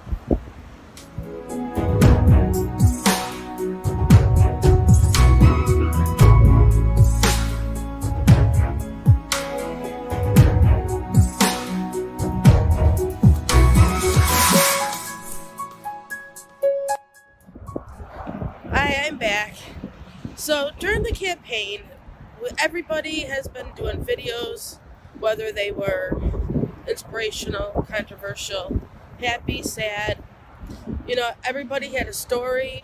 Drinking and driving, drunk driving, distracted driving are real possibilities. As we found out through a lot of videos, people having their own personal stories, and people who don't have their own stories but do know somebody who they have cared about that do have a story. So, Mothers Against Drunk Driving is a really good campaign, whether you believe in it or whether you're on the fence about it. They really do help with victims of drinking and driving, distracted driving, and even the people who have committed the crimes themselves with impact statements and show of love and care and remorse that you might have made a mistake. Everybody makes a mistake, but as long as you can learn through it. And somebody wise told me that it's not about the money that you raise, it's about the awareness. And that is the biggest possibility through this whole thing, is raising awareness of distracted driving, drinking and driving, drug driving, so that people will know that talking on your phone while you're driving is wrong, drinking and driving is wrong, while you're on drugs or whatever, it's wrong. So I'm at one of the landmarks that are on the side of the road that you see every day. And one day this just appeared. But then I see a couple who I'm assuming maybe mom and dad, sister, brother. It's a couple, boy and girl. And I see them shoveling this out every winter. I see them mowing this area every summer. I see them watering the plants. And I know it's been at least 2 years that I'm aware of that I have seen this. They have lights on it so that at night it lights up the sky, lights up the highway, so people can see it. As close to this as my house is, this is the first time I've ever been here. And now I see it says, "Rest in peace, Jeff." Maybe their son, maybe their nephew, maybe a brother. But as you can see, where it is, see all that grass. But if you see this one area where they have got it mowed, they've cleaned it up. Right up there, you'll see where the heart is, where the lights are. See the lights hanging over the flowers. And as you come around, this is a private road. It's not that big. As you can see, I have my car parked up there. And we do have traffic on the other side. That is the highway. So he wasn't hit and killed on the highway itself. He was hit and killed right here, on the smaller road. So no matter what side of the road, no matter where you are,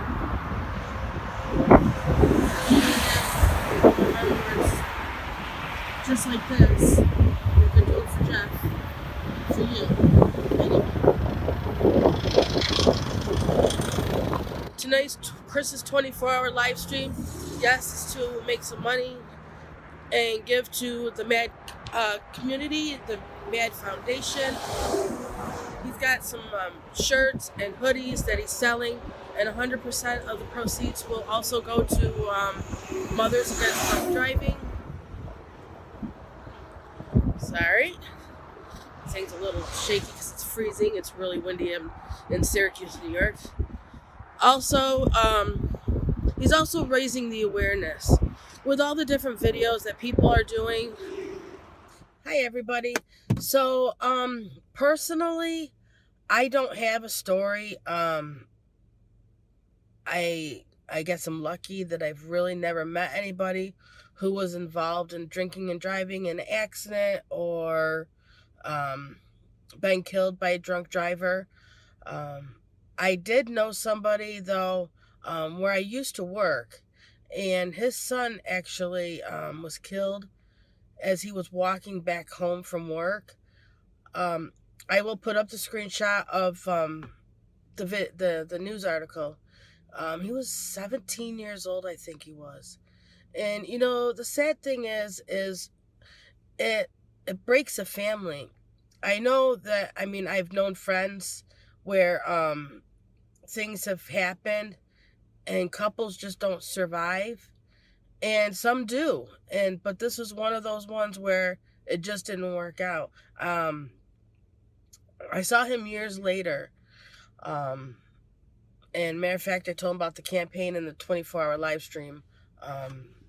Told him, you know, if he wanted to take a peek about the Mothers Against Drunk Driving and the campaign. But he's still, it was his only son, so he's still very closed off about it, if that's the right term. He's very quiet, you know, he doesn't,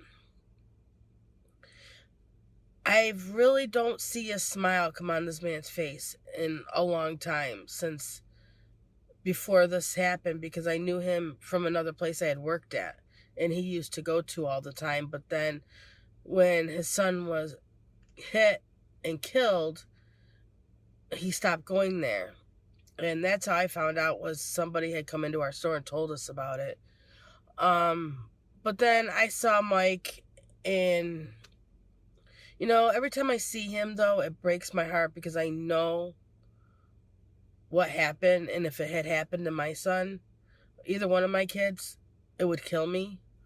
So I feel, and every time I talk to him, I just feel sad for him. I feel, because I don't know how else to go about it, because it was his child, you know, and that's how I knew him most of all, was because of the death of his son. But So I looked up on the internet to see about the drunk driving cases. Actually, my goal was to see if with having Uber and Lyft and how much drinking and driving have gone down. I really couldn't find the statistics on how much it's gone down. I know that I heard it was last year or the year before it had gone down at least 30% since rideshare had started. But what I did find was just some statistics that I will link in my description so you can take a look at it. But it says more than a quarter, 25% of all traffic related deaths are the direct result of alcohol impairment. 25%. 29 people each day in an automobile accident that involved a drunk driver, says the CDC. Around 800 people per day are injured in a drunk driving crash, and 30 more people die.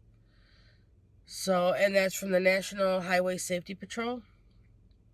If a driver's BAC is blood alcohol content is above 0.10, which in New York State, in the state that I'm in, I think the legal limit is 0.08. They are 7 times more likely to be than a sober driver to be involved in a fatal accident. Federal data shows young people between the ages of 21 and 24 account for 1/3 of the drivers arrested for DWI. And they're not even old enough to drink yet. In 2017, 32% of the people who died in alcohol-related crashes were passengers. And I had said this before in my video. The reason why the passengers, I don't know if they didn't say whether or not they were sober. Obviously, it's the driver that was impaired. But like I said in my earlier video, when it comes to drinking and driving, and the people who get hurt the most or die is because they are actually sober and they're very well aware what's going on. And they tense up, like you would do that when, a car's coming at you or something. You're going to tense, you're going to grab whatever you can, and you're going to just freak out, I mean, I would probably scream and yell, and the person who is next to you is loose as can be. They're probably laughing and joking and thinking that this is funny because in their mind it's not happening the way it is actually happening. Actually, I do remember that I did tell you about that guy from my fire department. So, I mean, I didn't know his son, but I knew Kevin, who was in our fire department. Now that I remember that I did that video. But so that's why they say the people who, get hurt or die are the ones that are the sober ones, because they're trying to react, and there's nothing, it's completely out of their hands. Most of the time, it's just literally right out of their hands, and they tense up, and then that's why that happens. The sober ones, or somebody who's not even really, maybe a little tipsy, probably really become sober just like that when they see a car coming at them. So, but I just wanted to give you my take, what I know, and I wanted to share my story of what I know of a friend of mine, and just be out there, be vigilant, no drinking and driving, no impaired driving, whether you're taking medication that says do not operate heavy machinery, or, you're high on pot, or you got some sort of drugs into you, like cocaine, or, whatever, what all the drugs are that kids are doing today. Just be safe, be safe on the road. These cars are not toys.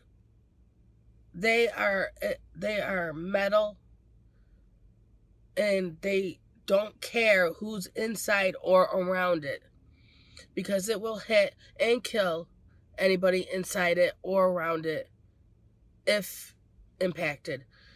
So, I mean, we might have gotten great cars where, the front, if you get into a front end crash, that comes up, or this, that, we got airbags, but they don't always deploy.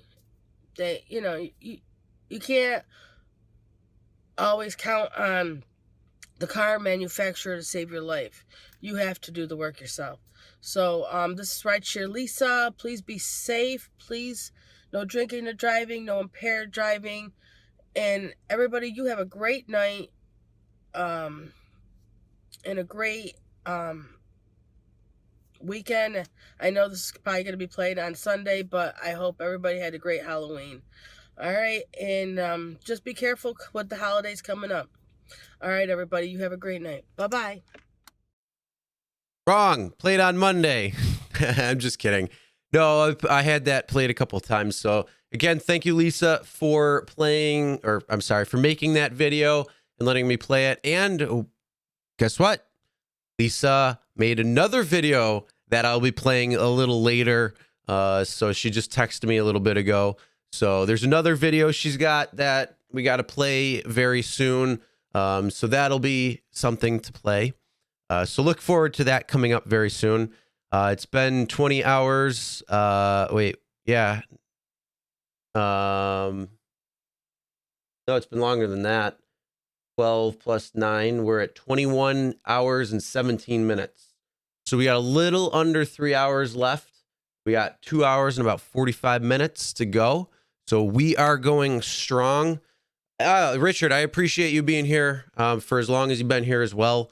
Like I said, it's truly given me much more energy now that, well, one, it's light, but truly everybody in the chat, it's helping me get through this, because there were a couple of shaky hours there from about 2 to 5. And then when Joe called, that really helped too.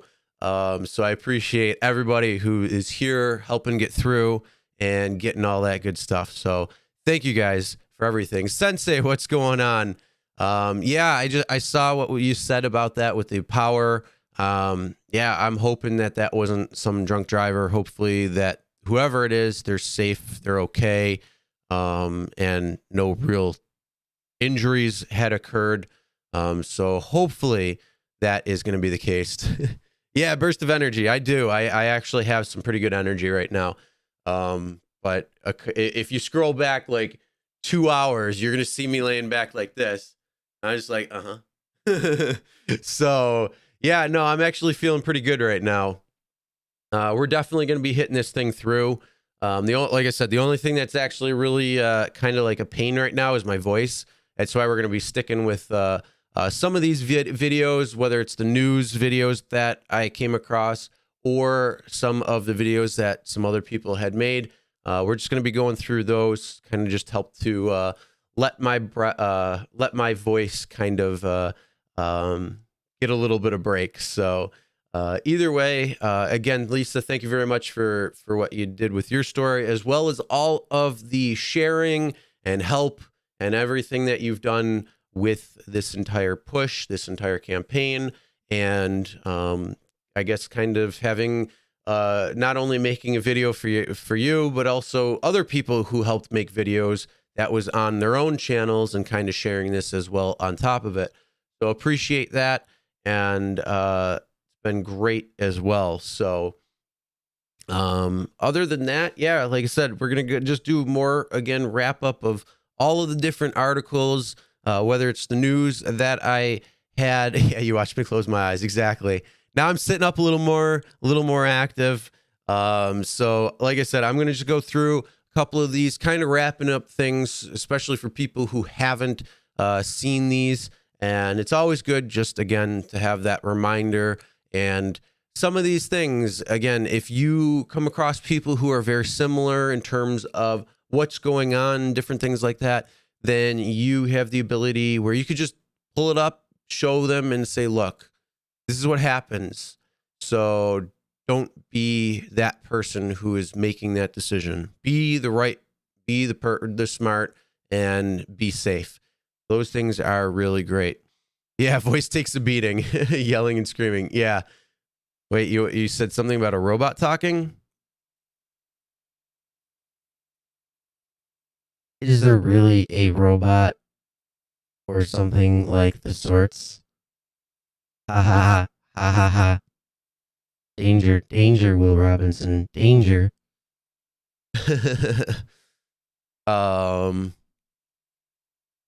Yeah, it's good to have everybody come together, 100%. So really happy about that and really appreciative. And again, I can't thank everybody in the chat right now, truly helping me get through the rest of this, at least the last couple of hours, which was rough. So, what was that? Take some speed to make it a pull. Make it up a pull. Oh, what? So lost. So lost right now, Sensei. What? You don't know if that you don't take some speed to make it up a pull. Yeah, 100%. Yeah, it's crazy. Hopefully it wasn't, and hopefully they're okay. But I guess time will tell what happened. So, all right, let us go. We're going to go on to, we're going to do a couple of news stories that have gone throughout. So I'm going to play two back to back right now, and I'll see you right after. Well, tragic information coming out of Western New York concerning a deadly car accident over the holiday weekend. News 12 New Jersey's Tony Caputo is in Perth Amboy with all the details. Tony. Two women from Perth Amboy, as well as a 4-year-old, losing their lives in this accident. Investigators in Western New York State identifying the two women killed as Perth Amboy residents, adding that they were traveling apparently to Niagara Falls for the holiday weekend. They were with other family members, 9 people in all, including children, in a vehicle made only to hold 7 people. Take a look at these pictures from those investigators in Western New York. The Wyoming County, New York Sheriff Gregory Rudolph releasing these photos. We're told the driver of the pickup truck T-boned the van the New Jersey family was traveling in around 6:30 a.m. Sunday in Sheldon, New York. That's about 30 miles southeast of Buffalo. The two Perth Amboy women killed are identified as 47-year-old Andina Castro de la Cruz and 32-year-old Maylin Brito Castro. Now, investigators believe the pickup truck driver, identified as 20-year-old Richard Sawicki, ran a stop sign and hit the minivan.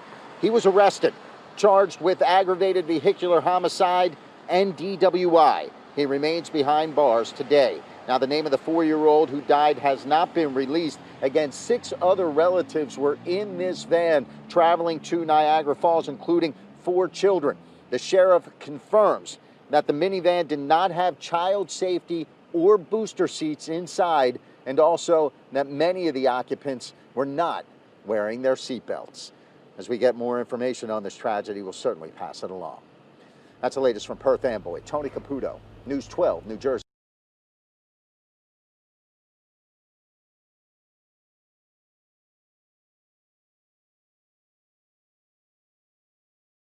I'm not sorry for you because you're the one that ruined my life. Strong words from this teenager to the drunk driver convicted of killing her mother. Tonight, that driver will be spending the next decade in prison. 7 News reporter Mark Stewart live in Denver. Mark, you've been asking if this punishment is tough enough. Well, Mike, in the case of the accident here on I-25, the driver got 10 years. That's pretty close to the max.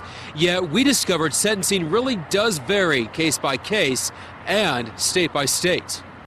She took away my mom. She took away even my mom's life. At just 13 years old, Dira Duncan sounds more like an adult than a teenager. She was forced to grow up very quickly after her mother Lily was killed by a drunk driver. This woman, Victoria Barry, was behind the wheel. I'm not sorry for you because you're the one that ruined my life. Barry never apologized in court. I had my life as I knew it taken away from me on May 14th. and my future, whether or not I have the opportunity for a future, is in your hands.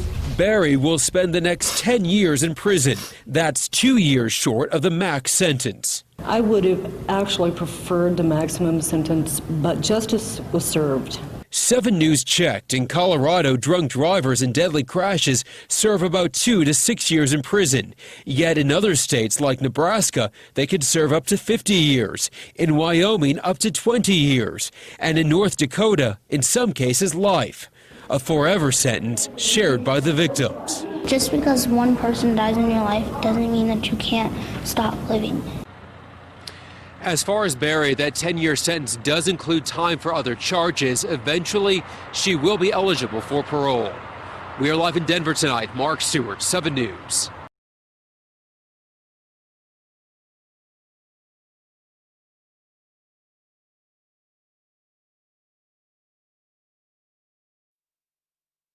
And again, those two stories are pretty crazy what happened. That first story right there, the people who are in Jersey that came here, that was a whole heap of trouble right there because they were driving with way too many people in the car and then not driving with car seats or anything like that. I mean, that just goes to show you right there the things that when I say make sure you don't drive with more people than what your car allows, and never take children without car seats. That's the exact same reason why. I mean, that was poor judgment on their part, but then also they get hit by a drunk driver. And again, you never know what could happen. So if you're a driver out there and you're driving, don't allow that to happen. Only if your car seats 4, only take 4. And obviously within a pandemic, you can only take 3, take 3, don't take more. And tell them, look, you need to get an XL if that's what you're going to do, but it's crazy. And then, you know, it's still unfortunate. The drunk driver hit them. 3 people died from that. But, you know, the problem is, it's like, you got to pay attention. You got to be safe, and you got to make sure you're being safe as well, too. So that is a whole nother thing, too, there. But geez. And then that second one, you know, I feel so bad for that little girl. I truly do. And that woman, when she was saying, I lost my life on that day. No, you're the dumbass who made that decision. You ruined your own fucking life. Deal with your fucking consequence. People like that really piss me off. That irked me so bad when I watched that. So something like that. Oh, that woman should have gotten much more time than 10 years. Just by sheer stupidity of her trying to play the victim when she was the person who actually did it. Oh my God. So that really made me upset. But yeah, the good thing about that second story is some of the things to show you, some of the states take it very seriously. So you see 50 years if there's something that happens like that, or there's a death. And you can see life for another. So some states see it and they're like, no, do not do that. And they're taking huge jail terms and sentences for anybody who's trying to do that. And I mean, it won't bring back the person, unfortunately, or the people, unfortunately, but at least you'll get some justice where they're going to have to pay for their crime. And you know, it's sad because again, it's 100% preventable, and we can end this today. Everybody just has to make the right decisions. That's it. Yeah, Relisa, people who blame the victims and then act as the victim, that's just disgusting. She should have gotten the full because of that. But you know, I'm not a judge, so I'd have given her the full for that. So I wish you had more followers to read the community post. Hey, you know what? Again, it's all about the awareness, Sensei. So I appreciate everybody who's sharing. I appreciate everybody who's making videos. I appreciate everybody who did make donations. And like I said, it's all about raising awareness. It's all about trying to help stop it and making sure, or at least spreading the word so that people will not do it. They'll make the right decisions. and they'll either call an Uber or Lyft, they'll call a cab, friend or family member to come pick them up, have a DD, take a walk if they need to, whatever it is, however they are, making sure that they're in the right frame of mind to be able to drive. And that's the true thing about it. And again, like I said, the best thing about that is it's just word of mouth. It's just talking, and it's just laying your feet down and saying, look, don't be doing that. Make the behavior stop to other people. And that doesn't cost anything. That's the most beautiful thing about it. It's all decision. It's all responsibility. It's all doing that and being good about that and being community and all of the good stuff when it comes down to it. You know, other things out there, it needs money for like research for a particular disease or anything like that. It needs money to be able to continue its research. If it doesn't get it, the research stops. If it's in the middle of a project and the research stops, that can suck, because then you may have to redo all of the testing again. You may not be able to pick up where you are. So that's one thing. You know, like with the Feeding America, you have to get money in order to get food. Food costs money. So it is the great thing about it. This is it's a secondary thing versus the primary of being a word of mouth. And that's one of the things I truly, truly love about that. And again, it's something we could all change today. We just got to make that right decision to do that. Yeah, it's disgusting. So, it's sad. It really is. And that woman, it's disgusting. That's the exact word. It's disgusting. So that's all I can really, I can't say anything worse. I mean, it's so disgusting that people actually act like that. So, yeah. Sleeping at the wheel is just as dangerous. Yep. Yeah. I mean, that's the whole thing. Always drive sober includes sleeping at the wheel, distracted driving, drug driving, you know, driving drunk, being upset or angry, any of that stuff that you're not in the right frame of mind. That's what it is. Be sober, be in the right frame of mind. Make that decision to drive properly and pay attention to the road. Don't look at your phone. Don't be like, oh, I'm going to go driving out now because I've been up for 25 hours, or yeah, right now I'd be at 25 hours for how long I've been awake. So, oh yeah, I can go out and I'm going to drive, and I'm going to go drive for 6 hours for Uber or Lyft. No, make sure you're awake. So I'm going to head on to another two different articles of news that I came across. So I will see you right after those as well.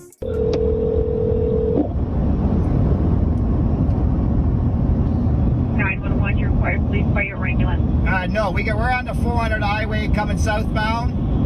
Into Barry? Into Barry? Do you need the police? Yes, sir. Do you need the police, the fire, or ambulance, though?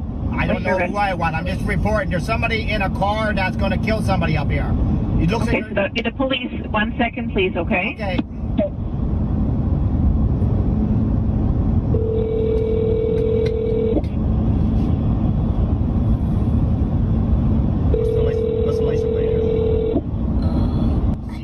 Ontario Provincial Police, what's your emergency? Is this OPP? Yes, it is. Can I help you? I'm going southbound on the 400 going towards Barry. Okay, whereabouts are you? I really don't know where I am. I'm 23 kilometers from Mapleview Drive, so I'm on, but there's a white car throwing beer cans out, and he is going to kill somebody. He's almost hit the guardrail, and he almost hit a transport truck. And I'm right behind him right now. I'm just following him behind. Oh, he almost... Okay, have you passed Forbes Road yet? Do you remember seeing that? No, not yet, no. He's going... Okay, what's the vehicle description again? White? It's a white...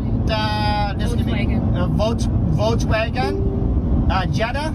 License plate. And whoa, he just almost hit a red car. And he's swerving all over the road. We're just passing a sign now. I'm going to tell you what we're going to pass here, okay? Oh, we're coming up to Forbes. We're coming up to Forbes Road now. Okay. Whoa.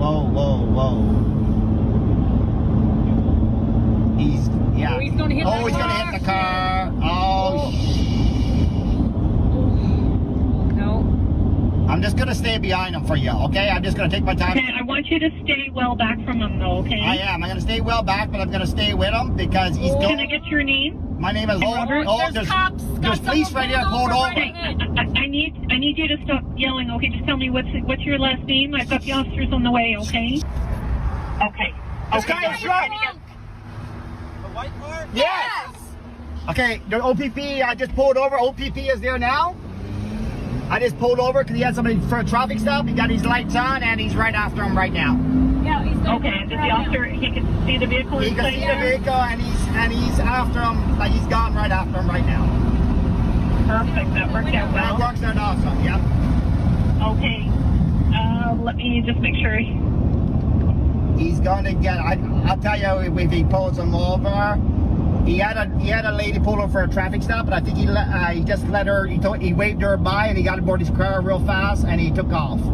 And he's, actually the car almost banged into the officer actually. Yeah, the officer. He's not stopping.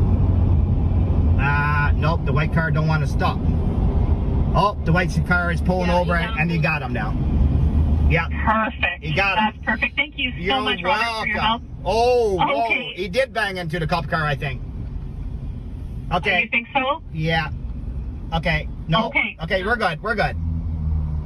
Okay, can you tell if there's damage? Does it look like he hit? No, but the guy is drunk. The police officer's going to arrest him, right? Oh, and cuffs is going on him, so that means he's drunk. Perfect. Thank you. You're welcome. I'm glad we saved somebody's life there. You did. Okay. Thank you. Have a great day. You too. Bye-bye.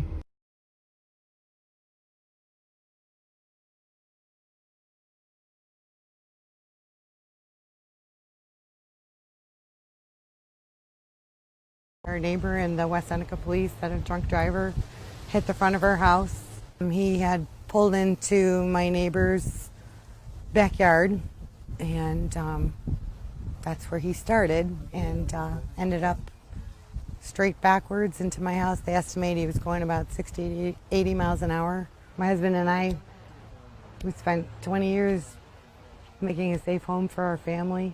We considered this our sanctuary, you know. And that was it just was taken from us.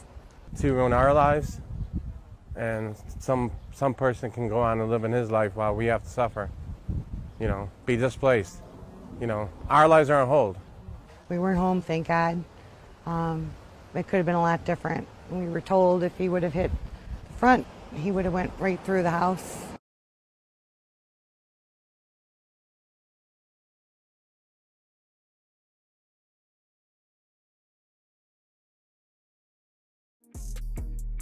So there is two other stories, one where a car hit a house and ran into a house, and then the other first video, which was on a highway up in Canada, and the guy was drunk, swerving all over the place, almost hit a number of cars, the guardrail, going off the road, this, that, and the other thing, and thankfully there was a cop right there, and he wasn't taking any shit. So he got him right in the back of that squad car. So that is one of a good thing right there, especially with the people who were there following him and on the phone. So if there was any issue or anything, they were able to be on with emergency services to get the proper personnel there if they needed. Either way, good thing is nothing did happen to those people. In terms of how the house got hit, they weren't home, so that's a good thing within itself, that they weren't there. Had the unfortunate worst case of now having to be stuck where they're having damage to their house, not able to live there, everything's uprooted, and then the other people who were able to not have to get into an accident or have any issues there. Came close to hitting people, but ended up not hitting anyone. So that was at least a good thing there. But still, you know, these people, Lady Nut, yeah, you feel bad for that little girl. Yeah. I mean, it's so sad because that mother's not there now. 13 years old. Horrible. Yeah, pay attention to signs and markers all the time. Try to know exactly where you are, paying attention, because if you do need to call for emergency services, whether there's somebody who's drunk on the road or if you have, you know, popped a tire and you need help and you're not getting really good cell phone signal except for being able to make and receive calls. You know, there's a lot of times when you need to know where you need to be. And so just pay attention to wherever you are. Try to know the road. Try to know kind of where you're at whenever you need to, especially if something's happening. Going for 9 hours and 41 minutes for part 2. So just a little over 2 hours. We're less than a movie length away now from this whole 24 hours. So this is awesome. Yeah, exactly. He was swift. No questions. Get him right in that car with the cuffs on. I mean, he saw him. He was swerving back in and out. So yeah, they weren't messing around there. How many more hours? We got 2 hours and 18 more minutes. So I don't know when you're coming. When are you coming home? Hopefully soon. When are you coming home? Yeah, be aware your surroundings is essential to others. Yeah, you need to know that. You got to pay attention because somebody starts swerving. It could be the middle of the day. Trust me, Chelsea and I just saw that recently. Somebody was swerving back and forth pretty good. So it was pretty crazy. Canadian people are so nice. Yeah, that 911 operator, that was awesome. It's like, yeah, you saved a life. Thank you. I need a sandwich. No, I got my pizza and my calzone that I can just heat up now. So that's good. But yeah, again, a couple more things that had happened when it came down to it. And so we're going to go on to another video of somebody who's no, I ate them. I just ate half. So, because I bought pizza and cinnamon sticks, which is essentially the cinnamon sticks is the size of half of a pizza. So I ate half of the medium and half of the cinnamon sticks earlier for dinner. And then I ate half of the calzone, which again, it's literally a half a medium pizza just rolled on top of each other. So definitely ate, don't worry. And it was good because it actually helped soothe the throat too a little bit. So, all right, there is a video that is coming from Sensei, from Driver Sensei. And I appreciate again. Thank you very much, Sensei. So here you go, and I'll see you after. Well, what's going on? My riders, drivers, and entertainment providers. This is Driver Sensei.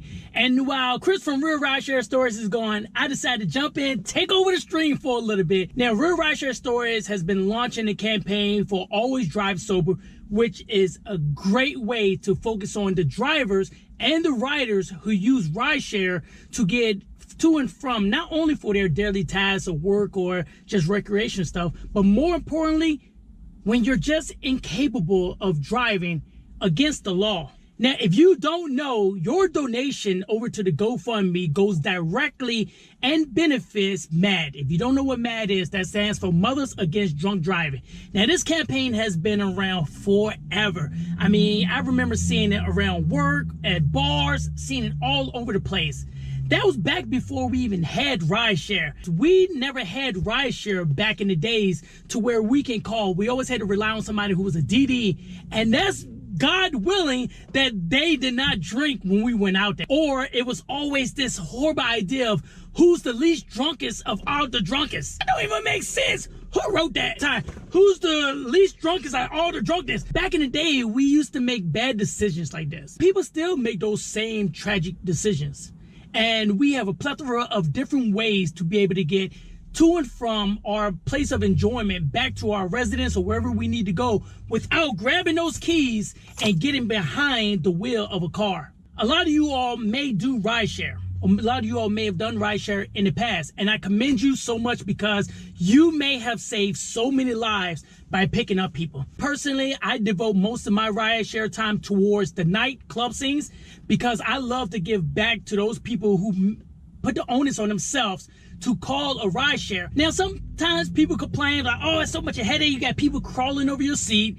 You have people acting wild, wilding out. You got people there are close to the point of throwing up. You got to give them vomit bags and so forth to make sure they don't spew all in your car. And sometimes, and unfortunately, you get called to the scene of police in which you have to take drunk people. For everyone that have contributed towards the Always Drive Sober campaign from Real Rideshare Stories, thank you all so much. If you're unable to contribute towards the campaign, hey, we understand. You know, it's hard times right now for a lot of people, but the next best thing you can do is share it. All you have to do is grab that little link. The link is probably in the description. It's probably in the chat. It's probably pinned in the chat. Or you know what?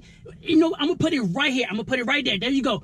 This is the link right here. It's a short link. Type it out. Just send it to people, and then they can make their contributions towards this Mothers Against Drunk Driving. And thanks to Chris from Real Rideshare Stories for always driving sober and getting this word out and bringing our attention to how many lives people save just by giving rides to those that are impaired. So thank you, Chris from Real Rideshare Stories, for giving me the opportunity to elaborate on this campaign, to give a shout out on this campaign. Thank every single person who have contributed, who have shared, who is talking about it, who has even put it inside of a text and shared it out. Thank you all so much. I appreciate each and every single last one of you all. Yeah, that's you. And remember, if you are a driver, remember, don't just drive, be a driver. And if you're drinking, make sure you get somebody the opportunity to grab a ride share or be a DD to get them home safely to save one life at a time.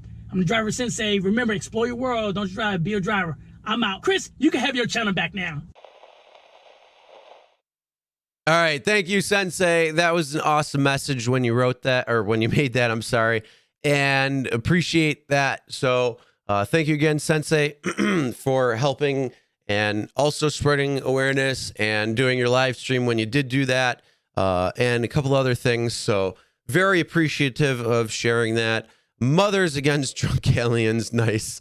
Yeah, you don't want those drunk aliens coming by because, you know, they could hit the planet and that just wouldn't be good. Depending on how big the ship is, that could be a real problem too. You must have been drunk on Mountain Dew. Well, you better not have been drunk on anything else. No, you know for a fact that was your 500,000 hour energy. So nice try with the Mountain Dew. I know your BS. No, it was definitely your 500,000 energy. So, but yeah, again, Sensei, thank you very much for making that and contributing that way. That was great. So yeah, you were behind the wheel. Yeah, exactly. After a whole don't drink and drive thing when it comes down to it. So either way, that was really well said. So again, I appreciate that. And thank you very much. All right. Yeah, we're closing in almost 2 hours left. It's going to be a long 2 hours. But yeah, again, thank you very much, everybody, for watching, for participating, for continuing. A lot of people have been here for a very long time. So that is awesome. And I really hope that it can help stop a few people, and hopefully that can snowball and continue stopping more people and continue stopping more people. And that you're in the front office. You better not have been drinking that muddy water. No, Lisa, less. It's less than that. We're at 9 hours and 50 minutes right now. So we have about 2 hours and 10 minutes left. So just a little bit.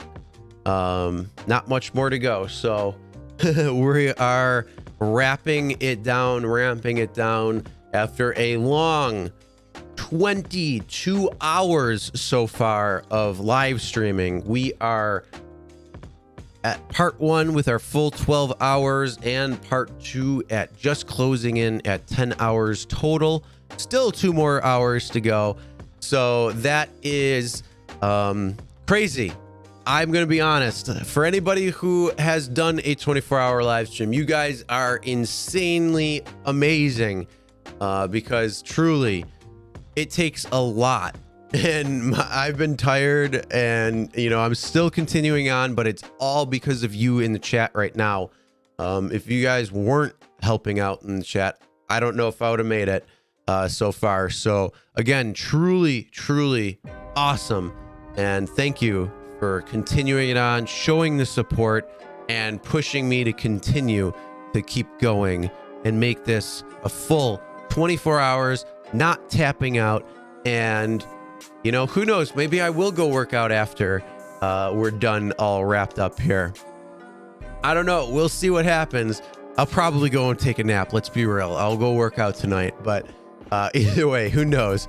No, John, I'm not doing that 82 hour live stream. No, thank you. I am not going to do 80. I'll do it over time. It might take a few weeks to get there, but I'm not doing it straight. There's no way. I couldn't do it just sitting here. There's no way. If I could go in the other room, sit on the couch for a while, hang out, chill, you know, do stuff like that. All right, maybe I could do it for a little longer, because then I can, you know, kind of rest up just a little bit differently and all that. But yeah, definitely not gonna. Doing 24 hours is tough enough. You're in the 2-4 hour club. Don't tell anyone. And do some burpee. No, I'll definitely be working out at some point today, because I got to do my workout. But like I said, I don't know if it's going to be, you know, I don't know if it's going to be actually right after the workout or not. Yes, getting some done. Yes, I've been walking in and out of the kitchen into the bathroom quite a bit tonight, so I can't complain there. Still stretching out, and then, you know, standing during parts of this as well too, because thankfully this is a standing desk, and that's really good too. So again, I appreciate it. Everybody's staying real strong there. We are going to go into the next video. The next video is actually going to be a little bit of 82 hour. No, somebody we were talking about when Nick called in, that there was somebody who was going in for trying to do 100 hours live stream straight, and they went through and did 81 hours before they had to tap out. So that is insane. You're going over 3 full days of a live stream, and that is just crazy. Gamers, they don't have to talk to the person or to necessarily the stream, but they will, especially if you're doing it the right way. If you're doing a 24-hour live stream and you're playing for people and like a true, you know, audience, you're going to be interacting with both for sure. But yeah, gamers can definitely do a lot less because they have the gameplay, and then they can be like, oh geez, yeah. Let's see, how much do we raise? Hold on.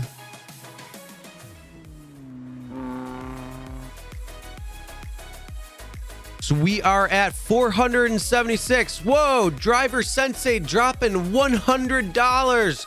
That is awesome, Sensei. So we are at almost the halfway mark. And I know with the super chats that came in and some of the shirts and that have been sold, we are probably hitting that $600 range. So we are getting closer to the goal.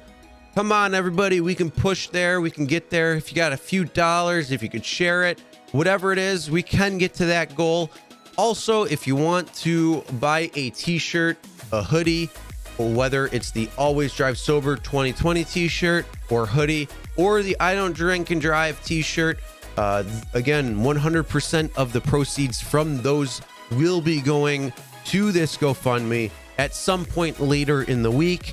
And if you'd like to do that, one of the cool things about getting that type of thing, being the shirts, is that when you go out and wear it, whether it's a shirt or a hoodie, you go out and wear it, it's going to show it to other people. Other people are going to see it, whether they look at it or not. If they just come in eye contact with it, it's going to hit their brain on an unconscious or subconscious level, and hopefully it will help just further the information there and say, well, I'm not going to drive anything but sober. So that is another thing where it can help spread awareness much differently, being beyond a live stream or being beyond just the initiative and the campaign itself, as well as even going to the GoFundMe. So if that's something that you like and you'd want, again, it's all in the merch shelf that you can see just below. If you close out that live chat, you'll see the merch shelf. It should only have those 5 in the merch shelf. I think that's how I set it up. Hopefully that's how I set it up. But either way, again, it's if it isn't, you can head to the Teespring store where the link is in the description, and you can check out the different t-shirts with the I Don't Drink and Drive t-shirt, as well as the Always Drive Sober. They come in different colors. It's in men's, women's, and a hoodie. So that is something that you can do as well. So right there, appreciate everybody, and Driver Sensei with that huge $100 donation, which I appreciate. Thank you so much for that. On top of an amazing video that you made and a couple of live streams. So truly appreciate that. That's what he promised, but he looks like he's backing down now. Wait, what? What did I miss? Someone donate 24? Wait. Sorry, I didn't see in the chat. So yeah, that's crazy. It's 3 days, 9 hours. Damn. They will, but it's not like you have to present yourself on camera. Yeah, watch them play around, bitch. Nice. Someone donate 24.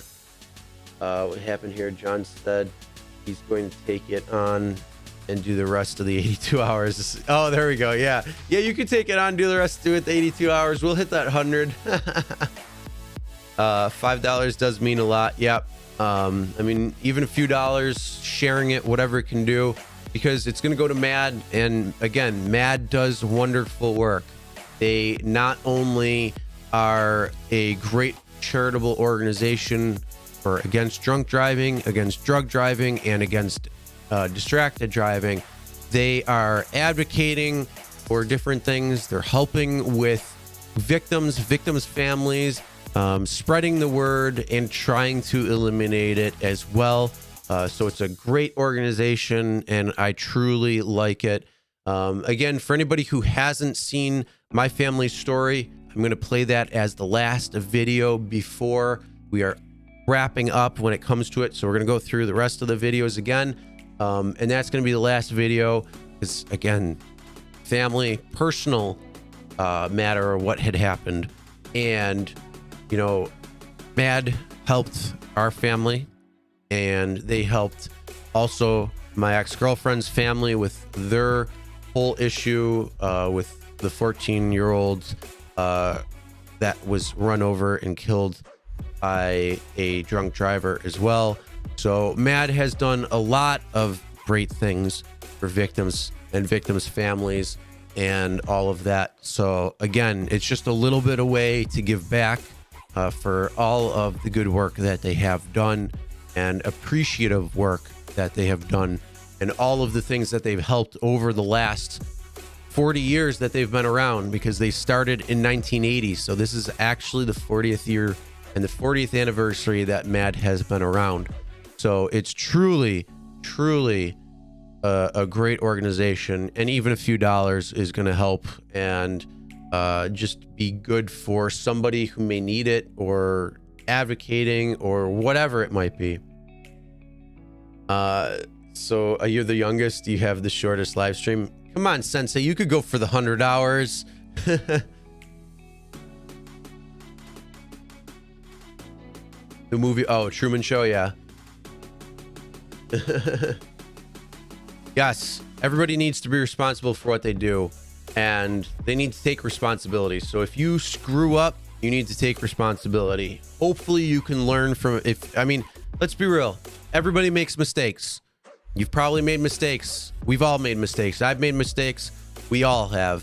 The thing is, let's learn from it, and let's not make those same mistakes again. And hopefully we can share our different mistakes. And hopefully we can truly make real impacts and real changes. So, again, where was I?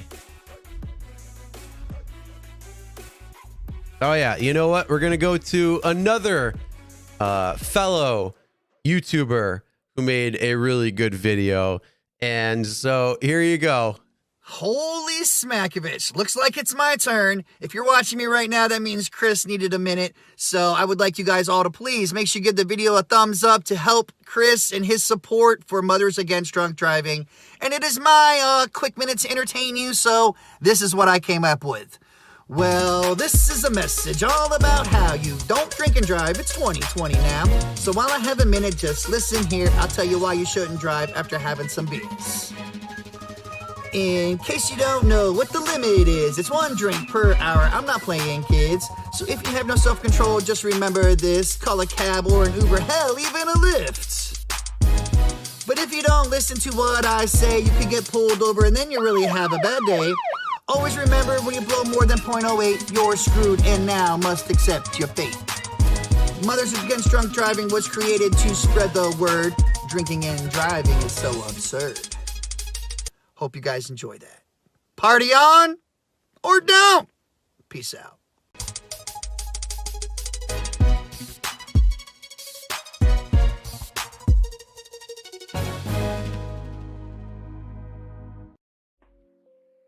So thank you again, Dustin, for another good little rap video of, again, spreading the awareness and all that. So appreciate that very much. Yeah, I know he's sleeping right now. He was up late too. So he's passed out.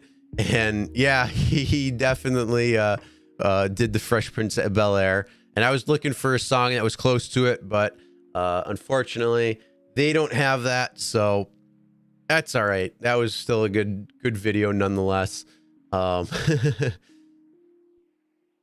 So yeah, there's GoFundMe again for anybody who's rewatching this as well, or watching the after, if you haven't watched it through the actual live stream again. And if you want to watch this, yeah, it'll be on YouTube. I'm going to make a playlist for Always Drive Sober 2020. If you also want to watch the Always Drive Sober campaign from last year in 2019, go to my channel's homepage. Last year I did a week-long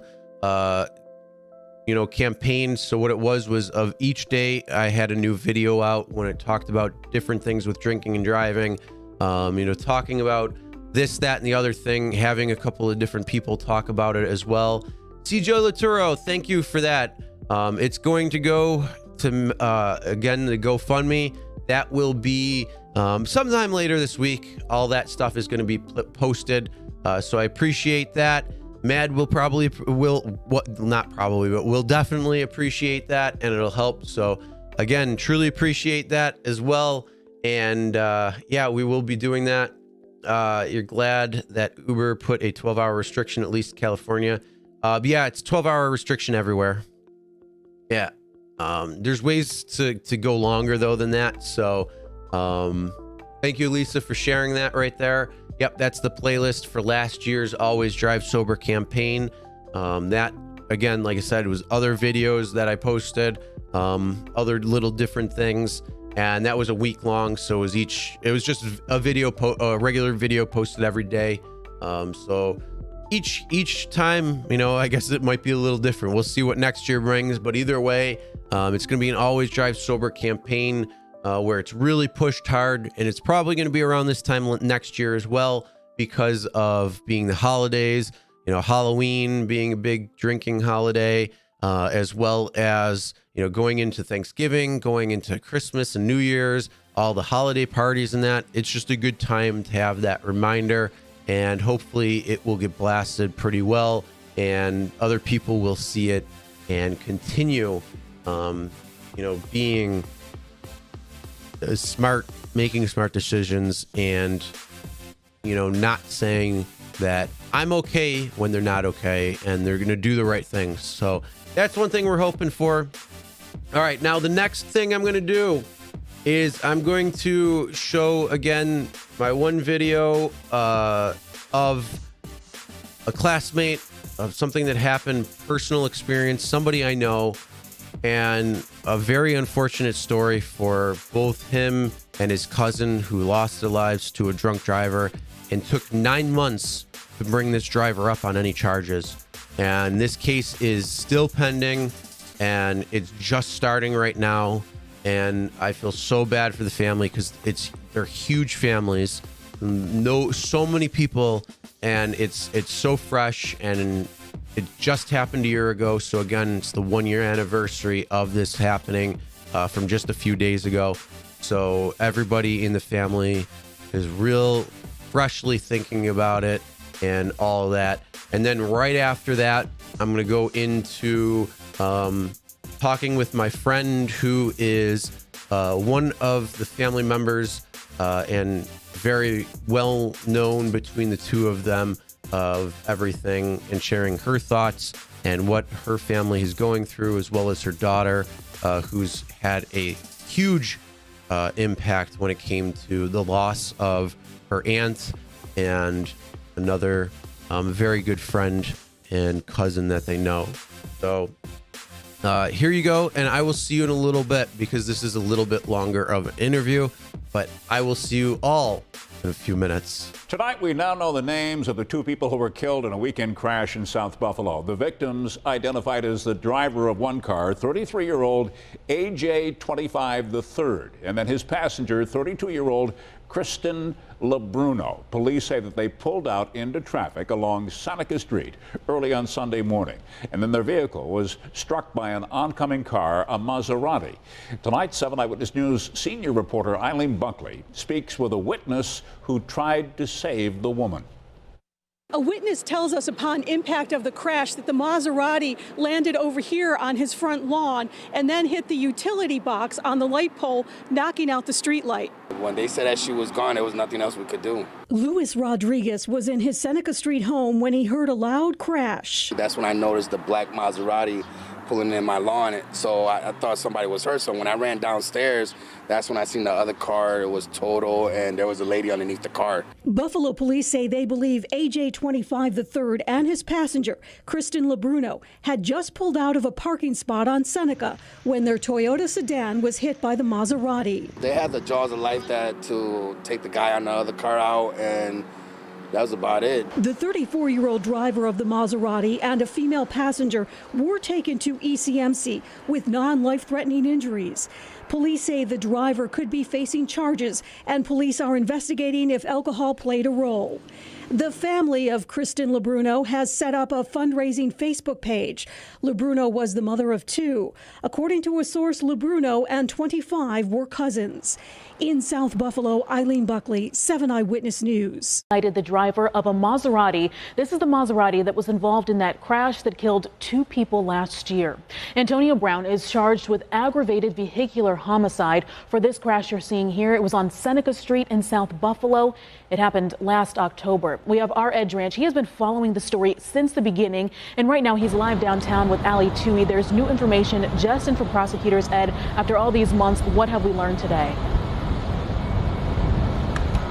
Brand new information coming in this afternoon, Madison, about this case that's been months in the making. We saw Antonio Brown walk into court this morning as a free man. We saw him walk out in handcuffs. As you mentioned, Madison, he is facing a number of very serious charges this afternoon. The DA has said all along that Brown was drunk, and now we've learned that he was coming from a bar in West Seneca. The DA says, though, Ali, that he could have charged Brown either in January or February, but decided against doing so as part of his strategy. But there were also a number of other holdups that we've learned about today. Yeah, Ed, that's right, Flynn. Addressing why it took so long to file those charges. Remember, this crash happened more than 9 months ago, back in October.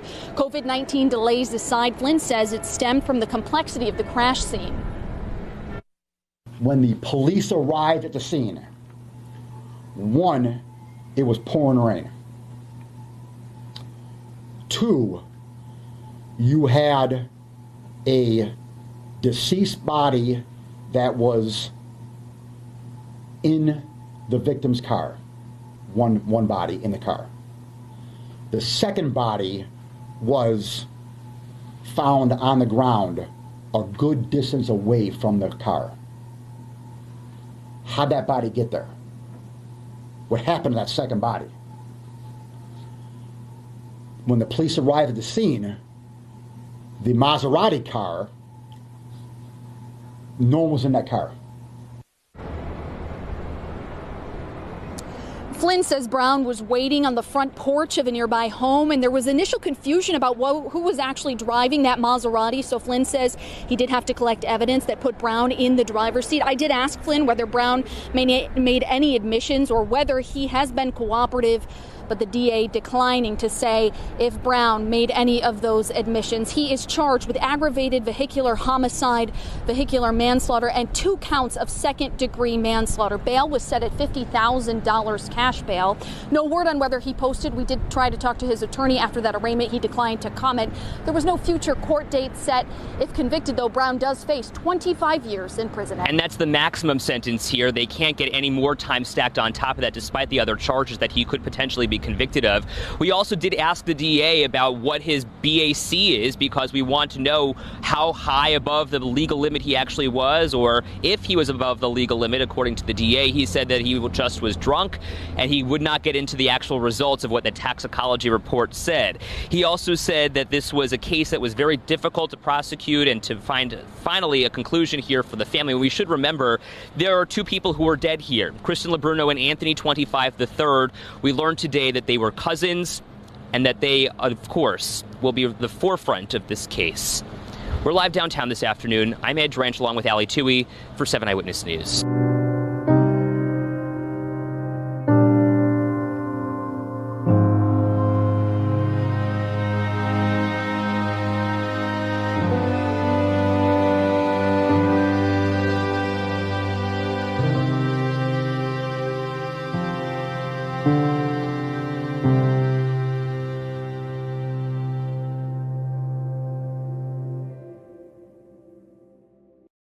All right, and now you just saw that video of Anthony 25 and also Kristen LeBruno, and one of the harder effects of that is I went to high school with him, and you know he was always a good guy, pretty funny and all that. But I'm also joined now with Lisa LeBruno, who is part of the LeBruno family and a cousin, right? Cousin to Anthony.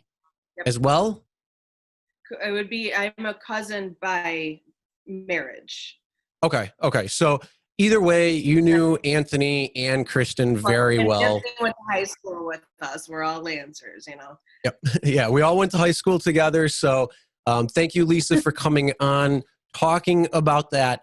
Now, there are certain aspects of this that we do have to kind of not talk about because it is still an open court case. After everything's said and done, what is going on with that court case, I'll invite you back on to share anything as well as any of the family if they want to share anything. I know, unfortunately, sometimes it feels like it's being censored, but you want to make sure that you give them the best opportunity to have the most amount of justice as they can. So thank you, Lisa, for coming on, as well as not only going to high school together, but a good friend as well now too. Of course. Thank you for having me. I really appreciate it. And I do have to disclose that to kind of give a background on it is that I went to school with Angelo LeBruno, who was Kristen's husband. I went to school with Anthony, 25. And then I started dating Sam LeBruno, the oldest of the LeBruno children, back in 2005. We got married in 2009, and we divorced in 2016. So I kept in contact with the family. I kept in contact with the 25 family, the LeBruno family, but most importantly is our daughter, mine and Sam's daughter, Liliana, who was greatly affected by this accident for sure. And I just kind of want to emphasize on that, but I needed to disclose that, hey, you know, I married into the LeBruno family. I kept my last name because of my daughter, and that is why I want to speak out about it, because my daughter especially has been greatly affected, and the whole entire LeBruno family, the 25 family, are all greatly affected by it in ways that are unimaginable, for sure. And it was Kristen and I, 25, and I would call him 25. His last name's 25. Everybody calls him 25. We had a pretty good relationship. He was in my wedding. Kristen was in my wedding as well. And they were fun. They were over the top, especially 2-5. He was over the top. And my best, I'm going to share like kind of like a memory of him, if that's okay. Oh, for sure. I remember one night we were playing darts in his old apartment that was over in Buffalo, and we got into a very big argument about if Batman was considered a superhero. And he went off. He had these tangents that were just unbelievable because he's Italian. We all go off on tangents. And he went off on this tangent about how Batman was not a superhero because he didn't have any superpowers. And so we got into this argument that was wonderful, and it was so much fun. And he always claimed that Batman was never a superhero. And Kristen, I had so many memories with. I mean, I've known her. I met her back in 2007. I think it was 2007 in Florida, because that's where she's from, when she started dating Angelo. And Sam and I went down to visit, and I just adored her. I absolutely adored her. She was vibrant. She was funny. She was a Southern belle. She was beautiful. She was absolutely stunning. She was full of life and personality. And I did adore her. We had, like I said, not all sunshine and rainbows. But we always were there. And one of the last things that she said to me, I walked into her house when she was with my daughter, and my daughter was over there playing with Aria and Attilio, and she gave me a hug, and she said, family, no matter what. And that was nice. And that was right before she passed. And the accident happened, and I saw things that I can't even describe. And I didn't tell Lily. Lily was with me that night and that morning when I found out. And that was her best friend. That was her aunt, was everything to her. And I asked Sam if he would tell her, and he said yes. And so it was very tough because she was starting at a new school, and she had a therapist there a counselor there that was helping Attilio as well, and helping Lily and talking to him. Attilio is Kristen's son, and it's still been very hard. The last memory that Lily has of Kristen is they went to the pumpkin farm together, the Great Pumpkin Farm in Clarence. And that was, I believe, last October 22nd. And she got her a pumpkin. It was a very small pumpkin, and it was really, really sweet. And, Lil came here afterwards, gave me the pumpkin, and she painted it. And Kristen was very good at crafts and everything. And we kept that pumpkin, and we kept the pumpkin seeds out of it. And we grow more pumpkins with it. And it's really, really sweet. But Lily tried going back to the pumpkin farm, and she could not do it. She went back to the pumpkin farm with her dad a week or two ago, and she couldn't do it. And there was a lot of COVID reasons why she couldn't do it. There was a lot of people there, masks and all that stuff. But she came up to me and she said, it was my last memory of Aunt Kristen, and it hurts. It bothers her so bad. And that was her absolute best friend. Kristen was a fantastic aunt to her. Always there for her, always doing stuff with her.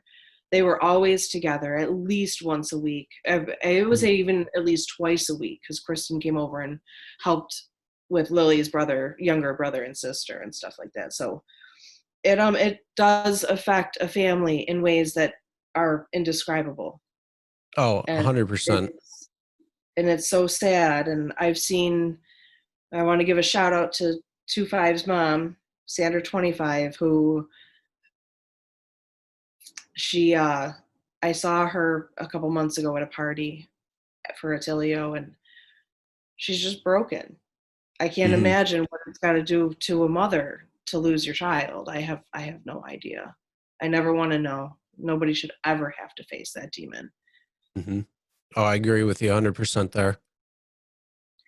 But that night was tough, and they were at a Halloween party and at a friend's house, and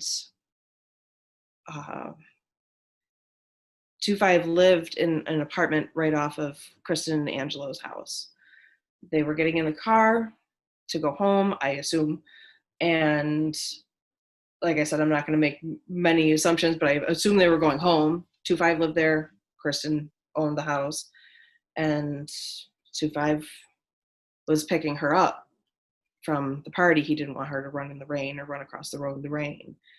And that's when the Maserati hit them at 80 plus miles per hour in the rain. And Kristen was ejected. I don't know if she was just getting in. I don't know the details. I've heard many things, that she was a pedestrian, to she was in the car, to all sorts of things. I've seen pictures of inside the car, but we don't know. And then, you know, she was up against the wall near the Maserati, and 25 had blunt force trauma right instantly. They were trying to revive him, and then they went to 2 different hospitals. And unfortunately, I know, I'm not going to say who had to identify them, but it was heartbreaking. And, you know, the next day just kind of stood still. Mm-hmm. You know, it just was a standstill day. It was just like so sad and so heartbreaking. And I really give it to the 25s. I give it to the LeBrunos and everybody else that's affected by this, because it was something I can't even describe. Oh, and for they are sure. very, very missed. 25 was a good guy. Anthony 25. I'm sorry, I keep calling him 25. But I know. It's all right. I mean, yeah, you said that he was 2'5". Yeah, I know. Yeah. But they were in the cases. I don't even know the next time that Antonio Brown is going to be in. I don't remember what they said. I thought it was November is the next time that he goes into court. But you know, I don't understand why he wasn't tested. The DA said, oh well, it was raining. I don't give a shit if it was raining. Why did he not get a sobriety test right there when he was screaming down Seneca Street and hit a car that killed 2 people? Why was he not, you know, I know there was confusion. I know, you know, there was whatever, because he hit on the porch or whatever, but I don't understand why there wasn't a test done. I really don't. And there's no record of his blood alcohol content, but I think he admitted to being drunk, which is what it is. They have to prove it. Yeah. But it's and then they're not releasing the toxicology report or anything. At least it's said in the news. It's public knowledge, and that's the part that gets me. But you know, he was at the vault before. They have pictures of him at the vault before. They have a surveillance of him driving down Seneca Street, just screaming, you know. And why was he not tested? Because it was raining? I'm sorry, you're going to get wet. Yeah, right. 2 people lost their lives, and there needs to be justice for it. And I think it took too long, for whatever reason. Obviously, there's been a lot of things, whether he was Byron Brown's nephew or he was the football player, which obviously he was not the football player. You know, if he had ties to politicians, if he had ties to the mayor, blah, blah, blah. So many speculations have gone around, and I will not, you know, totally go into that because I can't. But it's just, you know, the black box. Oh, the black box in a 2008 Maserati does not exist. I'm going to send it to Italy. Like, are you serious? It took too long, and too many things have happened over the course of a year, and we're still not even done with it. And it's really, really sad. And I don't understand why, you know, the Buffalo Police Department didn't release records. I don't understand why everybody's holding the case in secrecy. But I feel like after Antonio Brown was indicted the last time, I mean, he has 1 count of aggravated vehicular homicide. He has 1 count of vehicular manslaughter in the 2nd degree, which I assume is Kristen. 2 counts of manslaughter in the 2nd degree, 25 years at best. Like, let's get going. You know, I feel like after he was indicted, I really feel like the news has really calmed down on the situation, and they shouldn't. It needs to be brought up. Things need to start rolling. We need to find justice for the LeBruno and the 25 family and every single person affected by this. And believe you me, there are more people than you can possibly imagine that are affected by this. Kristen grew up in Crestview in Florida. She has a mom who just lost her daughter, and unfortunately her husband died.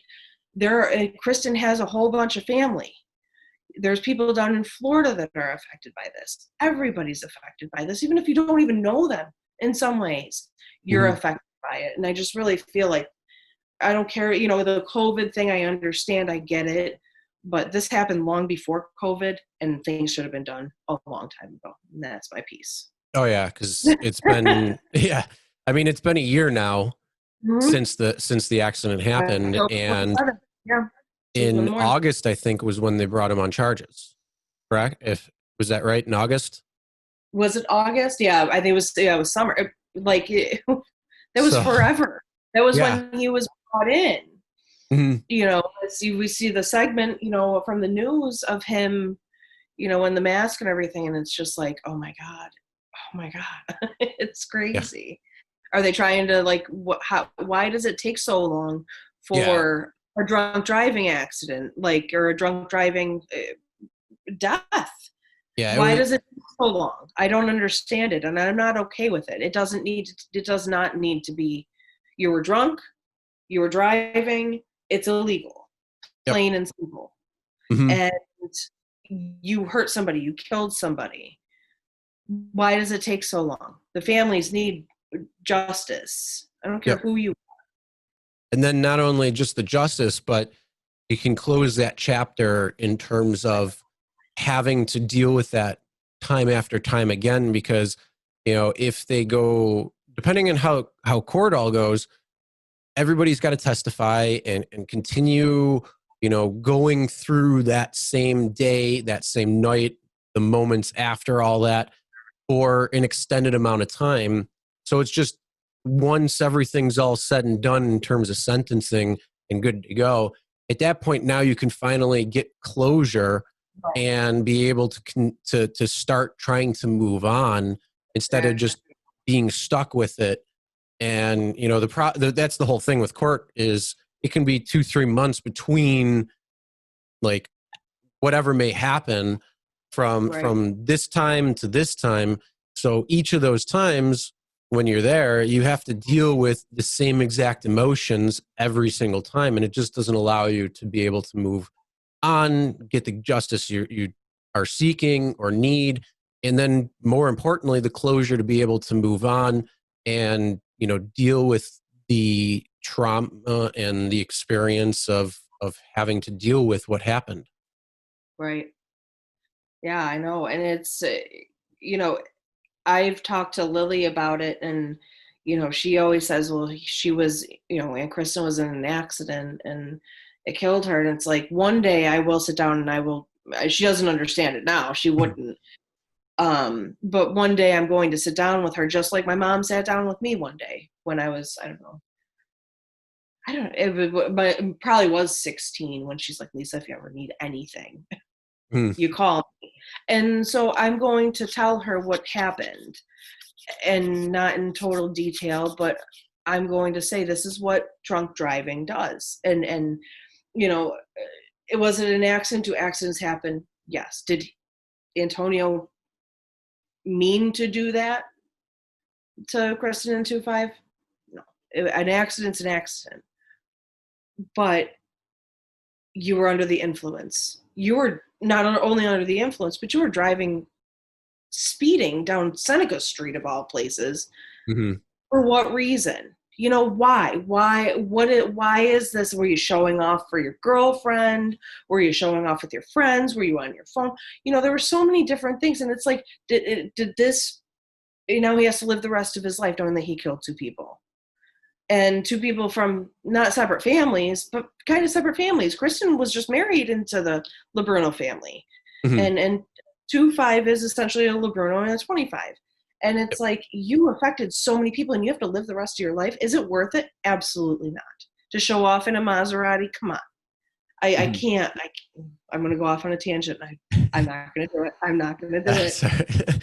No, like you said, after the court case is all done, said and done, Oh, I'm gonna go However, off. we could do a 24-hour live stream tangent of everything. That's a good idea. I'd like that. It's so easy to say, "Oh, I'm okay. It's not affected." Like I'm okay. I'm not affected. You know, I only had 3 drinks, or I only had a couple of drinks, and that it was like an hour ago, the last one I had, or whatever it is, and I feel fine. Yeah. But yeah, the problem is you're not fine. You know, your reaction time is much, much slower than if you were actually sober. Right. And Exactly. I mean, not only that, it's anytime you're not in the right mindset. If you're not focused on the road, you're putting anybody's life at danger that's around you. And that can be simply looking down at your phone. That could be simply taking a few Radio. drinks, having a good time, you know, smoking a bowl, whatever it is. Right. And you could really change your life as well as somebody else's. And not only just somebody else's, but their entire family, their entire network of friends, coworkers, everybody that really knew them, it'll have some sort of effect on them. Right. And Exactly. It's not worth it. no, not at all. I mean, minimum, if you get pulled over and arrested for DUI or DWI or whatever, it's like $10,000 or $12,000 at a minimum. But is the risk worth it? Because you could get into an accident because somebody short-stopped due to, you know, a deer running out in the road, or an animal, or a kid running out, or whatever it might be. And you know, or yeah, anything. So yeah, it's just not worth it at all. And it's a horrible thing. Right. And like I said, I really hope that not only you, because obviously it's still affecting you because when you saw the video, but either way, I mean, you, your daughter, all of the LeBrunos, all of the 25s, well, 25s, but again, we call them 25.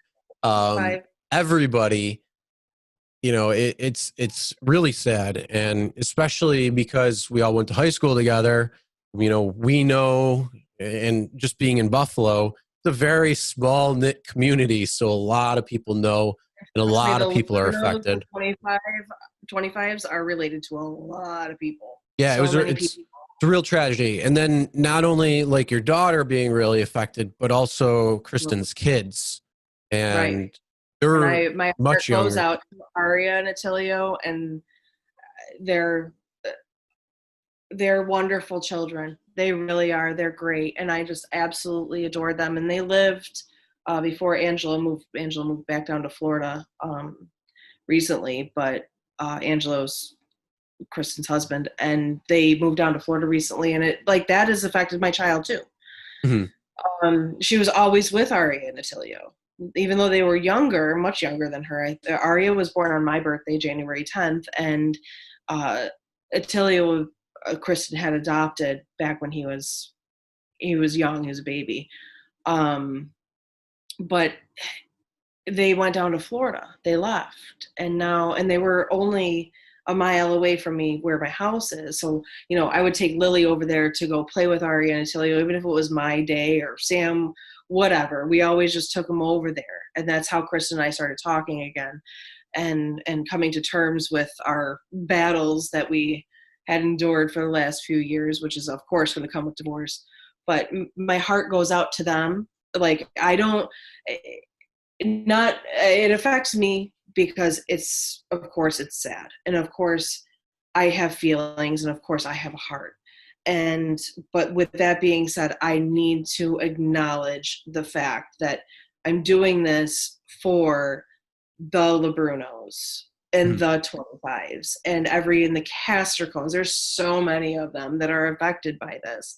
And the Sansones, like they all are cousins with Anthony, and my heart goes out to all of you guys if you're watching, and I hope that you are. I hope that this, you know, I just speaking out for Kristen, for my daughter, being so affected by the whole thing. And of course for Anthony 25 and the whole family. Like, it's horrible, absolutely horrible. And it should have never happened.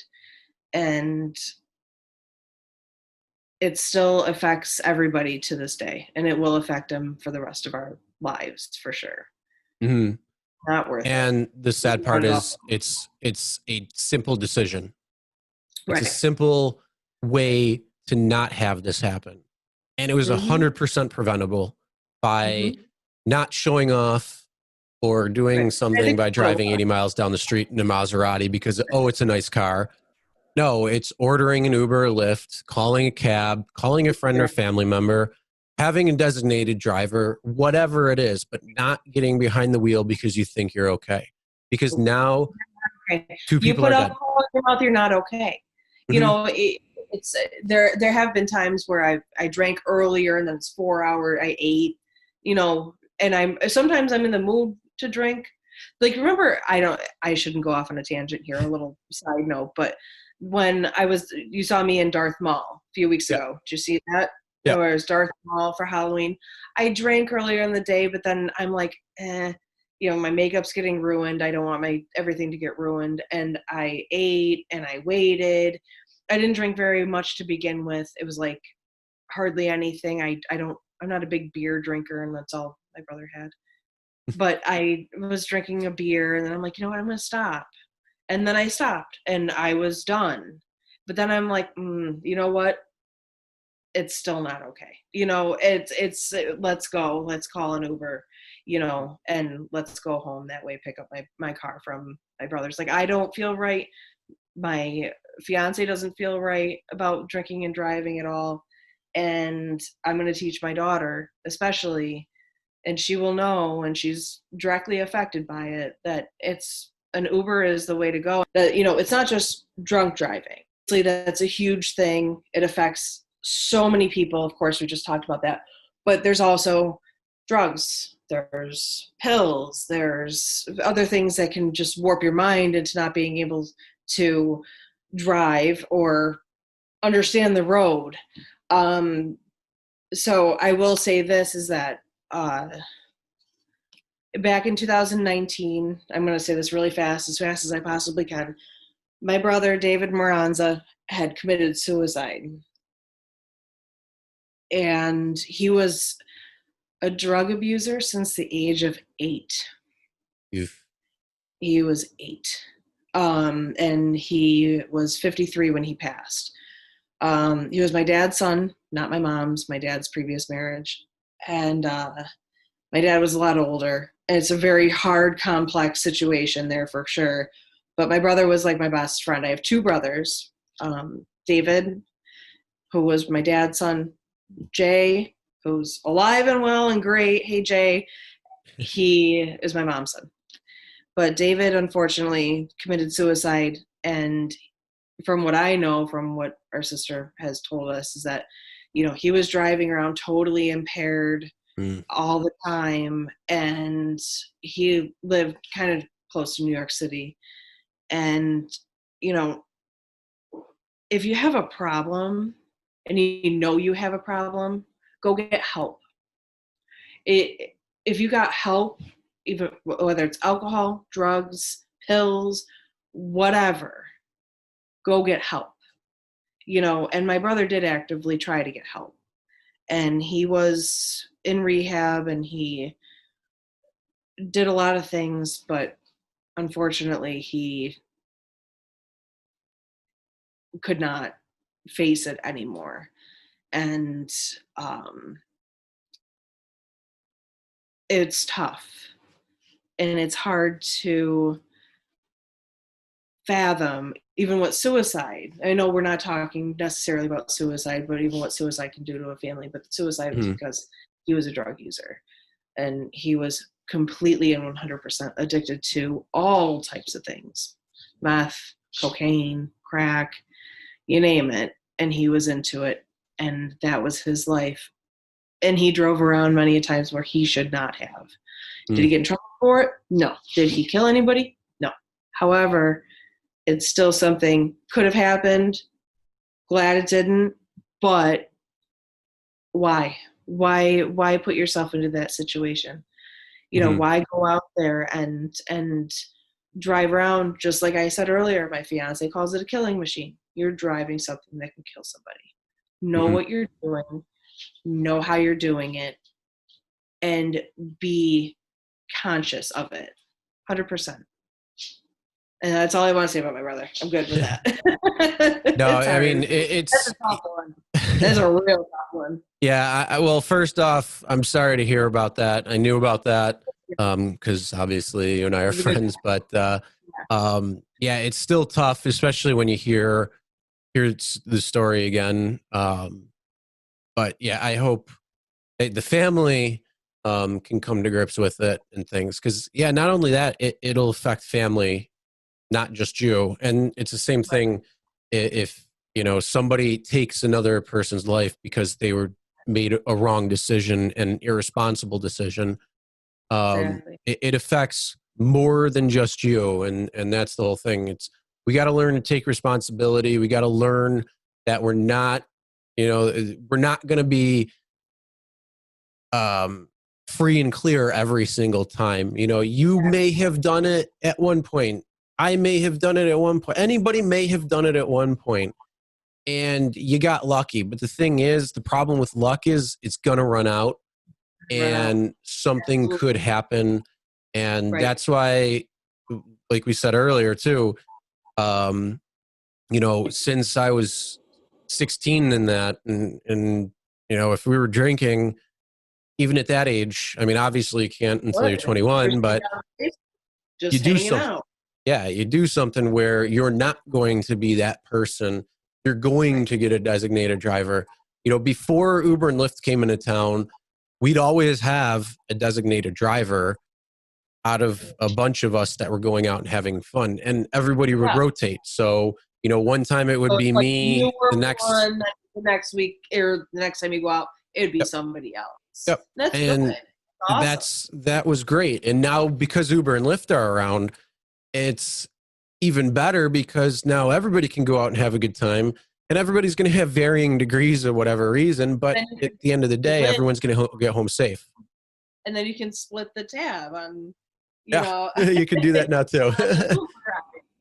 And that's the best part. You know, like my mom gets me an Uber gift card for Christmas. Oh, nice. $50 on it, and it's like the best thing in the world, because then I can go to the casino and I can go different places, and I can have a drink without having to worry about it. You know, it's simple. It is plain and simple. And I have to admit, you know, before Uber and Lyft and the ride shares and all that, taxis were so expensive too. I never really, like, I always had somebody else. I know. I feel like a basic bitch, if I can say that. Yeah, I don't give a fuck. It don't matter. All right. It's my channel. I run it. So I have gone very long without swearing right now. So I would be a basic bitch, and I'd be like, hey, bartender. And I would ask the bartender to call me a cab.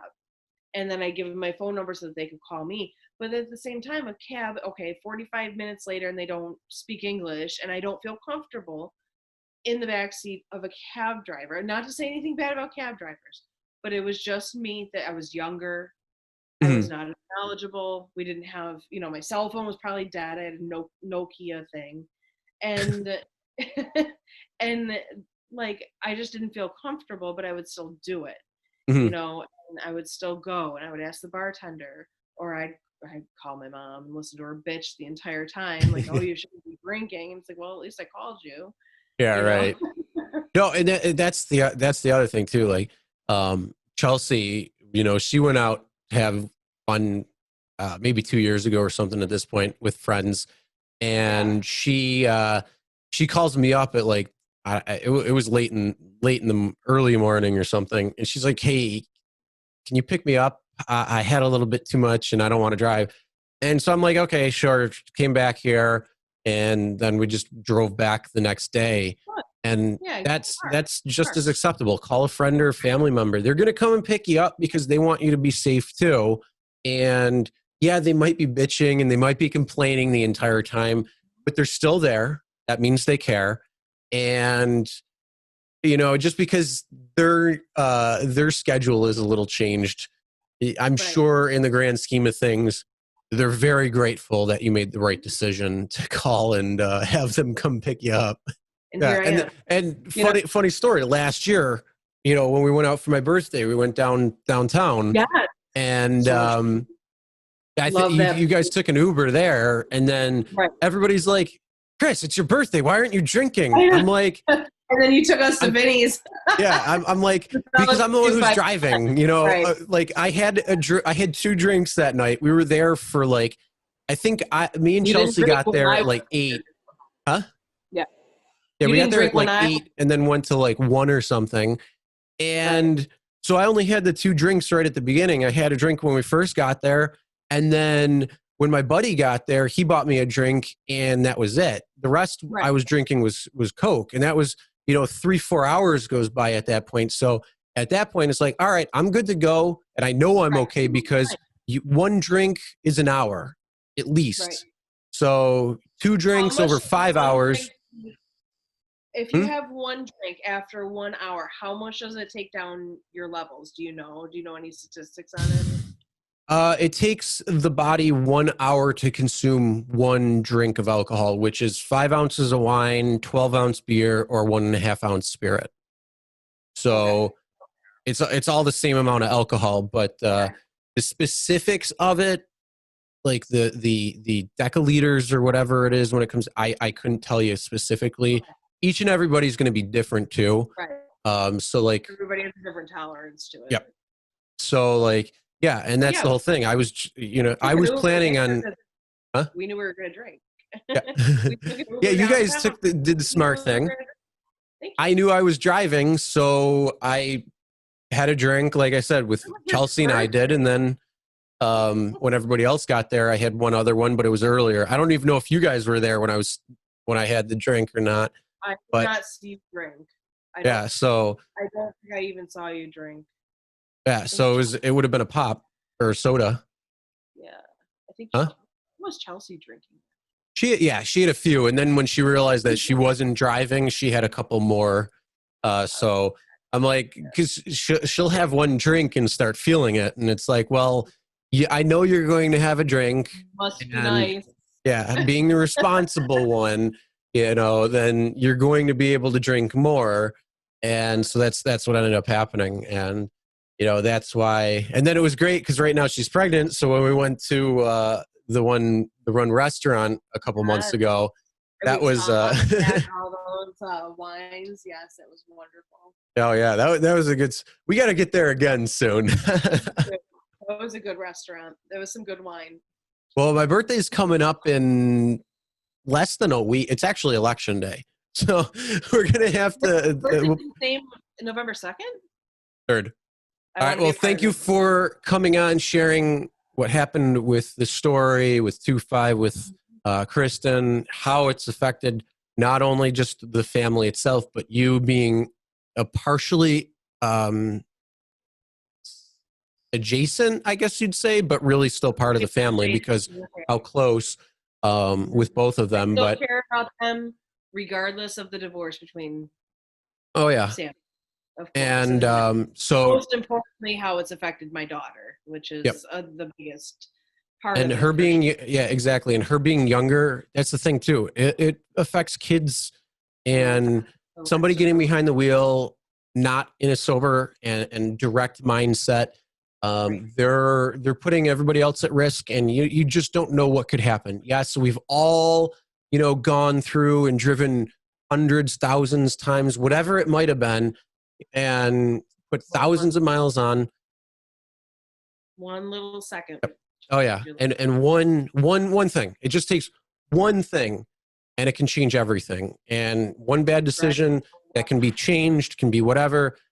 That's hopefully what we can do by spreading stories, by sharing stories, spreading awareness, all that stuff. So again, Lisa, thank you very much. Yeah, I mean, the primary focus of it is going to be the Always Drive Sober campaign, but to fill 24 hours, I can't stick on drinking and driving and drugs and driving. You know, I'll probably the right place because I have always since I was younger. I've never drank and drove. I always called my mom, and now I call Ubers. I have never done it, I've never had a DWI, but my mother-in-law has had like 4. My brother had a few, and I've known, and I had boyfriends that have had DWIs, and the effects, it's not good. And I don't ever think it's okay. And Yeah, Uber is never. Yeah, I'm right there with you. When I started driving, I was 16, but I was already drinking at that point. And you know, the ones that we hung out with in high school, we would just get whatever we got and hang out in the basement for the entire night, and usually into the afternoon the following day, because nobody wanted to drink and drive. So it was one of those things where it was like, even at the beginning, you knew, don't do it.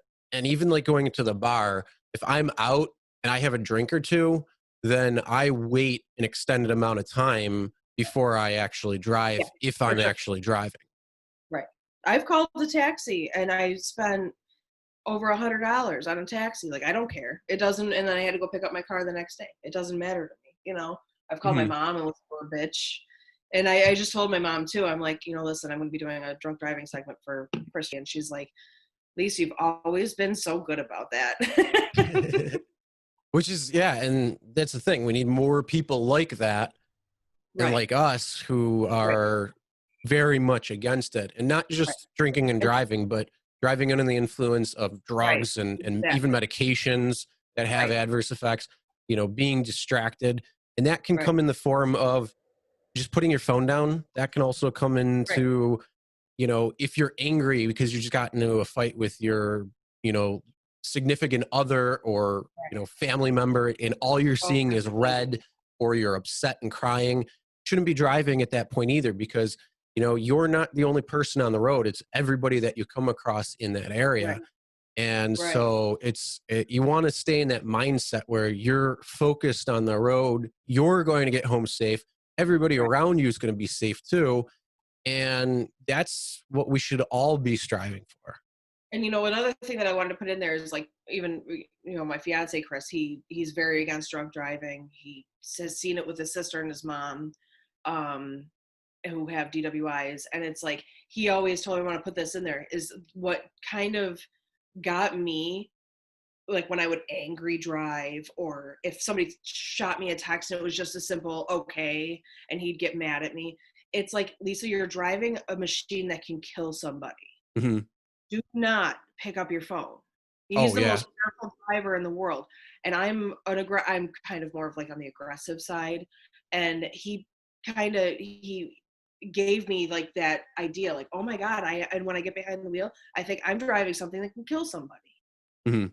Truly. And when he said that to me, I think that's an important thing for people to remember. Just something as simple as that. So you're driving something that can kill somebody. Oh, for and sure. How would that make you feel for the rest of your life? So I want to put that in there too. Okay.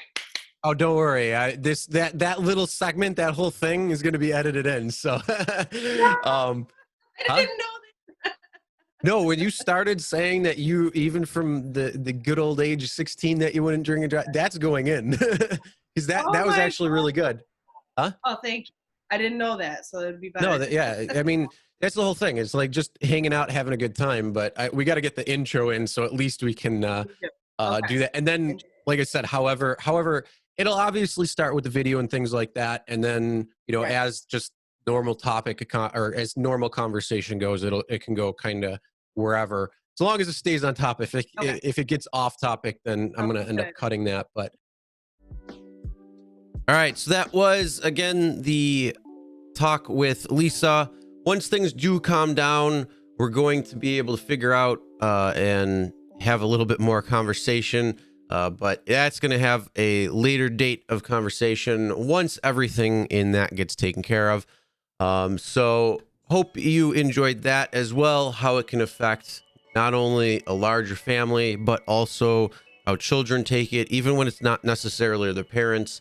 So it was still pretty good. And some of the things as well, again, just paying attention to all that stuff and all of that. So cool, awesome news. We're almost down to the final hour. We're near 23 hours right now. We are at 10 hours and 55 minutes on the part 2 live stream. So it is coming down to the last hour. So again, if you would like to help donate to it, here is the GoFundMe link that you can donate to.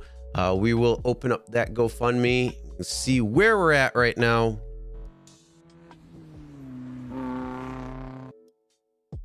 So we are now at $481, where Nick just donated $5. So thank you, Nick, for donating that. That is awesome. Getting higher to that goal, doing well.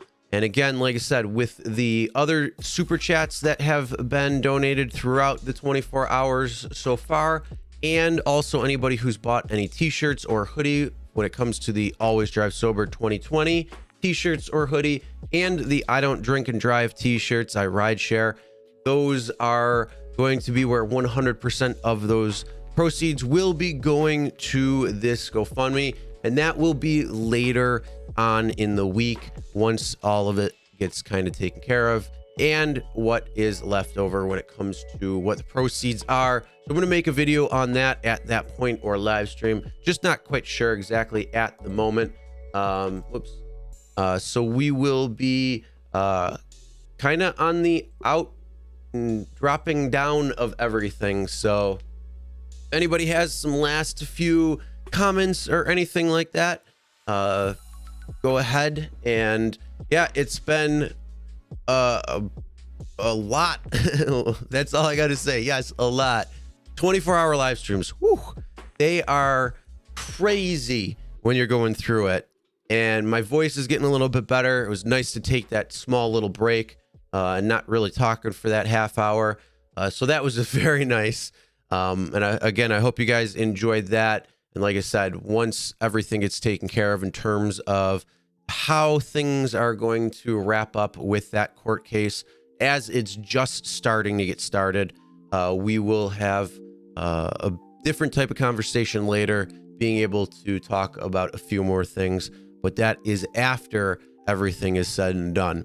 So again, if you guys have any questions or last comments or anything, make sure to get them in. There's still a couple more videos that we're going to wrap up with as well over this last little bit of time that we have left. And so I'm going to get right into them. I'm actually going to just go through all of the last few news real items that we have, and I'll be back right after that. They're all just a few minutes long each, so not too much more there. But yeah, we're going to go through that real quick. And some of these are still pretty crazy with what's going on in the stories. So here you go. An alleged drunk driver headed right for a family in a crosswalk. A car crash saving them just in time. Paula Ferris has this incredible story. Phoenix police releasing this shocking video. Watch as a gray Jeep speeds through a red light and crashes into an oncoming car at a busy intersection.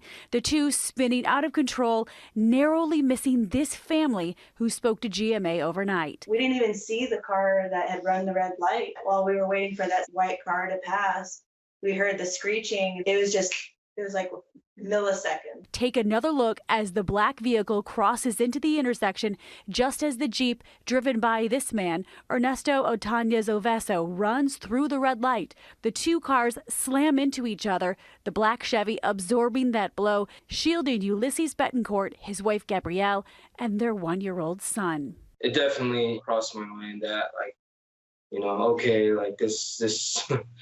this might be it, It sends shudders down my spine to think of what might have happened to this family. Authorities say Oveso, who was the driver of the Jeep, was arrested on DUI and aggravated assault charges. Police also finding a gun in his possession. The driver of that Chevy Cruze is a 27-year-old woman who suffered non-threatening injuries. And that driver who ran the red light fled on foot after the accident. Police say a witness saw him, started tracking him, and the suspect then swiped at him with a knife. As for the father, he says it all happened so fast. He said hearing those tires screeching, it was so scary.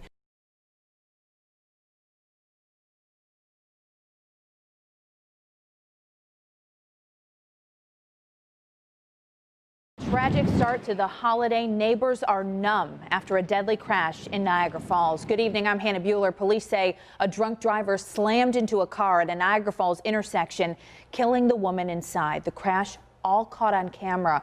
We have that video tonight, but are only sharing some of those images with you, and we have to warn you, it might be hard to watch. That could have easily been my wife or myself. It's a night James Pittman will never forget. A crash the night before Thanksgiving right in front of his home in Niagara Falls caught on his surveillance camera that will live with him forever. Gotta say I'm traumatized. It was shortly after 6:30 Wednesday night. A woman is stopped in her car at a stop sign on Michigan and 24th. Moments later, she is hit by a car driven by 32-year-old Stephen Ruck and thrown from her vehicle. Niagara Falls police say Ruck was driving drunk with a suspended license. Moments later, surveillance video shows Ruck getting out of the car and running right past the woman as she lies in the road. This is just a very dangerous corner, especially with the school kids traveling through here on a daily basis. Pittman heard the crash. He and other eyewitnesses tried to help the woman and called 911. She was pronounced dead at Niagara Falls Memorial. Police say moments after the crash, Ruck then called them to falsely report someone had stolen his car. Ruck is charged with vehicular manslaughter, DWI, leaving the scene of a fatal accident, and several other vehicle and traffic offenses. He's locked up in Niagara Falls City Jail without bail. I don't feel comfortable living here on the corner.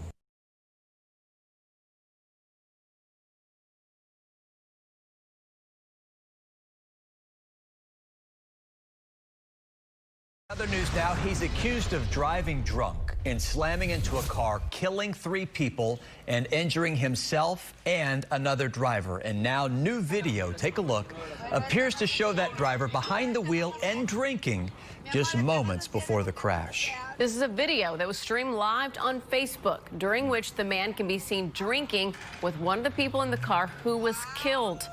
Channel 2 Sophia Ojeda is live now in Northwest Houston at the site of Saturday's crash with this newest information on this now. Sophia? Lauren and Chris, Harris County prosecutors say 47-year-old Camilo Morejon is now facing 3 counts of intoxication manslaughter, 1 count of intoxication assault, and DWI. Those charges could be upgraded if the driver of the other vehicle also does not survive. Harris County prosecutors say this chilling Facebook Live video posted from alleged drunk driver Camilo Morejon's account shows him behind the wheel moments before that deadly crash. Morejon commenting in Spanish that he drives better when he drinks.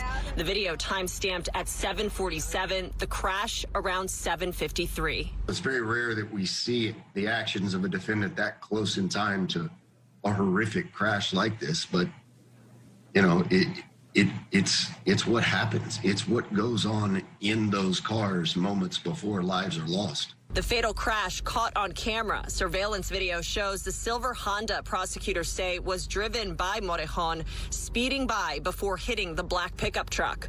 We have frozen the video just before impact. Prosecutors say the 3 people inside Morejon's car were killed, including Morejon's girlfriend. The driver of the pickup truck still fighting for his life. We've had 4 crashes in the last 24 hours that will contribute to 7 deaths possibly, all of which are going to be charged. Investigators are also looking at several after-hours bars nearby that may have served Morejon alcohol, and if they somehow played a role in the deadly crash. We believe there are probably 3 or 4 bars that are around the area we believe they were, and we are in the process today of going to those locations and determining which one of them actually was a contributing factor to this crash. The driver of the pickup truck, we are told, still fighting for his life. We're still working to confirm the identities of all the victims. Morejon also in serious condition tonight. He faces 80 years behind bars if convicted of all of those charges. Reporting live in Northwest Harris County, Sophia Ojeda, KPRC, Channel 2 News. Sophia, thank you.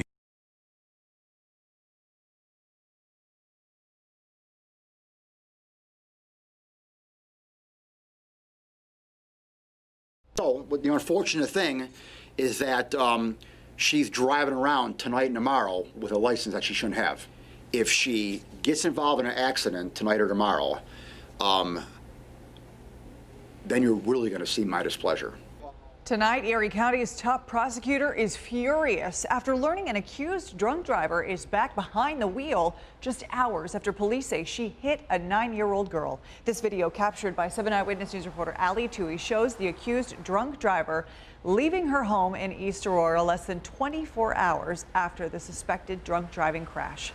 Good evening once again. The woman is facing a number of charges, including DWI and possession of marijuana.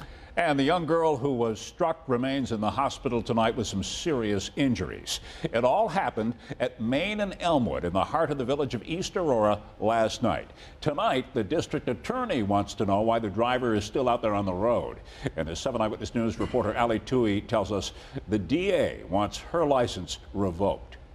To watch a child lay helpless after being innocently struck by a vehicle, it's tough. And, reaction from East Aurora Police Lieutenant Patrick Welch after he says a 9-year-old was struck by a drunk driver. The horrific scene unfolded here on East Main Street Sunday night while the girl was at a family gathering. the parents, the grandparents, other family members were just 20, 30 feet away watching the children ride their bicycles and scooters on the sidewalk. The driver, 30-year-old Erin Kuntz, was traveling west on East Main Street when police say she struck a parked car before driving up onto the sidewalk and hitting the girl. The girl suffered serious injuries to her upper body. I mean, how traumatic? It's very traumatic. Everybody that's impacted by a child laying on the ground injured, that's never easy to see. You can still see some pieces of the car here along the side of the road. This is actually where she hit that parked car, and we're told it's a good thing she did. It may have helped actually reduce her speed before she hit the 9-year-old girl. She was arraigned in Aurora Town Court and released on her own recognizance. Why was that decision made, do you know? The judge decided, evidently, that she was a candidate for release, and therefore she was released. And that's really something that we don't have any control over as a police department. Erie County District Attorney John Flynn also says that's plausible since Kuntz isn't a flight risk and has no criminal history. However, he's outraged she was able to keep her license. State law requires it be revoked at arraignment after she refused to take a breathalyzer. Even without hitting this poor 9-year-old little girl, all right, if it was just a straight-up DWI refusal, you still have to take the license. Kuntz was back behind the wheel of a car Monday afternoon. We shot this video of her leaving her home. She said she was heading to meet with her attorney. She also told me she has a message for the 9-year-old's family, but didn't want to say anything until after seeking legal counsel. Kuntz is charged with vehicular assault, DWI, marijuana possession, failure to take a breathalyzer, and other traffic violations. She was originally due back in court next month, but Flynn says he personally called the court clerk to move her court appearance up and make sure that her license gets revoked. As for that 9-year-old girl, we're told she's in critical condition, but she is showing signs of improvement. Ali Tui, 7 Eyewitness News.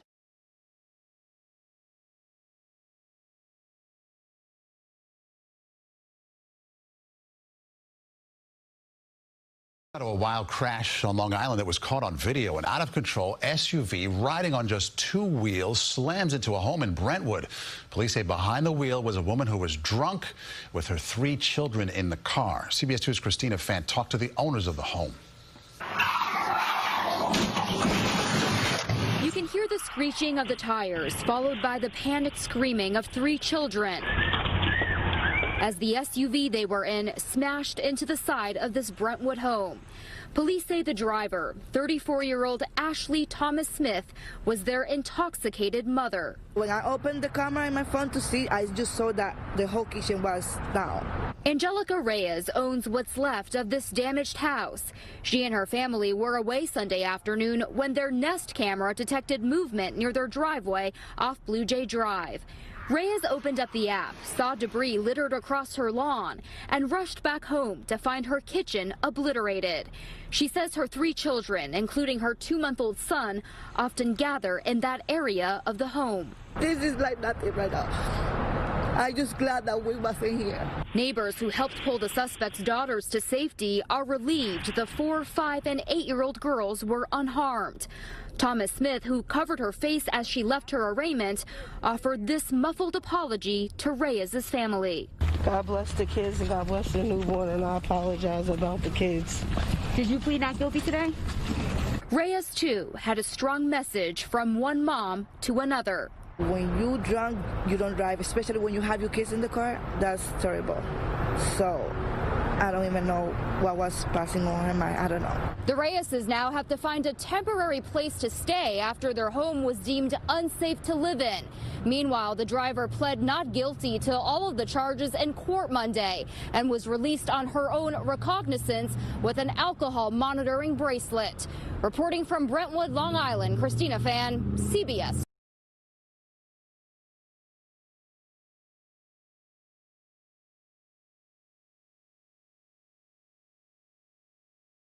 All new at 6 tonight, it is a close call, all caught on video. You're about to watch an accused drunk driver nearly hitting a tow truck driver. Now take a look. A local tow company just released this dash cam video to show how dangerous this job can be out there. And as 7 Eyewitness News reporter Hannah Bueller shows us tonight, the video also serves as a very important life-saving reminder for all drivers. It's 3 o'clock Monday morning. It's raining, and Resiniak's tow truck driver Michael Hafner is helping a stranded motorist on the side of the thruway. He sees a car speeding toward him and not moving over. I saw him get close. I turned around and ran at that point. When this happens, the car hits the bed of the truck, then goes airborne when it flips and lands upside down. But it was enough for him to ride up the edge of my deck and then glance off of it and basically do a barrel roll off the side. Hafner says the car just missed him. I heard the impact and I turned around and I saw him basically rolling and side by side and kind of spinning at the same time. New York State Police say the driver of the car, 42-year-old Keith Naylor, was driving drunk at the time. He's now charged with DWI. You're out there at 3 o'clock in the morning by yourself trying to help somebody. You got to worry about people falling asleep, distracted driving, and people drinking and driving at 3 in the morning, and you're out there all by yourself, you know. Joe Asciutto is the general manager of Resiniak's. He posted this video to the business's Facebook page to highlight the dangers his employees face when drivers are distracted or drunk. You can only do so much, just like he was doing. He was on the side of the road, you know, doing everything he could do. His lights were on, you know, he had his vest on. Hafner says he's lucky he wasn't hit and no one was seriously hurt. But he wants to make sure drivers understand the dangers workers like him face each and every day. Please pay attention, you know, slow down, move over. And then another big one would be don't drink and drive. And state police say this is Keith Naylor's second felony DWI within the last 10 years. They say in addition to driving drunk, Naylor also had open containers in the car, and he was also charged under New York State's move over law. We're live in the newsroom tonight. Hannah Bueller, 7 Eyewitness News.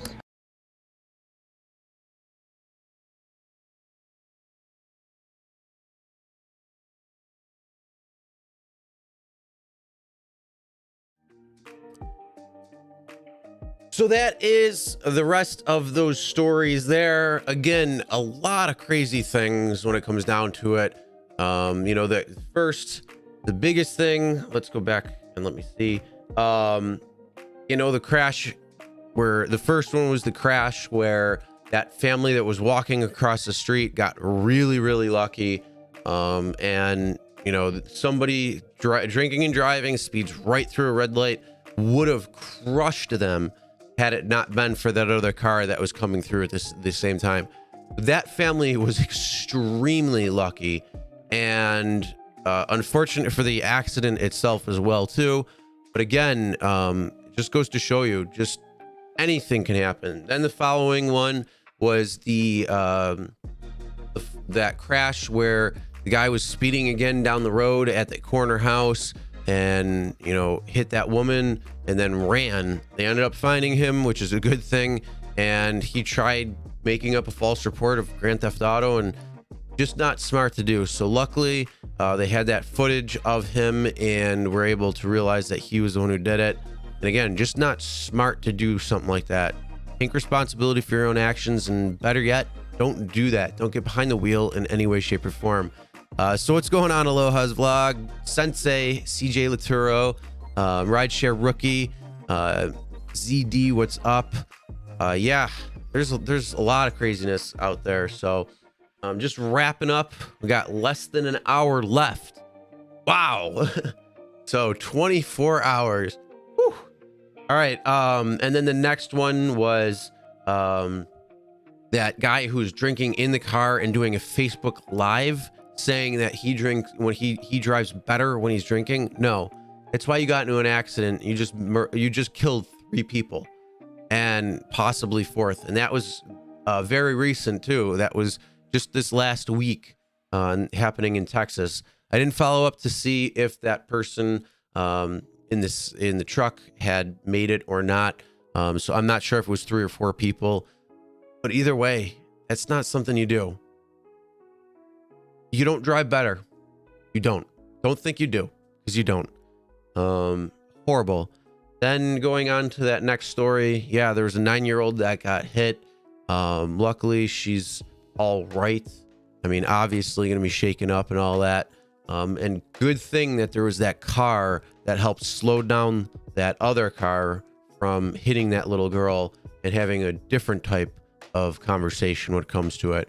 She should have never been driving after that either, but luckily that girl is okay and everything else is just crazy. So again, another very lucky case by having some other car get hit in turn and when she was getting hit, it didn't cause a catastrophic injury.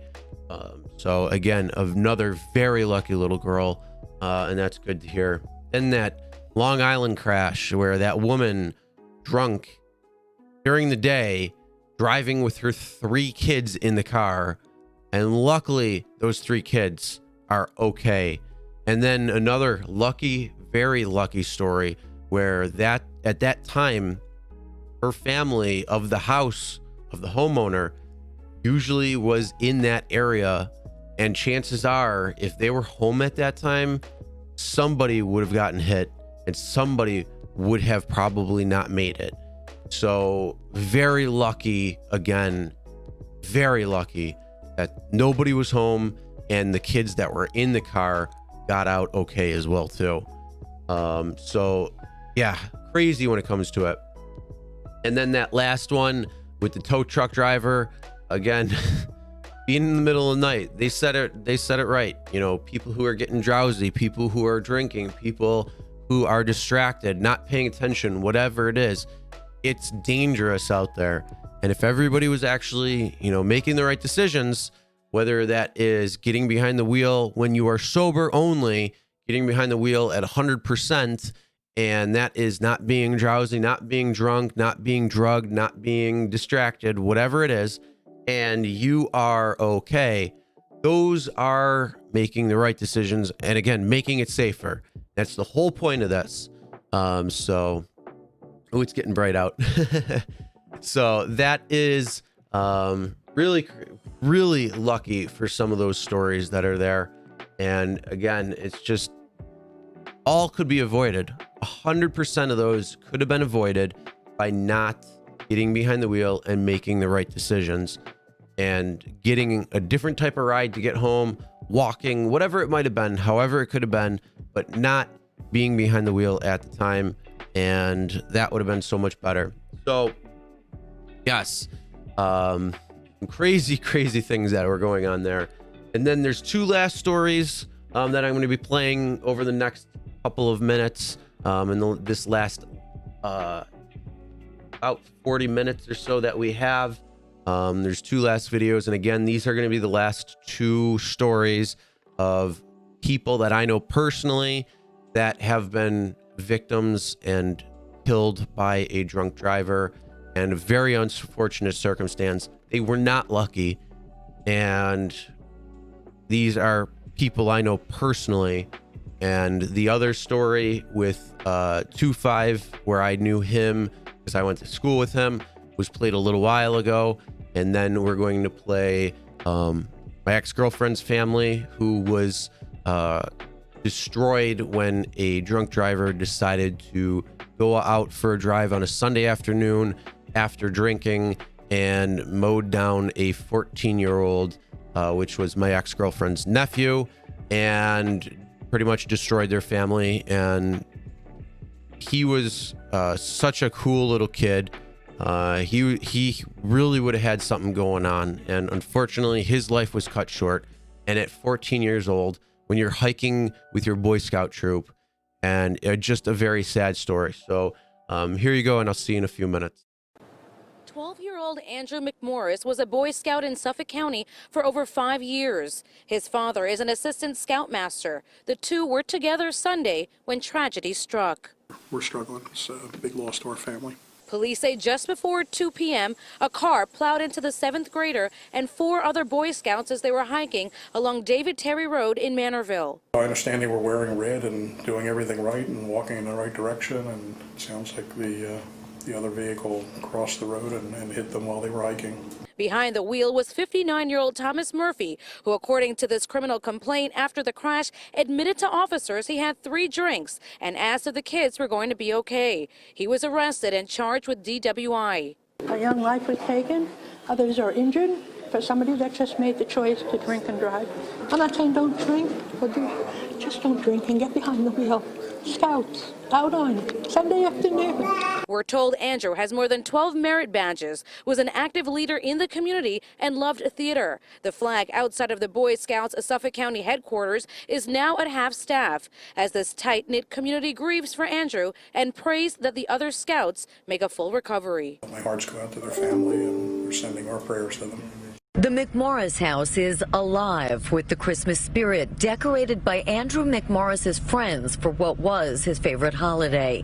The 7th grader had a lot of favorite things: flying, art, music. At 12 years old, he was a Renaissance man. The depth of my pain is deep and hollow. Part of me died that day. But I know that going forward, that this is how I can live, and it's the only way that we can. Elisa and John McMorris dedicated now to carrying on their son's legacy after tragedy 10 weeks ago.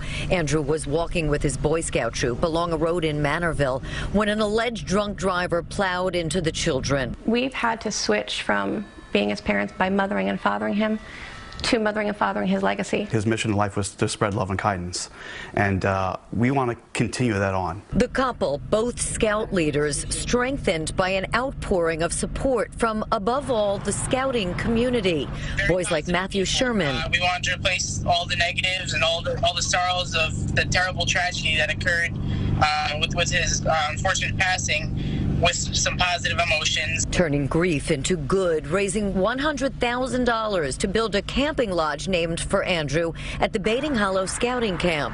Money will be raised in a walk on Saturday at Shoreham-Wading River High School, and ultimately a foundation to teach. All of our decisions have a consequence. What we want to come from this is that no one ever has to lose a child this way again. Drunk driving is preventable. It's avoidable. We only get through these times of tragedy together as one.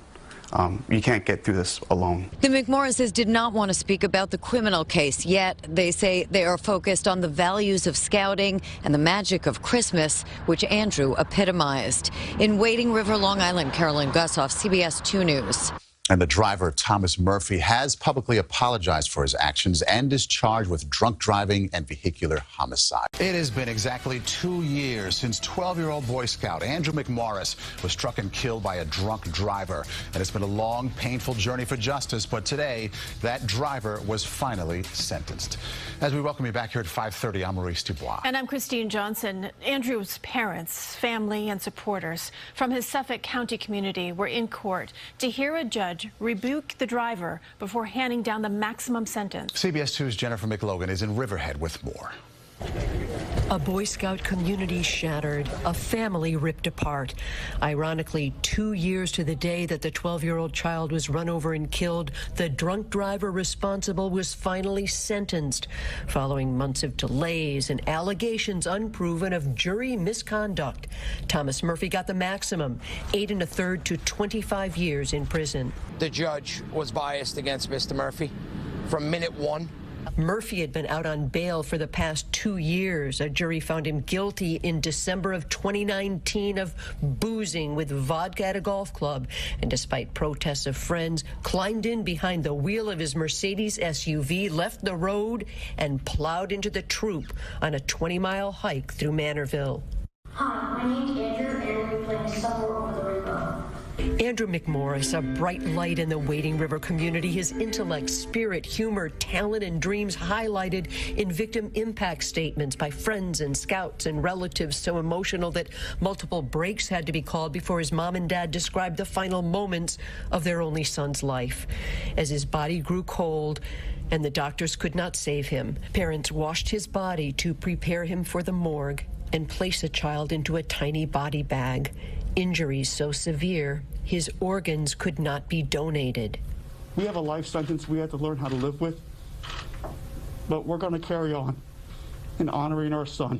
And hopefully we can make some change with the drunk driving laws. As Murphy was handcuffed and taken away, his wife cried out, "Tom, Tom, hang in there." She asked to hug him and then fainted in the hallway. The judge said he prays the McMorris family can now begin to heal. From Riverhead, Long Island, Jennifer McLogan, CBS 2 News.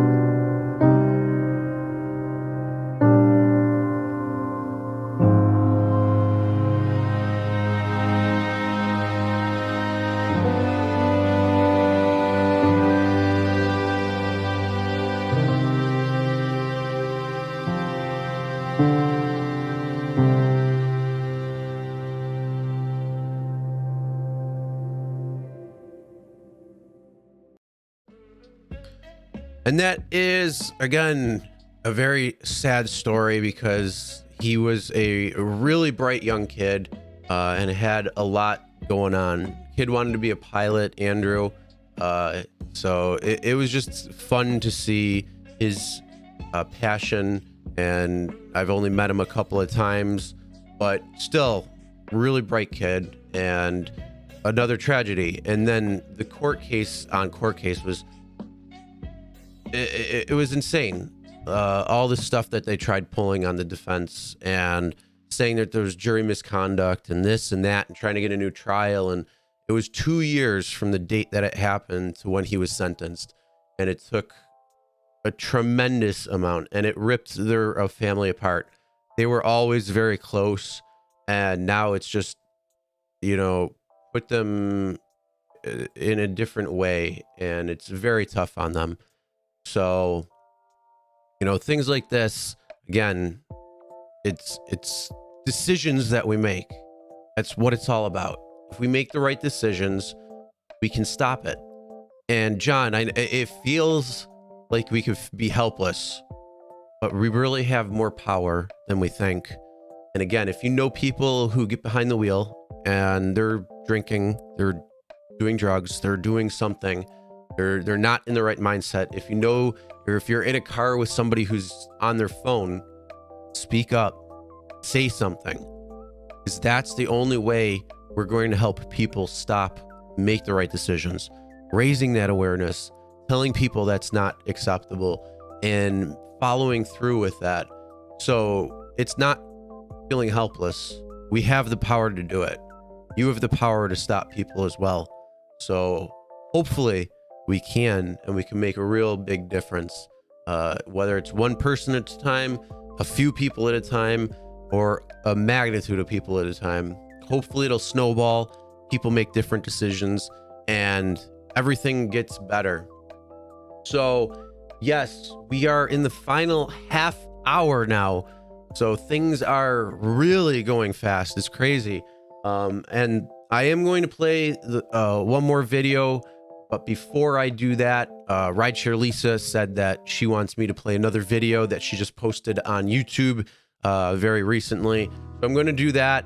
And then I'm going to share, again, my family's tragedy when it came to a drunk driver who decided to take someone's life by getting behind the wheel when they thought they were okay and they weren't.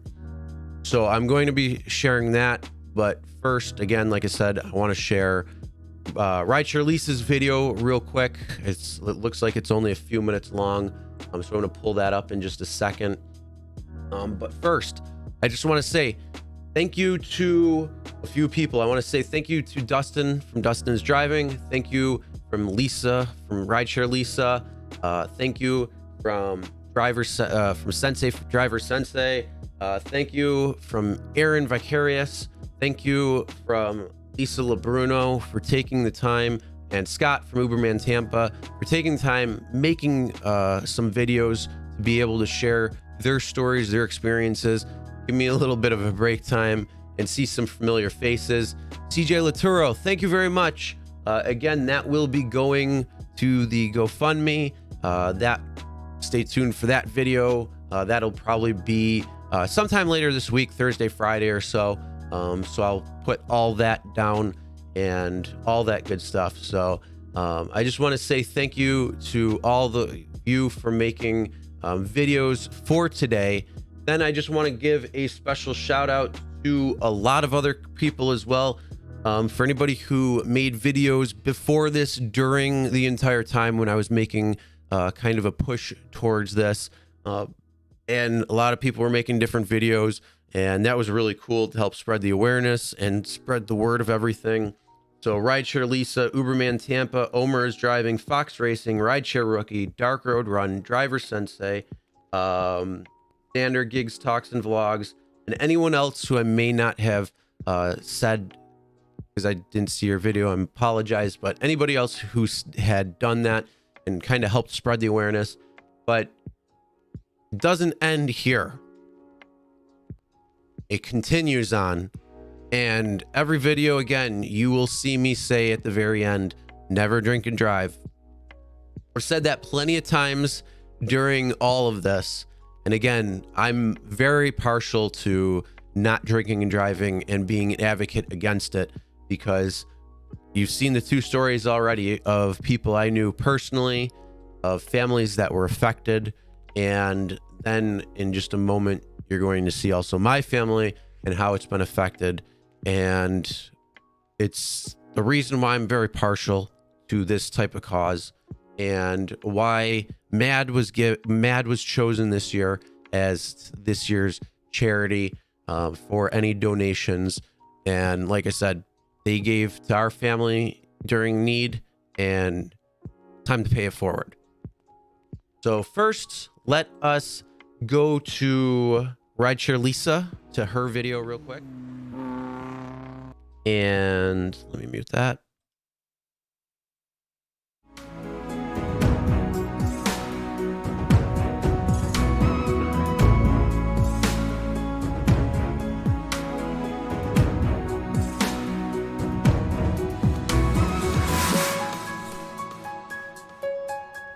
This is Rideshare Lisa coming to you with a video. I was wondering if I should go live or do a video, but Chris has been doing such a great job on the campaign that I decided to just shoot a quick video and say congratulations on the 24-hour live stream. You're doing a great job. You're keeping everybody motivated, keeping all their interests in.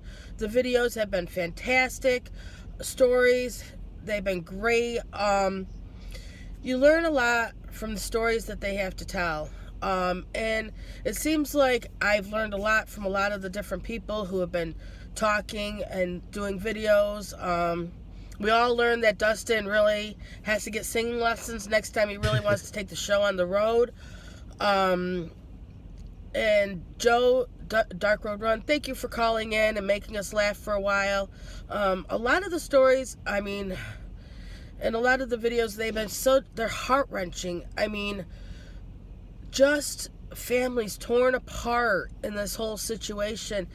And I can see why Chris's campaign is don't drink and drive. And I can see why, you know, the hashtag is always drive sober, because it's just devastating. I mean, you see this stuff on the news, but unless it hits you personally, it's almost like you don't get it.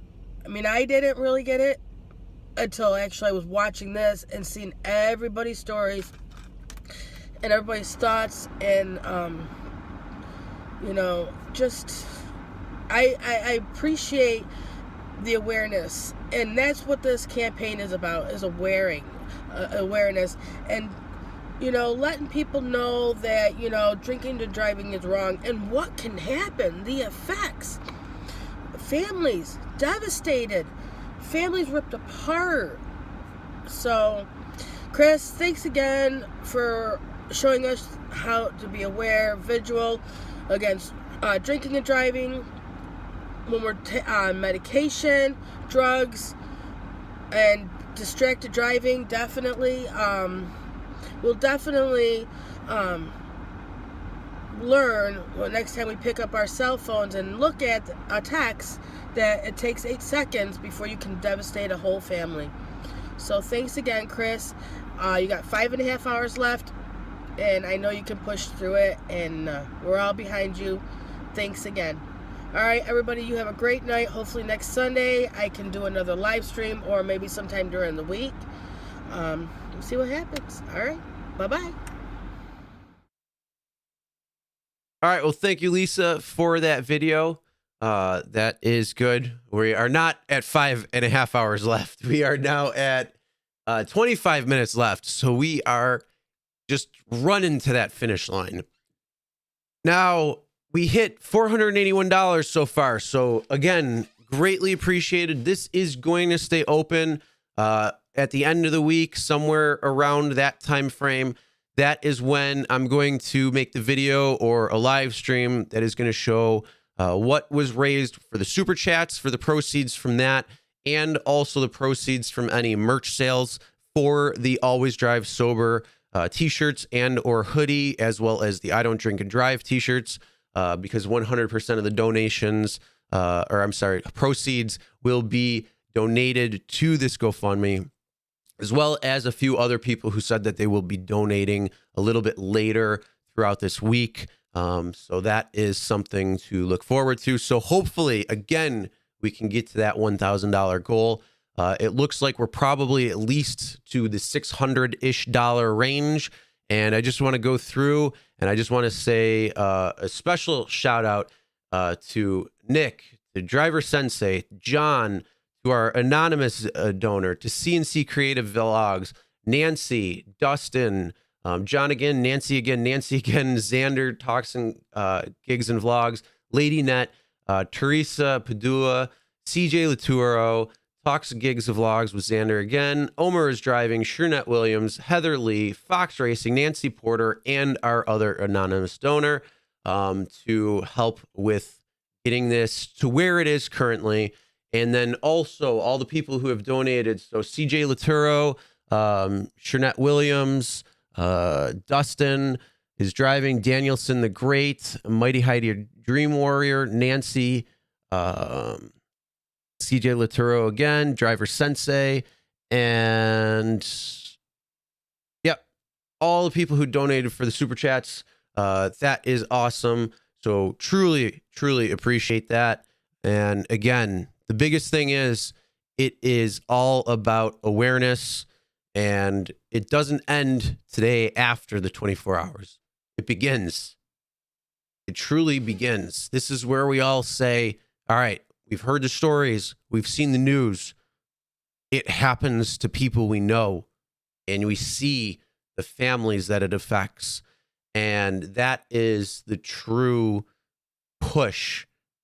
That is the trueness behind it, especially with these holidays coming up, especially with this pandemic going on, with everybody not sure what's happening, with everything that's going on, the toughness, the heartache, the confusion, everything that's going on. And people are resorting to different means to try to cope with what's going on. Again, make decisions that are going to be beneficial. Stand up for different things. So if you see somebody who's getting behind the wheel and they've had a few things to drink, or they're, taking a couple of pills, or anything like the sorts, if you see them on the phone or anything like that, call them out, stand up, say something, and make them aware. This isn't what you should be doing. And as Lisa said, yeah, it's 8 seconds where that person was not looking at their phone for 8 seconds. That was a semi truck that traveled almost 900 feet or 765 feet or whatever it was, with not looking up and destroying the family.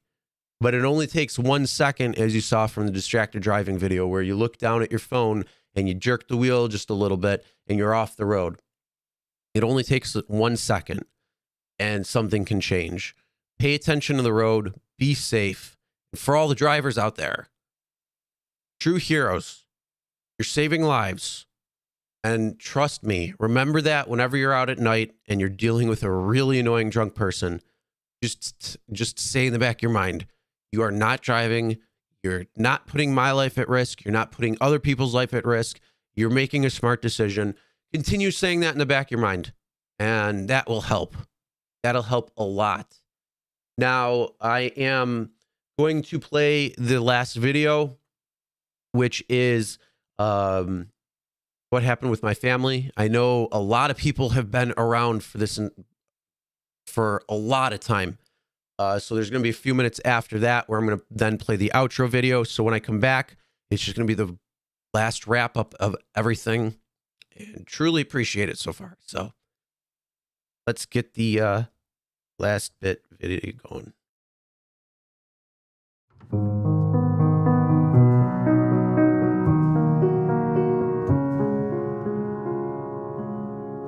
We're learning more about the victims this noon. Denise Hine, the mother to 7-month-old Bailey, is in the hospital recovering and expected to survive. Her lawyer also tells us Bailey has an older brother and sister. And as you'd imagine, the entire family is devastated by the loss of Bailey. It's a story that stirs heart-wrenching emotion and frustration. A 7-month-old baby killed in a car accident. Her mother clinging to life in a hospital bed. The driver crossed into the eastbound lane. Appears as though the driver of the second vehicle tried to avoid striking that vehicle, and that vehicle did in fact strike the one with the mom and child. Denise Hine is expected to recover from her physical wounds. Her lawyer describes them as severe, but the loss of her youngest child, 7-month-old Bailey, will be much harder to recover from. It's horrendous. It's terrible. Any time of year, it's just awful this time of year. The driver of that vehicle that crossed over the line, 25-year-old Danielle Kellogg of Brant. She's charged with DWI and vehicular manslaughter. Frustration from other victims of drunk driving is mounting, especially when news spread from the Dunkirk Observer that Kellogg was also charged with DWI 3 years ago. The sister of Jocelyn Elberson, who was killed in a drunk driving accident just a couple of weeks ago, writes on Facebook, "What is it going to take to get stricter laws and harsher punishments for those that choose to drink and drive, especially when it's their second, third, fourth, or fifth offense? This is horrible for that innocent baby and their family. And 2 weeks ago, for my 25-year-old sister Jocelyn and my family when that motorcyclist took her life in Amherst. I pray for their loss." And Bailey's parents released a statement last night saying, quote, "She was the best baby on the face of the earth. She was perfect in every way. We are devastated and can't imagine what life will be like without our Bailey." Meanwhile, Danielle Kellogg is behind bars at the Erie County Holding Center with bail set at $20,000 cash. She'll appear in Branttown Court on Friday at 4 o'clock. The Chautauqua County Sheriff's Department confirms Kellogg was previously charged for DWI. At that time, she also failed to stay in her lane. Reporting live, Emily Guggenmiss, News 4 Noon. This won't just happen to anybody. Things like this happen to people who don't have a great regard for others that are using the road. A tragic toll. Bailey Dion will never go to kindergarten, graduate, get married. Blue-eyed baby girl was killed when Danielle Kellogg decided to drive while she was drunk and high. And today, Kellogg faces a maximum of 15 years in prison when she's sentenced. News 4's Brittany Smallwood is live for you outside the Erie County Court. Britt? Diana and Jordan, in just a few hours, Danielle Kellogg will learn what price she'll have to pay for driving under the influence and taking away a precious young life. This force caused the Hine vehicle to split into two. The rear of the vehicle, where the baby was secured, came to rest 30 feet away from the point of impact. Danielle Kellogg pleaded guilty to first-degree vehicular manslaughter in March. In court, the 24-year-old admitted that she was drunk and high on drugs when she caused that violent crash last November. 31-year-old Denise Hine was heading eastbound on Route 20 in the town of Brant when an SUV driven by Kellogg veered across the center line and crashed into Hine's car, killing her 7-month-old daughter, Bailey. Erie County District Attorney Frank Sedita had this to say after Kellogg took her plea. Things like this don't just happen to anybody. Things like this happen to people who don't have a great regard for others that are using the road. Back live in downtown Buffalo, and Kellogg is facing 15 years in prison when she's sentenced later on this morning here at Erie County Court. Reporting live, Brittany Smallwood, News 4 Wake Up.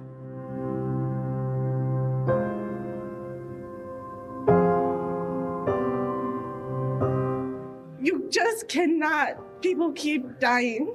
You can't get in your car and think it can't happen to you. I had a baby and I don't have her anymore. Also tonight, a grieving mother says the young woman who caused the crash that killed her baby girl is, quote, a selfish person who needs to pay for her crime. The driver admitted she was drunk and high when her SUV slammed into another car, killing that 7-month-old baby. Now she'll spend the maximum time in prison for her crime. And while nothing will bring back little Bailey, her heartbroken mother says justice has been served. News 4's Emily Gugamis is live at Erie County Court with more on the sentencing. Emily? It was a very emotional day in court as most were in tears, and you could literally hear the sighs of relief as the judge read 24-year-old Danielle Kellogg her sentence. The judgment of this court that you be sentenced to an indeterminate sentence of imprisonment of a maximum of 15 years. Danielle Kellogg pleaded guilty in March to first-degree vehicular manslaughter for the crash that killed 7-month-old Bailey Dion. It was Kellogg's second drunk driving offense. Bailey's mother, Denise Hine, told the court what life has been like since that day on November 27th. And I did try crawling out of the car to get to her. And I was screaming for her, trying so hard. But no one would let me see her because they didn't want me to see how badly she was hurt. She spoke of her disgust that Kellogg did nothing to help that morning. How could she see my baby hanging out of the car that she tore in 2 pieces? And how could she hear me screaming, "Where's my baby?" and not even come over? She spoke of how life is now a constant struggle. The situation is tearing mine and my fiance's relationship apart. We just become different people and it's so hard. I struggle to get out of bed most days, as does he. But most of all, she spoke of her pain since the crash. When I run into people who don't know who I am and have been asking how many children I have, my heart crushes and I can't breathe because I say 2. The first time I was asked this, my daughter said, "No, Mommy," and pointed to the ceiling. And she said, "What about Bailey?" The second time I was asked this, I said 2. I laughed and got back in my car and cried and promised Bailey I would never say only 2 again. I'm a mommy of 3. One is an angel now. It's pain even Danielle Kellogg acknowledged she can't take away. From the bottom of my heart, I'm sorry. I never wanted to hurt anybody, never wanted to do it and cause any of this.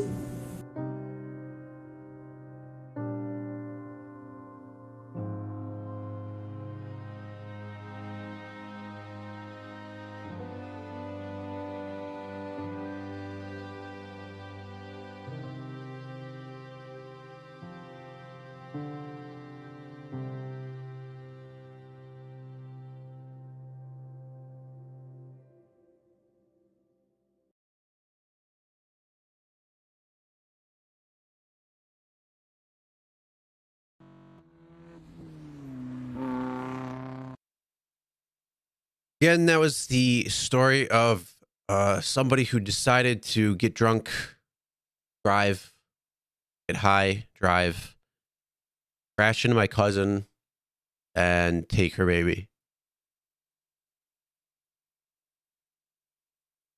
So, with that being said, we have reached 24 hours, and wow. It's pretty emotional. It's pretty long. And for everybody who does these types of things, 24 hours, Driver Sensei, Beacon, everybody, truly, when you have a cause and you have people who help you get to that cause. Whoops. Like you have for the last few hours. It helped, trust me.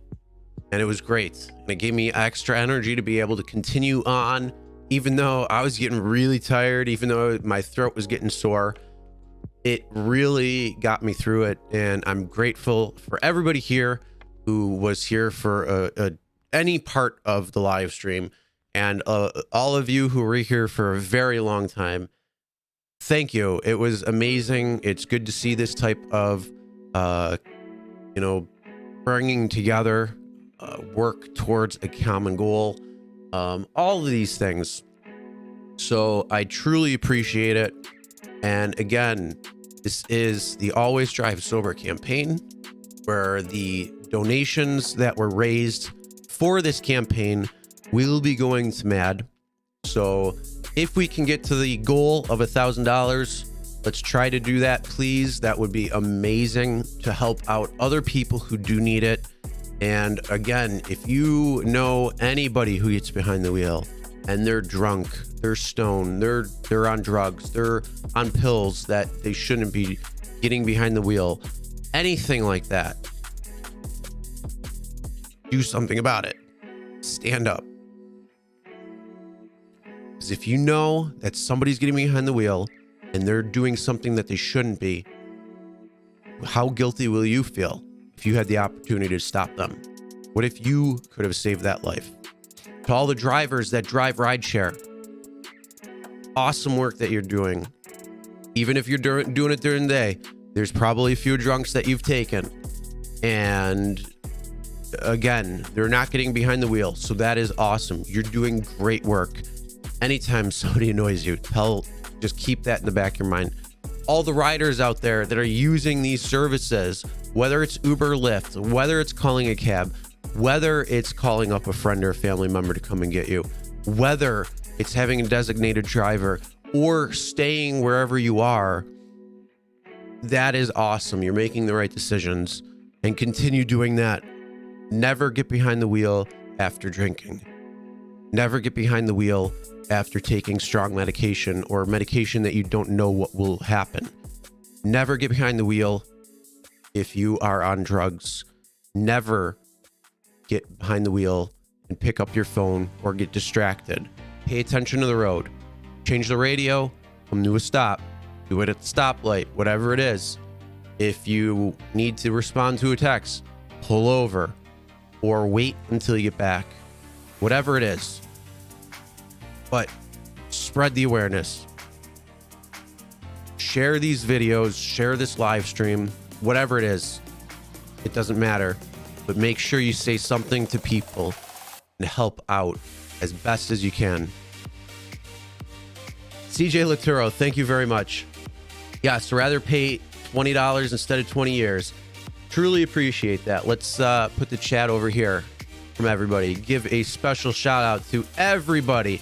So let's go back all the way. We got you, Monroe, Aloha's Black, Nas, the Gig Accountant, Driver Sensei, Aloha Vlog, ZD, Rideshare Rookie,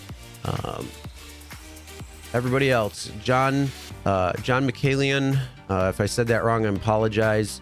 Rideshare Lisa, CJ Laturo, Rideshare Source Driver. 24th hour is right now. We're wrapping it up. We hit it. John Spalding, hey, how's it going? Wrapping up.